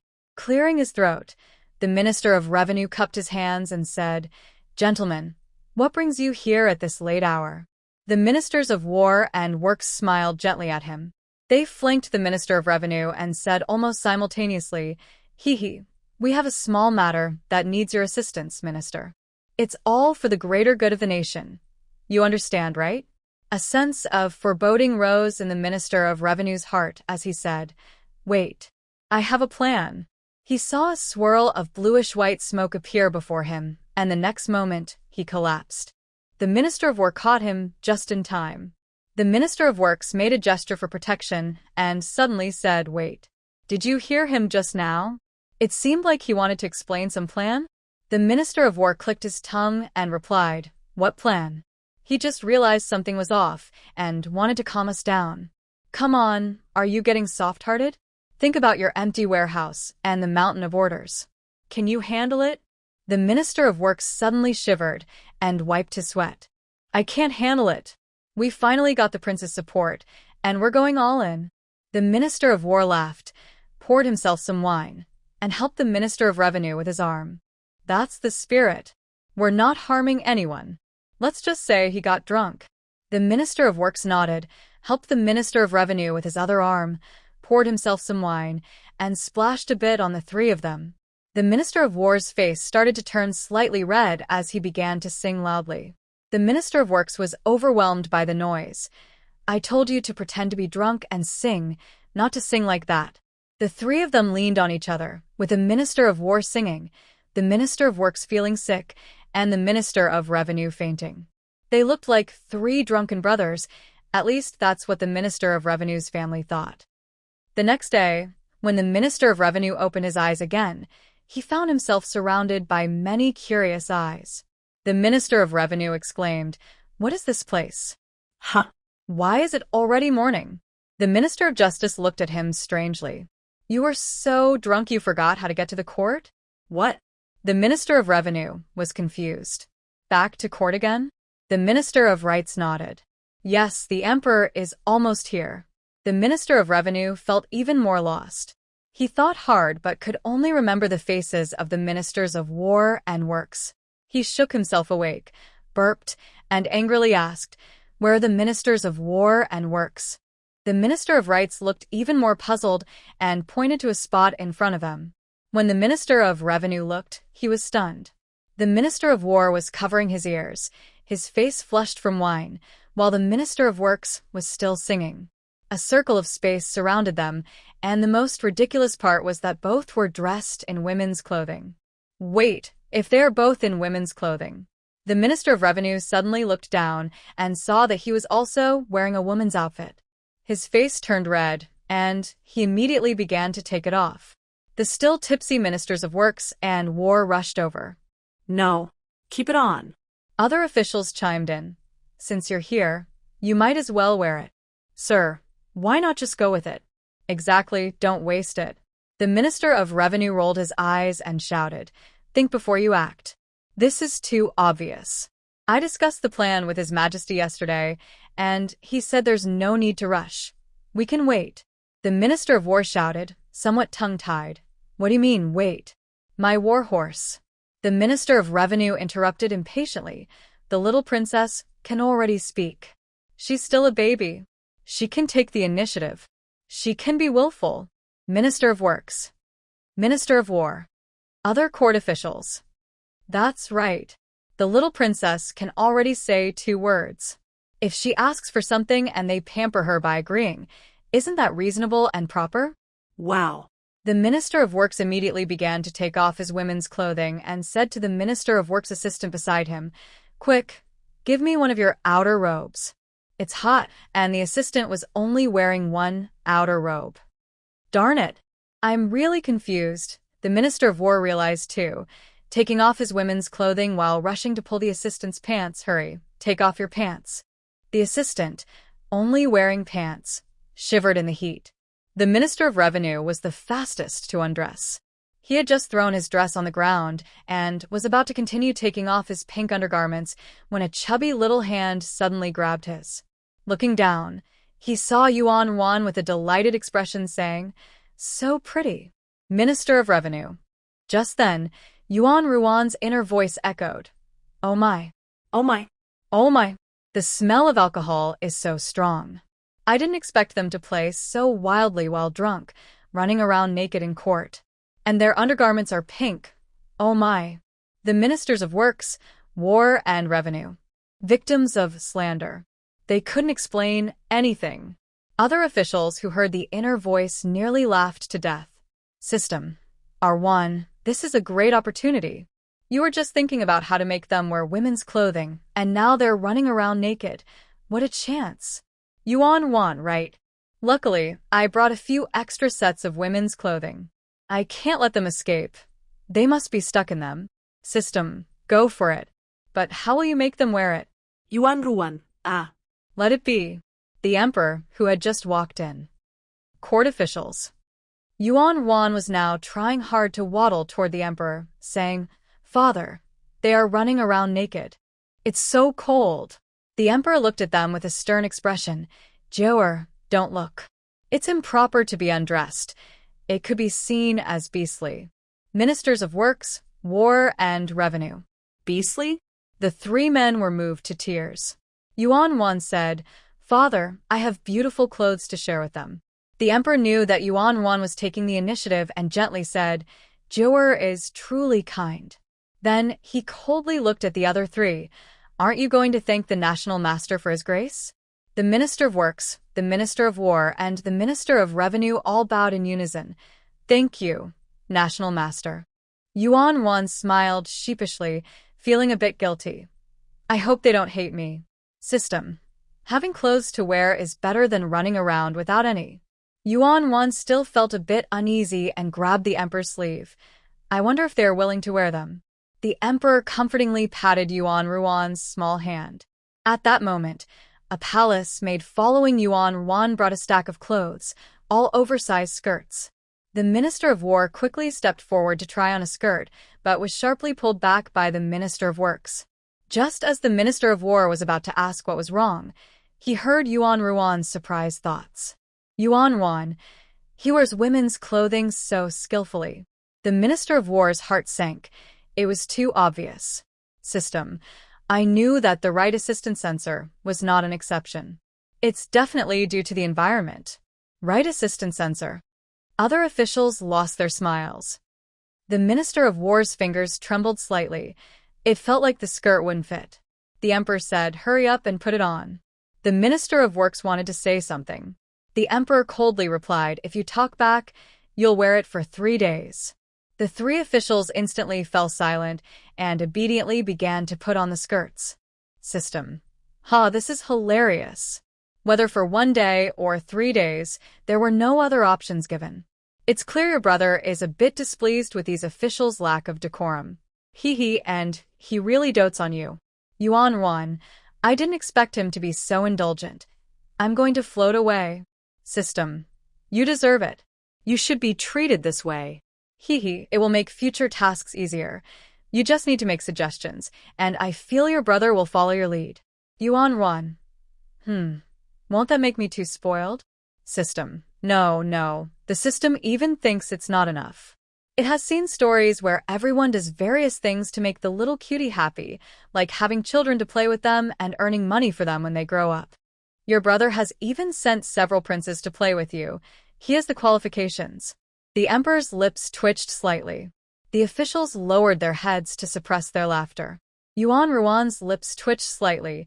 Don't make my brother sound like a foolish ruler. System. Study more and read fewer novels. Just then, it was time for the morning court, and the emperor picked up Yuan and walked inside. The court officials quickly tidied themselves up, shouted "Long live the emperor," and bowed respectfully.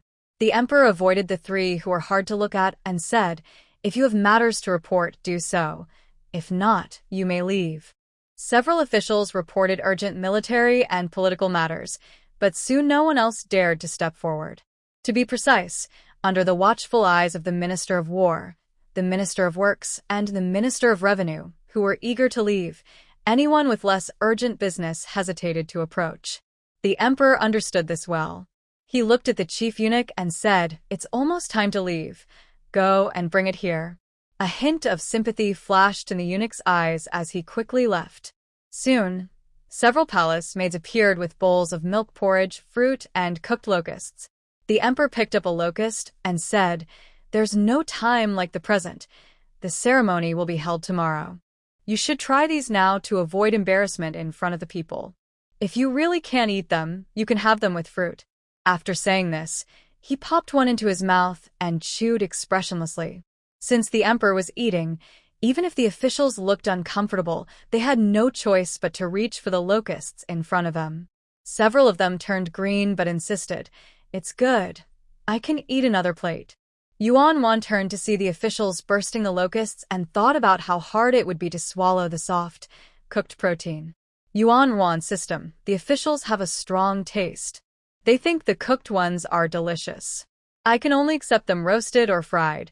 Those are still very fragrant and crispy. System. Yes, I've seen many novels where fried locusts are served as snacks. The emperor and the officials. Fragrant and crispy as snacks? They suddenly felt a bit queasy. Yuan. Well, locusts can also be used for medicine, but I wonder if these toxic ones are okay. Even if not, these treated locusts are still protein. They can be ground into powder to make cakes, which would have no locust taste and be much more nutritious than regular bread, making them excellent military rations. The emperor and the officials. Their hands trembled slightly as they held the locusts. Why didn't anyone say this earlier? Afterward, the mood of the emperor and the officials was somewhat gloomy until the moment they left. System. Daily task. The Minister of Revenue must wear women's clothing to court for a day. Reward. Maps of 2 silver mines within the Great Xia territory. Completed. Yuan. I'm ready to deliver the reward as spoils. Yuan. Great. Awesome. The mood in the hall instantly lifted. System. Well, Yuan, this silver mine isn't easy to mine. Yuan. What should we say? The emperor and the ministers frowned slightly. System. I just looked at the locations of these 2 silver mines. They are in the territory of the Prince of Huainan. The prince and your brother are not on good terms, right?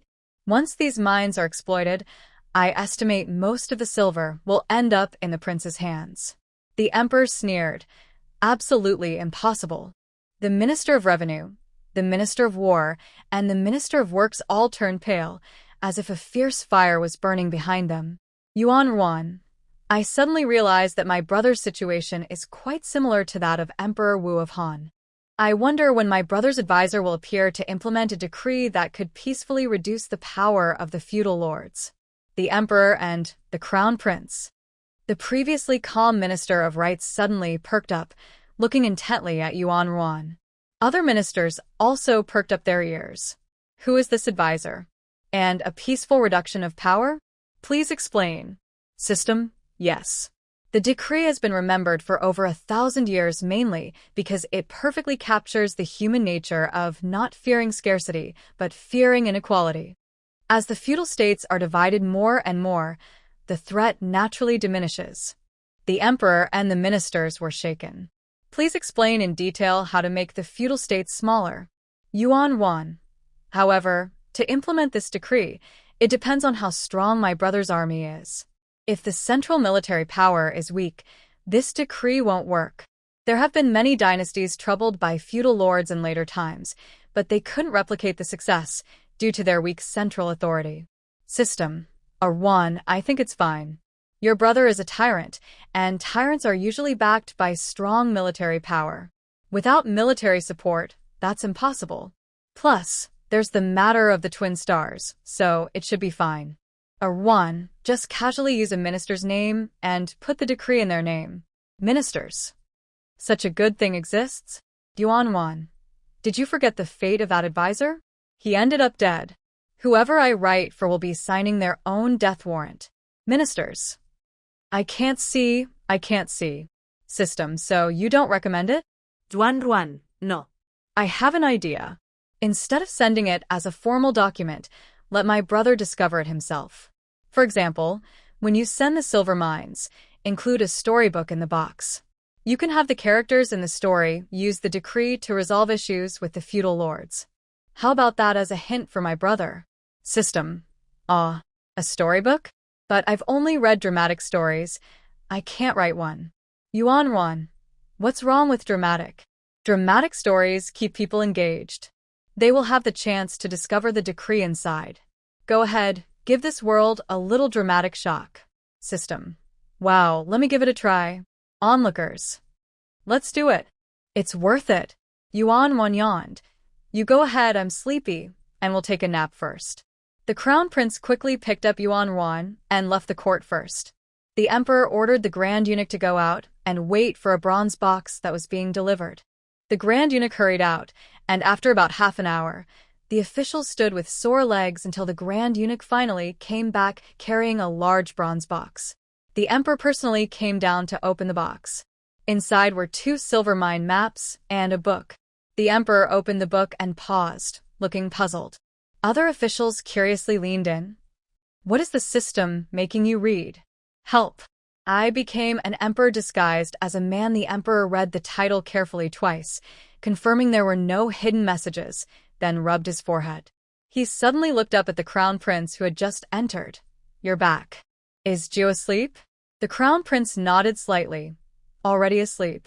The emperor replied, handing over the book. Everyone is curious. Read it out loud. Crown prince. He took it, glanced at it, his lips trembled, and then began to read. I never expected to become an emperor disguised as a man, and a tyrant feared and disliked by the officials. The crown prince's mouth twitched. This character felt familiar. Snap. The emperor suddenly broke a pen. The officials pretended to be nonchalant and lowered their heads to write.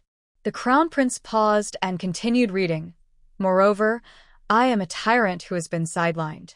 Besides a loyal grand eunuch, everyone else is an informant for the 4 regents. This is a disastrous start, so I plan to just lie down and wait for a rebirth. One official stifled a laugh. But just as I lay down, I was shocked to find that the regent named Li climbed into my bed overnight, smiling wickedly. Your Majesty, it's my turn to serve you tonight. The crown prince choked on his words, his eyes wide in shock. The officials showed similar expressions of disbelief. What does this mean? The emperor's mouth twitched. Continue. The crown prince took a deep breath. I was stunned and casually threw a jade pillow at him, but he pinned me down. The regent looked at me with a grim expression and said, What? Do you only want to sleep with Zhongwen? Does your Majesty really want to keep him pure? Hearing this, I was stunned. Zhongwen is one of the trusted ministers. Is the royal palace's love life this complicated? The crown prince gasped at this. The court officials covered their mouths. Is this really that exciting? The crown prince continued. I instinctively asked, What? Are you for my royal husbands? At that moment, Minister Li touched my face with a strange look and said, No, if we're being honest, you are our treasure. Upon hearing this, the crown prince felt defeated. This was too much for him to handle. The older officials below nearly tugged at their beards, whispering, This is disgraceful. I told you this system is unreliable. Look at what it writes. Can't they see the decree about sharing benefits? The younger officials initially murmured, People have changed. But their eyes kept darting to the crown prince's hands, clearly curious about how the female emperor ended up in such a situation. The emperor tiredly rubbed his forehead and said, Continue reading. The crown prince took a deep breath. I was stunned by Minister Li's words and couldn't help but mumble. Did I just cross into a story? At that moment, Minister Li leaned closer to me and said, "What story?" "Your Majesty, I can be gentler than Lord Zhang." I was shocked by his swift action of removing his clothes and kept saying, "Wait, if we sleep together, what if I get pregnant? You won't even know whose child it is." Minister Li looked at me oddly and said, "Didn't we agree? As long as your Majesty gets pregnant and has an heir for Qi country, it's fine. We four will take care of the child together." I felt a wave of despair. Isn't this just turning me into a breeding tool? Just as I was about to lose hope, my savior, my incredibly cute and kind, amazing system appeared. At this point, the Crown Prince couldn't help but twitch his lips. The other onlookers were also speechless. This system is quite self-absorbed. The Crown Prince continued. The system said, "Host, the great childbirth system is here. Having 8 treasures in one birth is a piece of cake." What is this nonsense? Not only the Crown Prince but also the officials couldn't hold back their comments. I have studied for 30 years and have never seen something so absurd. 8 treasures in one birth? Women can barely survive having twins. The emperor interrupted the officials, saying, "Crown Prince, continue." The prince cleared his throat and continued. At first, when I learned that the system only had the function of having children, I felt hopeless. For several nights, I indulged in celebrations. Each person had their own unique style. During those days of chaos, I suddenly had a new idea. I talked to the system about the rules of having children. It said that anyone could have a child as long as they ate the pregnancy fruit. I laughed. Then I asked the system for 32 pieces of the pregnancy fruit. The system was so shocked that it disconnected for a moment. When it came back, it gave me the phrase, "heroic mother." I laughed again. That phrase isn't wrong either. At this point, the prince seemed a bit curious. The ministers, who had been complaining about the ridiculous and unworthy story, suddenly fell silent. Clearly, even though they had been harshly criticizing it before, they were now seriously listening to the melodramatic tale. The prince continued, "I behaved for a few days, and the advisors stopped being so wary of me. So, I had the chance to give the pregnancy fruit to the 4 of them. A month later, the 4 advisors collectively experienced morning sickness in the court. The doctors knelt down nervously and said, 'This is morning sickness.' Moreover, each of them is pregnant with 8. All the ministers in the court were stunned. As soon as he finished speaking, the hall was filled with uncontrollable coughing and laughter. Oh my goodness! What is the system thinking? How is this even possible? Men getting pregnant? 8 at once? That's too unrealistic. Suddenly, a slow voice spoke up, "But if the system can provide gender-changing medicine and pregnancy fruit, isn't that reasonable?" The ministers, who had been laughing easily, suddenly froze. The emperor rubbed his temples, watching the ministers engage in a heated debate about whether men can really be pregnant with 8 and the body can't possibly handle that, feeling utterly speechless. The emperor said, "Prince, turn to the part about the decree of favor and read it again." The prince nodded, "Yes, father." He began to quietly flip through the book, while many ministers anxiously stole glances. They weren't interested in the melodrama, but they were genuinely curious about how a pregnancy with 8 could lead to a decree of favor. The prince flipped through the pages for nearly a tea time. His expressions changed from shock to daze, then to embarrassment, and finally to helplessness. Just as he was about to finish the story, he paused.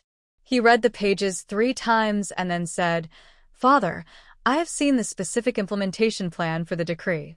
The emperor replied, "Read it." After a pause, he added, "Read the simplified version."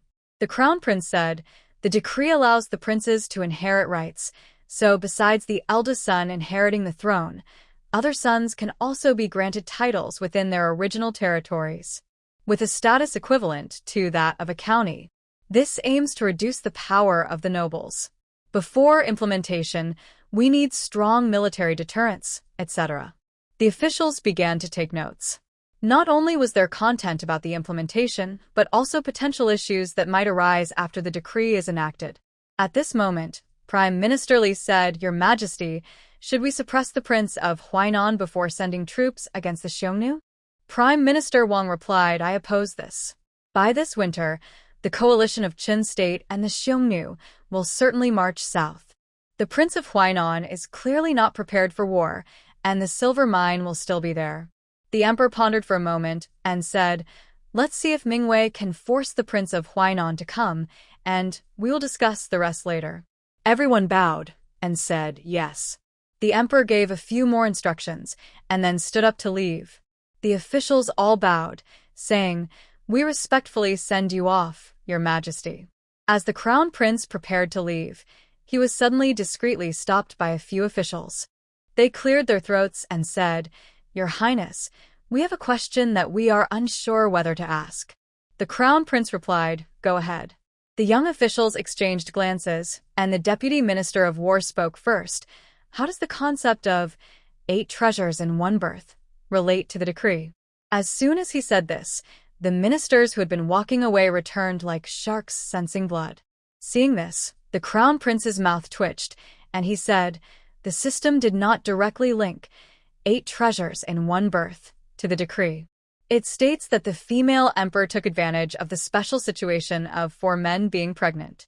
When the pregnant husbands were too exhausted to manage state affairs, the female emperor sowed discord among them, breaking their alliance and gaining part of the governing power. The officials showed expressions of it make sense when you think about it, and the pregnant husbands are quite vulnerable. At this point, the deputy minister of revenue said, but without strong military deterrence, how can the decree be successfully implemented? The crown prince replied strangely. Later, the female emperor found the relatives of the 4 trusted ministers and told them they had 2 choices: either accept the female emperor's decree of power sharing, allowing all sons and daughters, legitimate or illegitimate, to have a chance at power, or let them all have 8 treasures in one birth. The officials were caught off guard and nearly choked. They were discussing among themselves, that's just ridiculous. Without military threats, there are production threats.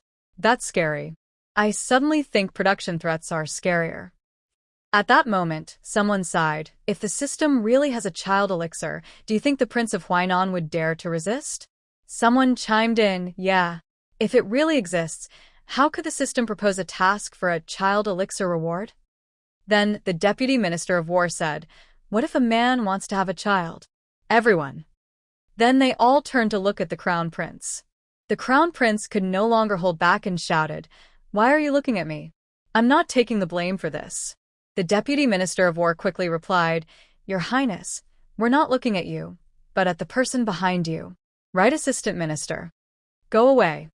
In the following days, the emperor ordered the minister of revenue to raise funds. He instructed Prime Minister Wang to monitor the distribution of chickens and ducks to areas severely affected by disasters to deal with locusts. He ordered Prime Minister Li to issue a command to buy locusts, strictly prohibiting resale. At the same time, the emperor secretly confined the 2 young masters of the 3rd prince's residence. Out of a sense of compensation, or perhaps because the emperor couldn't stand seeing the 3rd prince being idle, he ordered the 3rd prince to keep an eye on Qi Menglong and provide him with various false information. The 3rd prince, still confused, asked, Your Majesty, how do we spread this false information? The emperor was taken aback. It was truly frustrating when given a chance. He couldn't handle it. The emperor said, Let Qi Quan handle this with you. Ask your nephew. The 3rd prince wanted to ask more, but seeing the emperor's brother turn away impatiently, he fell silent. Once the official edict was issued, the emperor kept the imperial guards behind. He said, Monitor all news from the Prince of Huainan closely, and activate the spies placed in the prince's residence to encourage him to come to the capital. The imperial guards bowed and asked, Your Majesty, how many levels of spies should we use? The emperor lightly tapped the table with his finger, and after a while, he calmly replied, The highest level. Not only for the Prince of Huainan, but also activate the spies for the neighboring princes, the Prince of Linjiang and the Prince of Hengshan, to prevent them from providing any supplies to the Prince of Huainan. Since the system is mocking, let's incite public opinion and force him to come to the capital. The imperial guards replied, Understood. The emperor handed a dramatic script written by the system to the imperial guards. Although the content is absurd, some methods of inciting public opinion, like posters, are quite clever. Study it well and use it appropriately. The Jinhui replied, yes. The emperor said, Songwei has achieved great victories in Chun and Chu. Mingwei, do not let me down. The Jinhui felt a rush of tension and replied loudly, I will not fail your trust. Several government orders were issued in the court, and the Great Xia began to operate at full speed. In the Huainan prince's mansion, aside from having fewer officials and a smaller army, the feudal lords were like little emperors in their own territories. The Huainan prince was attending court when he received another report from Qi Menglong. The emperor has ordered measures against the locusts, but there has been no effect, and the people are unhappy. Many refugees from disaster areas have flooded into the capital. The emperor is overwhelmed and distressed. The emperor has agreed to allow the feudal lords to open their granaries, but they must personally participate in the locust sacrifice ceremony. The more the Huainan prince read, the better he felt. He looked at the officials below and said, Haraha, good, it's great to be overwhelmed. With the locust disaster, let's see how that tyrant can silence the voices of the people and maintain his reputation. One official muttered to himself, if he's a tyrant, he probably doesn't care about his reputation. The Huainan prince continued, do you gentlemen have any official matters? If you have something to report, do so. If not, you may leave. The Minister of Internal Affairs bowed and said, Your Highness, the locust disaster is progressing rapidly, and there are countless refugees. May we open the granaries to provide aid? The Huainan prince waved his hand dismissively, no. I am not the emperor of Great Xia. Why should I care about those people's lives? Besides, have you forgotten the information passed on by the princess? The emperor is struggling with the influx of refugees in the capital. Why would I want to reduce their numbers? The Minister of Internal Affairs urged, but Your Highness, those refugees will also enter your territory. The locusts will invade your land too. If Your Highness does not wish to see your granaries emptied, could you not seek aid from the emperor for some supplies? The Huainan prince exclaimed, Are you crazy? I will not go. The Minister of Internal Affairs insisted, Your Highness, the number of refugees is far beyond what you imagine. You should go see for yourself on the streets. Be quiet. The Huainan prince waved his hand, signaling the grand historian to discuss other topics. Although the minister fell silent, his words still resonated with the Huainan prince. After court, the Huainan prince did not return to the palace, but turned and called for the grand historian to walk with him to the countryside. As they walked, he discussed how long this locust disaster would take before it would trouble the emperor of Xia. Unexpectedly, the grand historian suddenly froze in place. The Huainan prince frowned, about to speak, when he saw the grand historian pointing into the distance. Why, Your Highness? Over there, over there. The Huainan prince looked up, and his eyes widened in shock. Not far away, the sky was filled with locusts. The king of Huainan listened to the panicked voices of the nearby villagers and hurried toward the fields outside the palace. As he got closer, the buzzing sound in the air and the frightened voices of the people became clearer.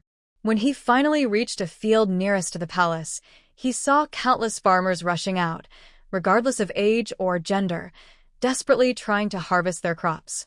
However, no amount of human effort could match the speed at which the locusts devoured everything. Just a moment after they had placed the harvested grain onto nearby carts, they saw countless locusts emerging from the carts, watching helplessly as their ripe wheat was consumed. Despair echoed from every corner of the fields. Oh heavens! Are you trying to destroy us? After the spring rains, I thought this would be a good harvest year. But now, with this locust disaster, we will starve. Can we ask the national advisor for help?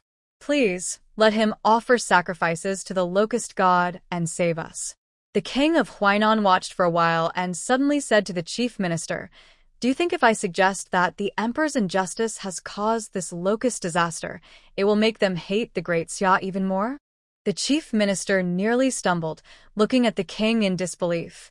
Your Majesty, I believe that would not be wise. The king frowned. Why not? Do you think, like the Minister of Internal Affairs, that I should clean up after the tyrant? The chief minister was stunned. He never expected that during such a critical time for their territory, the king was still focused on how to blame the emperor. With such a mindset, did he really think he could rebel? The chief minister wanted to leave. His silence made the king assume he accepted the idea. Just as the king was about to instruct others to spread rumors, suddenly, the angry shouts of the villagers erupted below. What? The emperor said there would be locusts and arranged for the government to distribute grain? Why is there none in our Huainan territory? You said it yourself. Our Huainan territory is the only one where the king refuses to open the granaries. We are doomed. Exactly. No wonder there were refugees outside the city saying there was a locust disaster, while the government claimed it wasn't serious. This is a deliberate trap. The king of Huainan is incompetent. It's infuriating. If we had been warned a day earlier, my family could have survived this year. Now, with all these locusts, we can't go on. The king of Huainan is useless. We should raid the granaries. The king of Huainan gasped in shock, gritting his teeth in anger, and shouted, "How can I be? Cough, incompetent? The tyrant is such a disgraceful person, using such tactics. And this group of foolish commoners, I will make sure they all end up in prison." The official's mouth twitched. What can I say? The boomerang has come back to hit him. At that moment, the once crying commoners all turned to look in this direction. The official was so frightened by their anger that he shivered. The prince of Huainan suddenly fell silent, like a chicken caught by the neck. Then, someone in the crowd shouted, "That's the Huainan dog king, who won't give us a way to live." Charge. This shout was like a rallying cry. The stirred-up commoners rushed toward the prince of Huainan, their momentum resembling a horde of zombies attacking a city. The prince of Huainan was finally taken aback. He had imagined this scene many times, but in his fantasies, it was the arrogant tyrant who was being attacked, not him. The official quickly pulled the prince of Huainan to run forward. The two hurriedly jumped into a carriage and awkwardly escaped back to the inner city. In the following days, the locust plague worsened, and the prince of Huainan refused to open the granaries, leading to louder curses from the commoners. At some point, large posters appeared outside, calling him Huainan Dog King, Huainan King. Even dogs despise him. Trash Huainan King. The most useless Huainan King. The prince of Huainan was nearly driven to madness by these endless posters. As a result, during daily court meetings, he became increasingly frantic. He would angrily curse the tyrant for being immoral and using such despicable methods. Then he would angrily scold the commoners for their ignorance. Later, he pointed at each court official, complaining and accusing them of failing to capture criminals while allowing them to slander the king. Meanwhile, the secretive Ming guards began to secretly visit some officials' homes to stir up the public. After this series of actions, aside from those officials whose lives and fortunes were tied to the Prince of Huainan, some officials were indeed encouraged and began to think about fleeing. 2 days later, the situation became even more critical. While the Prince of Huainan was still losing his mind in court, officials suddenly began to come forward one after another, bowing and saying, "Your Highness, there are too many refugees and too much public anger. We must open the granaries." One official said, "Your Highness, if we don't, the refugees might break through the city walls." Another official added, "Your Highness, if it comes to that, we should seek help from the capital of Daxia. Prince Jing and Prince Yan have already gone. The tyrant cannot detain so many lords at once. He can't face that." The furious king of Huainan was suddenly moved by the last sentence. Indeed, since the other lords had already gone, the tyrant would likely not dare to risk offending all the lords by capturing him. The king of Huainan finally decided, "All right, let's head to the capital." The officials replied in unison, yes. The king of Huainan and his group hurried to the capital of Daxia. He was shocked by the orderly security along the way. Where were the refugees? Where was the locust plague? Why had they gradually disappeared after leaving his territory? Moreover, some farmlands still had locusts ravaging them, so why were these farmers happily catching the locusts? The more the king of Huainan thought about it, the more he felt something was off. In the capital of Dacia, he saw a few farmers carrying sacks and could not help but get out of his carriage to ask, "Why are you so happy with the locust plague coming?" The farmers smiled brightly, "Noble sir, because the government in the capital pays more." The king of Huainan. Why was that answer so off-topic? At that moment, an accompanying official whispered, "Your Highness, these people are bringing dead locusts to sell to the capital's government. There isn't much of a locust plague near the capital, but the government pays a higher price for locusts, so some farmers specifically bring their locusts to the capital to exchange for money." The king of Huainan was shocked. What? Are they crazy? What do they want with these locusts? Why didn't I know about this? The accompanying official, eager to be free from the situation, replied somewhat dismissively, "Your Highness, perhaps you forgot?" It could also be that the person responsible for gathering information thought this matter was unimportant. The king of Huainan looked at the official in disbelief, surprised by their abrupt and dismissive attitude, and momentarily forgot to criticize them. At that moment, the Minister of Rights, who was responsible for welcoming the king of Huainan, walked over with a big smile. "King of Huainan, you have come at just the right time. Please come this way." The king of Huainan instinctively took a half step back. However, he could not stop the enthusiastic Minister of Rights, who led him to the sacrificial site. Meanwhile, at the small national teacher's residence, Yuan Wan yawned, preparing to turn over and cuddle with Bingyu for a bit more sleep, when suddenly someone pulled her out from under the silk blanket. Yuan Wan rubbed her eyes. "Who is it?" "It's already late morning," the crown prince said with a warm smile. "If you don't get up soon, ninth sister will miss breakfast." Yuan Wan replied with a lazy "oh" and yawned again. The crown prince looked at her with concern. "Why do you seem so tired? Are you not feeling well?" As the prince approached, he was blocked by a pair of chubby little hands. "Yuan Wan, it's so hot." When my big nephew got closer, I felt like I was wrapped in a furnace and about to melt. The prince couldn't help but laugh. He handed Yuan Wan an ice bowl and said, "Hold this, but you can't eat it." Yuan Ruan's eyes lit up as she rubbed her little face against the ice bowl. "Thank you, big brother." "Yuan Wan, my big nephew saved my life."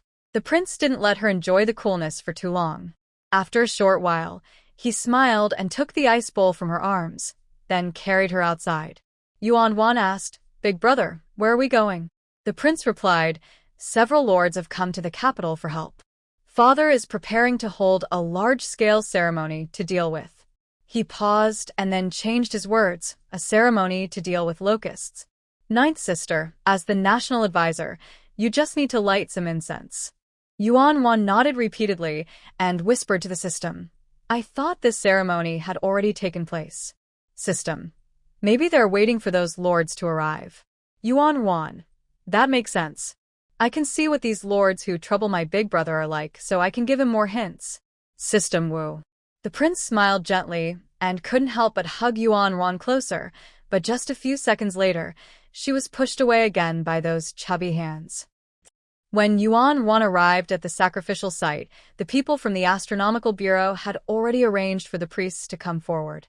The prince set Yuan Wan down, and she slowly placed the lit incense into the incense burner. After that, the head of the Astronomical Bureau carefully picked her up again. System. Is that it? Yuan Wan, do you want to show off a bit?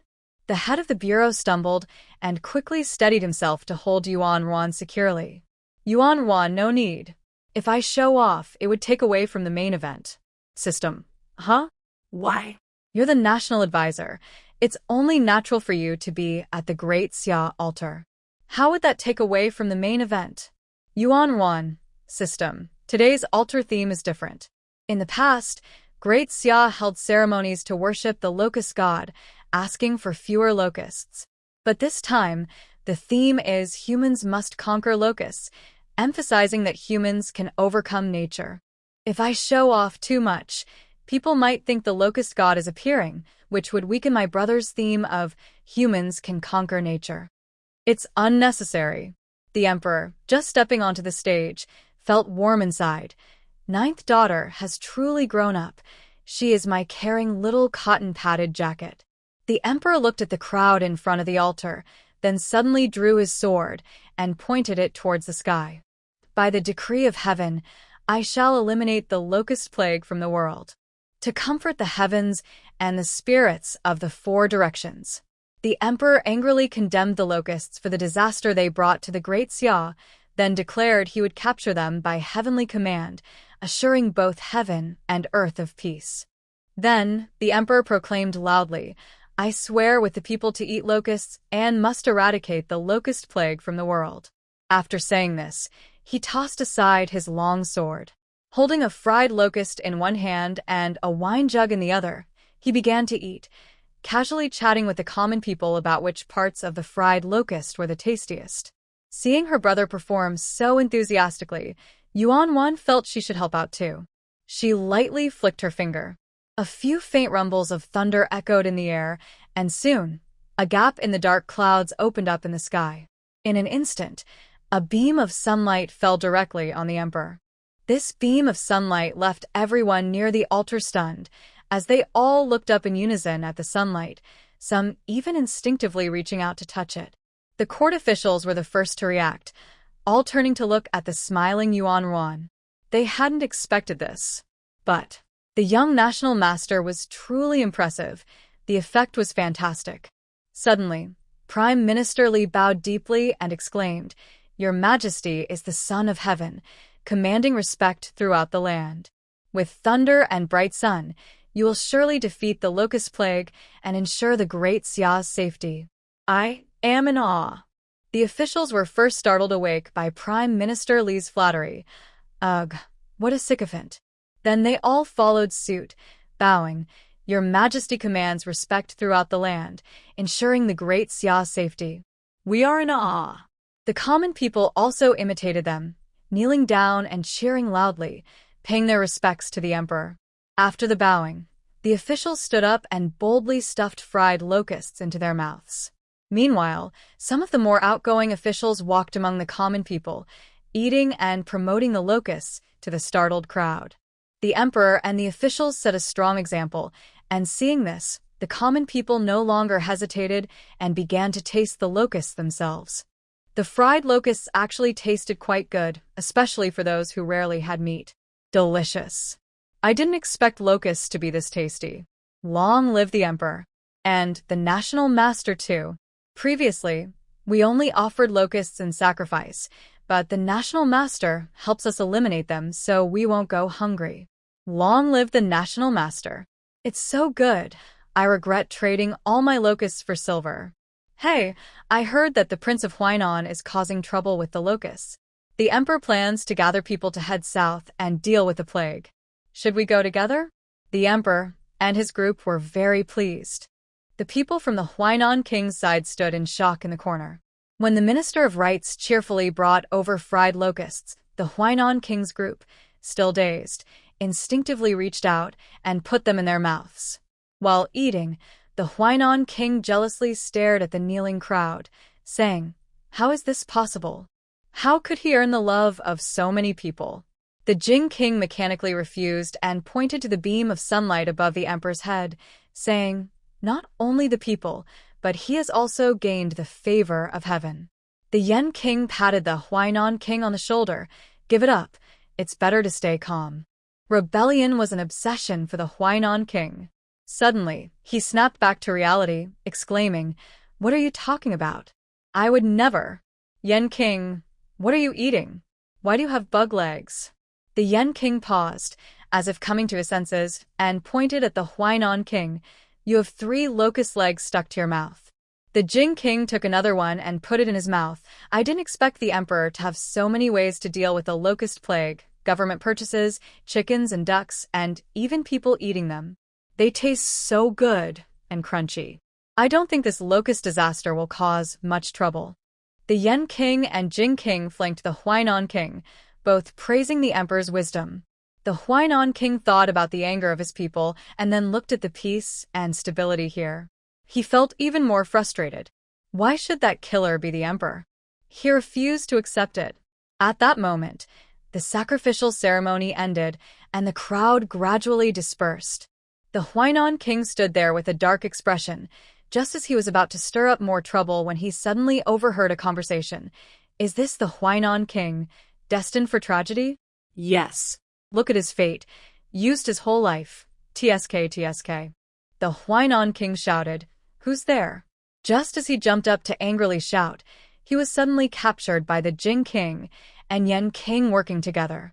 The Jing king said, "Calm down." The Yen king added, "Listen first." The Huainan king looked at them in fear and gritted his teeth. "How can I calm down? When I invited you to participate in the discussions among the feudal lords, didn't you claim to be neutral? What's going on? Did you all side with the emperor?" Sure. "What do you mean by siding with the emperor?" The Jing king quickly covered the Huainan king's mouth. "Don't say that. I have always been a royalist." The Yen king said, Right. I've worked diligently my whole life." Cough. "This isn't the time for that. When you hear about the little national master's abilities, don't be surprised and don't say too much." The Huainan king was even more confused. "What abilities? What does that little trickster have to do with this?" "Shut up." The prince of Jing slapped the king of Huainan on the face and looked around nervously. "You must show respect. Look closely and follow the rules. If you can't do that, then the king of Yen and I will have to take action." As he said this, both the prince of Jing and the king of Yen took out a cloth from their pockets and waved it threateningly. The king of Huainan. The prince of Jing and the king of Yen had only arrived in the capital a few days earlier. What had happened to change their attitudes so much? He opened the note handed to him by the prince of Jing, which simply stated the voice of a national teacher and the system, confidentiality rules, and in case of leaks, the punishment will be severe. The king of Huainan. This can't be true. How could a tyrant have such good luck? At that moment, the prince of Jing and the king of Yen pulled the king of Huainan along, saying, "Come on. The emperor and the others have gone to the countryside, and there will be a ritual feast." The king of Huainan wanted to refuse, but with one on each side, he had no choice but to follow. After a few steps, he saw a lush green mountain range and grass that was yellowing in places. A group of black-armored cavalry was patrolling the area, their red capes billowing in the wind, looking impressive. On the flat ground, several officials had taken off their formal attire, either leisurely enjoying the scenery, admiring the beauty of the mountains, or gathering to discuss concerns about the war with the Xiongnu. But the king of Huainan immediately spotted a small child in the center.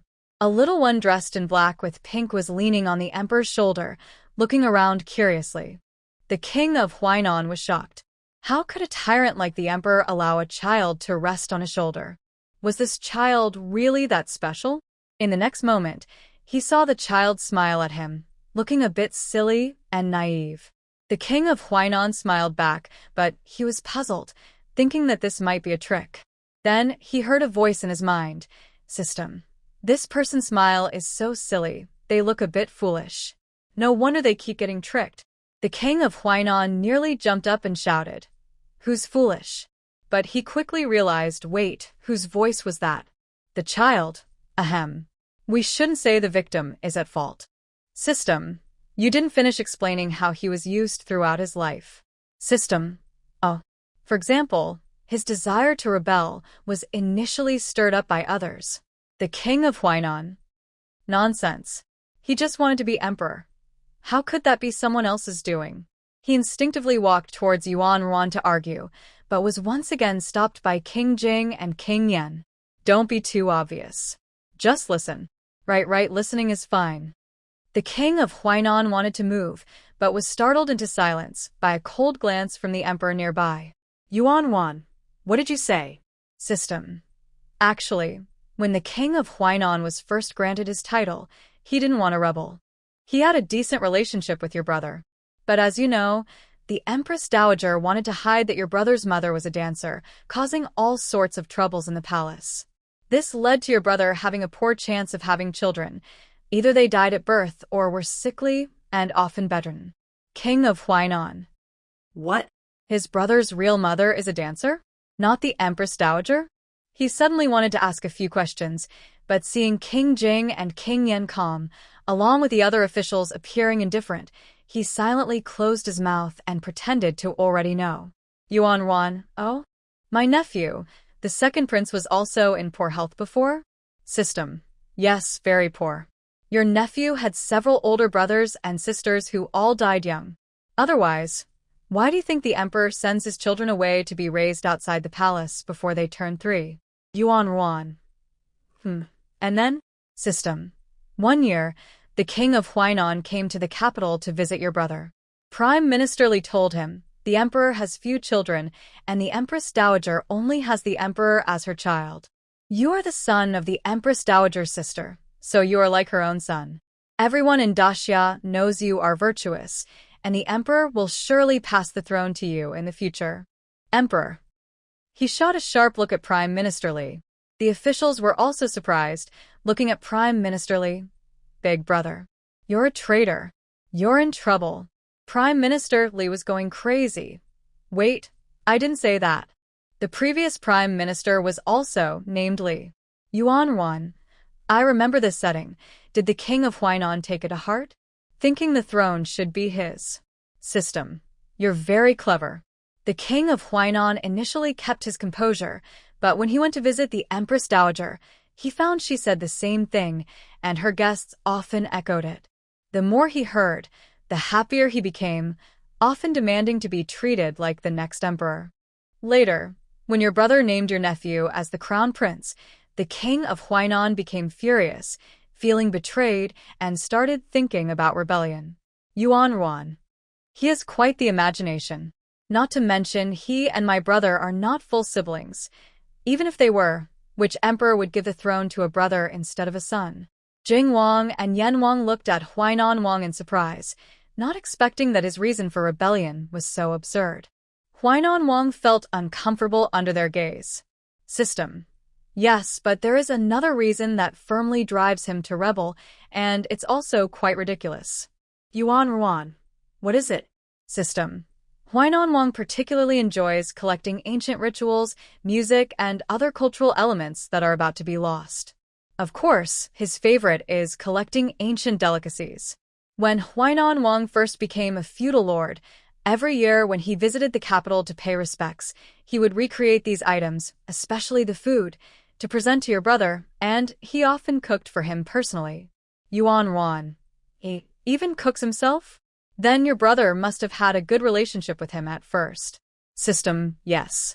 Although your brother is not greedy for food, he loves reading and good food, so he greatly appreciated Huainan Wang and rewarded him generously.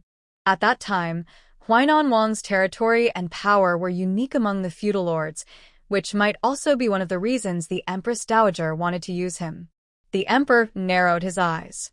The court officials pondered. Huainan Wang clenched his fists. He was also brought back to that memory by the system, a gentle nostalgia appearing on his face. But soon after, Huainan Wang sneered. Anyone in his position would likely make an even more extreme choice. Yuan Ruano? How? Before this thought could finish, a cheerful voice from the chief eunuch suddenly announced the distribution of sacrificial meat. Yuan Ruan leaned over to look, and the palace maids were carrying plates of blackened meat that looked hard enough to be dangerous. Yuan Ruan's mouth twitched slightly. System. This sacrificial meat looks almost charred. It's so hard? System. The ceremony took too long today, and the people from the Astronomy Bureau didn't dare to retrieve the sacrificial meat early, so it got burnt. The crown prince stepped forward and said, "It's too hard. Why not chop it into mincemeat and add some broth?" Yuan Ruan felt it was a dark culinary disaster and weakly said, "Brother, I don't want to eat." The crown prince looked troubled. System. Sigh. As a beloved national teacher, it's not good. The first portion of sacrificial meat is right in front of you, waiting for you. You probably have to take a bite. Wait, I have an idea. I'll lure a wild beast over to eat this sacrificial meat. Yuan Ruan, no, let's not go through that. Just eat. Yuan Ruan rubbed her cheeks. Eat, it's delicious. System. Erwin, should I continue talking about the story of the Prince of Huainan to cheer you up? Yuan Ruan replied weakly. It's too unpleasant. I don't want to hear it. Prince of Huainan. Why stop talking just because the sacrificial meat was overcooked? He should finish explaining why he was set up. So sensitive. Suddenly, the The Prince of Huainan stepped forward with a blank expression. The King of Jing and the King of Yan instinctively tried to restrain each other, but they heard the Prince of Huainan coldly say, "Is there no chef in Daxia? How can we eat this tough sacrificial meat?" The emperor and the officials looked over at the same time. The Prince of Huainan directly pushed aside the dazed King of Jing and King of Yan and turned to the chief eunuch standing nearby, saying, "Bring me a knife." The chief eunuch was startled and did not move. The Prince of Huainan frowned. "Are you deaf? Bring me a knife." The chief eunuch almost knelt down.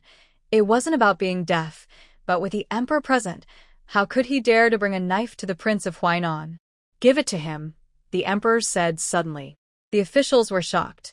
The civil officials nervously looked at the emperor, while the military officials instinctively stepped forward, blocking the Prince of Huainan from the emperor. The Prince of Huainan sneered, whispering in disdain, "A frightened bird, timid as a mouse." After saying that, he took the kitchen knife and cutting board that the chief eunuch cautiously brought over. Yuan curiously leaned in and saw the Prince of Huainan skillfully twirling the knife. Then his right hand moved so quickly that it left a blur, and thin slices of meat appeared rapidly.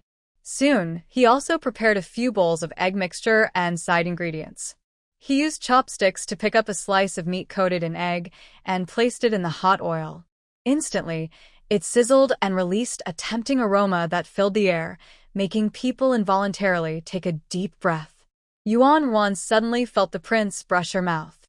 She looked up in confusion and saw the prince teasingly say, "Ninth sister, you're about to soak my shoulder."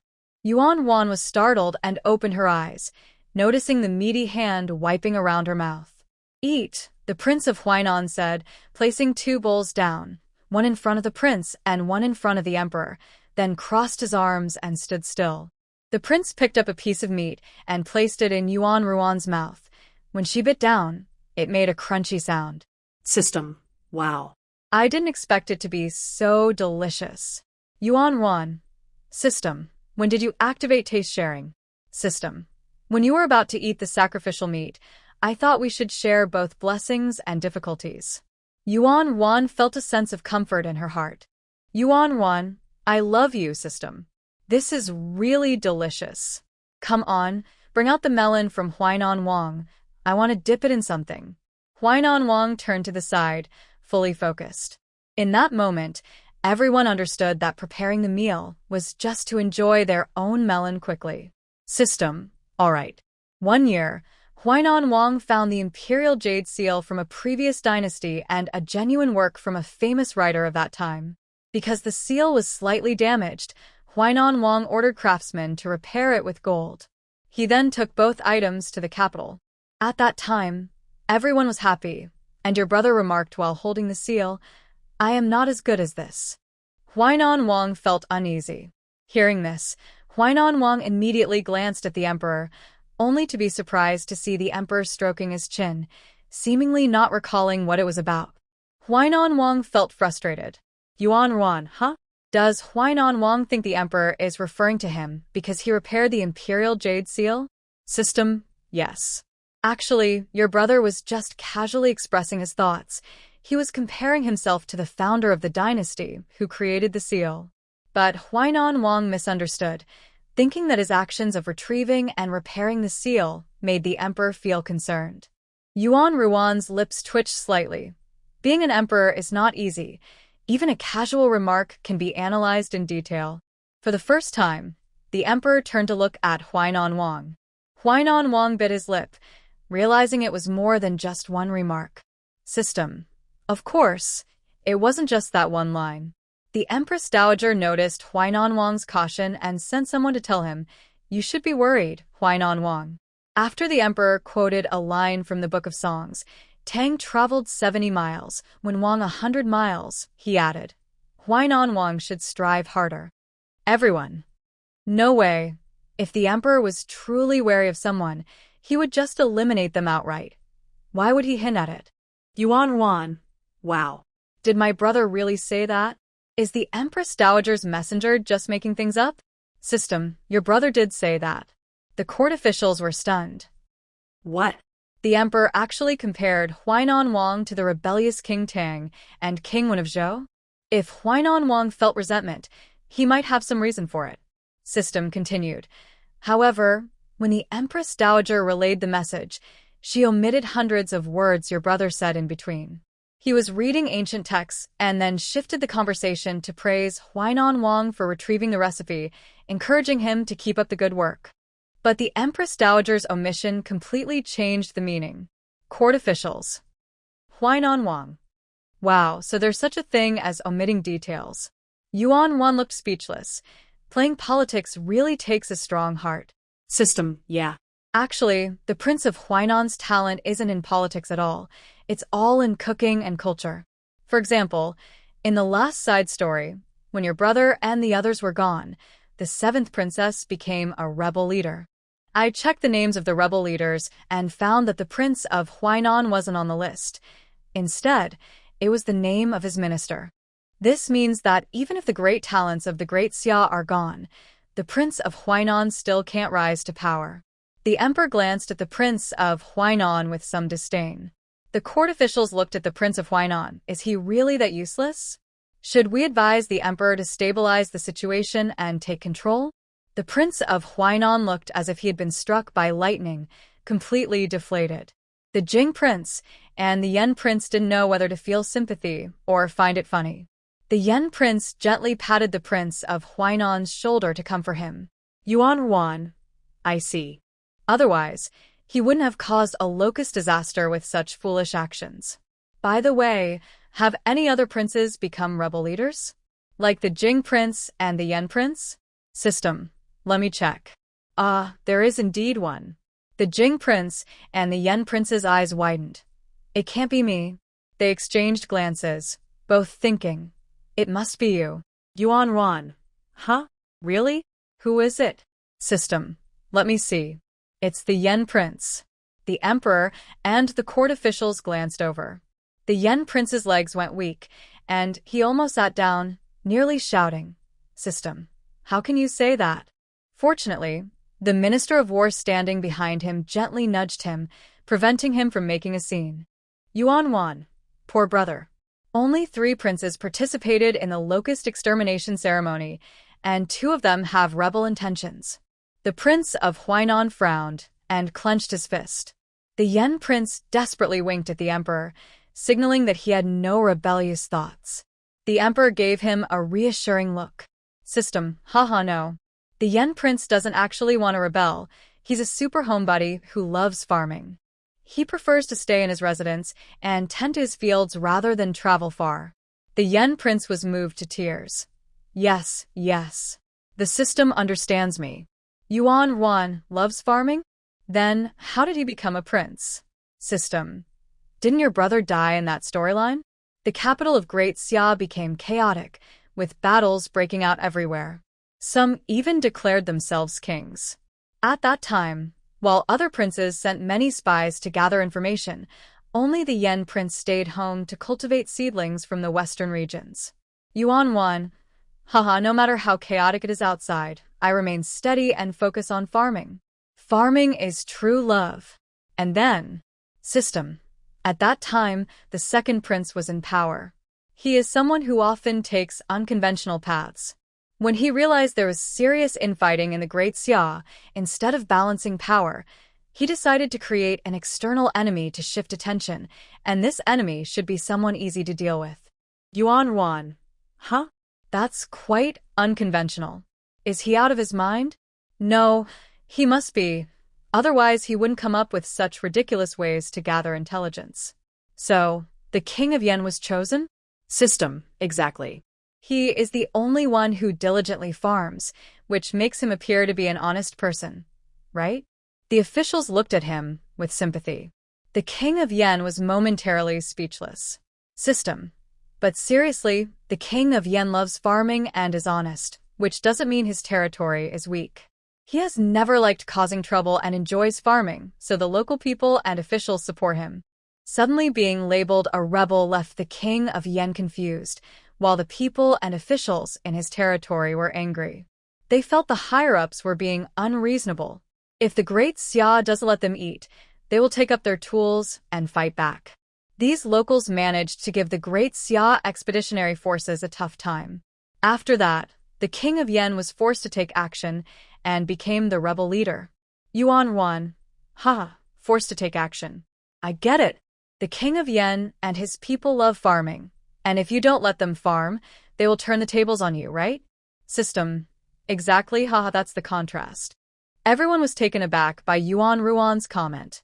At first, it sounded funny, but upon closer inspection, it was quite powerful. It perfectly reflected the sentiment of the people. The officials glanced at the king of Yen. Now he was genuinely a bit nervous. Yuan Wan. What about the king of Jing? Was he just slacking off in the last storyline? System. No, he died. The king of Jing, who had just been relieved. Yuan Wan, How did he die? Did he die in rebellion? System. No. The king of Jing was a hunting enthusiast, going out 3 to 4 times a month for 3 to 4 days at a time, basically living outdoors. There's a saying that if you walk on a dark road too often, you'll eventually run into trouble. No matter which storyline, he couldn't escape falling off a cliff and being eaten by wild animals. Everyone. That's truly a case of self-destruction. Yuan Wan. I want to help, but I don't even know what to say. System. If Erwan really wants to save him, I have an idea. Yuan Wan. What? System. Paralyze him so he can't go hunting, then he'll survive. Prince Jing almost fell over. The onlookers from Daxia, who knew the system's nature, exchanged knowing glances. Yuan Wan. That's a good idea, but please don't suggest it again. However, you did inspire me. System. I knew Erwan would understand the trade-off, Zap. Everyone. Prince Jing shivered, trying to get up, but was pushed back down by Prince Huainan. He looked pitifully at the emperor. The emperor cleared his throat and said, Why is Erwan staring at Prince Jing? Are you curious? He was about to hint that there was no need to paralyze him, just injure a leg or an arm, and then he wouldn't be able to hunt. Yuan Wan waved her hand, her serious little face looking adorably stern. Her chubby little hands moved around, then she pointed at the pale-faced Prince Jing and suddenly made a heart shape. Prince Jing's head suddenly felt like it was electrified, and he panicked, shouting, Help! Your Majesty, help! Spare me, little national master. Yuan Wan was surprised by his reaction and quickly withdrew her hand, saying, Father, he has a disaster coming. Horses are his weakness. Everyone almost spat out their drinks. Horses are his weakness. What a clever excuse. Without horses for transportation, no matter how much a noble loves jungle hunting, they wouldn't want to go hunting. After all, you can't chase deer and other animals on foot. System. Weakness. Good one, Erwan. Without horses, Prince Jing won't be able to travel far anymore. Yuan Wan, there are ox carts too. But life is more important. Prince Jing thought the same. He awkwardly got up, ready to laugh and say, So that's how it is, but was reminded in a low voice by the Minister of Rights to pull back a bit. Prince Jing quickly replied, That's impossible. Yuan Wan nodded earnestly. Really, it's a weakness. I've hunted so many times. How could I have a weakness? Really, a disaster is coming soon. Prince Jing found Yuan Ruan's determined nodding very cute and almost laughed. The emperor couldn't stand their poor acting anymore, stepped forward and picked up Yuan Ruan, saying, Since the national master says so, there must be some truth to it.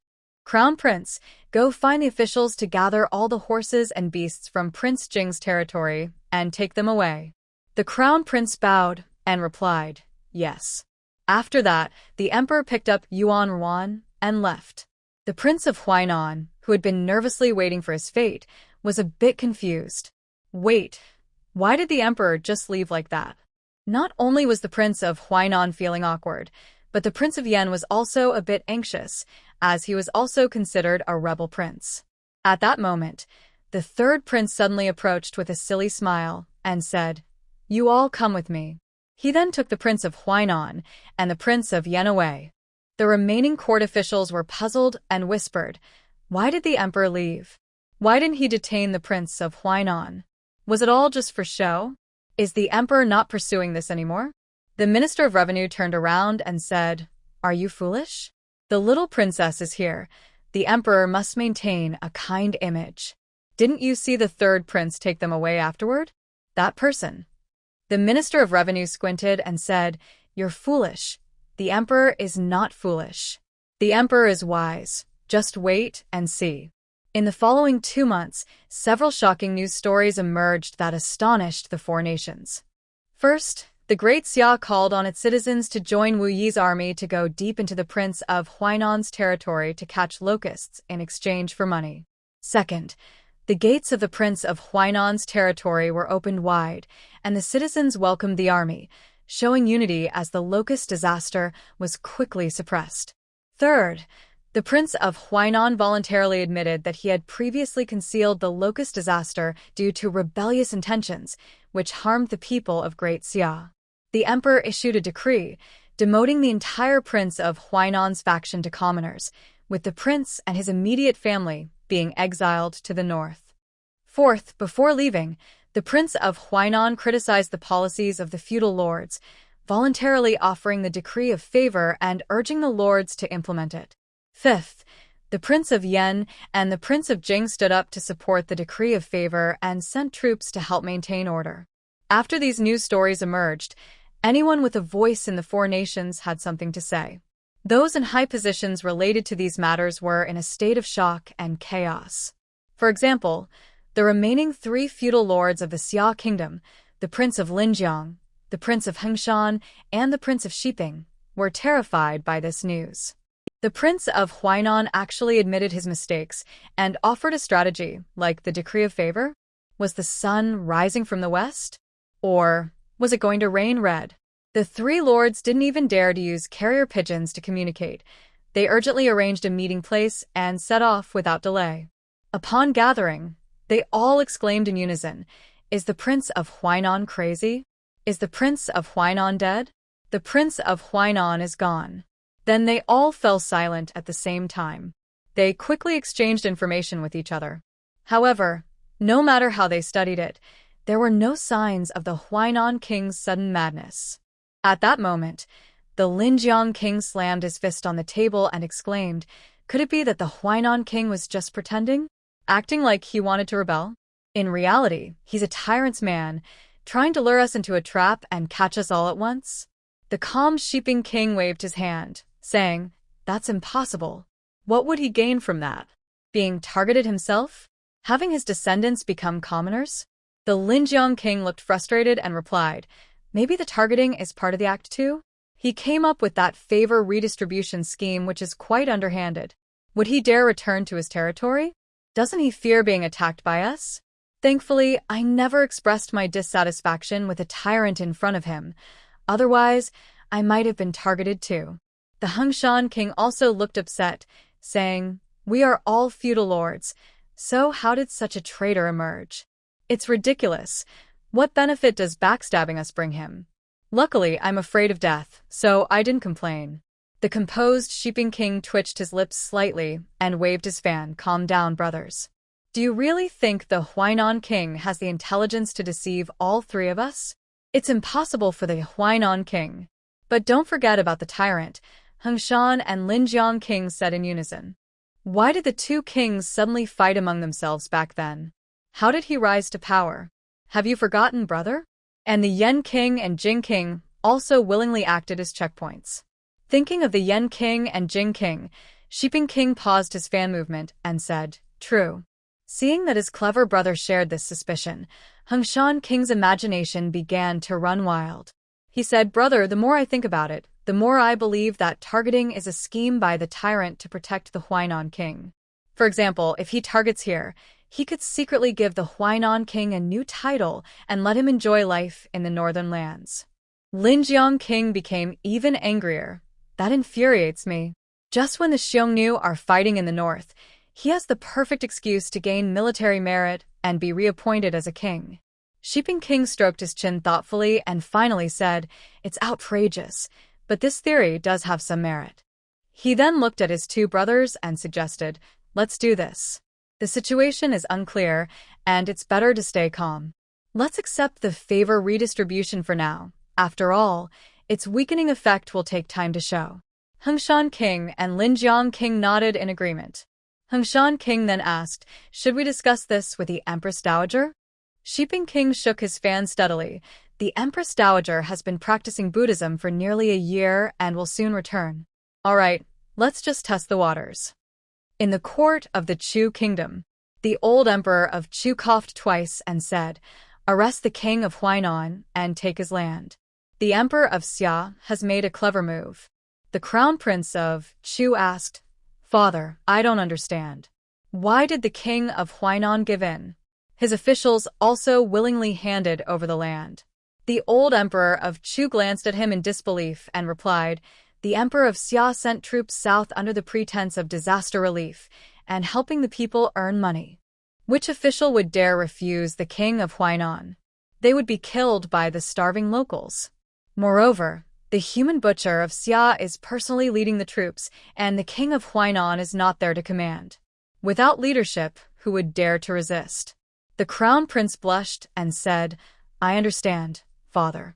But isn't the emperor of Xia worried about other lords rebelling? The old emperor of Chu couldn't help but throw a cup in frustration.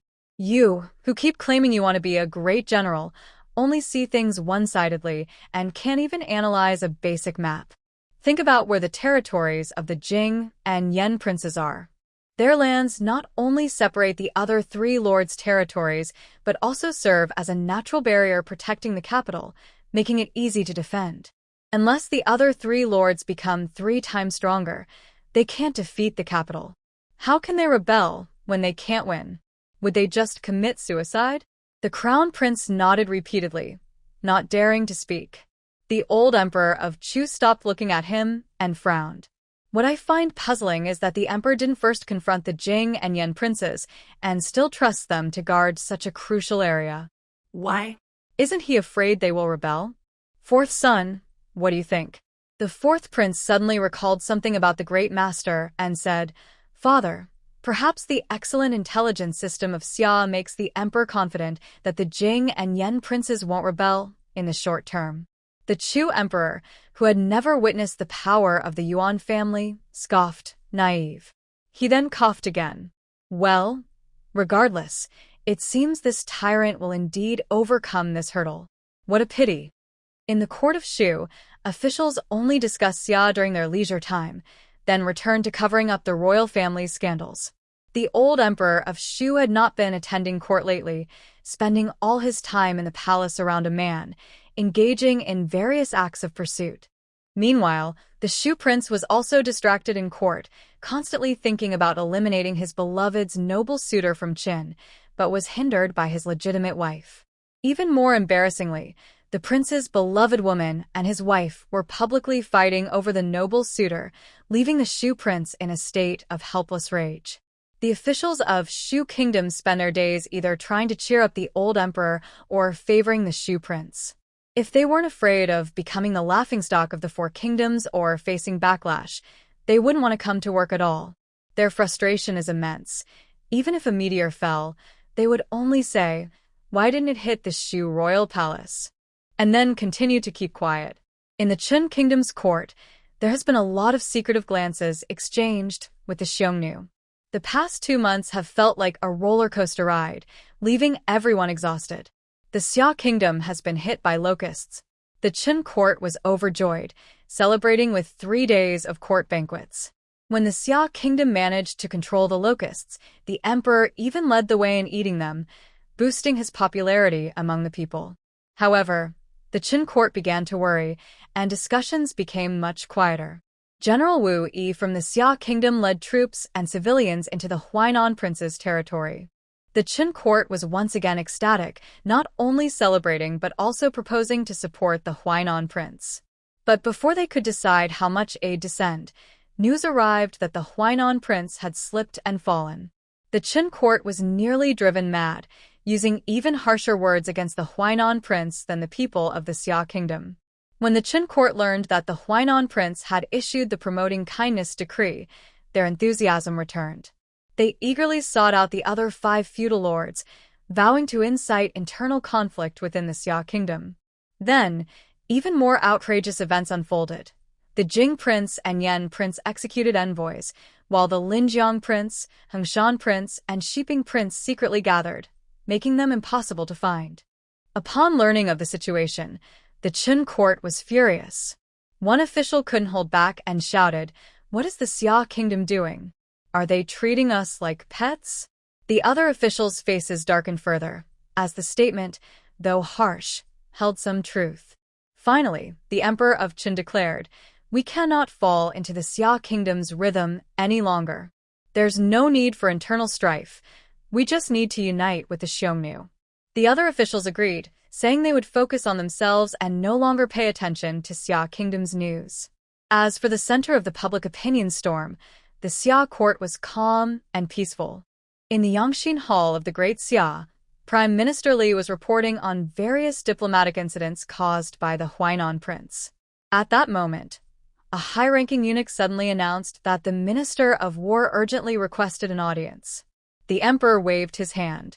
Soon, the side hall door was pushed open, and the Minister of War entered with great enthusiasm. "Your Majesty, I bring good news," he said. He was followed by several officials from the Ministry of War and the Ministry of Revenue. The emperor asked, "What is there to celebrate?" The Minister of War replied, "General Lin has sent news of a great victory." The emperor suddenly stood up, thinking for a moment, "General Lin? That Lin Wenpeng?" The Minister of War said, "Your Majesty is wise." The emperor waved his hand and asked, "Aren't the Lin brothers training with General Li? How did they end up fighting the Xiongnu?"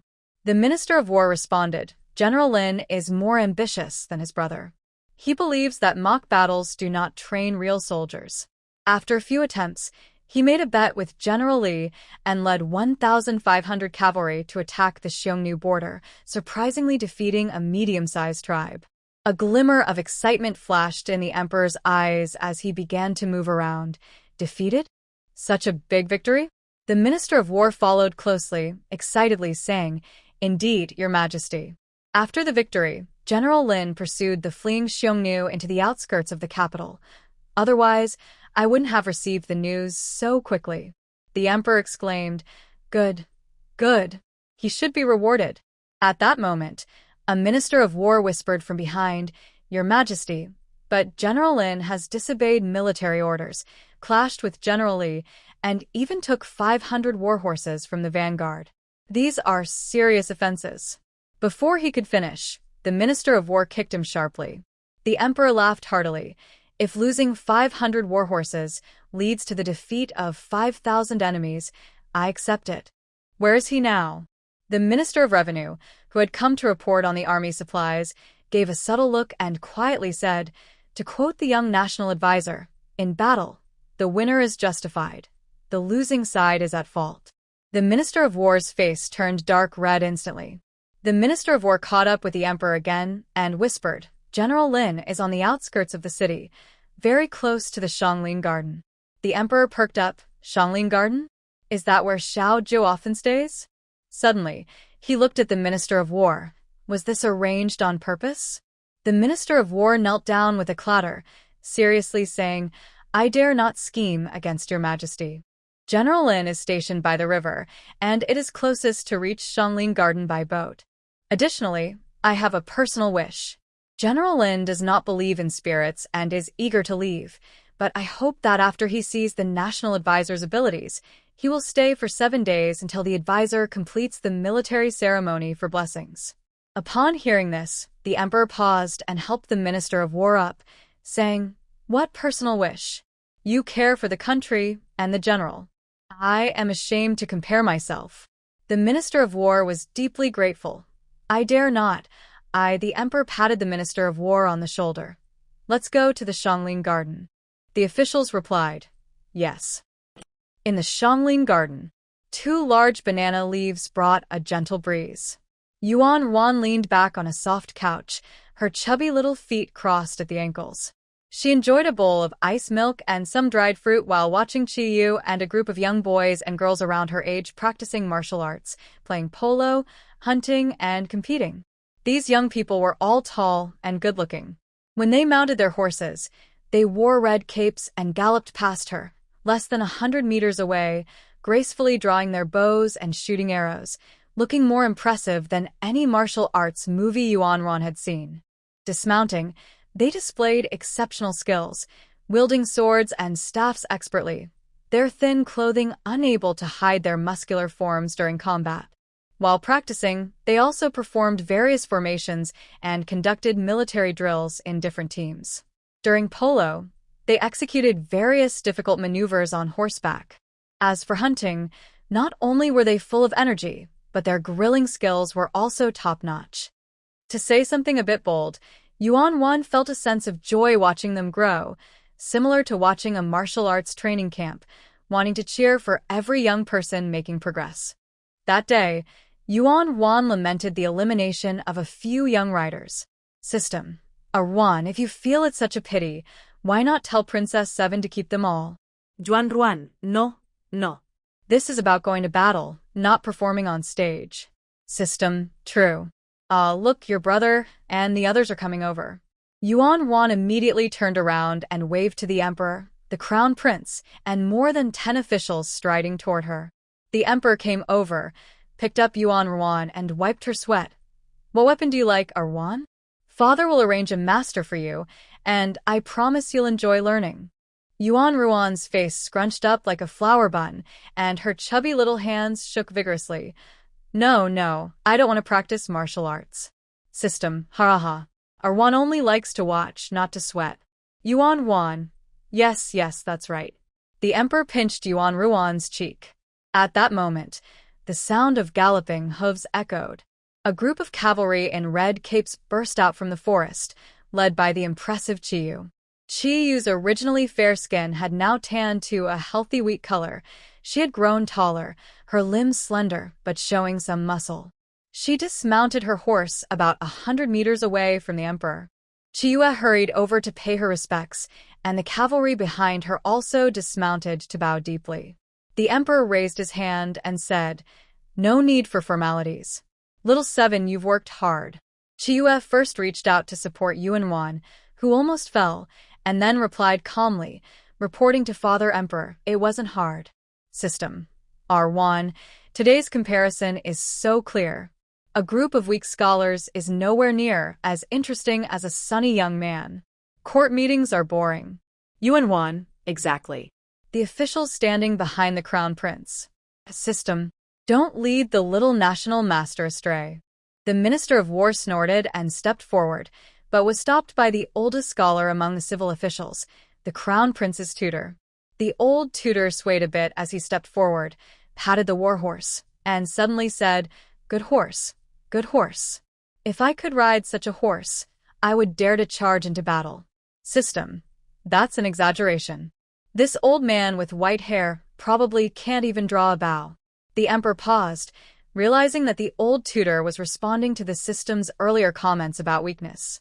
Considering Yuan's attendance frequency, the emperor gave the old tutor a chance to shine and laughed. Haha, indeed.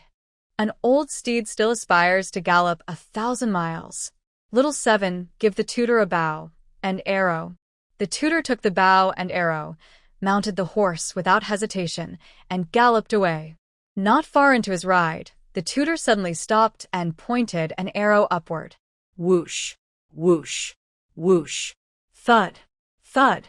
The tutor shot several arrows in quick succession, and moments later, dark shapes began to fall from the sky. When the tutor returned on horseback, Yuan saw him holding 2 large birds in one hand. His arms, exposed from his flowing sleeves, were fair-skinned but showed strong muscle definition, looking very powerful. System. This old man with white hair. Cough, this warrior is quite impressive. Yuan was also stunned, suddenly reminded of the strong and capable Confucius. A gentleman's 6 arts include riding and archery. The ancients truly did not deceive me. The tutor was pleased, elegantly lowered his sleeves, dismounted and bowed, saying, "Your Majesty, this old minister's eyesight is failing. I only managed to shoot down 2. I must admit my age." Other civil officials felt relieved and began to boast. "If I hadn't pursued the path of filial piety, I would have been a general today, shooting eagles." Easy, if I were on the battlefield, I would charge in and out 7 times. The military officials twitched their mouths, but it was clear that the civil officials were targeting the system, while the military remained silent. Amidst this atmosphere of mutual flattery, Yuanwan's inner voice suddenly rang out. Yuanwan. By the way, system, what are they here for in the Shilin garden? The group that was complimenting each other suddenly fell silent. Oh no, I forgot something. System, let me check. This news about the vocal talent is impressive. The Great Xia has produced a Huatsubing. Onlookers? Who is Huatsubing? The Minister of War felt a bit displeased. Huatsubing cannot be compared to General Lin. Yuan Wan, with her soft round face, was shocked. Wow. Huatsubing? The Great Xia has such a powerful general? Wait, is he the one who doubled the effort? System. Yes. He is the younger brother from the double effort story. Originally, after the death of the Water Department's official, the brother was supposed to leave the Great Xia and become a general in the Qin Kingdom. But your brother pardoned the official, so both of his attendants stayed in the Great Xia and have already shown their talents at the border. Yuan Wan thought carefully about the achievements of the 2 attendants. So this time, it's the younger brother who has succeeded? System. You're really smart. It's the more aggressive younger brother, Lin Wenpeng, who not only defeated a medium-sized tribe but also drove their cattle and sheep, disturbing other tribes along the border. He has become the most hated and feared man by the Xiongnu this summer. Yuan Wan gasped. That's amazing. Are there any details? Once she said this, not only the emperor, but even the Minister of War became curious. They had only seen a brief report and had no idea about the specifics. System. Let me check. There are only a few sentences of details. The Qin Kingdom disguised itself as the Xiongnu and attacked from the south with the Xiongnu's crown prince. General Li sent the main army to engage, and both sides were in a stalemate for a month. To break the deadlock, Lin Wenpeng led 1,000 cavalry around to the Xiongnu's rear, destroying the medium-sized tribe that supplied them and seizing a lot of cattle and sheep. Yuan Wan. That does sound a bit like Huatsubing. I wonder if he will say that classic line, how can we call it home if the Xiongnu are not defeated? Haha. The emperor paused in his steps. How can we call it home if the Xiongnu are not defeated? This bold spirit not only increased the emperor's admiration but also made the Minister of War feel a good impression of the unseen Huatsubing. System, exactly. The Minister of War learned from the news that Lin Wenpeng and his group attracted the attention of the Xiongnu. For protection reasons, he used the excuse of replacing saddles and horseshoes to send Lin Wenpeng and the others back to the capital quickly. Yuan Wan. Wait, so are they going to meet Lin Wenpeng? System, yes. Yuan Wan was immediately excited. Who wouldn't want to see a young general like Huatsubing in person? She grabbed the emperor's hand and exclaimed, Father, where are we going today? The emperor gently patted Yuan Ruan's head and replied, Today we are going to see the great military heroes of the Daxia. Wow. Yuan Ruan's eyes sparkled even more. Awards? I want to go too. The emperor picked her up, saying, Let's go. Yuan Wan happily gave the emperor a kiss on the cheek. The emperor and his group turned left and right, arriving at a lakeside where they boarded a beautiful 3-story ship. Yuan Wan thought, Wow, how far is it? We even have to take a boat to celebrate. The system replied, No, this boat is not for celebrating. It is to secretly transport someone.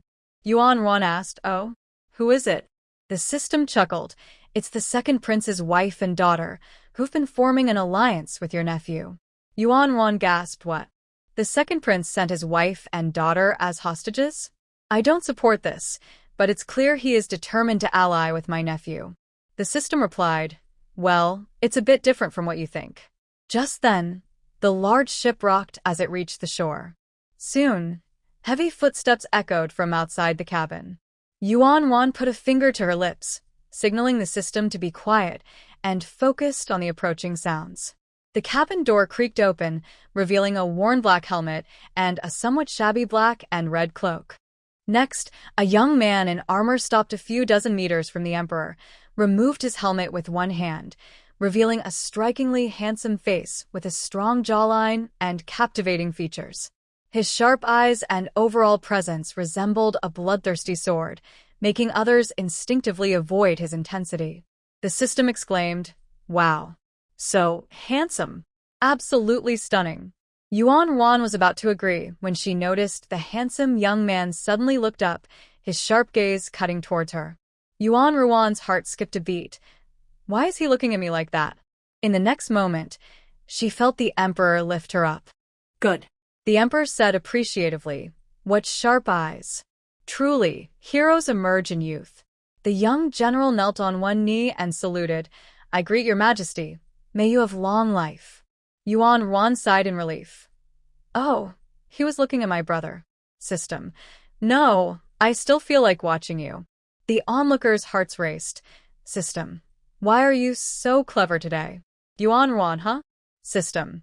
"He hasn't seen you before, so he doesn't know you're the national advisor. He must be curious why the Emperor is holding a little girl." The onlookers relaxed. "That's good, System. Just keep performing steadily." Yuan Ruan, "That makes some sense. By the way, what did you mean when you said it seems a bit different from what I thought?" The court officials perked up with curiosity. The second prince brought his wife and daughter here, not to surrender. But for what reason? System. Surrender isn't wrong, but not as hostages. You remember the Zhou family, right? The one that developed the Zhou family's big saber. Yuan Wan. Yes, the fierce sister who chased after her husband only to find she was after the wrong person. What does this have to do with her? System. The news about Zhou's pursuit of the crown prince reached the Xiongnu, and they misunderstood, thinking the crown prince liked the wives of officials like Zhou. Crown prince. He almost stumbled and fell off the boat. Fortunately, the deputy minister helped him. Everyone? How could the Xiongnu have such a misunderstanding? Yuan Ruan's chubby little face was stunned. Wait, why do they think my nephew likes the wives of officials? System. Because Zhou returned while pregnant. At that time, Zhou's brother conspired with others to seize power and fled to Qin State. Many things happened, and Zhou wanted to prove her loyalty to her people, so she married Wen Longzhong. Yuan Wan looked confused. Huh? Wen Longzhong? He married Zhou? Onlookers. It was unexpected but not entirely surprising. From the previous rumors about Wen Longzhong, it was clear he would go to great lengths to achieve his goals. After such rumors surfaced, he would definitely carry out the Emperor's tasks meticulously. System, right. That's not the main point. The Xiongnu believed that the crown prince initially took Zhou by force, and when he saw she was pregnant with an official's child, he let her go. Then, Zhou and Wen Longzhong faced this rumor and tried to explain, but they found that this misunderstanding had a chilling effect on the Zhou family. It seemed Zhou's relatives began to suspect this was the crown prince's child, leading to the failure of Zhou's brother's conspiracy to become the clan leader and flee to Qin. So later, they didn't try hard to explain. The misunderstanding just deepened. Prince. The court officials stole glances at the prince's colorful face. Your Highness, this is truly a heavy burden from afar. You have it tough. Yuan Wan. So, the second prince sending his wife and daughter here is. System, yes. These are all carefully chosen ladies by the second prince. Some are his wife, and some belong to others. The target is clearly the prince. However, the second prince still feels a bit embarrassed, so he specifically instructed Lin to secretly escort this group of ladies. Lin thought it involved military secrets, so he reported it that way. Yuan Wan. So these ladies are part of a beauty scheme? The prince took a deep breath and then closed his eyes. Other officials tried hard to hold back their laughter. They couldn't laugh. Otherwise, how could they justify the prince's grievances? The emperor discreetly took a sip of water, walked over, patted Lin's shoulder, and said with a smile, "Good. You have made such a great contribution. I grant you a wish."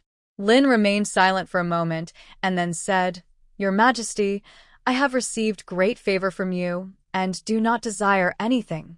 I just do not want to take credit for military achievements." The emperor and the others were surprised.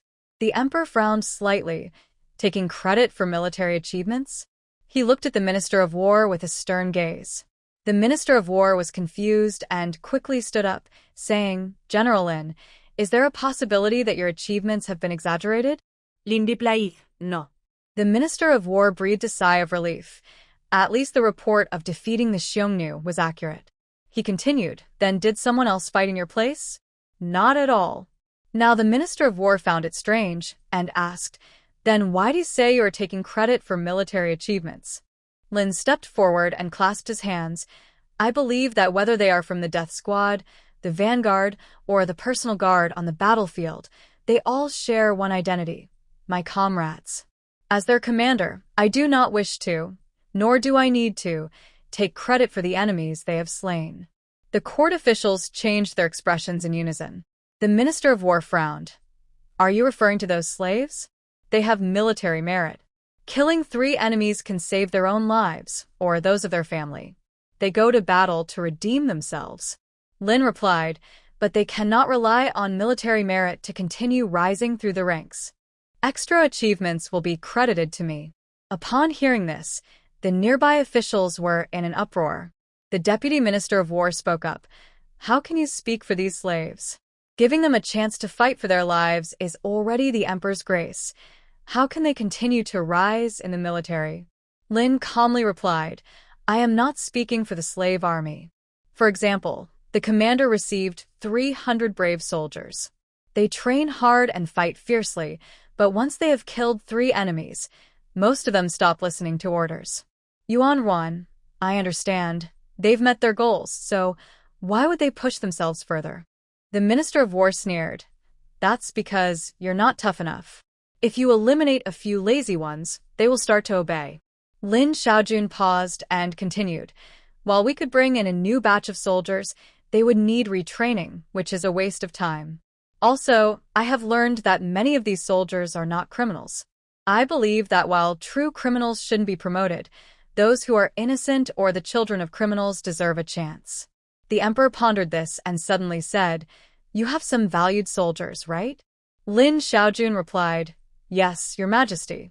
The 7 from the Shi family are all brave, especially Shi Yi, who has personally defeated 300 enemies.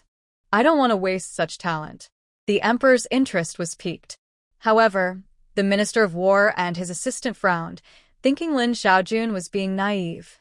After all, they were still slaves and didn't deserve equal opportunities for advancement.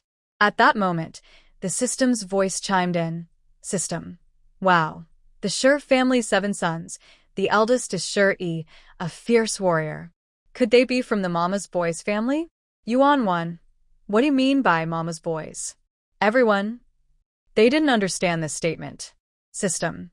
Mama's Boys originally means that if a Mama's Boy's mother is wronged, that person will surely die. Everyone. What? What is a Mama's Boy? And both the wrongdoer and the wronged must die? Is that really how it works? Lin Xiaojun couldn't help but glance at Yuan Ruan. Yuan Ruan, Mama's Boy? Which one from the Shi family is a Mama's Boy? System. All 7 are Mama's Boys. Unfortunately, they didn't come here, so Lin Xiaojun doesn't have much connection with them, just a few minor interactions. But it's still surprising. Do you want to know more? Yuan Ruan. Haha, yes, tell me. System. Each of the 7 brothers has taken down more than 3 enemies, but they often slack off in training and leave early to spend time with their mothers. Yuan Wan was taken aback. I just thought of something. Since they have atoned for their past, why don't they take their mothers with them? System. There are 2 reasons. First, military achievements can free the soldier, their wife, and children from slavery. But only the wife and children can leave. They themselves cannot escape the army. Moreover, the 7 members of the Shi family have become the leaders of the entire slave area. They believe it is safer for their mother to stay here than to let her leave. Yuan Wan, I see now why Lin Xiaojun is doing this. I support him. Lin Xiaojun's eyes brightened slightly. It was the first time he had met someone who supported him. Even his brother thought his ideas were unrealistic. The other officials clenched their fists, wanting to say something but hesitating. They first looked at the Emperor, who seemed to be deep in thought. The officials felt a sense of tension and all turned their eyes to the Crown Prince, as if saying, Crown Prince. Go for it. Convince the young national teacher to change his mind. The Crown Prince calmly looked away. Learn from this. I can't take on too many responsibilities from the officials, or I will be blamed for every problem that arises. System. Yes, I also think those who are affected or become slaves because of their parents deserve another chance. So, Yuan Wan, in this situation, why do you think Shi joined Lin Xiaojun's death squad and is making a name for himself? Lin Xiaojun raised an eyebrow, intrigued. The others perked up to listen. Yuan Wan carefully observed Lin Xiaojun. She initially wanted to ask if there was a sister of Lin Xiaojun that attracted Shi. But then she thought again. Shi was a mama's boy, not someone driven by romance. Yuan Wan. Is it related to Shi's mother? Did Lin Xiaojun help the Shi family mother? System. Wow. Yuan Wan, you are really clever. That's right. The 7 brothers of the Shi family arranged a simple task for their mother to collect firewood. Then, during early spring, when the water rose, General Lin saw Shi's mother almost fall into the river and helped her out. After returning, Shi's mother praised General Lin endlessly and even volunteered to help cook for the fire team, bringing Lin Xiaojun extra meals every day. Yuan Wan. So, Shi joined to repay the favor. Lin Xiaojun showed a strange expression. Repay? Shi's bad temper was his way of treating a benefactor? And the other brothers of Shi often came to challenge him to arm wrestling, archery, and martial arts. It didn't seem friendly at all. System. Not exactly. Because Shi's mother helped Lin Xiaojun, she didn't have time to make pancakes for the Shi family, so they had to go to other military camps to eat. The 7 brothers of the Shi family were frustrated, and to get their mother's cooking, they pushed aside other slaves and joined Lin Xiaojun's death squad together. Everyone. Are these 7 brothers a bit off? Yuan Ruan's face was filled with disbelief. What? Just because I wanted to eat the pancakes my mom makes? So the whole family joined Lin Xiaojung's side? System. Yes. Also, because Shi's mother always praises Lin Xiaojung for being smart and capable, Shi felt challenged. That's why he fought bravely in the death camp and became a well-known warrior, catching Lin Xiaojung's attention. Yuan Wan. Mama's boy. You don't deceive me. Everyone. Mama's boy. You don't deceive me. System. Moreover, from Lin Xiaojung, I also learned about some funny stories related to the Shi brothers. For example, after Shi started to shine, Shi suddenly told his brother, I killed 10 Xiongnu soldiers under Lin Xiaojung, repaid the debt, and proved I'm strong enough to relax now. Coincidentally, Shi's mother also expressed concern for Shi, and he immediately gave up, which allowed Shi to rise. Yuan Wan gasped. Huh? System. Shi chopped off 13 heads in a row, and that night, Shi's mother rewarded him with chicken legs and praised him, feeling sorry for his hard work. Shi said it wasn't hard because killing enemies was to protect their mother, and he would keep working hard for her. Shi was so angry that he almost crushed his weapon. Court officials. You guys have some tricky tactics just like the palace concubines. Yuan Wan stared in shock. Wow, using his own brother as a stepping stone, Shi is quite clever.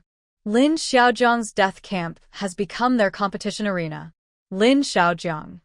System, exactly. Luckily, Shi's mother is very good at managing relationships.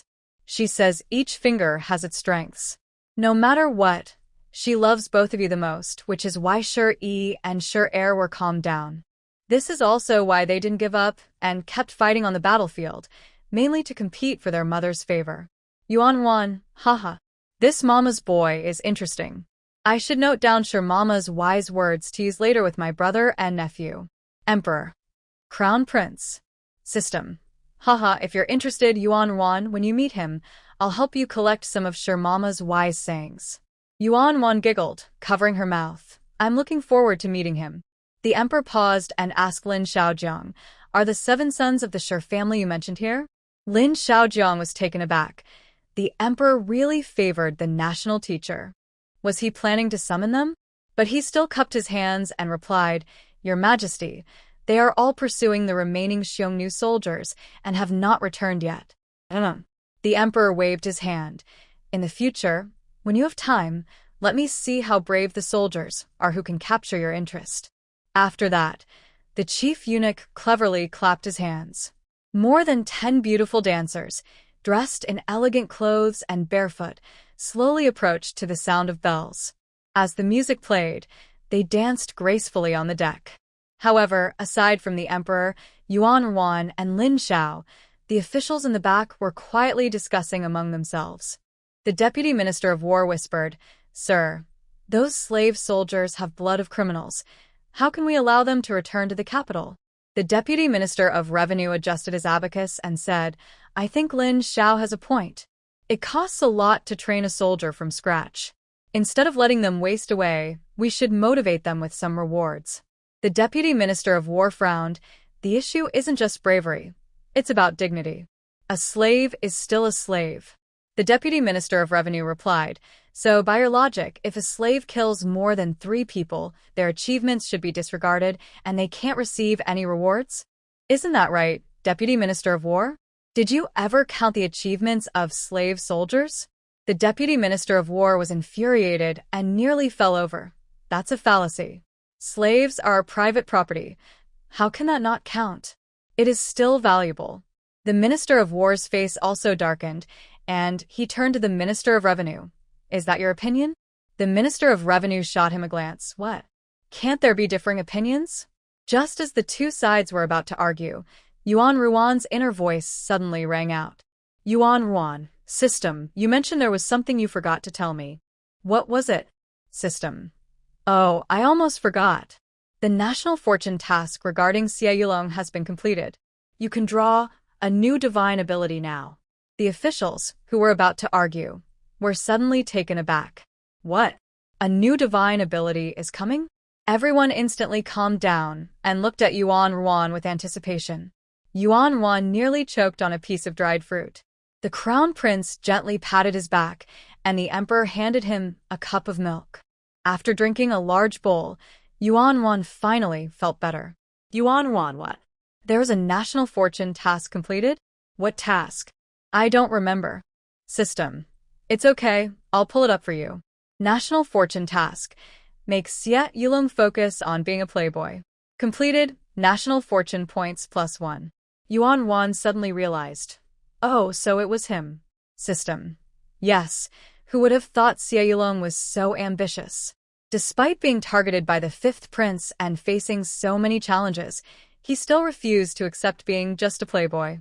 Until he learned that the concubine had been sent to the cold palace, this national mission was not complete. The emperor's expression turned cold upon hearing this. The crown prince also shook his head slightly. Yuan Ruan, what kind of ambition is this? It's just wanting to cling to someone powerful.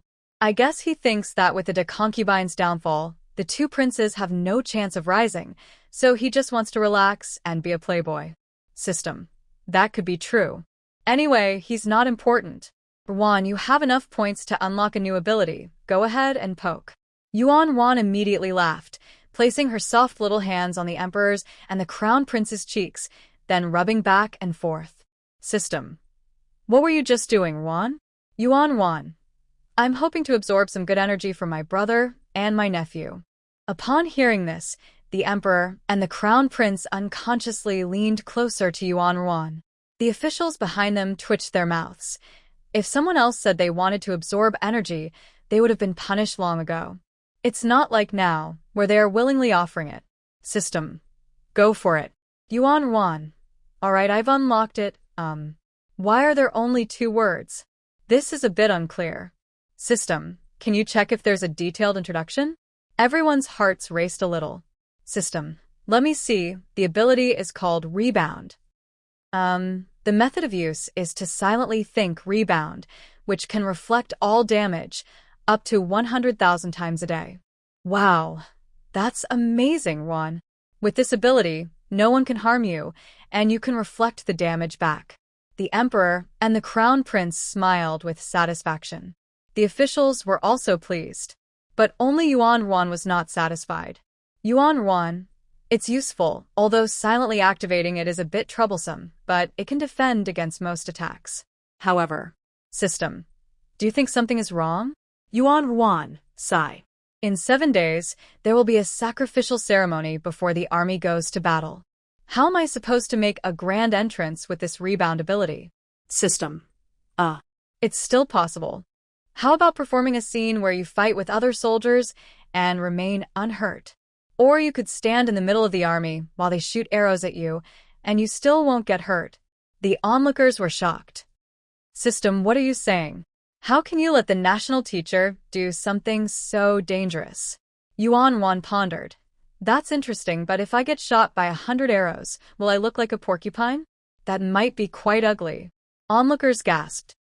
National teacher, that's too dangerous. Don't listen. Yuan, forget it. These entertainment activities are fine for the new year, but performing them before the expedition ceremony feels a bit awkward and like a provocation. Let me think about it some more. System, it's tough. This backlash is aimed at you, Yuan. We can't just separate you. Yuan. Oh my, you just inspired me. It says here that all damage is reflected. Does that include damage to my hair? System, yes. Yuan. So if I put my hair in a pouch for the soldiers to carry, will the damage reflect back when they get hit? System, wow. Yuan, how can anyone tell you apart from Einstein? Give it a try, it might work. Everyone, what? Is there really such a lucky opportunity? If the soldiers can reflect damage, our army will be unbeatable. Lin Xiaojiang couldn't help but crush the chopsticks in his hand and quickly hid them when Yuan wasn't looking. Yuan, I need to find someone to test this. I'll use my big nephew. No, I can't do that to him. I'll use Lin Xiaojiang instead and have someone secretly hurt him. The crown prince suddenly felt moved. Lin Xiaojiang. Yuan quickly pulled a hair from her head and awkwardly took out a small pouch from her pocket. She tugged at the crown prince and pointed to Lin Xiaojiang in the distance, saying, Brother. Give it to him. The crown prince smiled. Why do you want to give it to him? Ninth sister? System. Yuan, you need to come up with a good excuse. Yuan calmly replied, What excuse do I need? Just tell the truth. Yuan smiled and cupped her face, saying handsome, like handsome. After that, she pushed away the crown prince's arms and wobbled toward Lin Xiaojiang. The crown prince watched Yuan's small figure, and his smile faded. The emperor narrowed his eyes, clenching his fist lightly. The officials sitting in the back all focused their gazes on Lin Xiaojiang. The battle-hardened young General Lin Wenprung felt an overwhelming and intense anger for the first time.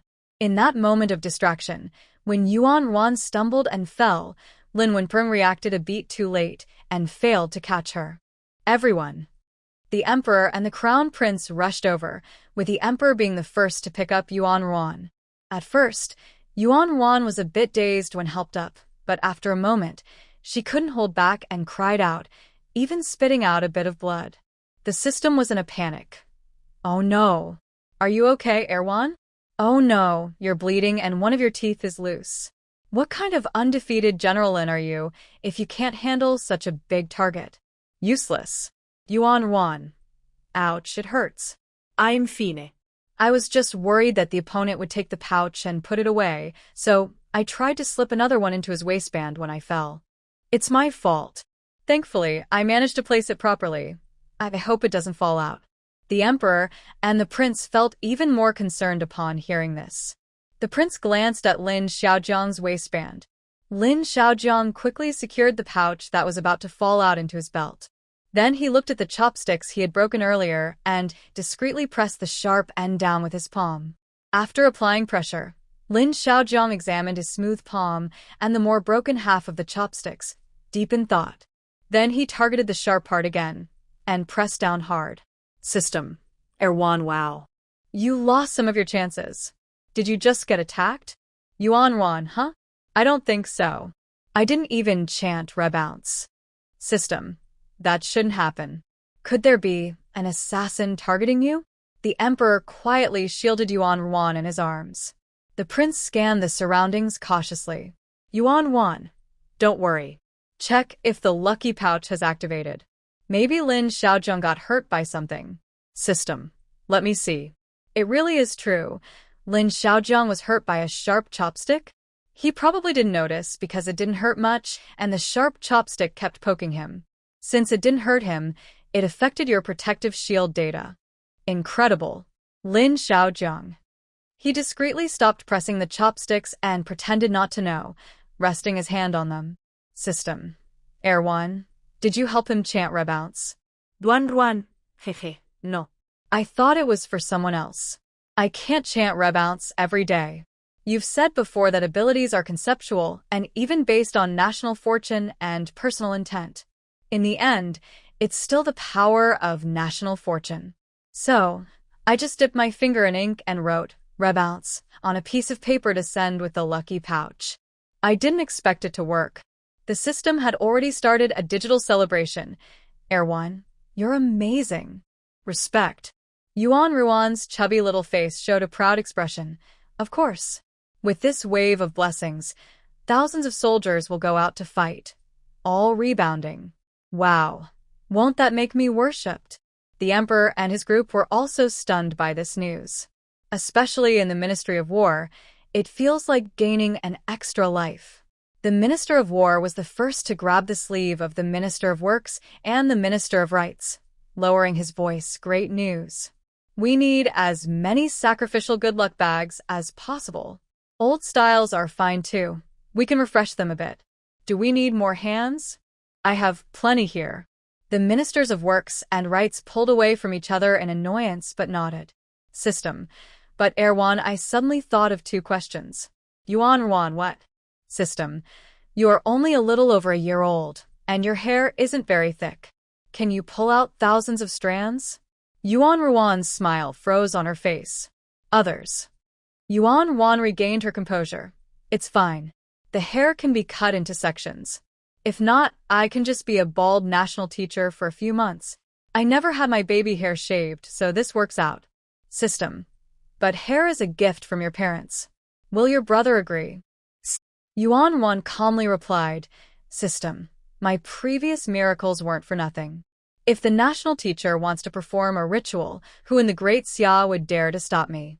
System. Haha, but there's another question. The rebound effect is good, but will it only work if you write it? Yuan Ruan's smile disappeared again. Others gasped. What if only the young national teacher's writing works? 20,000 copies. How can such a young national teacher finish writing them all? The emperor thoughtfully shook his head at the crown prince. The crown prince was surprised. He didn't expect his father to decisively choose to give up.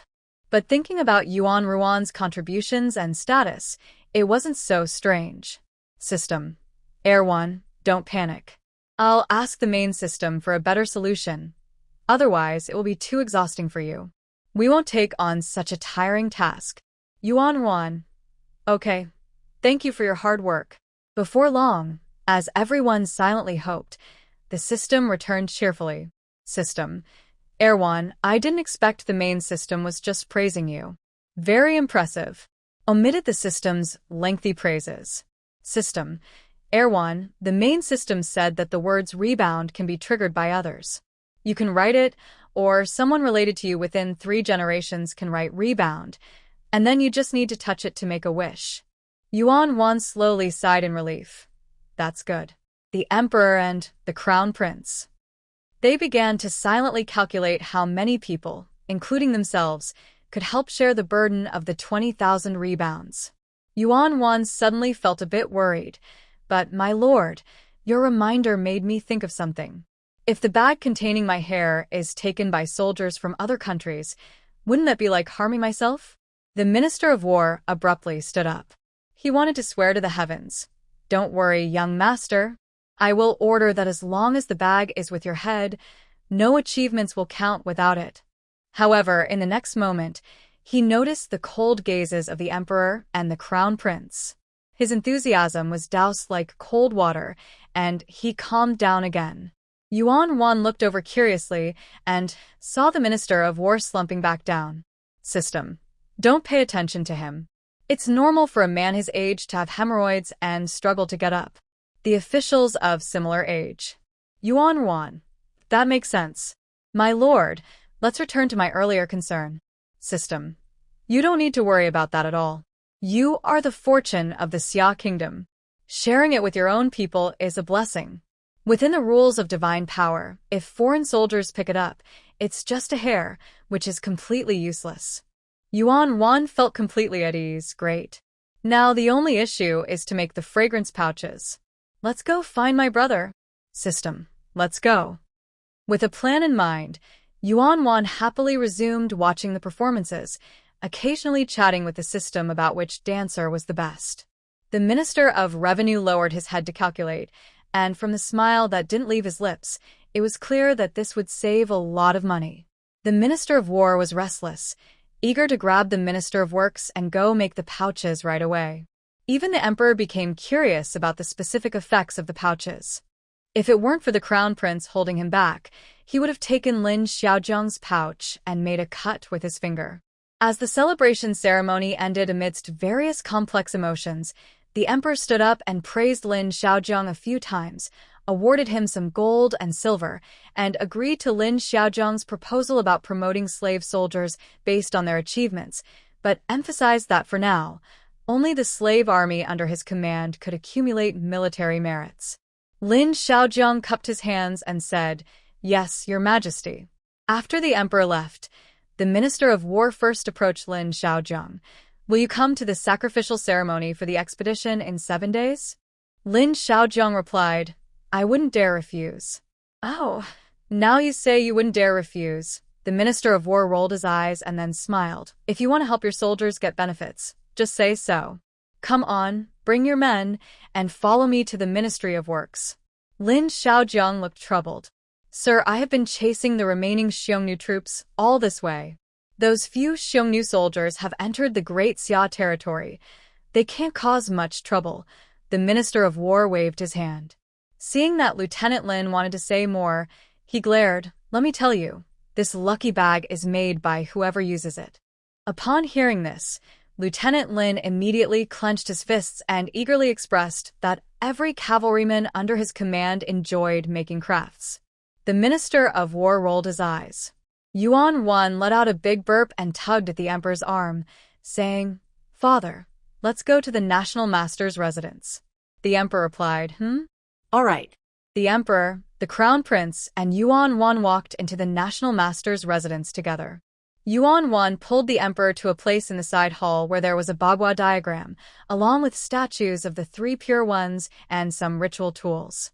Yuan solemnly offered incense, then pointed towards the northwest, and said to the Emperor, "Brother, for the expedition, we need my hair for the ritual." Suddenly, she made a heart gesture towards the sky. Soon, a rumbling sound came from the northwest. The nearby maids and eunuchs were startled and quickly knelt down in reverence. The Emperor seriously asked, "Has the National Master calculated anything?" Yuan, with a serious expression, pointed her fingers. "For the expedition, it is difficult. Bringing the lucky bag ensures victory." System. Wow. "When did you learn Taoist rituals, Yuan, I didn't. But neither did my brother and nephew, so it's fine. They don't understand." The Emperor and Crown Prince, who had studied Taoist culture, were speechless. To be honest, just a second before Yuan admitted to her playful antics, they were still convinced that her tangled hand gestures were the true Taoist practice. The Emperor was both annoyed and amused. He pinched Yuan's chubby little face and said fondly, "All right. For important matters, I will listen to the National Master. Whatever you need for the lucky bag, I will allow it." Yuan was taken aback. "System, you listen to Yuan for important matters? I don't believe it unless you give her the throne and let me see her power." Yuan twitched her mouth. "Pfft. Lucky for us that my brother and the others can't hear your thoughts." Emperor. Crown Prince. Yuan tugged at the Emperor. "Father, brother, let's make the lucky bags together." Right. She pointed her finger. "Right, 200,000, rebound." Emperor and Crown Prince. All right, it's prepared." Yuan has already put in so much effort. It's only right for them to work a little too. A few days later, the spies from various countries, who had been caught multiple times, dared not approach the high-ranking officials of the Great Xia. They hid in tea houses and restaurants, hoping to gather some information. They indeed learned that in a few days, the Great Xia would hold a sacrificial ceremony for the army's expedition. Because of this, the Emperor of Great Xia had not attended court for several days. The spies from various countries became excited. The hard-working Emperor of Great Xia was actually skipping court? Was it really for the sacrificial ceremony? It seemed unlikely. He never took a break even during the New Year celebrations. However, since they could not find out any specific details, the spies could only speculate wildly about the situation. The spy from Qin Kingdom immediately sent a message back. The Emperor of Great Xia is not attending court, possibly preparing to lead the army against the Xiongnu, suggesting that the main forces should stop focusing on General Li's encirclement and send some troops to try to capture the emperor alive. The spy from Shu Kingdom also sent a message home. The Emperor of Great Xia is not attending court. Could he be ill? Or perhaps troubled by love? The spy from Chu Kingdom sent intelligence back as well. The Emperor of Great Xia has not attended court recently, possibly due to the Huainan Prince incident not being resolved. They might try to contact the Huainan Prince in the northern part of Great Xia. These spies could never have imagined that the real reason the Emperor of Great Xia was absent from court was simply because he was tired.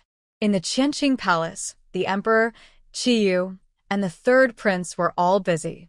Even the sixth prince, who could barely hold a brush, was sweating as he wrote the words rebound. When they filled another basket with their writing, the chief eunuch quietly entered and gently took the basket of rebound scrolls away. Soon after, he returned with an empty basket. The empress yawned while fanning the third prince. After the chief eunuch left, she rubbed the third prince's wrist and asked the emperor, "Your Majesty, how much longer?" The little princes and princesses looked on expectantly. The emperor replied calmly, "Not much." The empress pressed, "Your Majesty, you mentioned these 2 words 2 days ago. I understand this is important.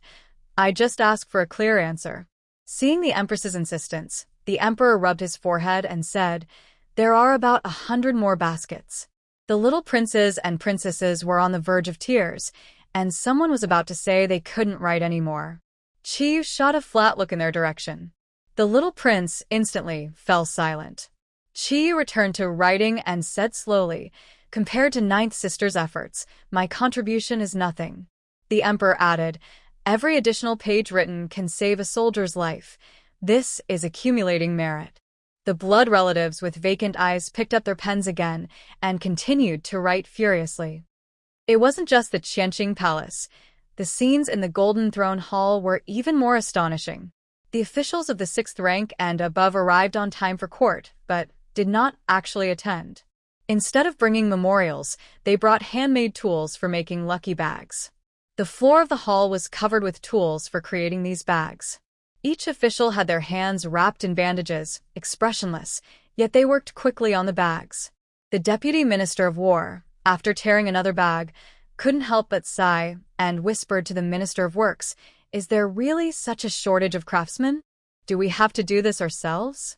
The Minister of Works, skillfully sewing, didn't even look at him. The Emperor, the Crown Prince, and the princes are all busy writing. Do you want to slack off? Not at all. But there shouldn't be a minimum requirement.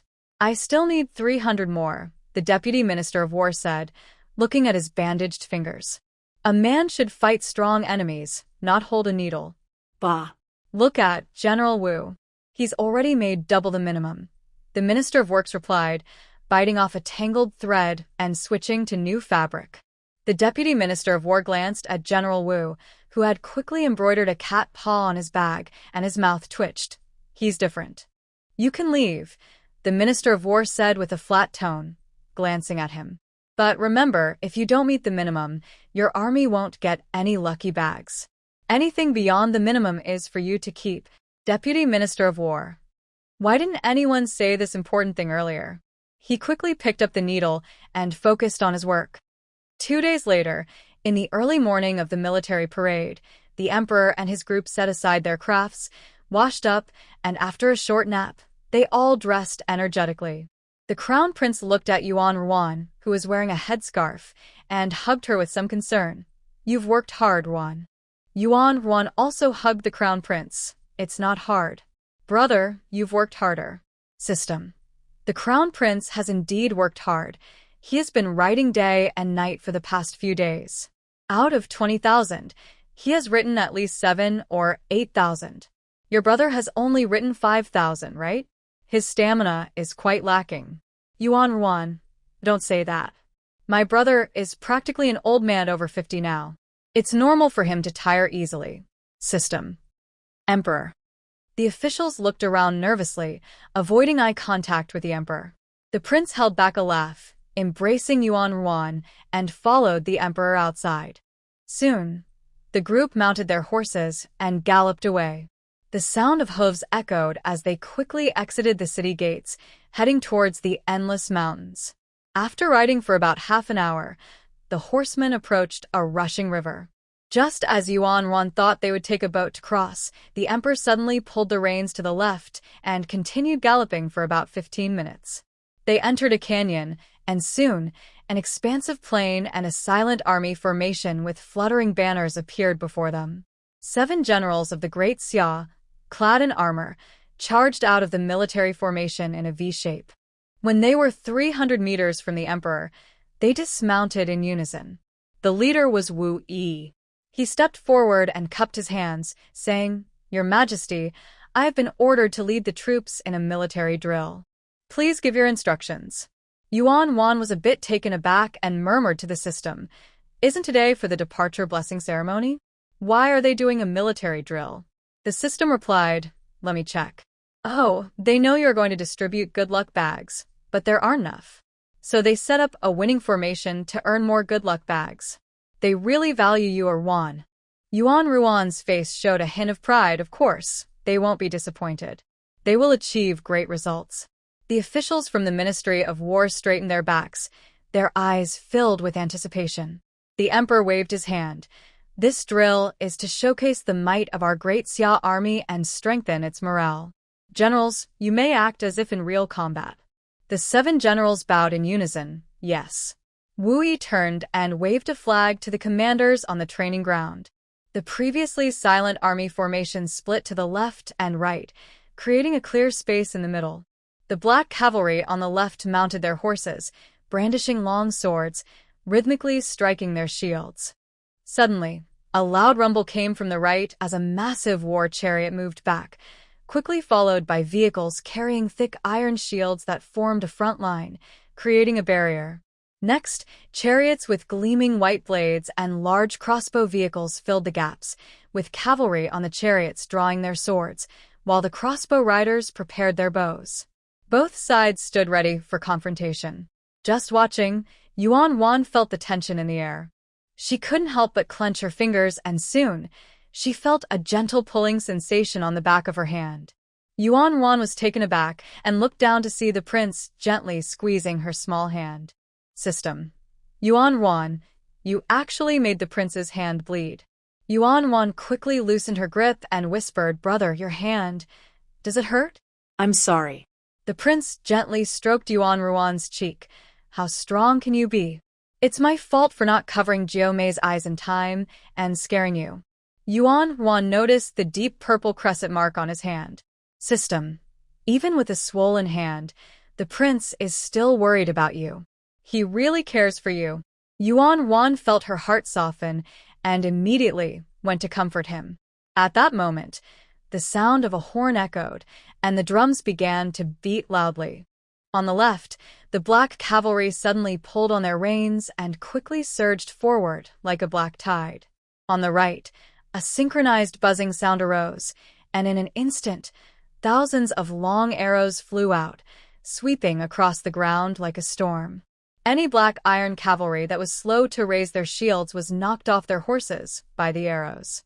The chariots that had just released the arrows were overturned by the rushing black cavalry. Yuan Ruan gasped, "Brother, the casualties. It's bad." "Look, Jiao Mei," the prince pointed to a group of people in loose clothing on the lower right. They were quickly moving across the battlefield, dragging the fallen black cavalry or soldiers back. System. Yuan is fine. The arrows are unsharpened and coated with white wax powder. If someone is hit in a vital area and marked white, it means they are dead. It's strange that both sides only use one color for marking the fallen, so it's unclear which side caused the deaths. How will they calculate military merit? Yuan replied, System, let's think differently. The side with fewer deaths is the winner. System, Yuan, you're so smart. The emperor's lips twitched slightly. Thankfully, the little fortune is with Jiao, not the system. The Black Iron Cavalry and the chariots were locked in a fierce battle, reaching a stalemate. Just then, a group of unarmored cavalry suddenly charged in from the right. The leader, without reins, held two long wooden sticks and rushed into the battlefield. Yuan noticed him because he seemed larger than the others, looking quite formidable. After watching for a while, Yuan was shocked to realize that this man was not just strong. He radiated an overwhelming presence. He only needed to extend his wooden stick to send nearby enemies flying. From the moment he entered the battlefield, he knocked down dozens of people, creating a clear path. Once he broke through, he quickly turned his horse around and led the other cavalrymen, also dressed in simple clothes, back into the fray. His arrival instantly triggered a ripple effect, changing the stalemate into a fierce and intense attack. Gradually, the balance of victory began to shift towards the cavalry. When the leading cavalryman charged into the center, surrounded by enemy chariots, seized the enemy's chariot flag, and waved it triumphantly, the battlefield seemed to freeze for a moment. In the next second, the cavalry erupted in deafening cheers. The emperor and the crown prince clapped enthusiastically. The court officials were captivated by this brave figure, with cheers and discussions rising and falling. Many officials from the Ministry of War began to inquire about the identity of the cavalryman in simple clothes. Some even suggested, he doesn't even wear armor. That's an insult to a warrior. If I could have him under my command, I would treat him well. Yuan. Wow, who is this person? So strong. System. Let me check. Oh my, it's sure E. No wonder Lin Xiao wanted to motivate him to fight. He really is impressive. Hearing these thoughts, the court officials were taken aback. Those who had been thinking about it suddenly fell silent, their eyes filled with hesitation and struggle. Soon after, the black cavalry and the chariot formations retreated, and quickly, heavy infantry, foot soldiers, and mixed cavalry foot formations took turns to engage in battle. On the ground, the horn sounded again, and the battle cries were loud, still thrilling, but after witnessing the peak of individual bravery, the other formations seemed a bit lacking. Half an hour later, the military exercise concluded. The different formations returned to their original positions. Standing on the platform, the emperor first offered words of encouragement to the troops. Then, he emphasized that the national master would bless the generals for their campaigns. Yuan, with her short legs, tried to walk steadily up the altar. Not knowing if it was because of their fierce appearance, she felt a chilling atmosphere when they all stared at her, causing her legs to tremble slightly. System. Don't be afraid, Arwan. They are just big cabbages. Yuan's face turned red, and she straightened her back. I'm not nervous. I'm just excited to see the soldiers of Daxia being so impressive. Soon, she lit the incense on the altar, pretended to count on her fingers, and began to chant words. A little chubby baby was playing at the Temple of Heaven, running with their round cheeks bouncing. The soldiers below found this sight quite strange. The troops stationed near the capital were okay.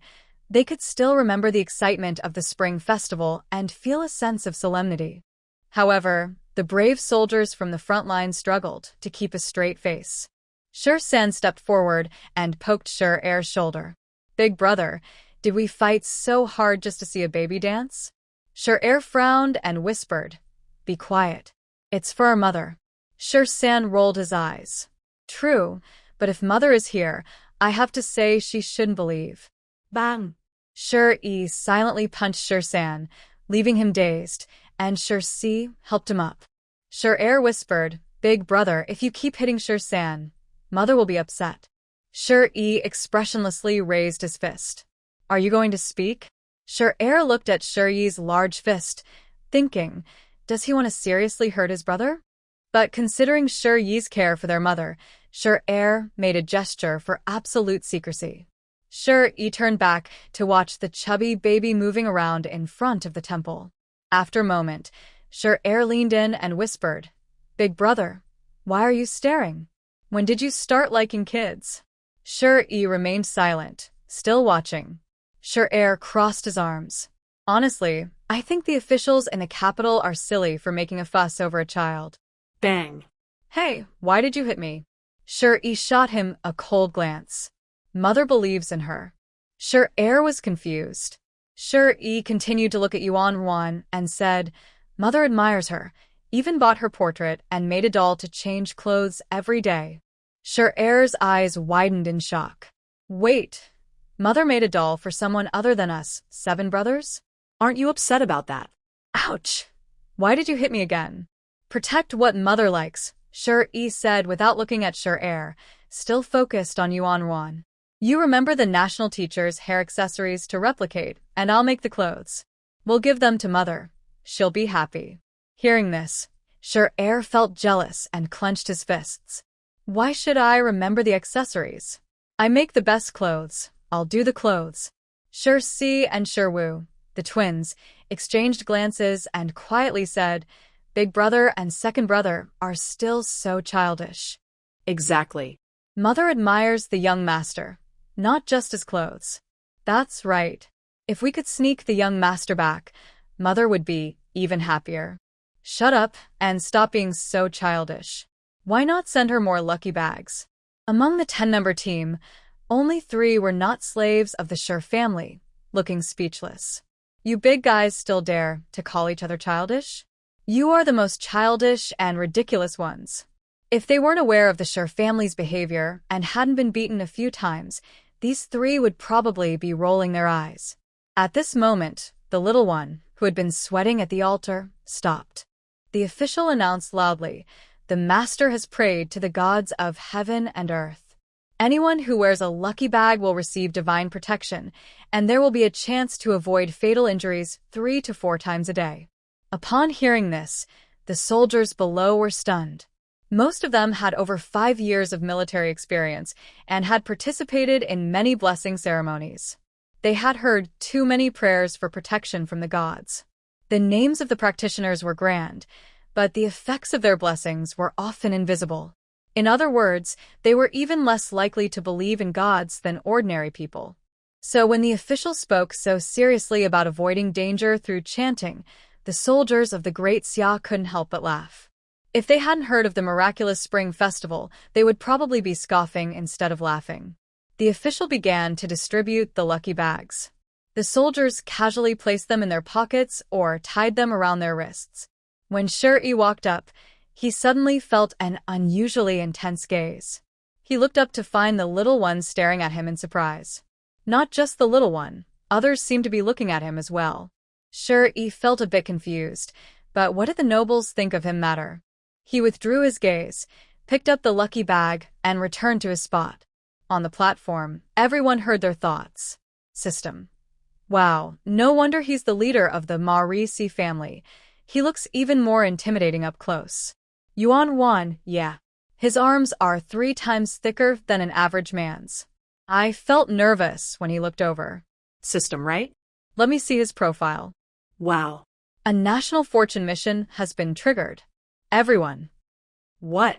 A national fortune task was triggered by a slave? Yuan. Wow, I haven't triggered a national fortune task in months.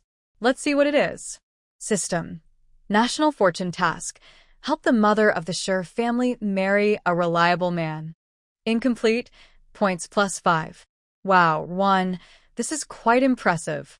5 points. The emperor and the crown prince couldn't help but glance over. The other officials were secretly shocked. Helping the mother of the Sher family marry a reliable man could actually earn 5 points? What was so special about her? Fortunately, this national fortune task seemed easy to complete. Yuan. This national fortune task requires finding a reliable man. That's tough. Everyone. System. Yes. 9 out of 10 men are unreliable, and the 10th is a scoundrel. How do we find a reliable man? This task is harder than climbing to the sky. Onlookers. Yuan Wan looked hesitant. I don't know many men, and I can't tell who is reliable. System. Right, the third prince definitely won't do. Among the reliable men around, your eldest nephew is the most dependable. The third prince secretly sighed in relief. The crown prince was shocked. System, what are you saying? I can't do it. Yuan Ruan's mouth twitched. No. My nephew is good, but their age and status difference is like comparing a classic character to a superhero. I feel like the men in the capital aren't suitable. They must have narrow views. System. Can you check the preferences of the Shur family, mother? The onlookers relaxed a bit and happily continued to watch. System, all right, let me see.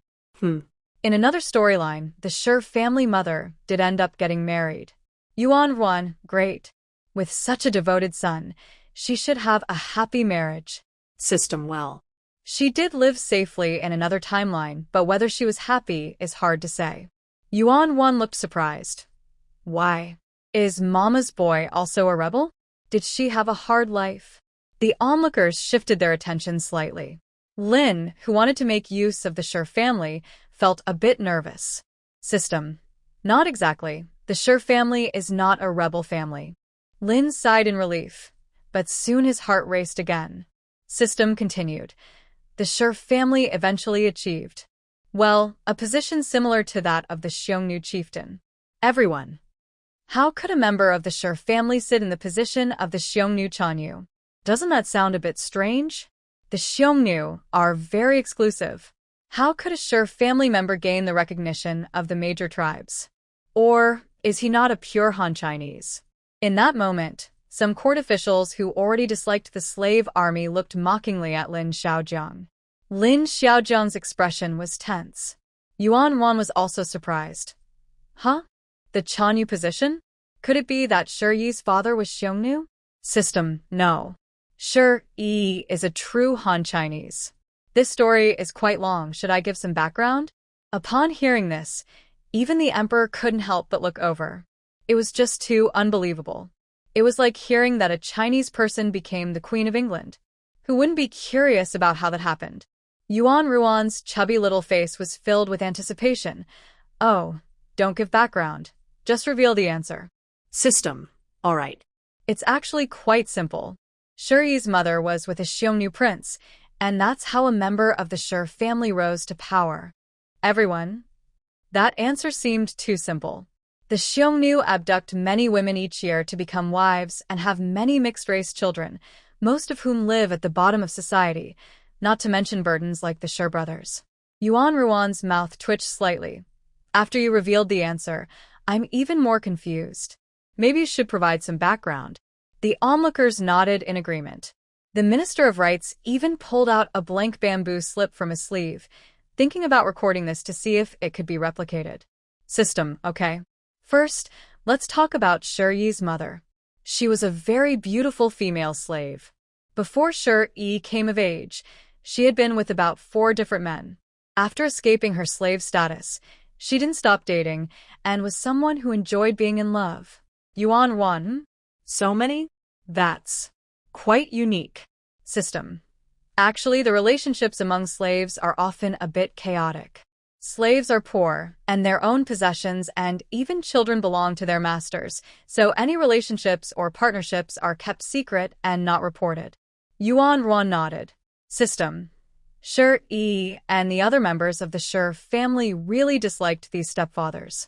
With the rebellion against the king, wasn't the Great Xia about to collapse? Some generals wanted to secretly sell female slaves for profit.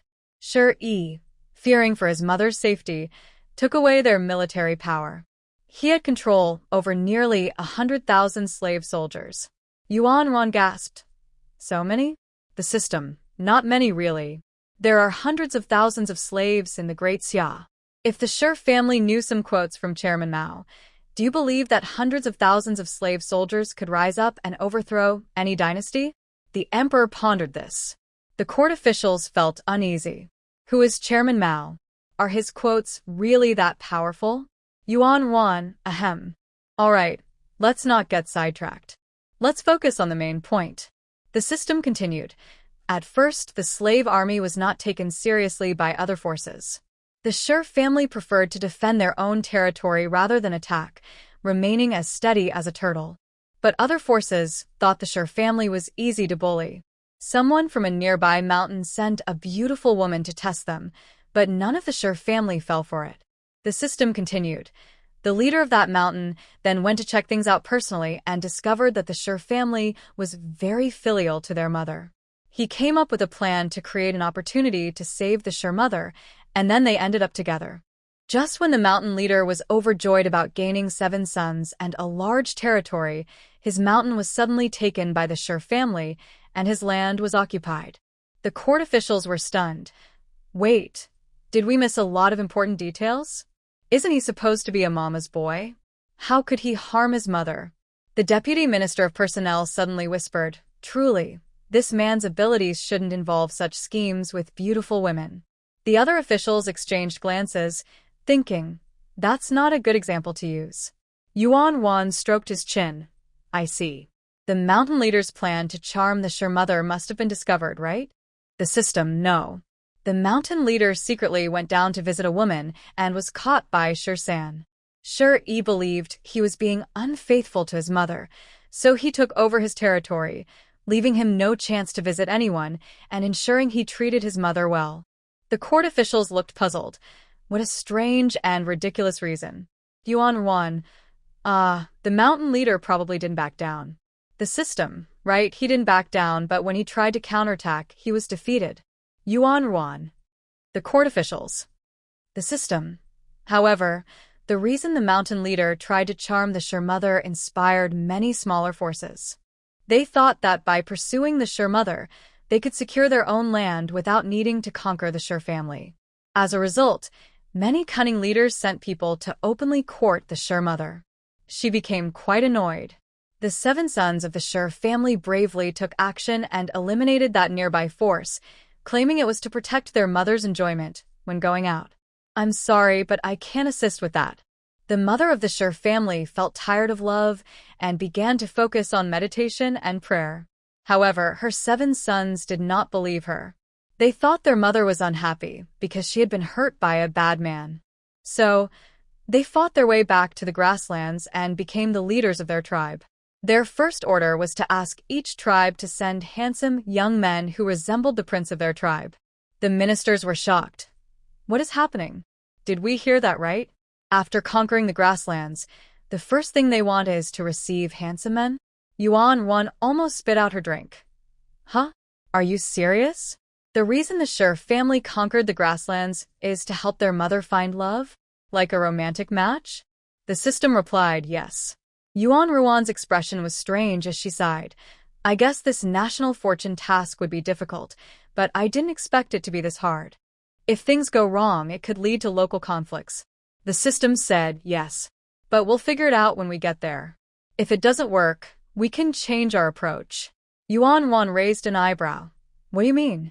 The system explained, think about it differently. The Shur mother has a bit of a Black Widow vibe. If we use her as a strategic asset, we can marry her off to any country we want to conquer. Then her sons can go to war. This way, we can gradually take over the world. The emperor, the crown prince, and all the officials were speechless. Yuan Ruan was also silent. At that moment, the people from the astronomical observatory were carrying livestock offerings and stood in front of the altar. They made cuts on the animals' necks, letting the red blood flow into large wine jars. Next, soldiers from the front lines came out, each carrying a jar of wine back to their camp. The soldiers lined up to pour themselves a bowl of wine. At this time, Wu Yi and other generals took turns speaking inspiring words from the platform. The soldiers cheered and celebrated. Finally, the emperor stepped up to the platform. The wind was blowing fiercely, making the flags flutter. The emperor let Yuan Ruan sit on his left arm and then picked up a bowl of wine. The emperor initially didn't plan to say much, but Yuan Ruan, sitting on his arm, was very excited. Yuan Ruan exclaimed, Wow, I didn't expect my brother would hold me while speaking. We need to make this special. System, can we still use that National Fortune limited time experience card? It's not a one-time use, is it? The system replied, of course. However, the experience card requires National Fortune points. 2 points can be used for 30 minutes. But Erwan, you have no remaining points now. Yuan Wan pouted at the system. Come on, dear system, lend me some points. I promise I will return them. Please, please. She thought it was fine to act cute since there were no outsiders around. The other ministers, hearing her soft voice, felt excited. The emperor almost wanted to say, lend her, give her the points. The system showed an electronic shy face, as if it had lost its mind. Whoa, Erwan is too cute. The system has points to give. You don't have to return them, they're all yours. Yuan Wan, dear system, I will definitely return them. The ministers nodded in satisfaction. The system is good. The emperor and the crown prince were fond of her. Erwan really understands. She even wants to return the money. Knowing that Yuan Wan wanted to create special effects, the emperor decided to adjust his speech plan. He waved his hand to the people from the astronomy bureau and set down his wine bowl. The emperor stepped forward and said loudly, You are all veterans of our great Xia. Nearly half of you come from the borders. Each of you has witnessed the cruelty of the Xiongnu, losing brothers, having wives and sisters taken, and being robbed of your food for survival. Every family has mourned because of the Xiongnu's plundering. Yuan Wan activated her magic for 30 minutes. As the emperor spoke of the tragedies, Yuan Wan began to manipulate the clouds in the sky. In just 15 seconds, the bright sun was nearly hidden by dark clouds. The heavy clouds, the dim sunlight, the muggy weather, and the emperor's nostalgic voice echoed. The soldiers instantly recalled their past hardships, feeling as if a thick gloom had settled over their hearts, and those who were easily moved began to shed tears. The emperor continued, All soldiers, you are now going into battle, not just for Great Xia, not just for military achievements, but for your elders and families behind you, so that your brothers and sisters no longer suffer from the Xiongnu's brutality. Yuan Wan noticed the emperor's tone was rising. She waved her chubby little hand. A gust of wind blew, causing the nearby treetops to rustle. With another gesture, the wind became so strong that the soldiers struggled to stand, with dust and debris hitting them, but only the emperor's voice echoed louder in their ears. One soldier couldn't help but whisper, What's happening? Why are there suddenly dark clouds and wind? Is heaven unhappy with our expedition? What nonsense are you saying? Can't you see the wind is only blowing here? The command platform is fine. Have you noticed the emperor's voice getting louder? Someone kicked the soldier who had just spoken, saying, The most important thing is to look at the young national master. She is waving and making heart signs. This must be a blessing from her. Upon hearing this, the soldiers, who were still a bit confused, became excited. They had heard many stories about the young national master and had experienced a little of her magic, but who wouldn't want to witness more miracles? At that moment, they noticed the young master making a heart sign again. Suddenly, 2 intertwined silver dragons appeared in the sky, followed by a loud rumbling sound. The emperor on the platform fell silent for a moment. But soon, he spoke again. Soldiers, you will face the combined forces of the Xiongnu and Shen Kingdom. This alliance is far more greedy than the Xiongnu army of the past. They are not just after women and food, but the very nation of Daxia. If they break through our borders, they will kill you all, burn your ancestral halls, and take your homeland, leaving you and your ancestors as homeless spirits. Tell me, what will you do? Annihilate the alliance. Fight to the death. The soldiers shouted loudly. The generals shouted first, and the soldiers echoed, Annihilate the alliance. Fight to the death. Hearing the soldiers vow, the young master was stunned. She never expected the emperor's speech would be so quick. It had already lasted over 30 minutes. There were still many special effects she hadn't used yet. The system assisting with the weather effects was also a bit confused and weakly asked, Is there still time for the little tornado to perform? Everyone gasped. What is a little tornado?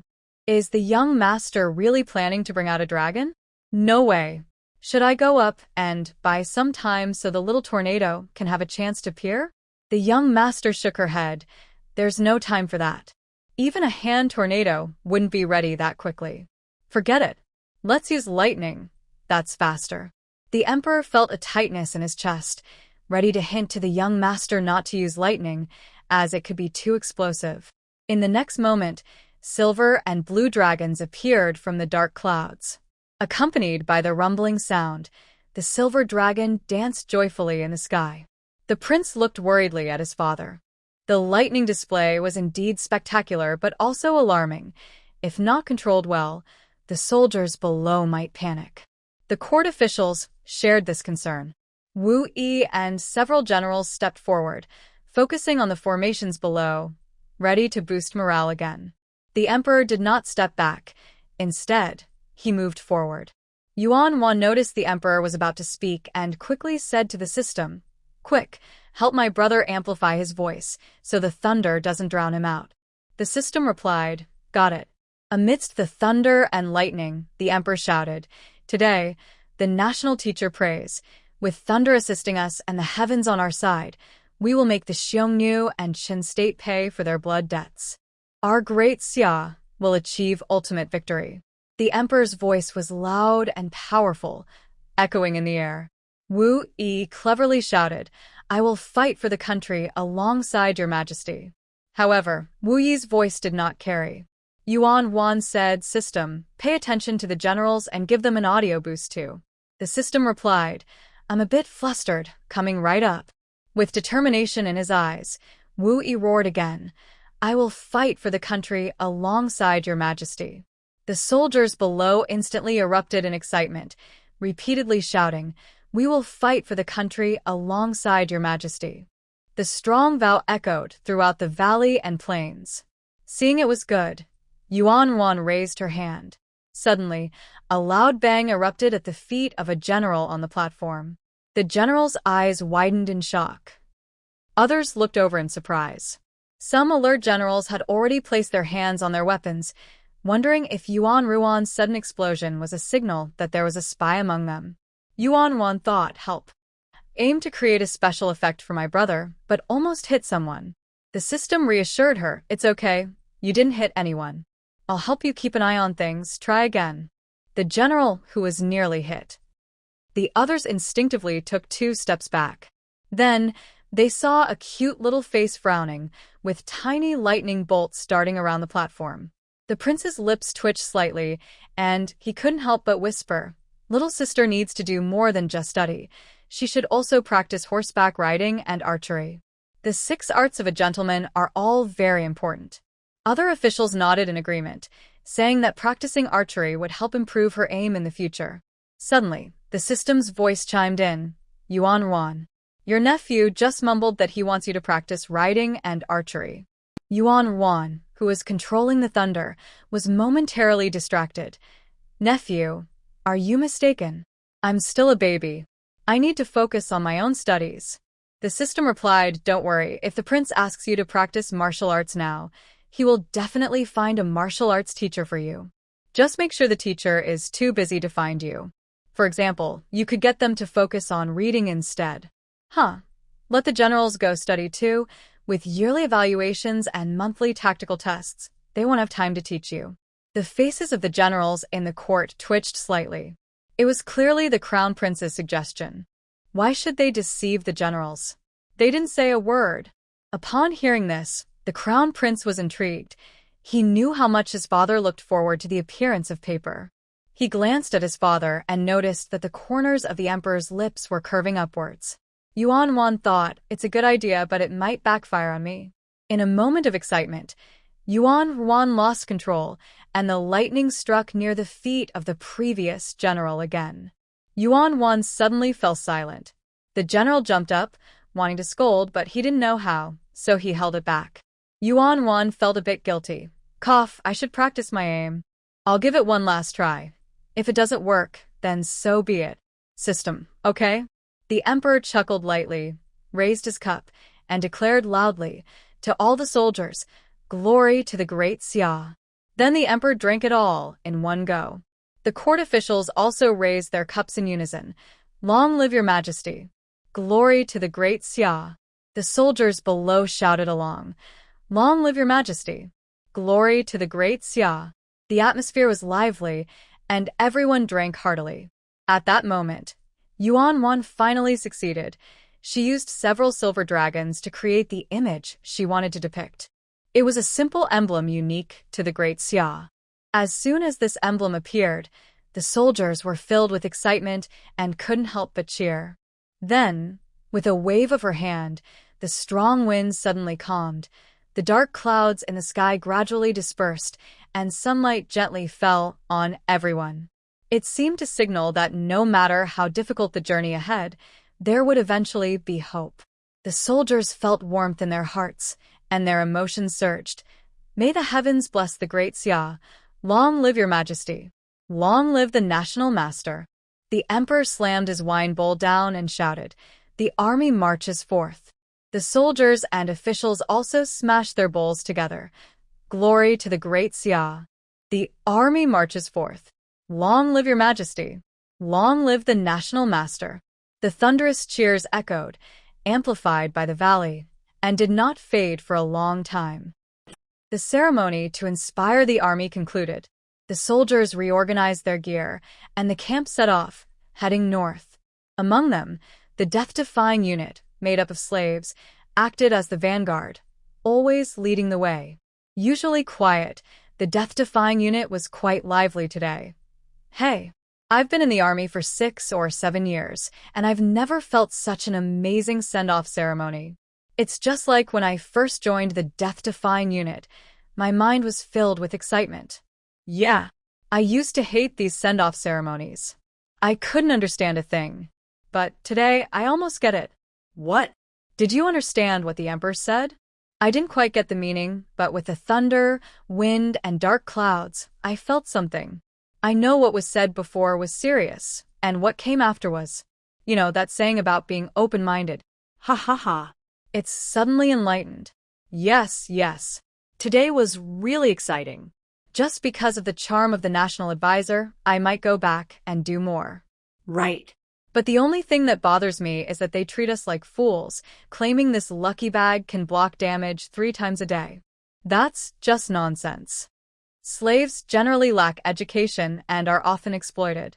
If the young national advisor said this, they would surely believe it, but if it comes from an official, they would question it.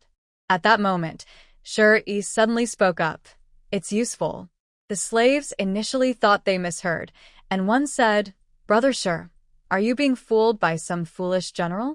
Let me tell you, the generals of the great Xia are very cunning. Someone once tricked me into thinking I would get credit for killing enemies, but in the end, I got nothing. I was so angry." That's not it. Shi's rough voice rang out. "My mother said the national advisor is trustworthy." The slave soldiers were stunned and looked at each other. "Is there more?" Shi said, "My mother said the national advisor can be trusted." One slave soldier weakly spoke up, Yes. But besides your mother." Shi's expression darkened, and he turned his strong body around, his sharp gaze fixed on the man. "What? Can my mother deceive me?" The man immediately trembled and hurriedly said, "No, absolutely not. Your mother is definitely right." Shi looked expressionlessly at the others. "What do you all think?" The slave stood up straight. "Brother is right. Brother's mother is definitely correct. If brother is wrong, your mother wouldn't be wrong either." Only then did Shi retract his gaze, satisfied as he walked away. Once his figure disappeared, the slave who had just spoken sat down in fear, his legs shaking uncontrollably. An older slave scoffed, shook his head, and walked away. A slave who was closer to the man whispered, "Remember this. Never show even a hint of disrespect towards their mother in front of Brother Shi or the Shi brothers." The man was still a bit flustered and instinctively asked, "What do you mean by disrespect?" A close slave whispered to the man, "The simplest thing is that some of the flatbreads from the fire brigade were made by the Stone family matriarch. You mustn't say the flatbreads are bad. Also, the Stone matriarch likes cleanliness. So don't say it's wasteful for the female slaves to boil water for bathing. That's all. The man initially wanted to complain about so much, but thinking of Shur's strong build and the impressive deeds of the Seven Stone Brothers, he nodded in frustration. 2 days later, as the sun set and the night sky gradually filled with stars, the army prepared to find a place to rest. At that moment, Shur approached Shur and said quietly, "Big brother, someone caught some fish today. Give me your bowl, and I'll get you some soup to add flavor." Shur replied, "What bowl?" "The bowl from the drinking ceremony 2 days ago." Shur spoke quickly, then looked shocked. "Big brother, you didn't break it, did you? Didn't you say that bowl looked nice and told us to keep it to take back for our mother?" Shur felt embarrassed to admit that he had crushed it in the excitement of the bloody atmosphere. He just stiffly replied, Seeing Shur's expression, Shur understood and wanted to complain, but fearing his brother's strength, he just clicked his tongue. Then he said, "Big brother, what about that lucky pouch? I'll have Shur-sen keep it. He has a pocket to take home for our mother." Shur frowned and asked, "What about your lucky pouch?" Shur was taken aback and replied, "Of course, I'll give it to Shur-san first." "Go put it on," Shur ordered. Shur rolled his eyes. "I won't wear it."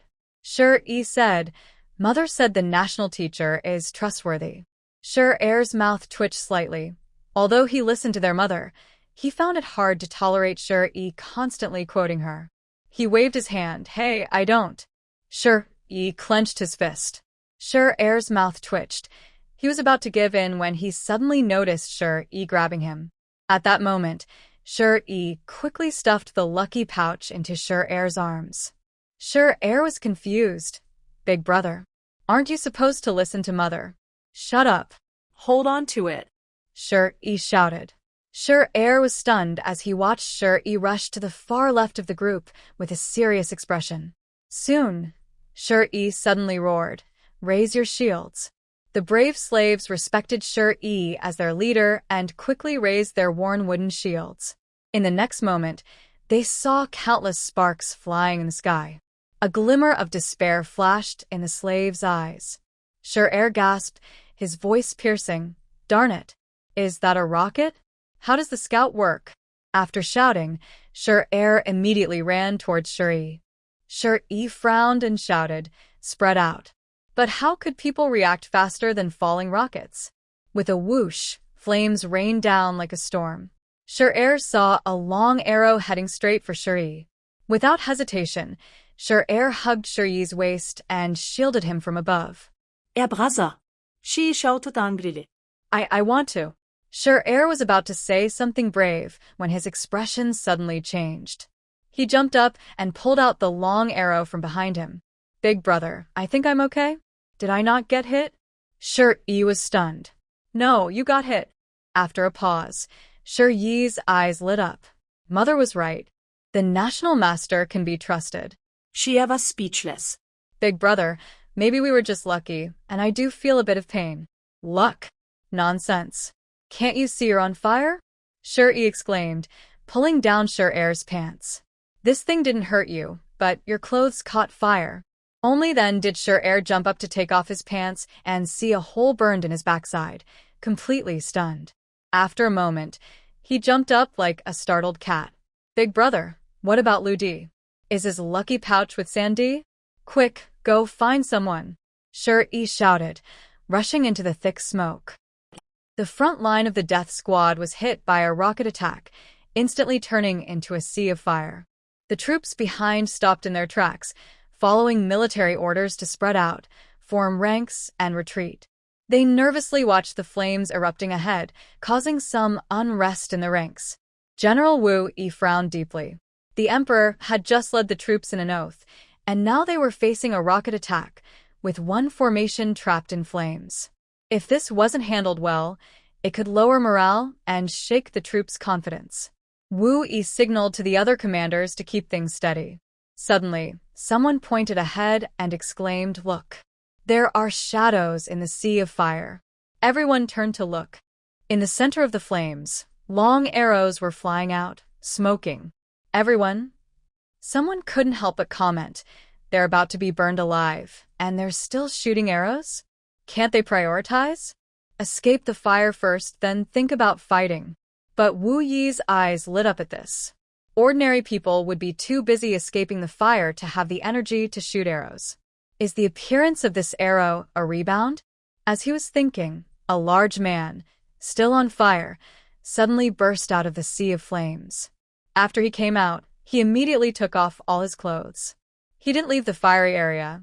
Instead, he grabbed 2 long knives from someone nearby and began to slash at the flames. His strength was immense, and the long knives created gusts of wind.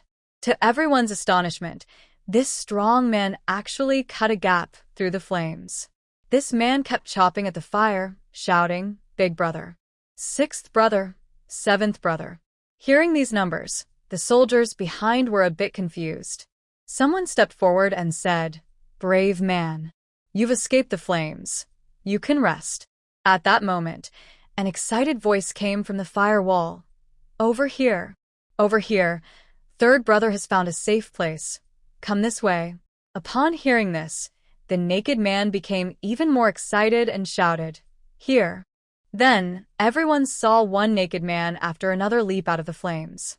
Once they emerged, they immediately grabbed swords and faced the crowd, frantically using their weapons to push the flames aside. Then, a giant man came out.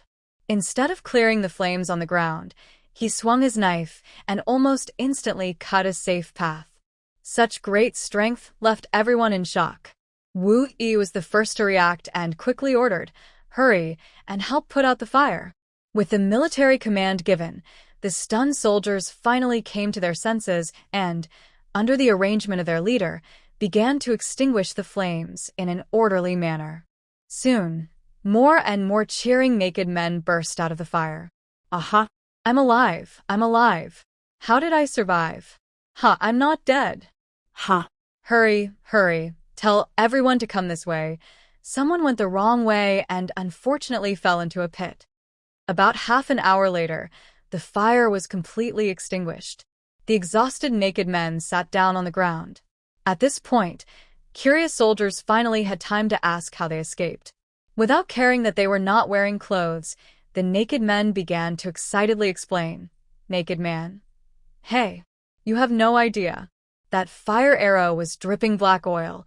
At that moment, I thought I was done for, but unexpectedly, the arrow hit me and bounced away." The soldiers gasped in disbelief. "That's impossible. What happened?" Naked man. "Exactly. I don't know what's going on. It's not just me. I saw Brother Sure searching for 6th brother in the fire. Suddenly, he lunged onto his brother, and arrows came flying at him. I thought for sure he would die, but surprisingly, he stood up, shaking off the arrows from his back. It was incredible. The soldiers were in shock, staring at the strong man with singed hair and beard, like an iron tower. They whispered, "Is he even human? This is unbelievable." A man said, "Brother hasn't acted like a regular person for a long time." But in the end, it's all thanks to the national teacher's magic pouch. Long live the national teacher. The soldiers were taken aback. A magic pouch? Some soldiers who had received blessings from the spring festival became excited. It seemed the predictions were true.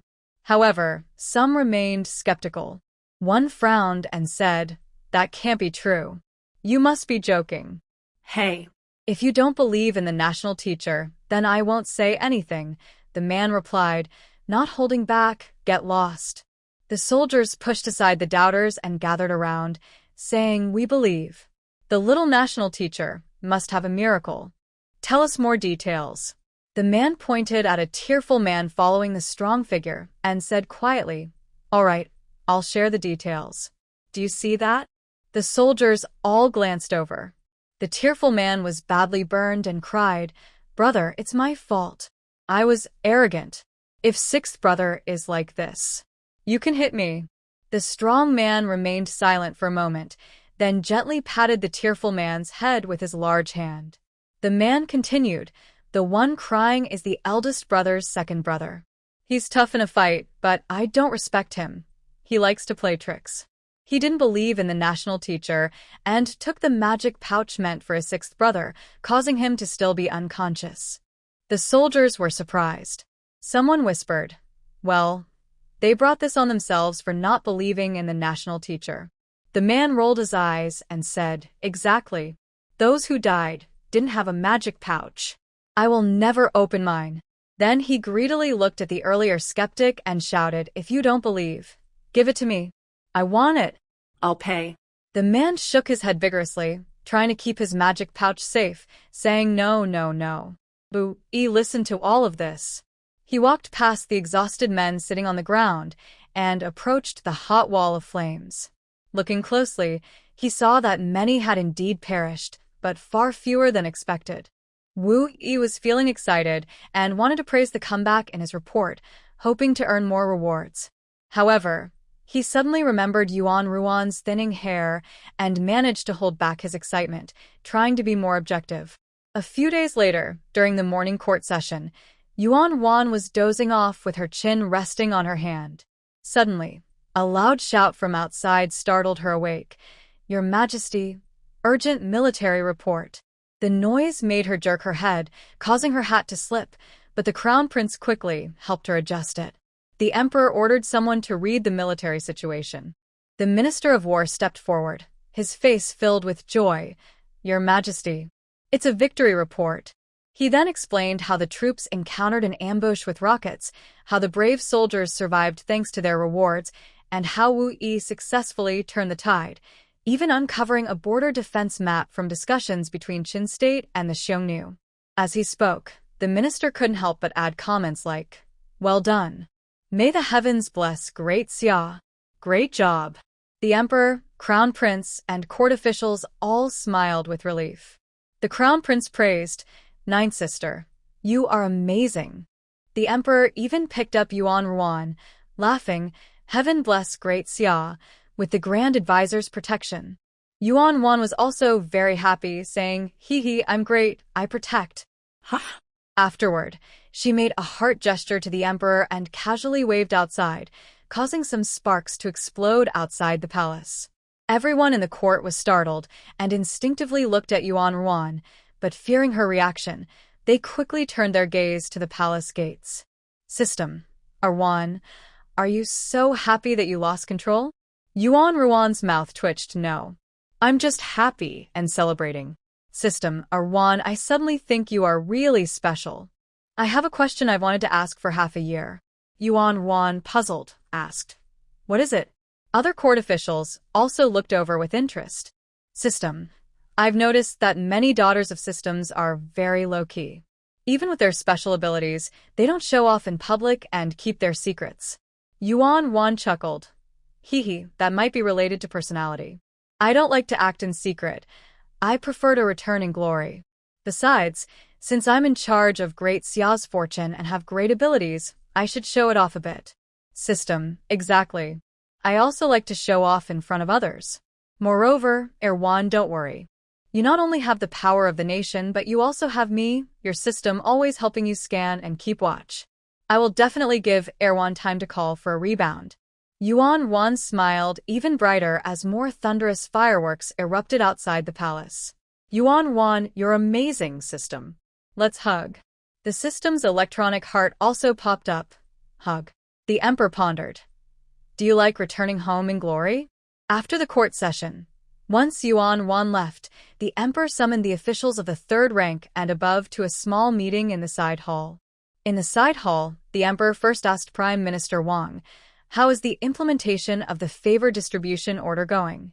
Prime Minister Wang was taken aback, thinking today was about the lucky bags and not expecting the emperor to suddenly ask about the order. After a pause, he replied, "Your Majesty, perhaps because of the matter with the Prince of Huainan taking precedence, the Prince of Jing and the Prince of Yan have been cooperative, and the other three princes have not raised any objections." The emperor nodded and said, "You must remember, the credit for the favor distribution order goes to Jiaor. Think about how to reward and thank Jiaor." Prime Minister Wang slowly raised a question mark in his mind. Wait, the credit for the favor distribution order could create resentment. Wasn't the reason the emperor previously pushed the prince of Huainan forward to make him a target for other princes and certain powerful figures? Why now give credit to the young national teacher? At this moment, the emperor turned to the Minister of War and asked, "Is the matter of the lucky bags being handled by you or someone else?" The Minister of War felt a pang of anxiety, fearing that some shameless old veteran would try to take the lucky bags from him. He replied loudly, "Your Majesty, I will distribute them fairly and will not embezzle a single thread." "I trust you," the emperor nodded slightly and then said, "Regarding the effects of the lucky bags, we should promote them a bit. There's no need to keep them hidden." The Minister of War was confused. He was an impatient person and couldn't help but say, "Your Majesty, if this gets out and the Xiongnu and Qin Kingdom find out in advance, what should we do?" The emperor took a few steps closer to the Minister of War, tilted his head slightly and looked at him seriously, saying, "Even if the enemy knows, what can they do?" The Minister of War was momentarily speechless. After a pause, he weakly replied, "They will be on guard." The emperor chuckled, What kind of guard can they have? Or rather, what effective means of defense can they employ?" The Minister of War was completely at a loss for words. Then, his eyes began to brighten. "Right, even if the enemy knows about the defensive effects of the lucky bags, what kind of countermeasures can they really take?" No. The emperor suddenly laughed a couple of times and said, "Everyone, the enemy can only suspect, guess, and verify repeatedly, and in the end, all that remains is fear." The court officials nodded in agreement. As this was something beyond human control, people are ordinary, and their first reaction is always fear. At this point, the emperor added, "Zhou is working for the country and the people. We must make her happy." The crown prince understood, as did Prime Minister Wang and the Minister of War. Why did His Majesty suddenly stop hiding the news and want to give the young national teacher the honor she deserves? Because the young national teacher had become more capable of protecting herself. Because the young national teacher wanted to return home in glory, not in secret. The emperor issued a decree, and the court officials had to think hard about how to accomplish it. First was the decree of favor. Prime Minister Wang knew that the emperor only wanted Yuan to receive praise, so the target of the Huainan king had to remain. Therefore, during a pretense of being drunk, Prime Minister Wang deliberately created a fictional message. The gist was that the Huainan king came to the capital to meet the young national teacher. Seeing her as young, he intentionally posed a difficult question. The young national teacher used a clever strategy of not worrying about scarcity, but about inequality to solve the problem. To everyone's surprise, after hearing this method, the Huainan king was impressed and ended up creating the decree of favor. Once this was said, everyone suddenly understood. The case was solved. They realized that the foolish Huainan king had tricked the young national teacher into revealing the answer, then took credit for it by creating something unpleasant. The young national teacher was truly clever, while the Huainan king was truly detestable. If only the Huainan king hadn't stirred things up. It was all the Huainan king's fault. Meanwhile, 1,000 miles away, the Huainan king sneezed heavily and suddenly felt he was going to have bad luck. Prime Minister Wang actively spread the dramatic news about the decree of favor. On this side, the Minister of War did not intentionally spread it, but lifted the gag order. Thus, the news about the young national teacher's blessing pouch, which could avoid harm, spread like a wild horse to the eyes of those who were interested. A general from Qin State, with a serious expression, brought this news to the Xiongnu prince. At that moment, the prince was lying on the belly of a beautiful woman, sound asleep, and was a bit annoyed to be woken up. As he poured himself some wine, he listened to the Qin general's analysis about the national teacher's blessing pouch. When the general finished speaking, the Xiongnu prince suddenly burst into laughter. "Ha ha ha! Are you people from the Central Plains all fools? You think wearing a blessing pouch can avoid harm? Ha ha ha! Do you really believe in such things?" The general of Qin country said seriously, "The national master of Xia country is indeed quite remarkable." "Is that so?" The Xiongnu prince stood up disdainfully, suddenly pulling out a saber from under the bed. "What do you think of my Xiongnu high priest's abilities? Impressive, right?" The Qin general was taken aback, but still gave a polite response. Indeed, quite good. The Xiongnu prince swung the saber and decapitated a beautiful woman lying on the bed. He lifted her head, which had not closed its eyes, and grinned menacingly. She is the granddaughter of the high priest. They say the saintess is blessed by heaven with the power to avoid disaster. Ha! The Xiongnu prince laughed and let go, causing the head to fall to the ground. He burped. See? She just died like that. Ha ha ha. Didn't they say the national master was powerful? Let's go and show them. The Xiongnu prince stepped outside. The Qin general felt a chill and suddenly thought that after defeating Xia country, he must cut ties with this person immediately. At that moment, the Xiongnu prince took out a black longbow. He pointed at the distant general of Daxia, grinning fiercely. What do you call it? A shot to the throat. Saying this, he mounted his horse and drew the powerful bow. The Xiongnu warriors cheered excitedly. Whoosh. The arrow flew out, and the Daxia general seemed stunned, not even trying to dodge. The Xiongnu prince sneered. This is what you fear. Whoosh. Thud. Before the Xiongnu prince could finish his sentence, a guard riding beside him suddenly fell, struck by an arrow to the throat. Everyone. What's happening? The Xiongnu prince shouted angrily, pulling on the reins and looking around. Who is it? Who is hiding and shooting from the shadows? The guards rushed forward, surrounding the Xiongnu prince to protect him. No one answered, and everyone looked confused. The Xiongnu prince scanned the area, then coldly turned his gaze to the Qin general. I trusted you in Qin country. You wouldn't want to know what happens to traitors. It was your own arrow. The Qin general replied. The Xiongnu prince exclaimed. What? Are you saying someone infiltrated my armory? No. The Qin general rubbed his forehead, seemingly in disbelief, and rubbed his eyes. I saw that it was your arrow that bounced back at a faster speed and hit your guard. The Xiongnu prince's expression turned cold. Are you joking? General Chen of the Qin kingdom calmly said, I hope this is just a joke. But if you, the crown prince, do not believe it, you can try again. Without hesitation, the Xiongnu crown prince drew another long arrow, this time also holding the reins of his horse.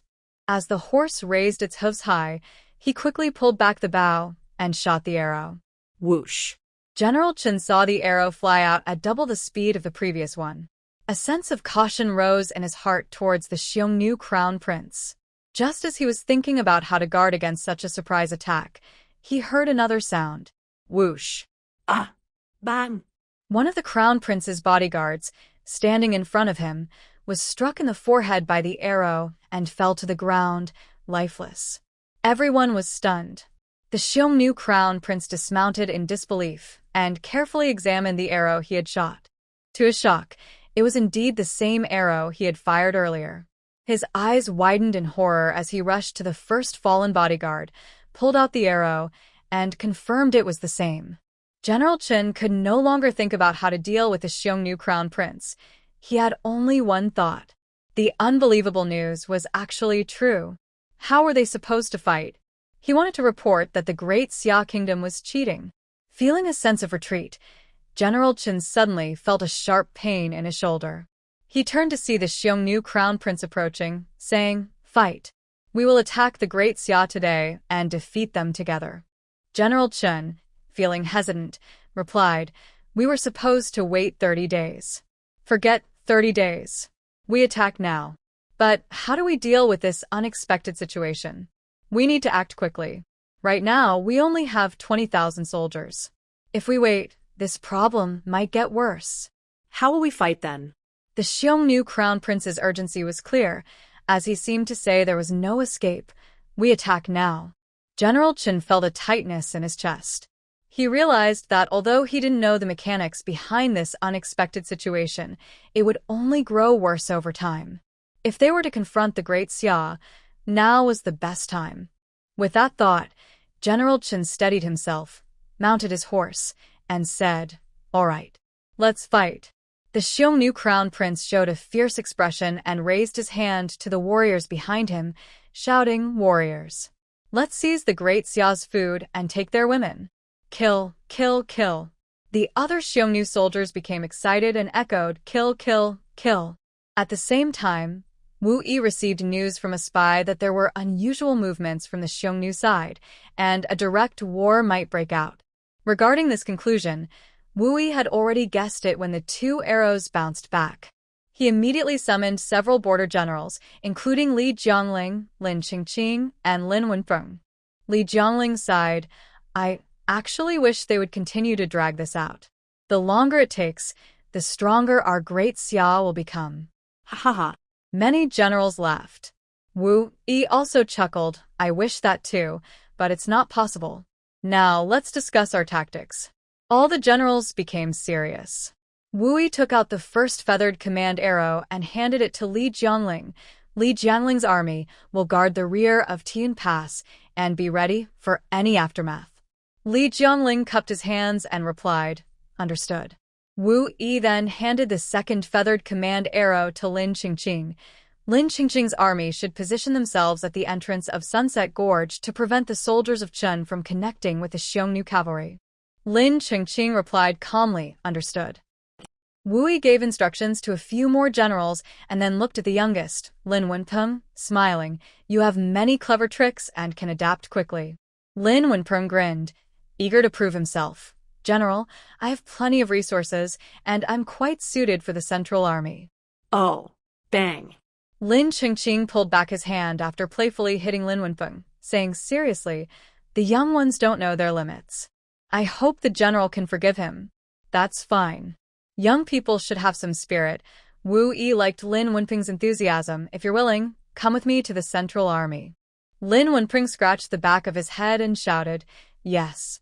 After Wu Yi laid out more tactics, he said with a stern face, "With the right timing, location, and people, our great Xia will surely win this time and completely eliminate this disorganized group."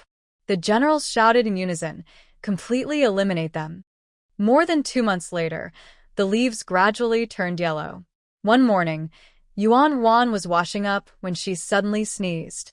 The maid waiting nearby quickly brought over a small cloak and gently draped it over Yuan Wan. Yuan Wan immediately protested, saying, "No, no. It's too warm." She wasn't trying to be cute. She knew that if she didn't strongly resist wearing extra clothes now, she would end up bundled up like a ball when she left the palace. The maid didn't dare to insist, and after a few words of persuasion, she could only hold the cloak with regret. At that moment, the prince responsible for taking Yuan Wan to court walked in confidently. He first picked up Yuan Wan and then looked at the cloak in the maid's arms, softly asking, "Is Wan feeling unwell?" The maid honestly replied that Yuan Wan had sneezed. Yuan Wan thought to herself that this was not good. Sure enough, the prince looked worried. "I felt the wind was a bit chilly this morning. One cloak might not be enough. Let's get a hat too." "I won't wear it. It's hot." Hot. Yuan Wan slapped her warm little hand against the prince's cheek, insisting, "It's hot. If I wear more, I won't go to court. You need to stay warm. You've already sneezed," the prince said seriously, putting a hat on Yuan Wan without giving her a chance to argue. "You have no hair, so your head will get cold. Catching a chill would be bad." Yuan Wan. System, haha. Is the prince the one to make jokes? Getting cold on the head, haha. Yuan Wan just murmured, The system immediately stopped laughing. The prince realized he had misspoken and quickly offered Yuan Wan a dessert, saying softly, "Ahem, this is a new milk cake flavor. You should try it." Yuan Wan took a bite, and it melted in her mouth, sweet but not too rich, instantly lifting her spirits. The prince also relaxed and carried Yuan Wan into the court. Today, a man with a typical Western European appearance appeared in the court, and it was typical because he had a very high hairline. This caught the attention of Yuan Wan and the officials. The blonde man also glanced curiously at Yuan Wan. Yuan Wan. System, who is this? Give me the details. System. Coming right up. Curious officials also turned to look. System. Oh, this person is interesting. He's actually in disguise. Yuan Wan, do you know who he really is? Everyone. What? Someone can disguise themselves and appear in court? The officials from the Ministry of War moved a few steps closer. Yuan Wan. Huh. Who is he? System. He is the second prince of the Xiongnu. Everyone.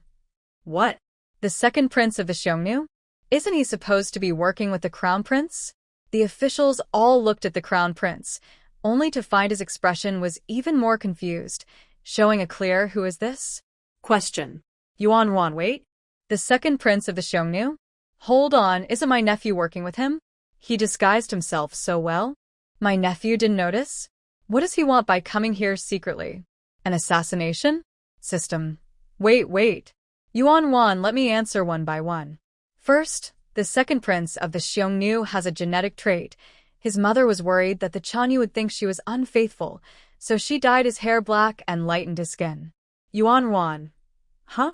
Can people in ancient times dye their hair? System. Yes, otherwise, how do you think his hairline got so high? He dyed it too much and went bald. Alright, let me continue. The courtier's gazes unconsciously drifted to the thinning hair of the blonde man. The blonde man, feeling sensitive about his head, paused and quietly put on a hat. The system continued. Because he has been disguising himself since childhood, he is sensitive and suspicious. He arranged for a stand-in when doing business with your nephew, so your nephew didn't notice.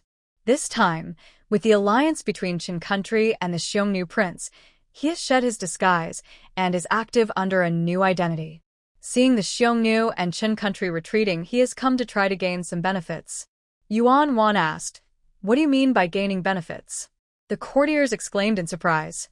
Wait, before we discuss other news, can you tell us more about the retreating situation of the Xiongnu and Qin country? Unfortunately, neither the system nor Yuan Wan could hear their thoughts. The system continued.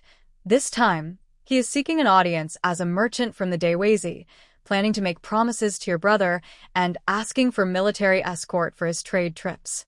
As for the money he brings, it's actually the sponsorship your nephew gave him before. The prince took a deep breath, his expression strange. The other courtiers exchanged angry glances. These barbarian nomads are so disrespectful.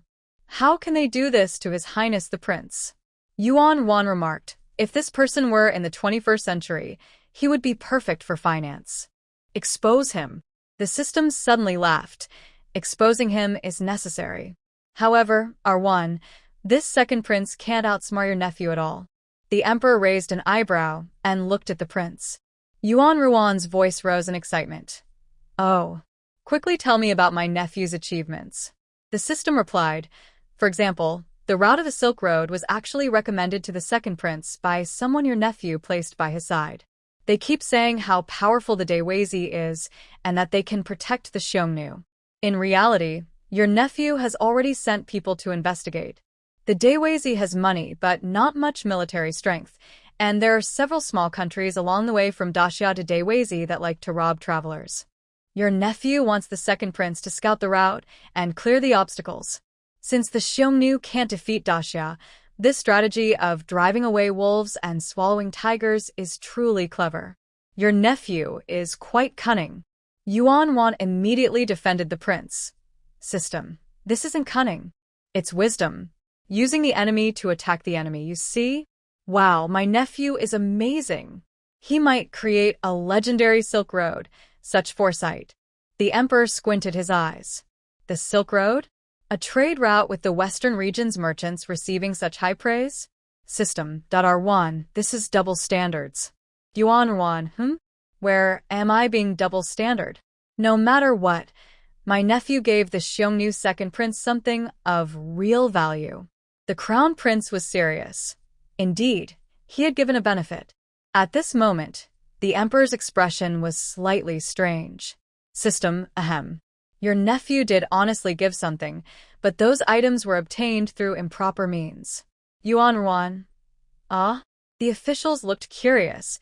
How could it be improper? System. Before your brother met you, he was leading troops on patrol, right? He happened to encounter a mountain bandit attack. After saving the merchants, he found out that one of them was not from the capital but was actually a Xiongnu person, a trusted aide of the Xiongnu prince, responsible for transporting funds from the states of Chun and Shu to the Xiongnu prince. Your brother didn't hesitate and took the money for himself. A portion of this money was sent by your nephew to the Xiongnu to help the second prince build connections. All the officials. Yuan Wan sighed. My brother is so clever. There's a saying that goes, without guns or cannons, the enemy provides for us. All the officials looked at Yuan Wan in agreement. Yes. That's exactly right. System. R1. How is your brother's behavior any different from the Xiongnu second prince? Yuan Wan. Of course it is. My brother's spoils can be freely used. The second prince received a gift from his family and then gave it back. The nature is completely different. System. Point 6 Yuan Wan. Hee. Are there any more clever moves from my brother and nephew? System. Nope. So, R1, do you still want to expose him? How do you plan to do that? Yuan Wan did not answer. She directly extended her little finger, gesturing at the blond man, then closed her eyes and silently chanted a spell. Suddenly, she made a heart shape, and a thunderclap sounded above the blond man's head. Yuan Wan opened her eyes wide and pointed at the man, saying, Father. The emperor and the crown prince looked over in unison. Just as Yuan Wan was about to say something mysterious, the Xiongnu second prince suddenly asked nervously, Is this person the great master of the Great Xia? The officials nodded. The Xiongnu second prince suddenly cried, Shouldn't the master be on the front lines blessing the Great Xia soldiers? Who would have thought the master has such great power to cast spells from 1,000 miles away? Yuan Wan was stunned. What was happening? Why was she suddenly being praised? She wouldn't become soft-hearted because of that. Thinking this, Yuan Wan moved her small hand away from the other person a bit. In the next moment, she saw him suddenly kneel down with a sad face and say, Respected and great emperor, it is my fault for not recognizing your greatness. I am guilty. Please do not curse me. Then he quickly revealed his plan, and in the end, he deeply reflected on himself, hoping the national teacher would give him a chance to start over. The emperor, who was about to signal the crown prince to take the blame. The courtiers, who were ready to watch the crown prince perform. The crown prince, who was thinking of a clever way to shift the blame. Yuan Ruan's words caught them off guard. System. What's going on with this self-exposing guy? Is he drunk? System. Don't worry, watch me. Here comes the scoop. The courtiers also curiously perked up their ears. System. Ha ha. Let me see what this self-exposing guy is about. Oh. It turns out he was scared by the rebound effect from the front line and wanted to take advantage before the Xiongnu were completely defeated. They chose this time to come to the capital because they believed the Great Xia national teacher must be secretly accompanying the army. Otherwise, this rebound blessing wouldn't last so long. Haha, who would have thought he'd run into you just right? No wonder he knelt down in shock. Haha, Wan, you're so scary. Yuan Wan twitched her mouth. Am I really that scary? The system immediately replied seriously. Not scary at all. Arwan is the cutest baby. It's the second prince with a tiny bit of courage who got scared easily. Shame on him. The courtiers were speechless. You still have the nerve to criticize the second prince for kneeling. You didn't take even a second longer to kneel down yourself. At this moment, the Minister of War, who was most curious about the specific battlefield situation between Great Xia, the Xiongnu, and the Qin Kingdom allied forces, took the opportunity to stand up. The Minister of War pointed at the second prince and casually threw out a question. Why do you want to open the trade route with the Dewezi? What is your real scheme? Do you want to bypass the crown prince and support the eldest prince? The civil officials looked at the Minister of War in surprise. Not bad. He knows how to extract information. The military officials all gave the Minister of War a thumbs up. Well done. You hit the nail on the head. The second prince quickly replied, I have no such intention. I just want to earn some more silver. System. He's being polite. To put it simply, he's scared by Great Xia's recent 5 consecutive military victories. He wanted to open a trade route with the Dewezi, actually hoping to pay protection fees to both the Daxia and Dewezi to prevent his tribe from being taken over. Prime Minister Li and Prime Minister Wang had expressions that clearly showed they agreed. The Minister of War couldn't help but laugh, noticing his colleagues looking at him in silence. He quickly added, Seeing you so eager to find a way out, I guess our Daxia generals must have achieved a remarkable victory. The second prince of the Xiongnu was taken aback.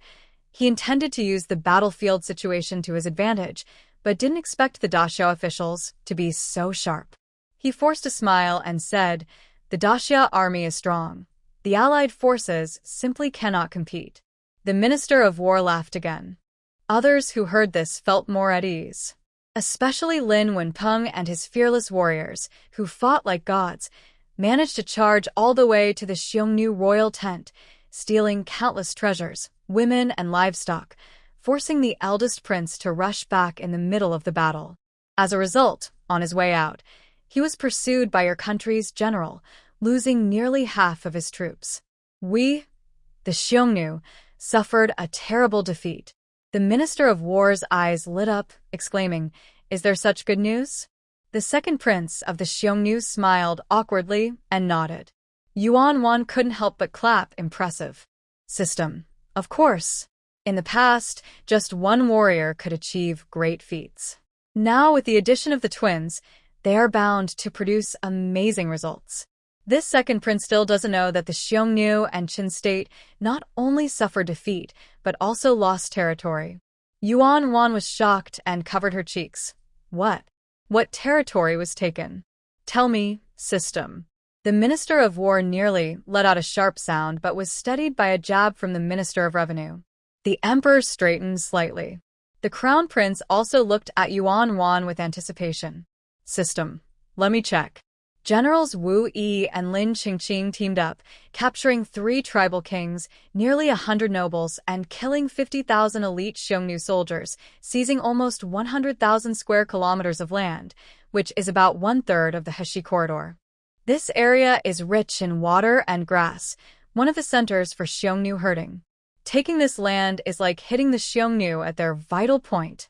Yuan Wan. Wow. That's amazing. System. Impressive, right? Also, Lin Wenpeng and Shi Yi are incredibly formidable. First, they caused a huge disturbance deep in the Xiongnu territory, forcing the main Xiongnu army to return for support, while Qin state sent a large number of reinforcements to encircle Lin Wenpeng and his group.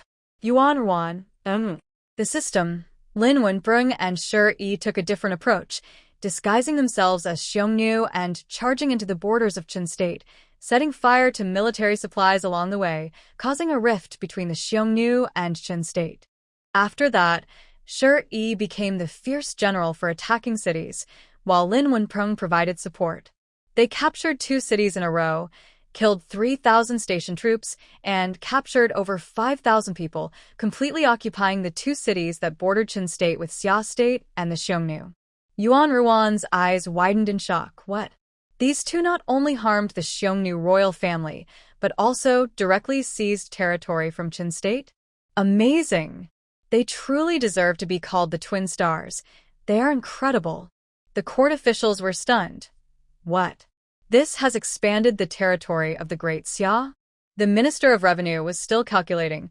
How much tax can these 2 cities bring to the Great Xia? The Minister of Rights suddenly became excited. With 5,000 captives and the cities, Qin state will surely come to negotiate. To discuss. He will have a chance to be useful. The system, yes. I suddenly thought of a saying. In the end, I find that the real powers are myself. Yuan Wan immediately disagreed. No. What powers? We are just defending ourselves, and any victories we achieve are rightfully ours. The system, right. But Yuan Wan, with Shi Yi achieving such great merit, he might be granted a title. With his strength, the other good slaves might soon face tough times. Yuan Wan stroked her chin. That's possible. I feel like my brother is the type of emperor who values talent regardless of background. The emperor seemed to ponder this.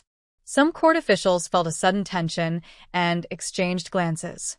Soon, the emperor signaled for the second prince of the Xiongnu to be taken away and announced the continuation of the court meeting. The court session ended like that. A few days later, urgent good news arrived and quickly spread. Good news. Great news. We successfully broke through the coalition of the Xiongnu and Qin state, capturing 3 Xiongnu chieftains and taking over 10,000 grasslands from the Xiongnu, along with 2 cities from Qin state. shouted the messenger as he ran. The news was so shocking that the people of Great Xia on both sides of the road looked bewildered. Ouch! Shouted someone who accidentally put their hand in a roasting pot. The scene in Great Xia seemed to come alive again. First, several nobles and scholars in fine clothes started running away, followed by diners on both sides of the road, who dropped their bowls and chopsticks and began to scatter around like headless chickens in excitement. After that, even the women cooking at home rushed to the streets, eagerly asking for news. Has the Great Xia won in just a few months? And such a big victory? It feels a bit unreal. With the blessing of the National Advisor, how can it be unreal? Don't you remember the Grand Spring Festival? I can't forget. Exactly. With the National Advisor here, no difficulty is too great. Let's wait for the return of the troops and celebrate together. The common people of the capital of Great Xia flooded the streets, joyfully reading the victory reports, all feeling great. Meanwhile, in the court, a fierce argument broke out.